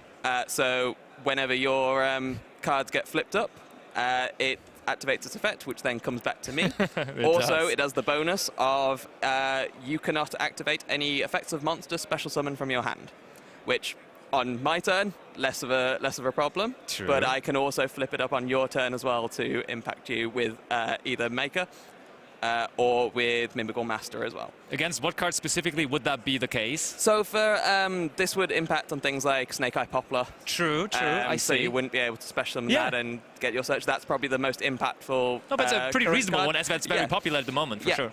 So with this, you can then overlay into one of your new cards. So we go for Mimigal Throne. So this, you can detach a material to summon a Mimigal Master from your hand, deck, or graveyard. Pretty flexible. And okay, now we're getting into the territory where Fuvalos does look a little more scary as we do access extra deck and deck now. But I mean, that's also a good thing as we're doing more things now compared to the previous stuff that Mimigal was doing. So it's good that there's more now. So Master on summon then gives you another add, so another target for Ash Blossom and Joy Spring or for Droll and Lockbird to stop. It doesn't necessarily matter what you search from here, as you're mostly giving it to your opponent. So for this, we will just give a Slime. All right. Fair enough. So this just gets added to your hand. then you can use your other 2 level 1 monsters to go into Giant Mimigal.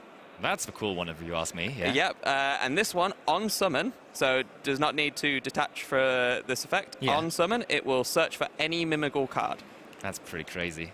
What are we getting there? So with this, we are getting Mimigal Room. Ooh, I love that, because trap cards usually mean you have like different layers of interruptions. So what does the Mimigal Room exactly do? So Mimigal Room just allows you to special summon 1 Mimigal monster from your hand or deck to either your field or face down on your opponent's field. That's very flexible and nice, yeah. So either on your turn it can give you your next turn it can give you an extra monster, Sure. or it can give your opponent a face down monster. And actually, this plays into the other effect of Mimigal Dungeon, which is that any player who controls a face-down monster cannot normal summon monsters or declare an attack with monsters that were special summoned that turn. Yep. So you're able to then, if I've given you activate the slime effect to give you a monster, you've then, I can't normal summon. You then have to flip this face up to clear your board, and then that would give me another monster. Goes back to you, indeed. And then slime actually would give you a second monster as well. That's pretty crazy, yeah. But as I say, this doesn't matter what it is. But now you've cleared your board. Oh yes, I can normal summon now. There comes the room. But then there again. comes the room, gives them another one, pretty much another whatever, one, right? Pretty much whatever, and they then can't flip that face up because True. it's been summoned this turn. That turn. So even. now they can't normal summon at all. Yeah, so that's pretty cool. So would you say right now playing pure Mimigal is the way to go, or is there other engines in the game that are really making sense to combine it with? So I think you can definitely play Mimigal in its pure form. As you can see, you can do things like this and go into other cards after this. For example, an F-Zero using your 2 rank 1s. Yeah, didn't even think about that. But just to supplement the engine, you can play things like Kashtira. I've seen that plenty, actually. Yeah. I actually use the Snake Eye engine because you have level 1s in that deck, which means you can make, that's always good. Which means you can make Giant Mimigal. Oh, so you bring back 2 level 1s for Flamberge and then go. Oh, I see. That's pretty nice. Which then means you can then search Maker or something. And then the whole Mimigal combo starts after. I see. That's cool.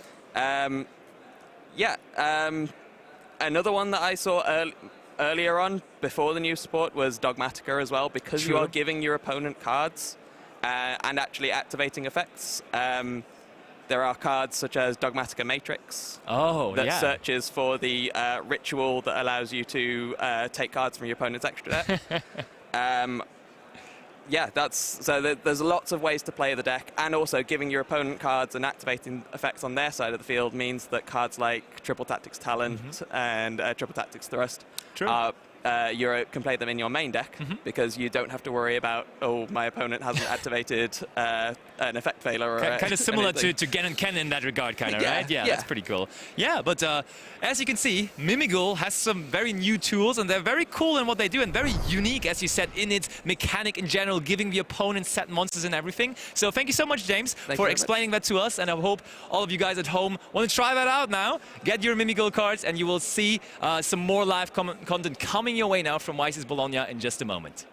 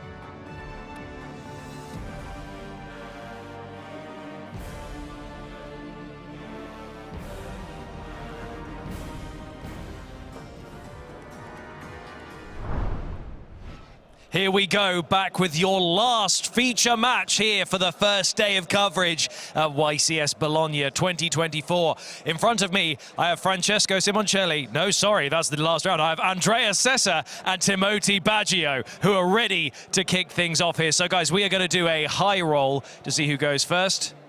Okay, we're going to have Andrea rolling first. That is a 5 for Andrea. And Timoti has rolled a higher than that. So are you going to go first? You're going to go first?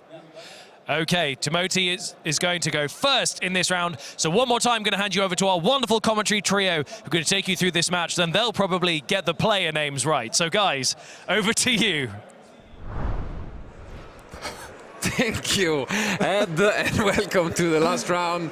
As you have mentioned, we have witnessed 8 amazing duels up until now, but we have to find out the winner as we need to understand who will be the duelist advancing to day 2. It's a tough competition. We've mentioned it multiple times, over 2,500 players gathered here in Bologna, and only the best of the best can make it all the way to the top 64. But it seems like diversity is the key word for what is the meta for this event, as you would expect. And it's also the gift that keeps on giving, because we have even some more tools for you guys, right? Yeah, I mean, yet another deck that lacks description. I don't know what to call it. It's it looks like a lot of fun. I mean, maybe the keen-eyed viewers watching could see the very big-looking deck on the table there, but it has a full 60 cards and it's playing a variety of engines. We've got a little bit of not Snake Eye, but Sinful Spoils cards, Fiendsmith cards, adventure cards. We're going to have an adventure ourselves watching this feature match, I'm going to say. Absolutely, but what do you mean you cannot define it? Isn't it a mirror match, as Alberto mentioned? When he looked at the deck for a moment. But no, it's definitely not a mirror match, guys, because interestingly enough, Andrea, which is also a player that has quite the past in Yu-Gi-Oh!, has been playing the game for 10+ years. A lot of Italians this weekend, of the high caliber ones, have decided to bring pure Kashtira. Yeah, you heard it right. No Arisert, but still a very similar deck to what was the core Kashtira deck back in the day. And it's definitely an interesting meta call. From my understanding, obviously it's a deck that can play Shifter, and it's also a deck that usually plays well, at least around the Fuvalos and a lot of the interruptions. I am a little skeptic on the power level, but maybe they can prove us wrong, and I'm definitely interested in seeing it in action, because I am expecting to see more of that in day 2 and probably even in Top Cut. So let's see what the fuss is all about. As our duelists are ready, let's jump into game 1.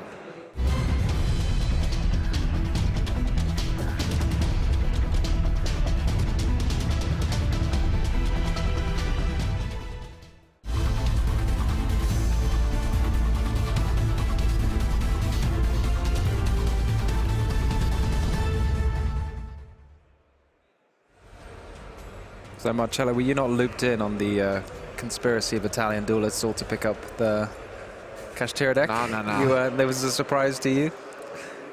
I'll wait for the finals. If they win, obviously it was all me. If they don't make it, I have nothing to do about it. Okay? So, that's how it is. That's how it goes. Yeah. But it's actually gonna be going second, it seems. And yeah, you can see Andrea's reaction leaning forward. Didn't expect that. Not quite the adventure part of the deck that you want to start things off with, but we'll take it. Still get to special summon it for free, and any 2 monsters can make a Fiendsmith monster. Fiendsmith is such a great engine, but it does require quite a hefty extra deck investment, so maybe we'll see how you can cope with a 60-card main deck and only a 15-card extra deck. Oh dear. Ooh, when it comes to shifters being activated here, and kind of a throwback, because we were mentioning the turn before the Orcus deck, and now I think it's another throw for the Water Enchantress, but the shifter here, it's huge. Absolutely, like classic Kashtira action here, that Dimension Shifter. I feel like there was almost a point where Kashtira was popular enough it wasn't worth running. The to mention Shifter, but we're definitely not at that point at the moment, and that Shifter is going to be very, very powerful. Timoti really just shaking his head. He doesn't seem very happy. Yeah, because he got heavily punished. That's the thing. He could have used the Enchantress effect, but instead he wanted to first use it and then, you know, banish it from the graveyard. Instead, if he would have used the in-hand effect, he could have gotten a negation off with the Griffin. So I guess that really caught him off guard by not using the Shifter, as some duelists have done this weekend in the draw phase to play around, you know, talent. Andrea got rewarded, and now we see the impermanence to stop the rabbit. Yeah, you're right there. It does seem like an interesting choice to just hold the Shifter. I don't really think there's too much of a benefit to doing so, but maybe there is.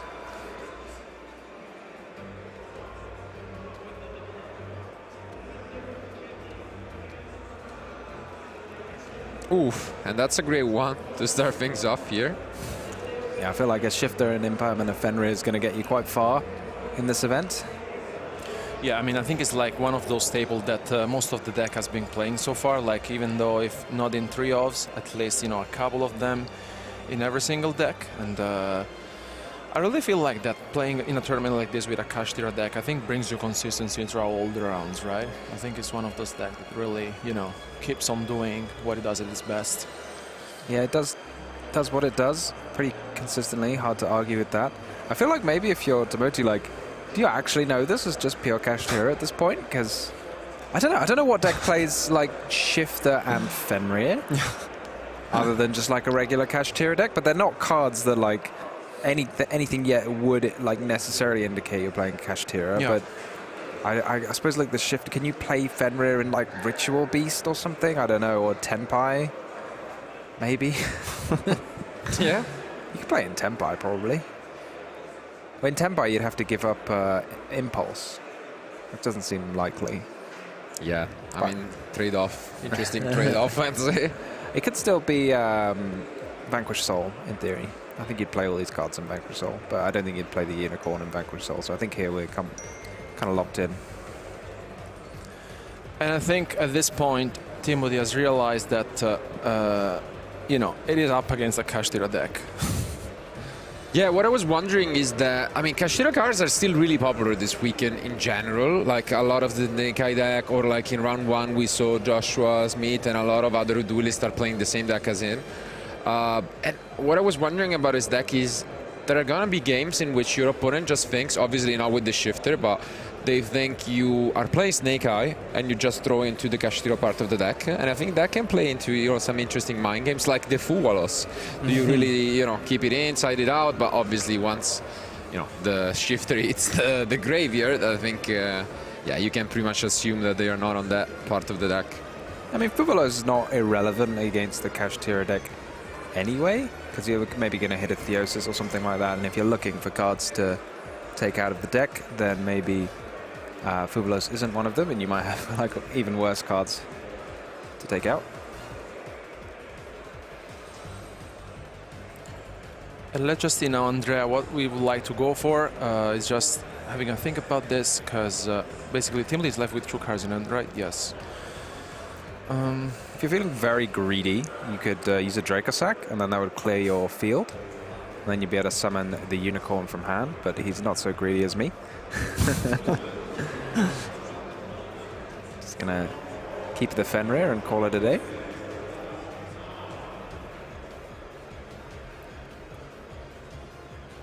Because this feels like very subpar, like taking advantage of your opponent's, you know, weak opening field. You had Shifter, Imperm, Fenrir.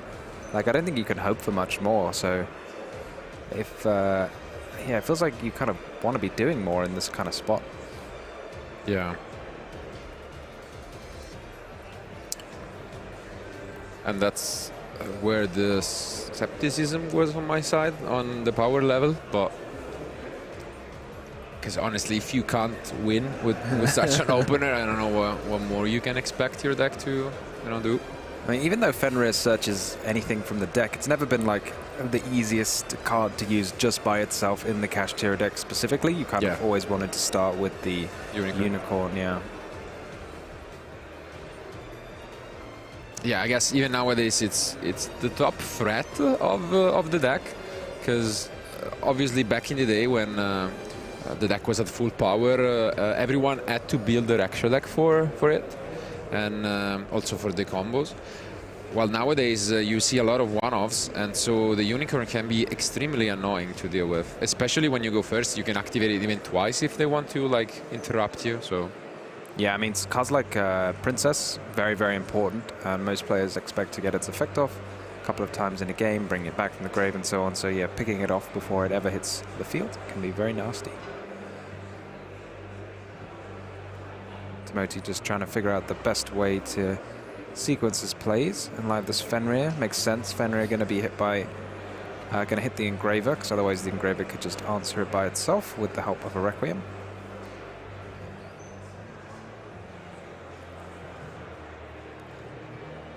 And here, yes, he gets rid of the Engraver and nothing else. Ooh, and here comes the Illusion of Chaos, which I think is one of another card that we haven't seen in a while. Yeah. And it was incredibly powerful with the Magician's Soul, and here it is. I think this is something that we have seen quite a few times over the past years. And it's always good, I think, to see, you know, like these cards back in action here in 2024. And especially because, like, here you can see Timothy explaining Andrea what the card does. And I think Magician's Soul in general, I think it's super synergic and powerful card. Yeah, it's very cool. Do you get to keep the Illusion of Souls in your hand? It just searches? You have to send it back to the top, right? You did. Okay, maybe he did that. Okay. Yeah, he did. He doesn't have it anymore. Because that's the whole point, where you can just play one spellcaster, because you send whatever you put back, you know. Oh, that's neat. But you can also send the Witch. Yeah. I'm not sure like how you can fish the Witch out of your graveyard again. But it seems fun to send it anyway. I do love, in general, as a card, you know, Magician of Souls, and obviously you need a deck that can really make it work, but as he's playing the Adventure package, that was really neat back in the day. Yeah, this is cool as well. Look, he just equipped the Requiem there. He's going to get to send it and draw a card. Yes. I like it. Could send two, get two fresh cards. That's what he's doing. But is there anything from Andrea to stop it? No, there is not. I feel like at this point you kind of know, probably. Like, surely Veiler or Ash you'd have to use. I think Andrea is thinking. Yeah. Oh, he's thinking. Yeah. Okay. You can see him debating. He only has one card in hand, yeah, right? maybe an effect Veiler. Oh, it's Unicorn in hand if there's one in hand. So it's a one and a Unicorn. Oh, no, there is another one. Yeah, it is the Veiler. Yes. So it makes sense. Andrea trying to have two graveyards for a minute there. Yeah, I guess he's left-handed, so makes it a little bit more confusing, but yeah. Did he forget he was left-handed for a minute?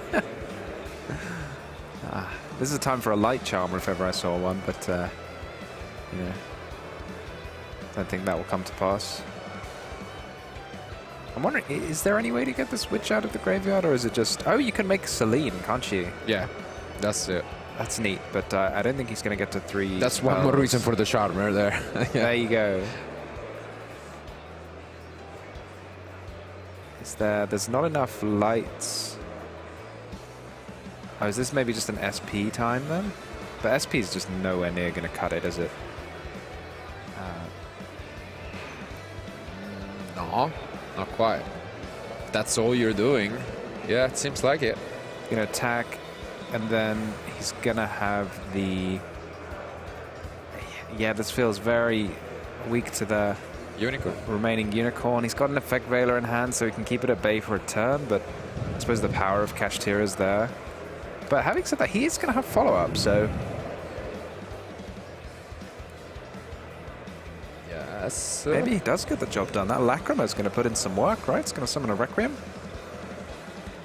Keep recycling. Hopefully he'll have another Engraver in the deck. I don't know how many Engraver he runs, but surely it's 3 in a 60-card deck.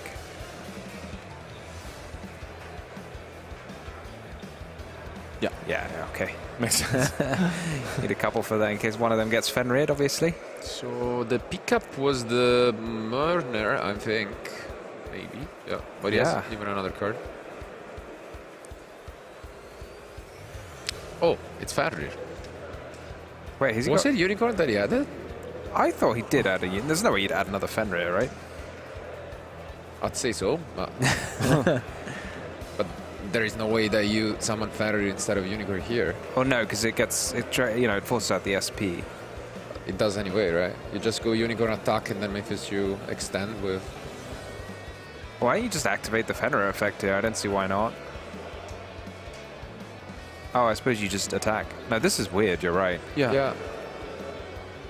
Is he forgetting anything? Oh no, so you attack and then you use it and then you add Rise Hard again. Yeah. And then you get Birth.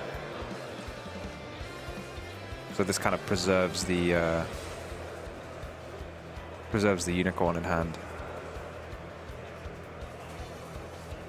I kind of like it. I mean, it's the same deal as using Unicorn, but this way, if something goes wrong, you have the Fenrir on the field and Unicorn in your hand.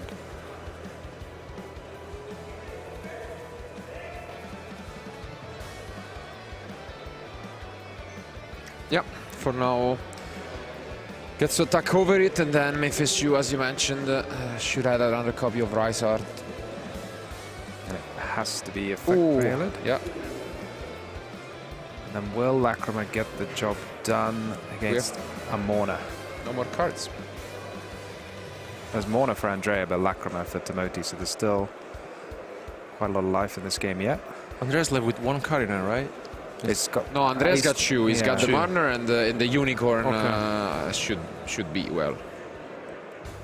We think so. Yeah, it's gonna be quite the grind.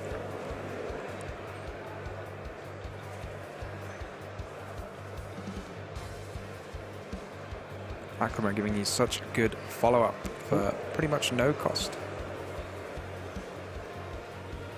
Maybe Andrea's recently sleeved his deck. I'm sure everyone who's played Yu-Gi-Oh! Knows when you put some fresh sleeves on a deck, it just falls off. Yeah. After a small gust of wind, it's gone. Is there feeling sometimes? I do.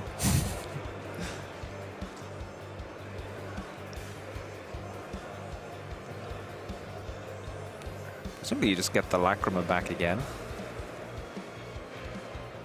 Yeah. It's the engraver in the graveyard instead of on the field. Yeah, makes a lot of sense. You do lose the Lacrima, but no, because you evaded it, so yeah, no, it doesn't matter. Fenrir is negated anyway. So yeah, it's definitely better. If you Morna this though, it does... Can get Timoti's awkward. relying on his top deck. I don't know how scared you are of the top deck. 100%, it's the way to do it. No.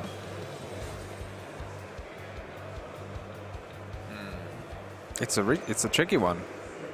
Yeah, but what do you want to murder instead? Or whatever Timoti tries to play with next turn. I mean, as is, he can't do an awful lot, right? Because Yeah, it's an awkward spot for sure.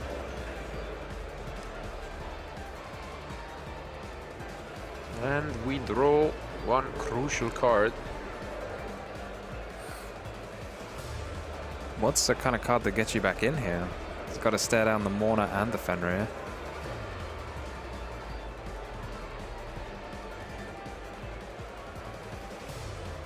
Fenrir number 2 gets banished. Maybe the third Fenrir will. Not the third. But the third. This is engraver. All right, but it doesn't really solve the problem. So you need a solid top deck. Because you can get rid of this Fenrir, but let's see. Yeah, I think the Morna is going to seal the deal, right? Even if you can normal summon and make a spell. Grass. that could be an interesting one. No, I don't think he runs grass. Yeah, I don't think so, unfortunately. He's just playing anti-grass. Just playing 60 for that reason, obviously. And let's see. Comes down to this. What's the last card? Oh, it's not a spell. It's blue, but it's not quite a spell. Okay.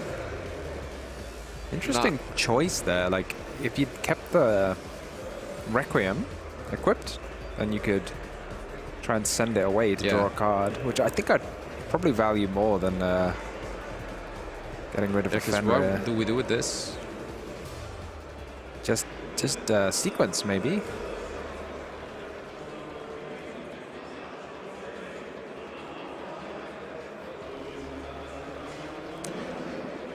Yeah, rough spot for sure. But Timoti's got to know, like, there's got to be something in his hand. Unless it's like a shifter.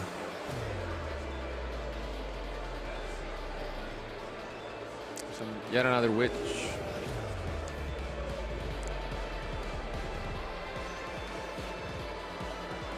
Is there even enough fiends for sequence in the grave?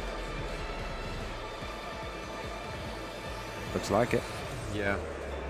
But this murder is devastating and should be enough, because the unicorn itself represents so much damage. So yeah, this is plenty of damage from Andrea. Good effort, but unfortunately it seems that although it took a lot longer than we expected, that shifter Impermanence Ferrier in the end is getting the job done. Yeah, it feels like if you open like your best cards in your deck, you want the game to be a little less close than that, but a win is a win. Here it is. I guess Andrea will have to be happy with taking game number 1, most likely. Yeah, and here Timothy, I think, understands what is about to happen, because the Kashtira bird gets activated from Andrea, and yeah. I was about to say you search birth in that spot, but it obtacked it, so that's good enough. And that's it, yes. For game 1, Andrea takes the lead very impressively, and I mean, we had the chance to talk to Lorenzo Muselli yesterday, you know, Italian national champion, and I mean, Andrea is a very good friend of his, and they play tested together, and they were very confident with the deck. In general, they felt like the deck is consistent, the deck performs very well, and in a very long tournament, the deck had very good chances in general. And I feel like that, you know, also in this game 1, we kind of felt like, does he have enough, you know? And at the end of the day, he actually had, because, you know, it's still game 1, and now the pressure is on his opponent. Yeah, it feels very similar to the deck that we saw Joshua Schmidt play earlier today. I mean, obviously it's a full Kashtira instead of using those Fiendsmith cards, but having a sort of light engine, you're not trying to do as much, and instead you're just relying on having an engine that's kind of resilient to some interruptions, plus a pile of interruptions on your own side. Which do you prefer out of the 2 decks?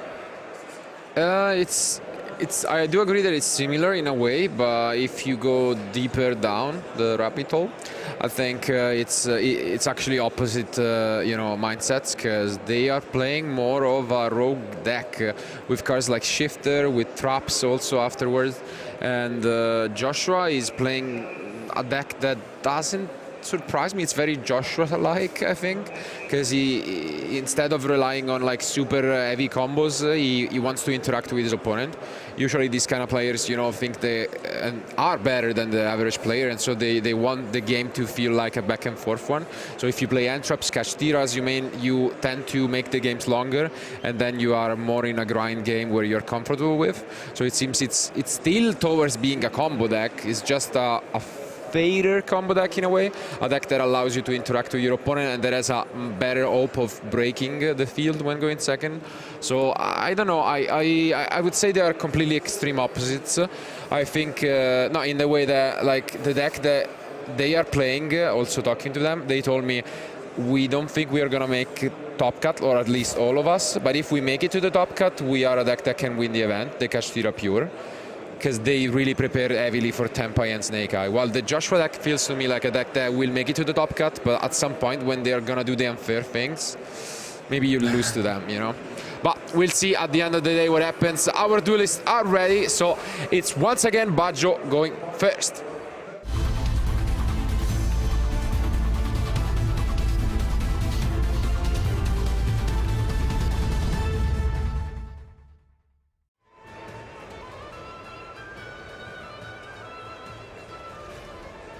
So Timoti just having a little break, making sure he's in tip-top shape for the beginning of the game. And will we see a start like last time? Will he have some sort of spooks in his mind? Because normally once players, you clear the standby phase, you think, boy, no shifter. But maybe that won't be the case this time. I mean, if there's another shifter, honestly, I mean, we have seen it in game one, and I mean, I feel like in general, we saw, I think, maybe one time only the shifter being activated and the cold buy was there. But in a 60-card deck, honestly, I think what are the chances? Like very thin, you know? But starting with the planet, I think it's a great response in general. Even if they have the shifter, you have your own Kashtira engine, and that's all right. Yeah, it's like a mirror match, right, Alberto? Exactly. It is a mirror match, right? Okay, but I can justify myself, because when I was looking at the deck list, I mean, my eyes only went to this portion of the deck, like Turn Permanence, Birth, Fenrir, Unicorn. I was like, yeah, okay, it's a mirror match. The other guys were staring at me like, I don't know. Did you read the whole thing? But yeah, I mean, like, as for now, I mean, I can see like the Field Spell plus the Unicorn and the Birth. So, I mean, prove me wrong. Has there ever been a 60-card? Yeah, that is your mirror match card. Your favorite, the right. Yeah. Here we go. I also saw the Wanted in hand for Timoti, so a really powerful start. One starter card from each engine. I love the drawing Wanted or Black Witch with the field spell in particular, because you get like so many free cards to send, because you can send the field spell and then you contribute your Kashtira monster for Birth, and then you know, and then you can bring it back. So by the time you've all said and done, your Kashtira is paid for everything and then some more.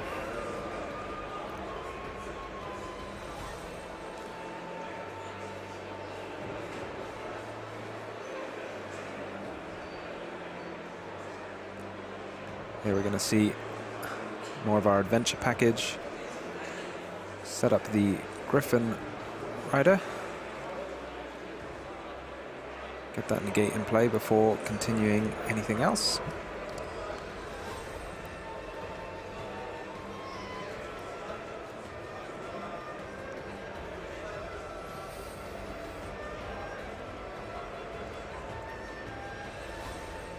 I like, by the way, to see this, you know, this decks in action, like the one of Francesco and Timothy's, you know, being, you know, this deep into the tournament, especially because, like, of course, like you really want to win this one last before advancing into the HU and having, you know, at least that edge, you know, of losing, you know, another one tomorrow in case. But I think we have been discussing this all day long, how many different decks there are in the current format and how well they can perform, right? And I mean, at the end of the day, I think that what we have seen in popularity is, of course, like the Kashtira cards being played almost everywhere, I would say. Yeah, for sure. I mean, it's amazing to see because they're very popular. And then, but the new card, Dominus Impulse, really powerful card, and obviously conflicts with them completely. So players still opting to use the Kashtira engine, even at the expense of this very powerful new trap. And here we get to see the Deception being activated, and it looks as if Andrea doesn't have any response. And also we previously mentioned the, let's say, the fall of popularity of Nibiru this weekend, I guess. You know, I think it's one of those cards that has not been played in all the decks, I would say. I mean, Andrea's deck is full of hand traps, and I'm quite surprised, honestly, that he hasn't activated one yet, I would say. Yeah, there's a good number of hand traps there, isn't there? 11, 13, 16, 16 hand traps in the main deck, plus eventually, you know, other 3 in the side deck. Okay, here's the Ash Blossom, okay. Being activated by Andrea. Not great, because yeah, it prompts the Unicorn and can also be negated if he wants. Yeah, I don't hate negating it here because assuming you get through your sort of sinful spoils Azamina line, then you're going to end up with negate anyway, so just be sort of trading one negate for another. It looks like that is the plan, and I think, does it negate the activation or the effect?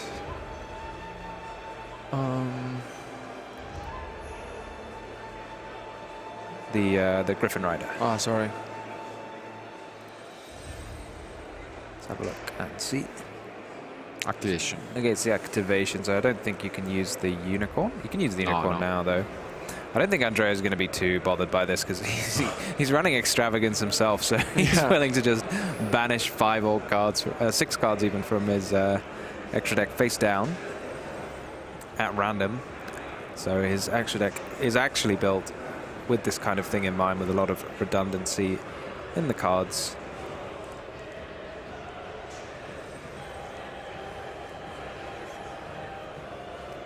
I wonder, this is probably one of the few times I've seen the Sinful Spoils without the original Sinful Spoils being included in the deck. Apparently it doesn't need it. Yeah.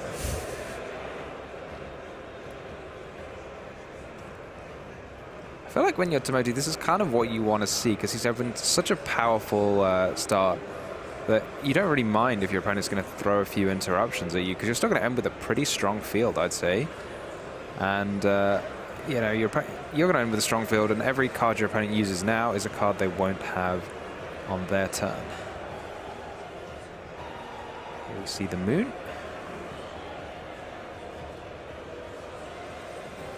Like we all know, yeah, thanks to Lacrima now, this is like at minimum a Desiree. So many different engines this turn. He's here to have fun. Yeah. All of his favorites.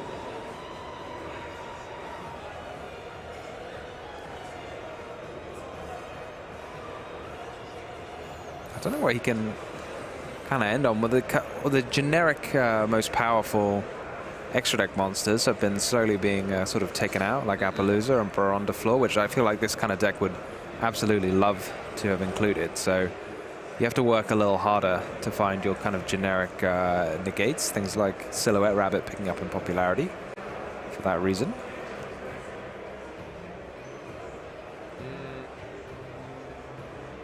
Not sure what's going on. Well, I think just a clarification here on what happened. and yeah, Graver summoned back. And as you mentioned, Tom, yeah, we're going straight into the Desiree most likely. Let's see. 1, 2, 3.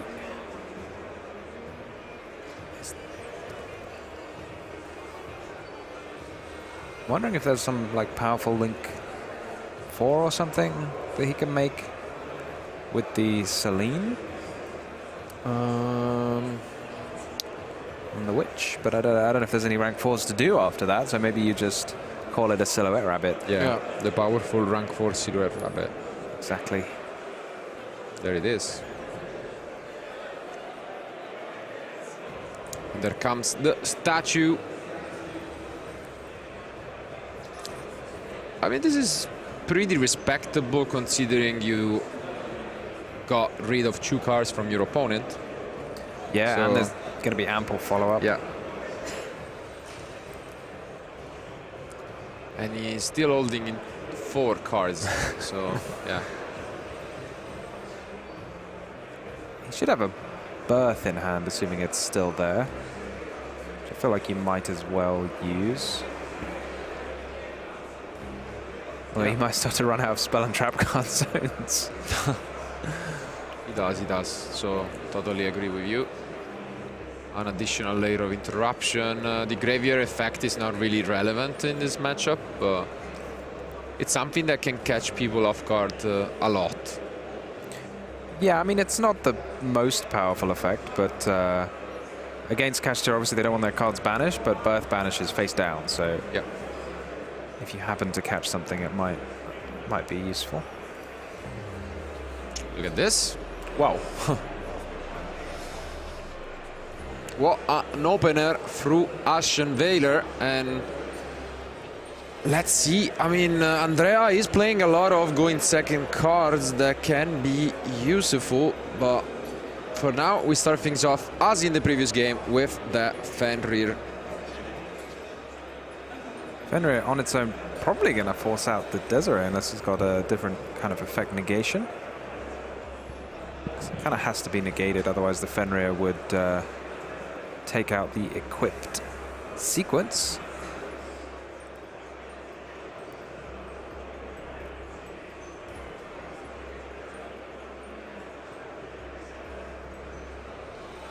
Here comes Unicorn number 2. I can't remember I was what. thinking. Azaroon, you kind of have to flip preemptively against the deck. Shouldn't you? Well, you can also use it to destroy a spell or trap, so it's definitely a useful idea to flip it. Just like against Kashtira specifically, I would just flip it right away. It makes sense. Just perfect, yeah. to trade for one of their monsters. So I don't know. Would have liked to see that flip, and wow, we give up on the rest of this turn, but Andrea pulls the trigger on this Typhon. In this specific situation, it doesn't feel like it's going to do an awful lot. It's just going to trade into the Desiree, maybe.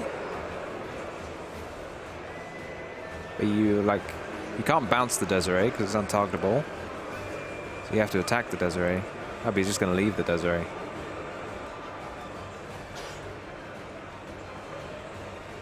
Yeah, you can attack the Unicorn, but that's just going to come back next turn. That's by far the worst one.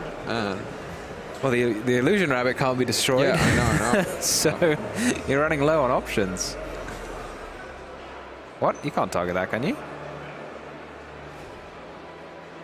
It doesn't have the protection. Why not? Doesn't he need the other one? Sequence is that gives it protection.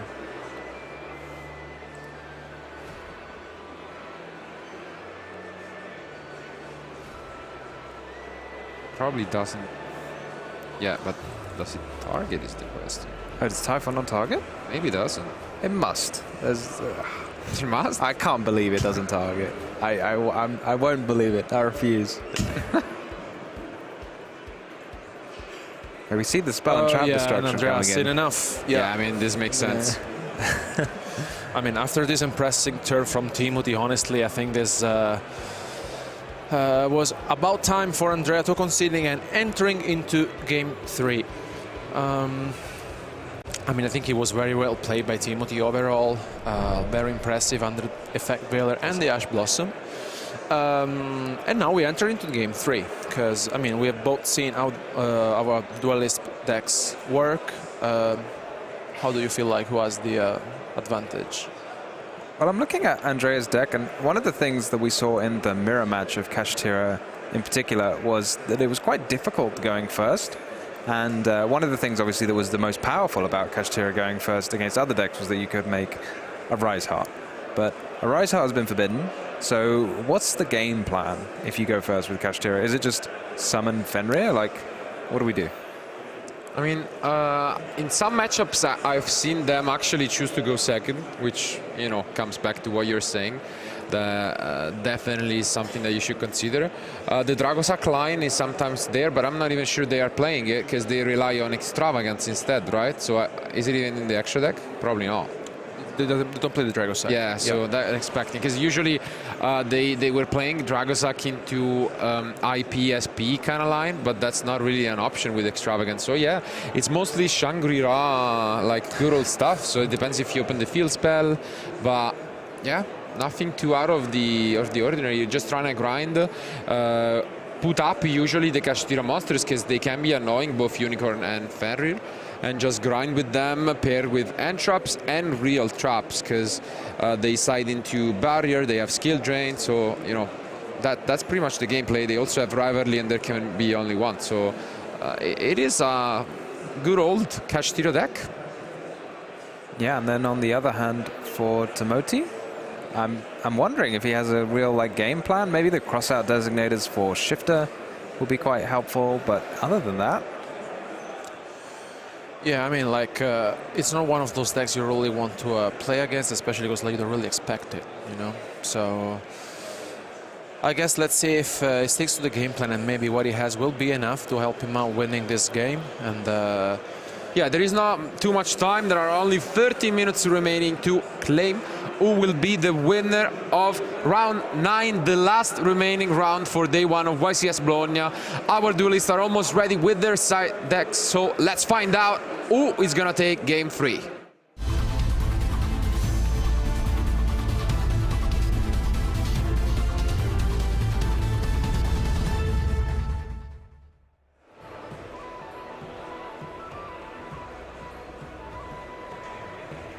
And here they are.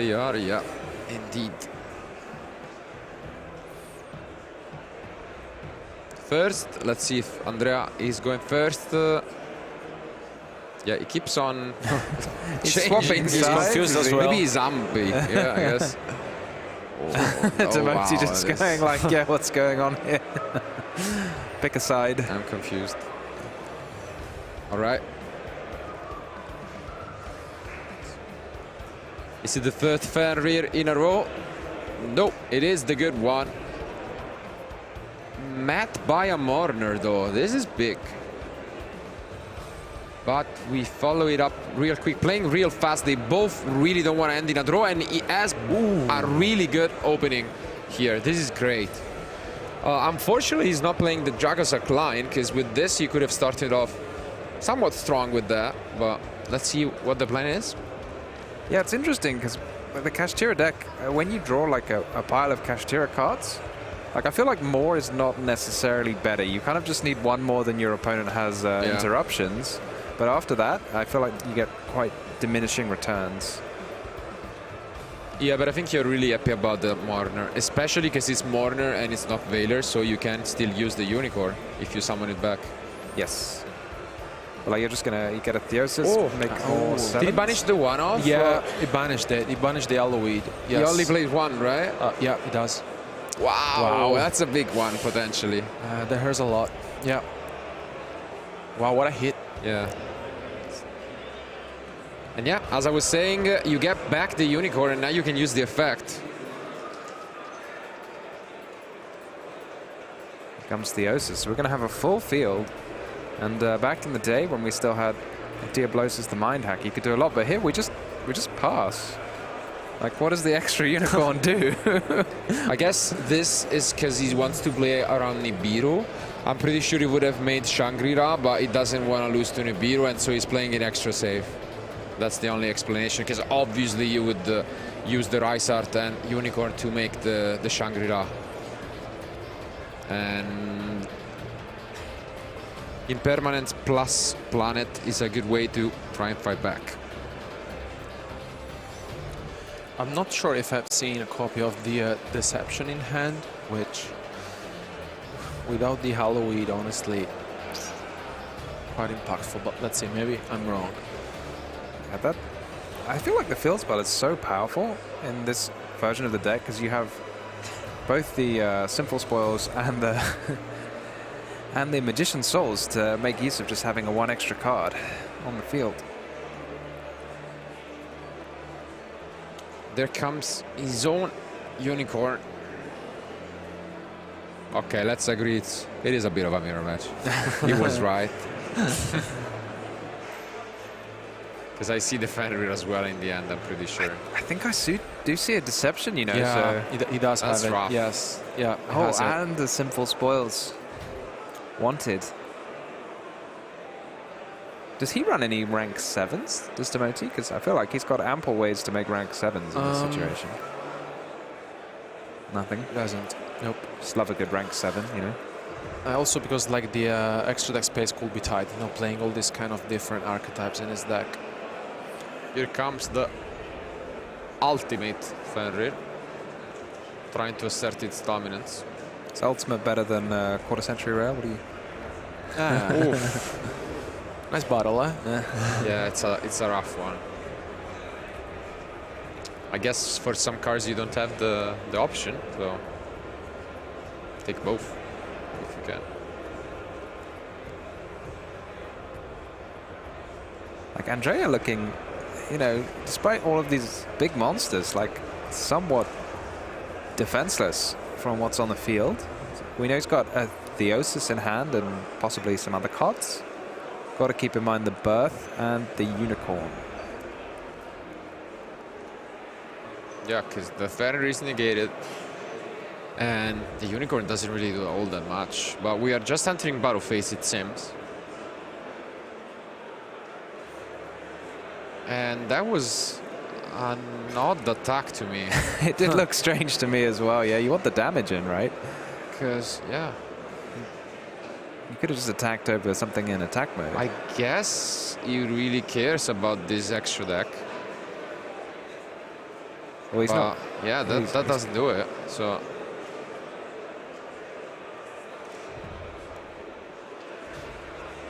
I don't know. I'm really not convinced by this, because isn't the...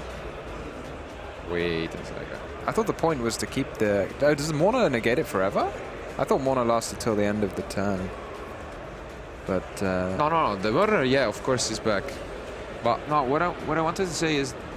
No, okay, it doesn't boost your opponents, it just boosts your monsters, yeah. And you got rid of the Requiem in Timo's deck to deck. But like, if you're using the Fenrir effect, then what's the point of attacking over both unicorns? Yeah, it does seem a little strange. I don't know why you wouldn't attack in the other order to do 100 extra damage. Yeah, I guess. Whatever. And hopefully it's not gonna matter, but it's good for Timothy that he's ahead in life, because there are only about 6 minutes remaining, and this could totally come down to that. Yeah, I guess it's difficult now where to go, because you've lost the Hallowed Azamina, and I'm guessing he doesn't play any more Azamina cards. Yeah, that was rough. And then lost the Requiem from his extra deck, so how's he Wait gonna... a second. Okay. Oh no, okay, I was about to say, did he not realize that he banished it, but no. Okay, just activate to get rid of it with the Witch. What's the other... I saw another Sinful Spoils in his deck, Sinful Spoils of Slumber. Is it the trap, probably? Yeah. Yeah, okay. Andrea just having a quick read of it. Yeah, I think it's like a nice interaction that is not being played by our players most, but it basically targets one special summon monster to change it to face down position. And basically you can set it back if it's in the graveyard. So yeah, I mean, when you play 60, you can afford to play these kind of cards, because obviously the chance of opening it is a little lower. That's Book of Moon, which is a classic, powerful card against Kashtira in particular. Or a Canadian. Or a Canadian. Point of view, I guess. We're still waiting on the future match between you two.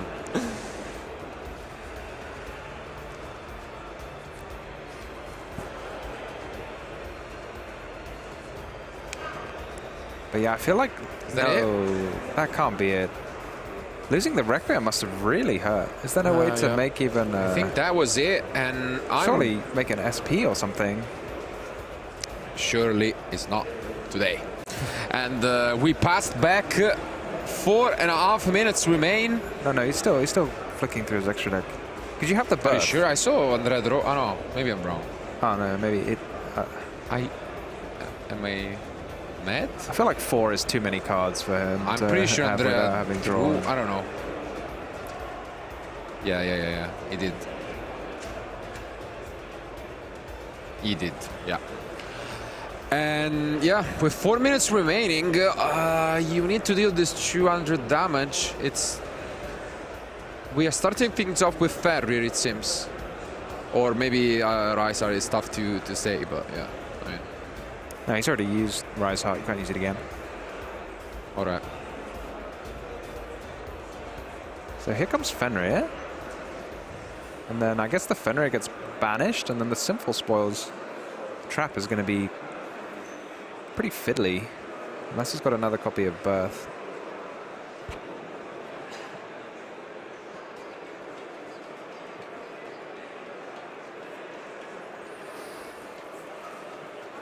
If the Birth somehow resolves, which it can't at the moment, because Andrea's only got 2 cards in his graveyard, but like, can you imagine banishing all 3 of his Fenrirs face down? Unicorns even. Yeah, unicorn.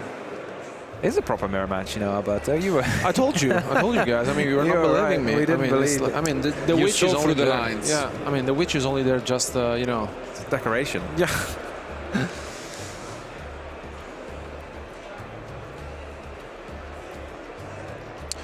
Andre's trying, but it's not going to be easy, especially because, like, I mean, there's the, you know, the Sinful Spoil of Slumber, which, you know, may also help Timothy out when needed. Let's see if Andrea tries to find his way to deal this 200 damage to equal the score with almost 2 minutes remaining on the time.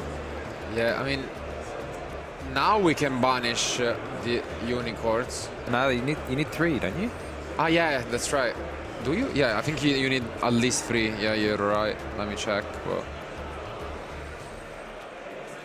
this birth is... Yeah, you only have to target 3. It's critical.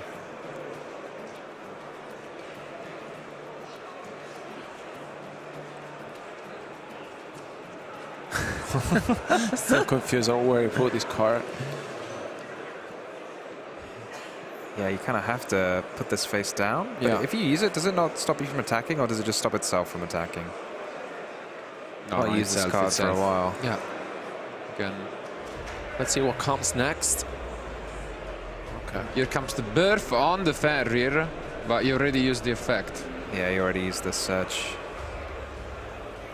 So we have normaled.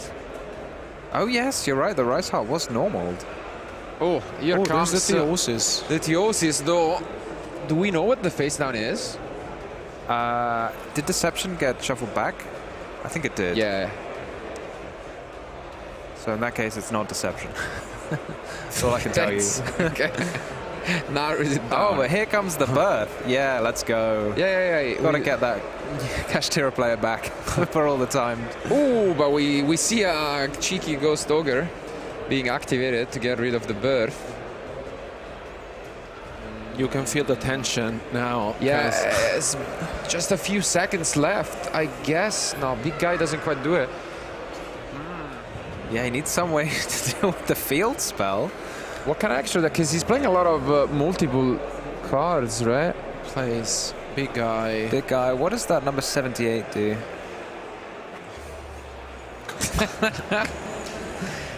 I don't know. I think we are stopping though for a moment for some clarification, because I see the clock is also stopped. So they're probably asking something from the judges. I'll check what the card is and I'll bring it up just in case. No, 70. Oh, 76. Okay, yeah. So, quick effect, you can target a monster your opponent graveyard, detach material from this card if you do attach that target. Okay, not quite now. Not quite now. Not quite now. But he has another Dark Arm, but that also doesn't quite do it, doesn't it? Yeah, I don't think it would get enough damage in. Amazingly, this 100 damage can actually be really important that was missed last turn from Timoti. Imagine, yeah.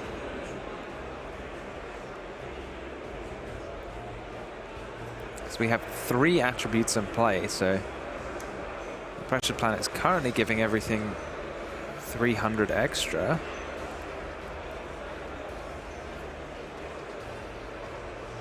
Can you get away with making the red eyes and just attacking and then putting your opponent on? If you do anything, you take 500 damage?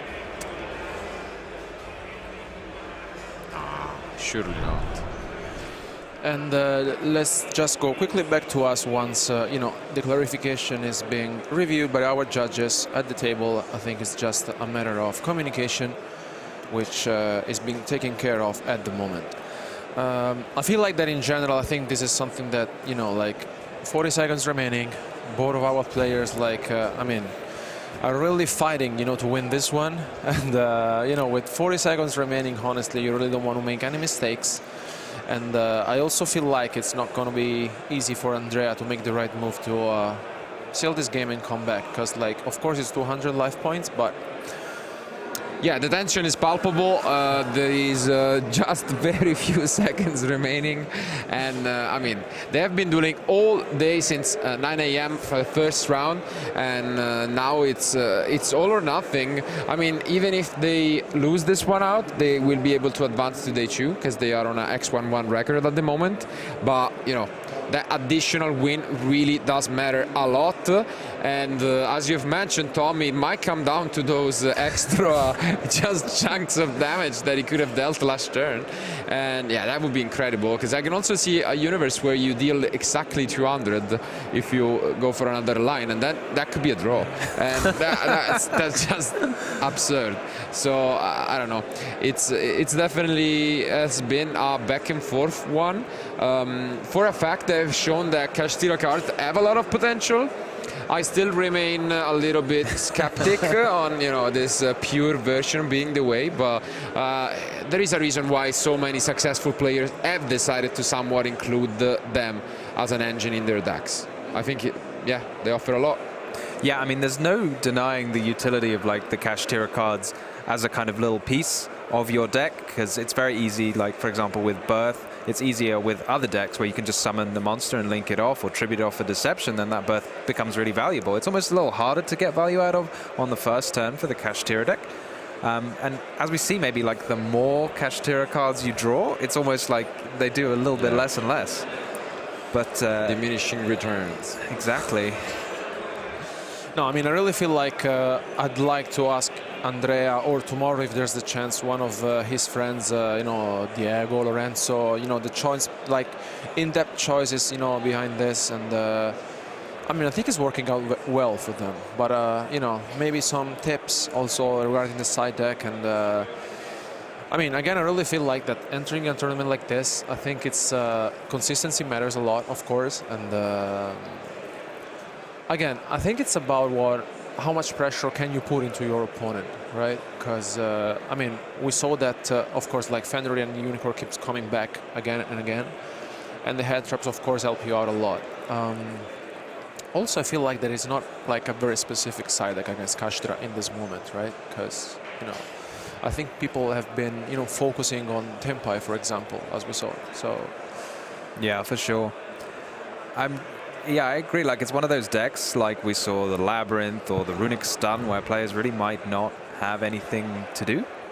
Like, you look at your side deck sometimes and you think, okay, I've got all these, like, draw and lock birds, or, like, Mol Charmy Fuvalos, like, or spell and trap removal even. You think, how do I deal with what I'm currently being presented with? It's not like 2022, everyone had like 3 Book of Moon and yeah. I mean, having said all that, do you think maybe Lorenzo playing the deck because he won his national championships with it, maybe you look back favorably on a deck that you had a lot of success with, and you think, yeah, I could do that again. Yeah, I think so. Not just that, because he had the back-to-back and he was playing a heavy Kashtira engine in Snake Eye, so like the Kashtira cards must be his favorites by far.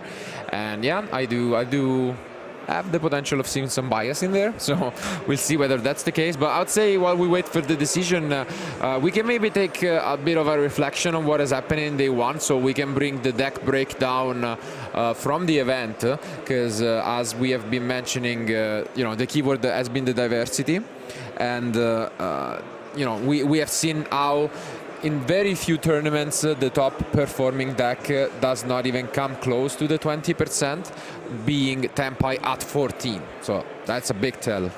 Yeah, I guess some players might like to include the Fire King and Snake Eye decks together. I think they are a little bit different in how you play against them, for sure. And obviously some players choose, they're split 50-50. It's not like players are deliberately choosing to bring one or the other, so they must have strong opinions. One deck having a slightly larger engine, one deck being a little more compact but less grindy, more room for more hand traps. We're also seeing that Centurion deck. I feel like that was a lot more niche than 10% of the field. What do you reckon? Yeah, I mean, like we talked about this before, the variety of decks that have been played so far, and maybe tomorrow we will have even more details about this. But I've seen a lot of players playing Centurions at the top tables as well. And I think the deck has grown in popularity, especially because of the consistency, because of the key play you can make with the Synchro monsters as well, and also with the various interactions with it through the... I mean, I really like the deck in general, and I also feel like it's has a lot of explosion, right? Because, I mean, it also depends on what you really expect to play during the weekend, right? Because also during our interviews, most of the responses, I have to say, were focused on Tempai, right? Most of our players were scared of Tempai, and it makes perfect sense. Yeah, at the same time, though, it's like even if you add the 3 top decks, you pretty much get a third of the field, which obviously math doesn't quite work that way, but it means that if you're facing off 12 rounds of Swiss and you have mostly prepared as some of these duelists against just those decks, you could be in for trouble. Because especially for some of the decks that we have seen, which are tailored with decks in the main deck, and then you get to play only against like maybe 4, 5 out of 12 rounds. That's a big issue. Like, that's a new, and that means that your deck really should be built for being, as Alberto mentioned, consistent, but also probably just being stable and not having anything too weird out of that. And I still stand on what we mentioned in our meta discussion, where it was more of a bold prediction of still repeating the 10 plus different decks in Top Cut. Now I'm almost certain about it. Like, it should be happening if the conversion rate is that. For sure. I mean, we had like a 10 plus different in Lille, and that was 32 decks. Exactly. And we're going to have 64 this time, so maybe even more than 10, maybe like 15 or 20. Yeah, the road to 20 different decks is real. Yeah, and yeah, especially when you look at the lower percentage decks, and it's already on the 3% with the 40 plus remaining. It's yeah, you really have a lot of different options, and it's great. It's great to see that, especially with you know, having 2,500 plus players here today. It shows that the game is in a state in which you can get creative and still you know, make it work and play whatever deck. I think we have been proving that today for players like Francesco playing Orquest and still winning on stream, to Exodia, and you know, a lot of these strategies which can still be working, not just you know, as for fun. They actually win. Yeah, I mean, even now we're seeing 2 decks that no one probably would have predicted going into the event, except for, you know, a small group of Italian players. Allegedly. Allegedly. And it's a Kashtira mirror match, I suppose, so it was completely predictive. But also I think this proves that if you're like approaching the game right now, this proves how basically your deck can be impactful throughout a big event like this, like a YCS. Because like you enter into a tournament like this, and you say like, look, there are maybe at least 15 different decks. You know, and I'm new to the game. Maybe I'm not so sure about my deck, but guys, I mean, we're just witnessing an incredible day of action with different decks and different strategies, big mechs, and I think honestly the game is, I mean, incredible at the moment. A lot of different decks, and you just have your chances.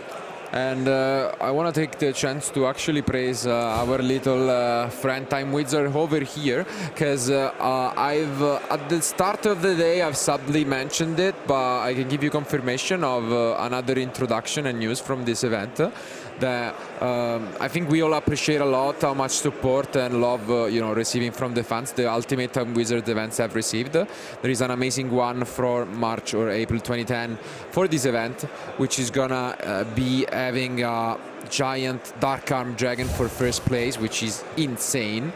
But the news is that we have set up a future match table for the Time Wizard event, and so for the first time ever at a YCS we will be able to have some footage of the tournament going on.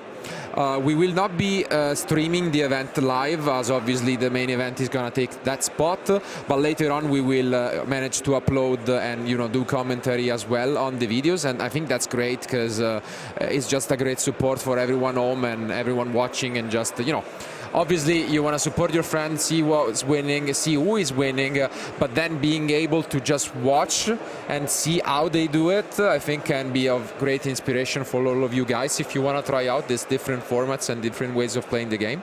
So yeah, I think he is happy. I am as well. I want to hold him too. I'm really enjoying the Time Wizard. I want to take him off you. I want to see somebody play Time Wizard in a Time Wizard format. No one's quite come up with that yet. Maybe he could see play in the 2005 formats. Shimi was out by then. He's pretty old Yu-Gi-Oh card. It's one of the things I'd have to check though. Yeah. I honestly can't wait, especially because like I was passing by the tables like today, and also there is a new introduction at this YCS as well, which is the Time Wizard September 2011. So along that one, also the 2014, which, you know, like playing 2014, it was, I mean, at last YCS you destroyed me. I mean, but I mean, I still remember that in 2014. But you know, like Giarja, Mermail, you know, Trap Trick, I mean, a lot of different decks. So I mean, I'm very happy with the way it's going, and also like our players are, you know, basically experimenting a lot of different decks and strategies which we used back then, and basically readapting it differently, right? So Yeah, it's Very amazing excited. to see just how much has changed. You know, players taking modern approaches to deck building. Yeah. You'd think, like, because there were these YCSs at old tournaments, you'd think maybe the players had it figured out. You can just look up a list. But even in a super popular one like Time Wizard 2011, where, you know, there were so many decks at the beginning, but still every time you see players coming up with new spins on different decks, coming up with new tech cards they like.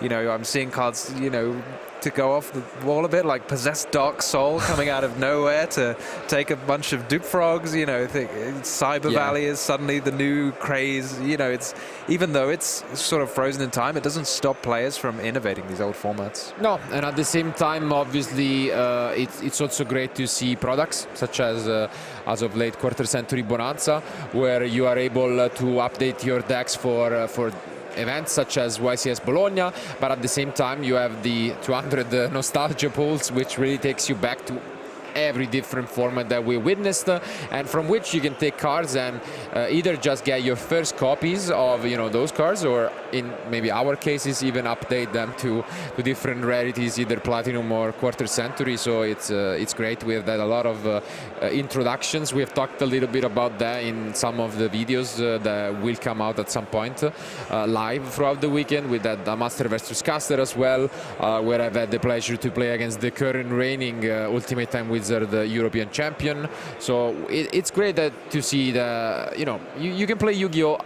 In 2024 in a lot of different ways, and I think that's just great. And yeah, it's up to you to find what's more fitting for you, but the options are out there. So yeah, at the same time, yeah, I want to give you an update on the match of what's going on. Essentially, the pace, as you might have noticed, was you know, slowing down a little bit from both sides, but the problem is that both players already had previous slow play warnings. So you know, it's absolutely not the easiest decision to figure out. But I mean, once the head judge arrives to the table and discusses, they'll find out you know, more, and we'll be able to give you a proper update on that as well. But yeah, we have mentioned it is the last round. You need to advance to day 2, probably an X3 score to just technically advance, but like to make it to the top cut, we say that, I don't want to, you know, just say it's 100% guaranteed, but it should be guaranteed when you make it to, you know, a draw and 2 losses. So that's the score we are looking at, you know, advancing with. Yeah, but there is a large number of players, so you always have to keep your eye on that. When there's 2,800 players, maybe it starts to get a little closer to, like, the scores have to be a little better until, like, an extra round gets introduced. I'm sure, like, everyone at home is probably wanting to look up the maths, or maybe look up someone else who's done the maths it's impossible. and can tell you, like, you know, the more players, then you get one extra round, so then it's harder to get the score, and then so on. So you can never really know. So it's always worth, if you're playing, you've got a good score, you want to see how good you can get and maybe sneak into that top 64. No, especially because, like, when you enter into day 2, like, the less losses you have, the more you can think of, you know, maybe I have still another round, maybe I can afford to lose, right? So you don't have that pressure constantly saying I have to win them all, right? So I'm not really, like, you know, it's not the end of the world if you lose the last one in day 1. Still, of course, you enter into day 2 saying I have to win all of them, you know? And it's not going to be easy, but you know, still, like tomorrow, 3 more rounds of Swiss plus the top 64. So it's going to be a long day of action tomorrow as well. And honestly, let's say if Joshua Schmidt, who we saw in round 1, and I saw him at the top tables, I can tell you, maybe can do it again. Yeah, maybe. Again, picking a kind of rogue deck. He seems to love coming up with brand new and innovative decks that are less popular, especially at YCS Bologna. So maybe if there's another Italian YCS in the future, he'll whip up something new for us to enjoy. Totally. And no, yeah, I mean, like, the atmosphere today has been incredible. Like, numbers like more than 2,500 people playing today. And beautiful atmosphere, to be fair. And I'm glad for someone like, you know, me playing Time Wizard to see a lot of people playing it as well. Yeah, absolutely. But in the meantime, while we wait for the final decision, let's hear it from the man itself, Ed. Well, thank you very much, Marcello. Yes, this is one of the difficult moments where After letting those guys try and fill for as long as they can, we started to feel a bit bad. So we're going to give them a moment to just sort of relax a bit. This is obviously quite a complicated situation that happens in these matches. The head judges and things have to do some investigations, make sure everything's okay.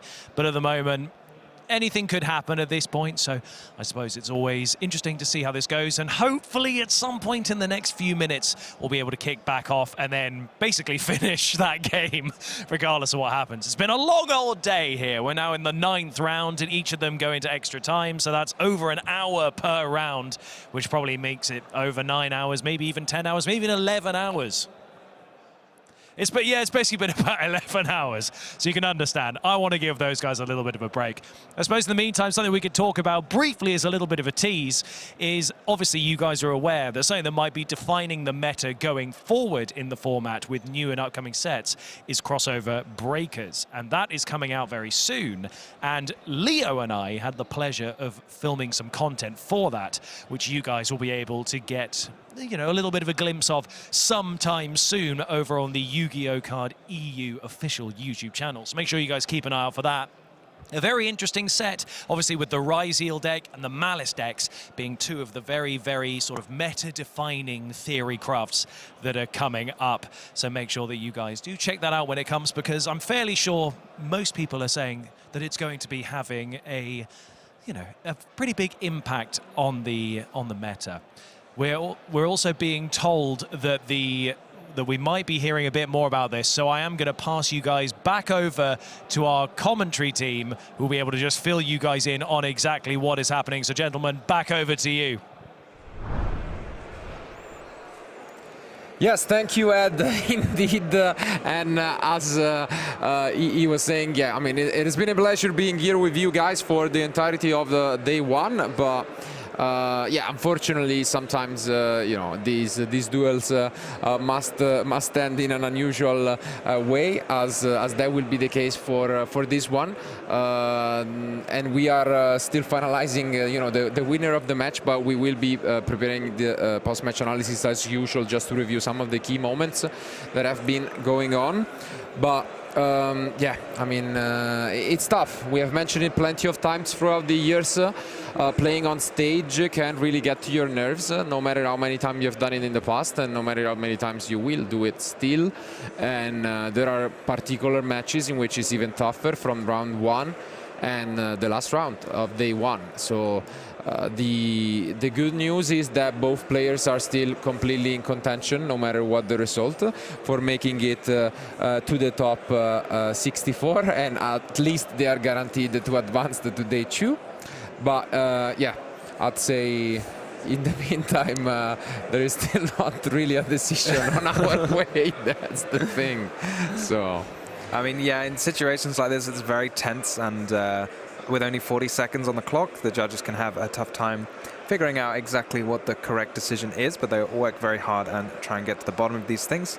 As we know, like, we're catching everything on camera, so they've got everything at their disposal to make the right decision. And we always need to be very appreciative of our judges who make the events run as smoothly as they possibly can. Oh, exactly. I mean, always be on the safest side to make the right call. And here with just, you know, waiting for the decision from our judges, which are just discussing this. And I mean, while waiting for the decision from our judges, we have a small video for you while waiting, and we will shortly be back for the finish of the last round of Swiss for today.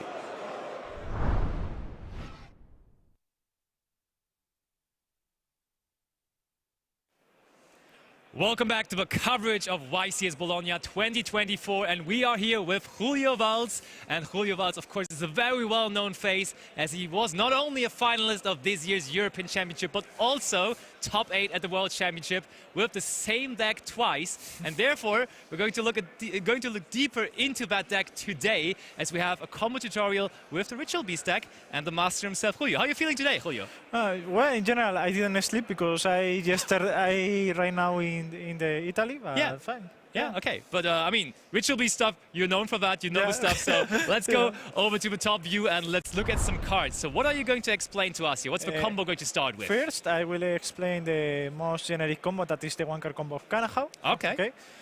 For do this combo, you don't need more extra cards in hand. Just the Kanahawk, okay, that's lovely. Kanahawk has the effect to banish any Ritual Beast card, and in 2 turns you take back. It's like a gold sarcophagus effect. True, yeah, I mean, the crazy thing about him is he's so old that it's like not once per turn, not a hard once per turn, which is really cool. The limits of this deck are that all the cards can only special summon 1 time. That's very important, yeah. Sometimes you can lose track of that. Yeah.